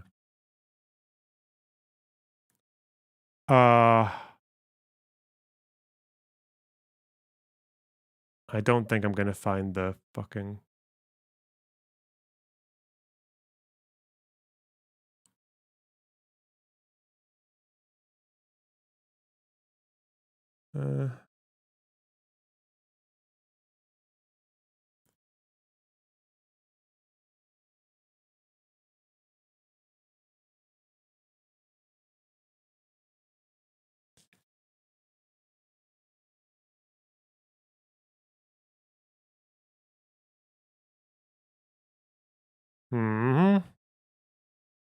Fuck.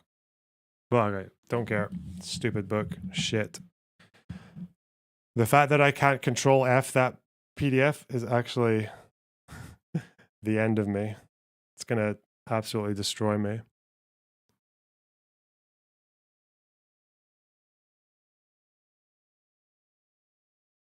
Ugh. Maybe it's at the last stage. Surely not. Violence dying down. Nah. You were kicked and you can't rejoin? What, the VC? The Discord's just being weird today. I don't know. I was probably quite lucky to get that phone call working. I don't see anything in the mod log. All right, whatever. Check your notes. Yeah, but that would mean I have to go and run and get my book, and fuck that waste. No. I don't even know if I took it down in my book. It's just...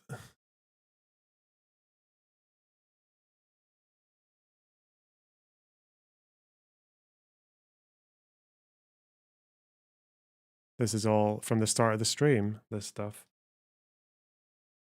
You were banned for talking while waiting. I don't think anyone would ban you for talking while waiting.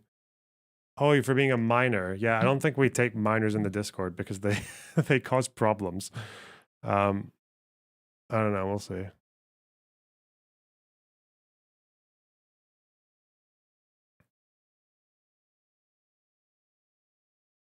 It's nothing personal. It's just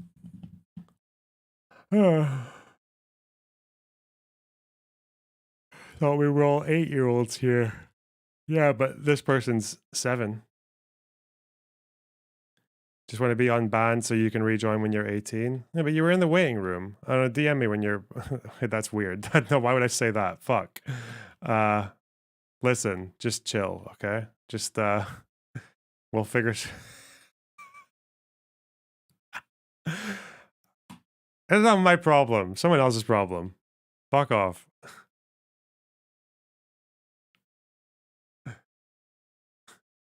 I just want to vibe.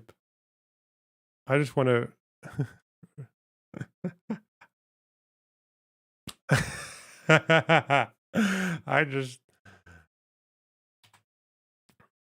I just want to play video games.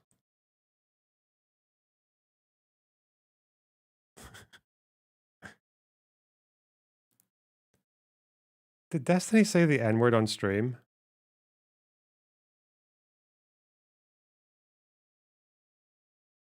Why have I not seen it all over Twitter? What happened there? I wonder sometimes because when I was 20, I think 2021, my best friend killed himself, and I wondered sometimes in terms of when you lose people, fucking music, like losing people younger, copyright, because that is, and you think of like, well, what? Don't care.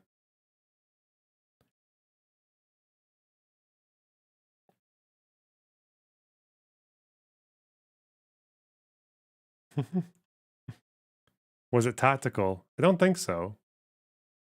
Was it soft A? Someone told me it was not soft A. I was told otherwise. Have I been lied to by someone? Someone pulling the wool over my eyes.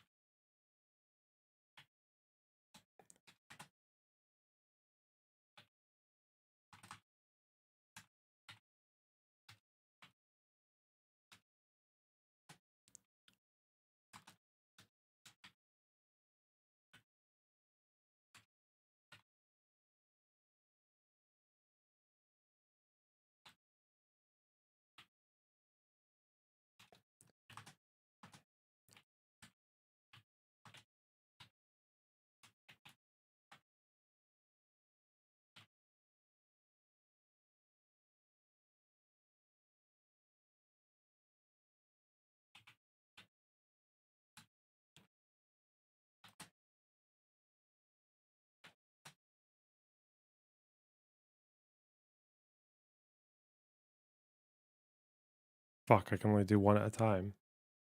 All right.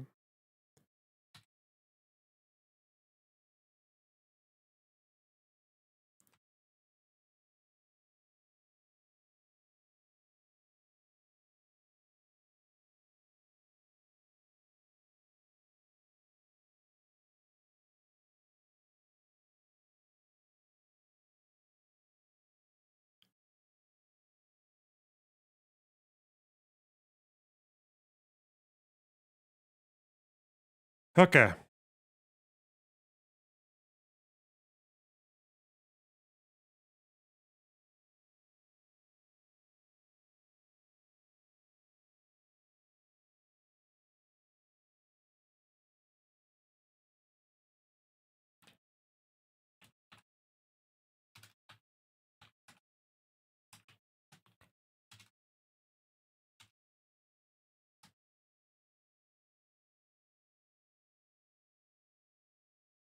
Okay.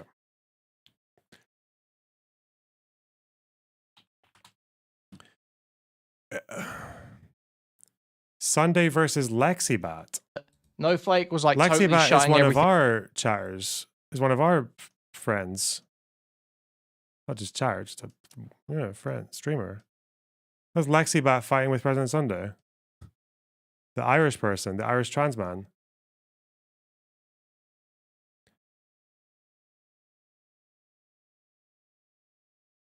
I believe Ziv Schiff does a much better job than Morris from the Israeli side. Benny Morris has been a bit disappointing considering his work on 48.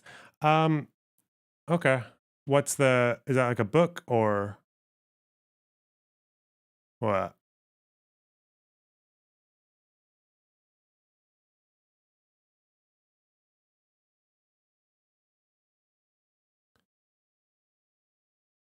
It's a book called Intifada.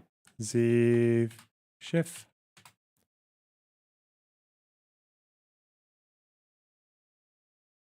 I've heard of this guy before. More book. Oh, God. Intifada. It's on archive.org. That's a cool picture, isn't it? Look at those guys. Fucking, it's like almost like KKK looking shit. Only less pointy, less coney. It's like Slipknot. That's what it reminds me of. Isn't it? Isn't that a little bit?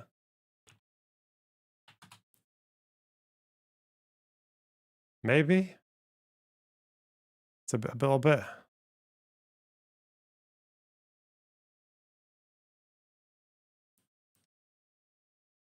Okay. Sundown, you want me to read this whole book?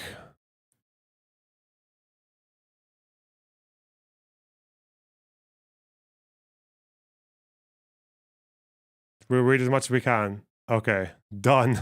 That was quick. Double spacing, eh? Get you through it in no time. No bother.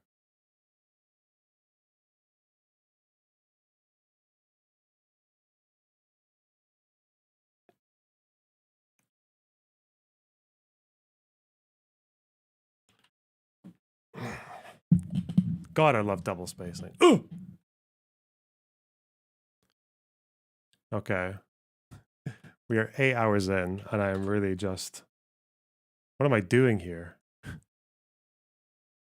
John Mearsheimer. First of all, it was the Israelis who started this. Israel made a major mistake that increases the likelihood that Iran will get nuclear weapons. Nuclear weapons are basically a force. I don't care. It's so boring. Fuck this guy. What a piece of shit. I want to... Can't hear him for the sound of Putin's cum sloshing around his fucking gizzard. I want to... Where are these... I need to look around a bit more on YouTube for these Israelis who are talking about killing Gazan 12-year-olds. I know they exist. We've done Traveling Israel. We've covered him quite a lot. But where are the other Israeli propagandists circling around this sphere? We've done Ben Shapiro a lot. We've done a lot of Traveling Israel. But where's the rest of it? Where are the... Destiny. Where...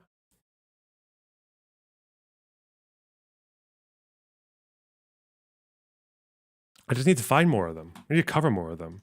Because I don't feel like they're getting a fair enough hearing from us. They're not as readily available in our space.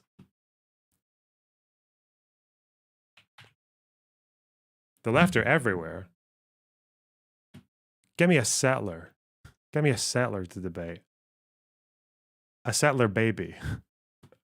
I'll ask them if they like anime, and then I'll ambush them with questions about stolen land.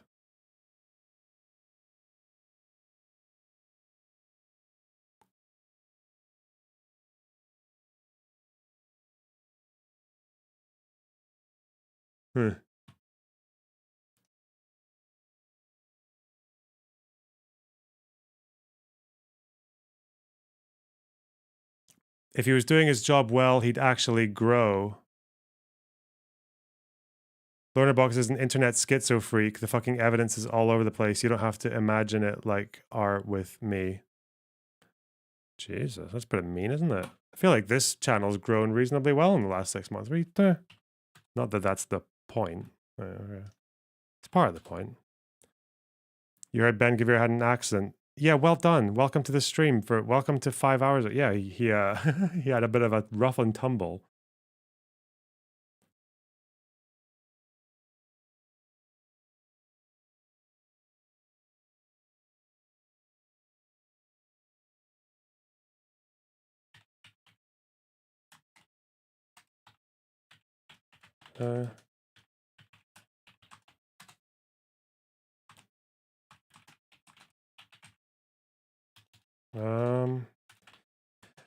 I've got a back catalog of segments, including 3 today. I've got like a week or maybe 2 weeks worth of segments I need to put out. I'm not ready to do a second channel yet. I think I need to start reading something else. I don't know if I want to read the Third Reich at War on stream, because if I start that project, I will regret it. It is 800 pages long, and it's about World War II. Reading that and taking notes with you fucking retards in my... No way. I could take notes on... I'm trying to think of things I could do for the next few days. Could talk to Lycan about the student protests. I feel like he would persist and he would push me to know as much as I can possibly know about them. That would be useful. I think he would ask the right questions. He would put up the right levels of opposition that I can be like, all right, let's find out this is true. Let's find out this is true. So, conversation with Lycan, maybe. I'll see what he said. World War II, I will do off stream. I'll gather my notes for Israel-Palestine history. I've got my 3 or 4 books on it that I can just consolidate all my notes from.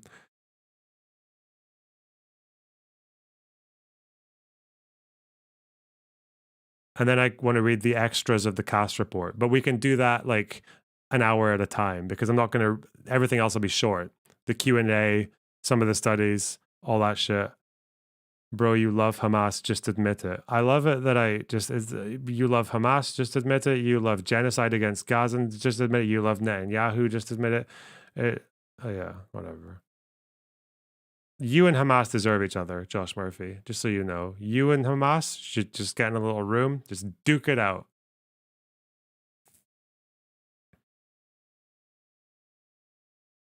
Stop making it other people's problem.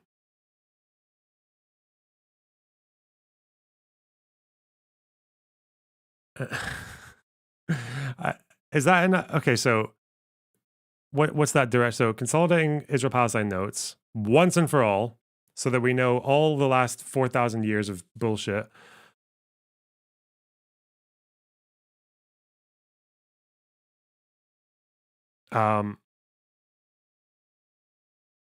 Cast stuff along the side, just to do general trans research, I guess, well, beyond that. And World War II will be off stream, sorry. And that seems all right. Does that seem all right?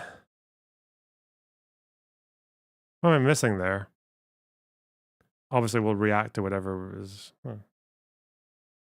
I think that's a general good stream direction. So the big thing will be... Oh, I just got a $20 patron. Nice one. Thank you so much, whoever you are. If you're watching this.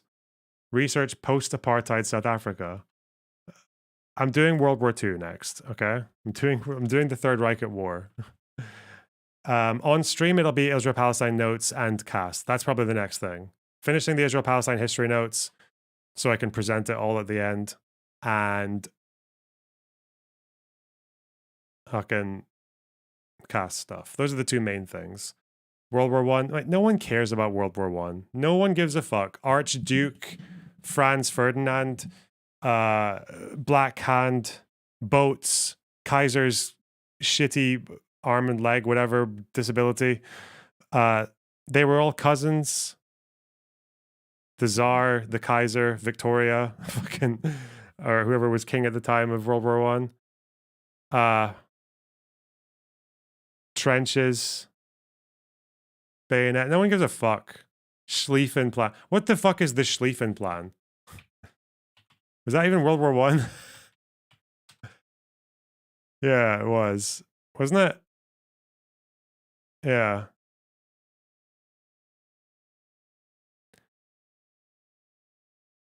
Pasta, thanks for the 20 Swedish. I really appreciate that. Don't know what you're saying, but thanks. Were you good?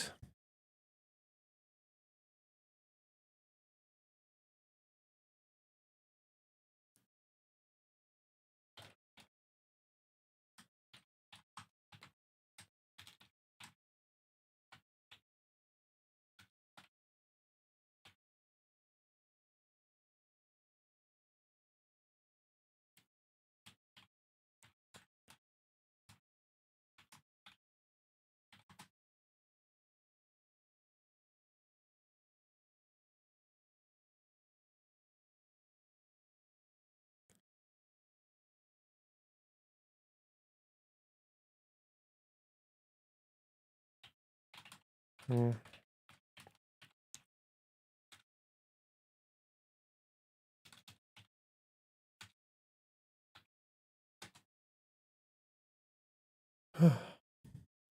Okay.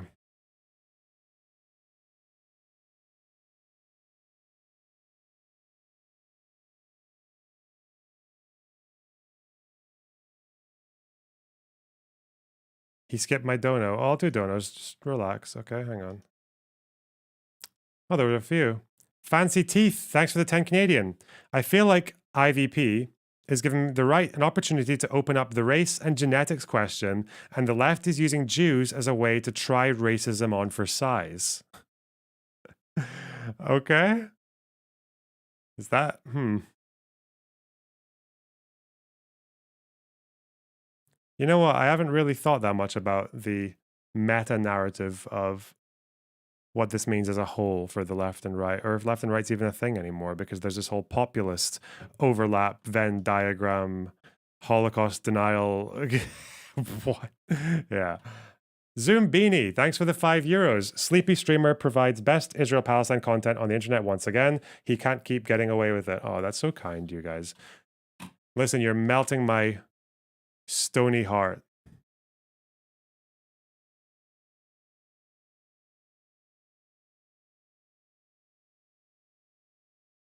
Oh, it's not a horseshoe, it's a circle. Ooh, good one. Never heard that before. All right. I give you money, you give me knowledge and memes. I try. I try.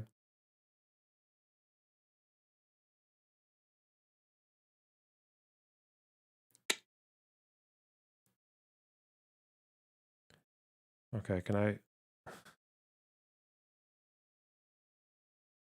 All right. All right. I might. Possible source of Israeli nutter content. On October 7th at 6. These guys. These guys look fucked up. The Israel guys. The 5 average dude bros. This is like that meme of the four guys, isn't it? The 4 white guys with the tight trousers. The lads. And this fucking microphone with the Israel guys. Okay. They're a small channel. What in the world is happening at Columbia University? Okay, yeah, maybe we'll watch these guys. Do they do history videos?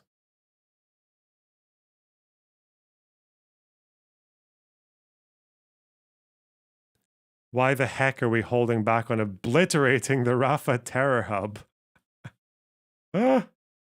Okay. This'll be decent. The fucking blazing squad of pro-Israel YouTube.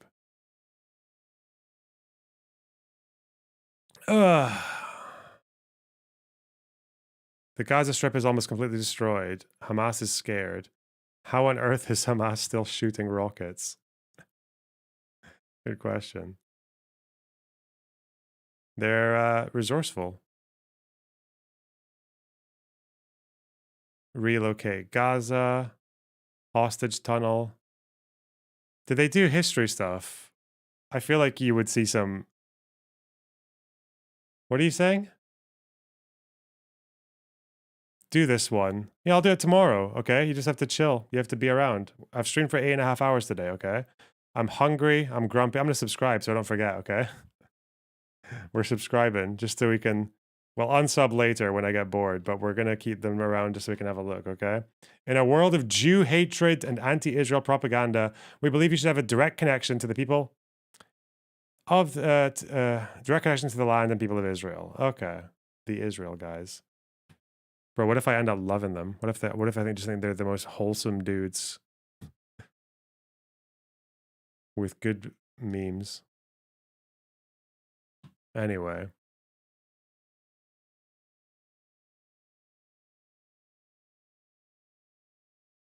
I don't think I like a lot of these thumbnails though.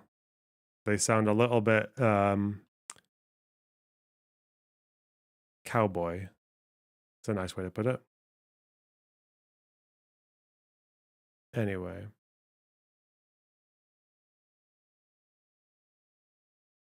Ugh. Become the 6th Israel guy. Shut up. All right. Stop.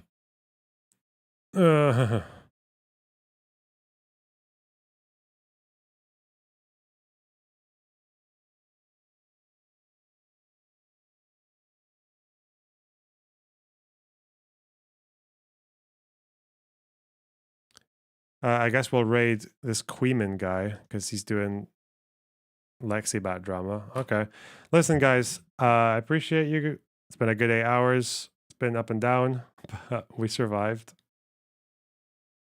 We actually had a kind of positive interaction. That was nice. All right. Love you guys. Bye. Bye.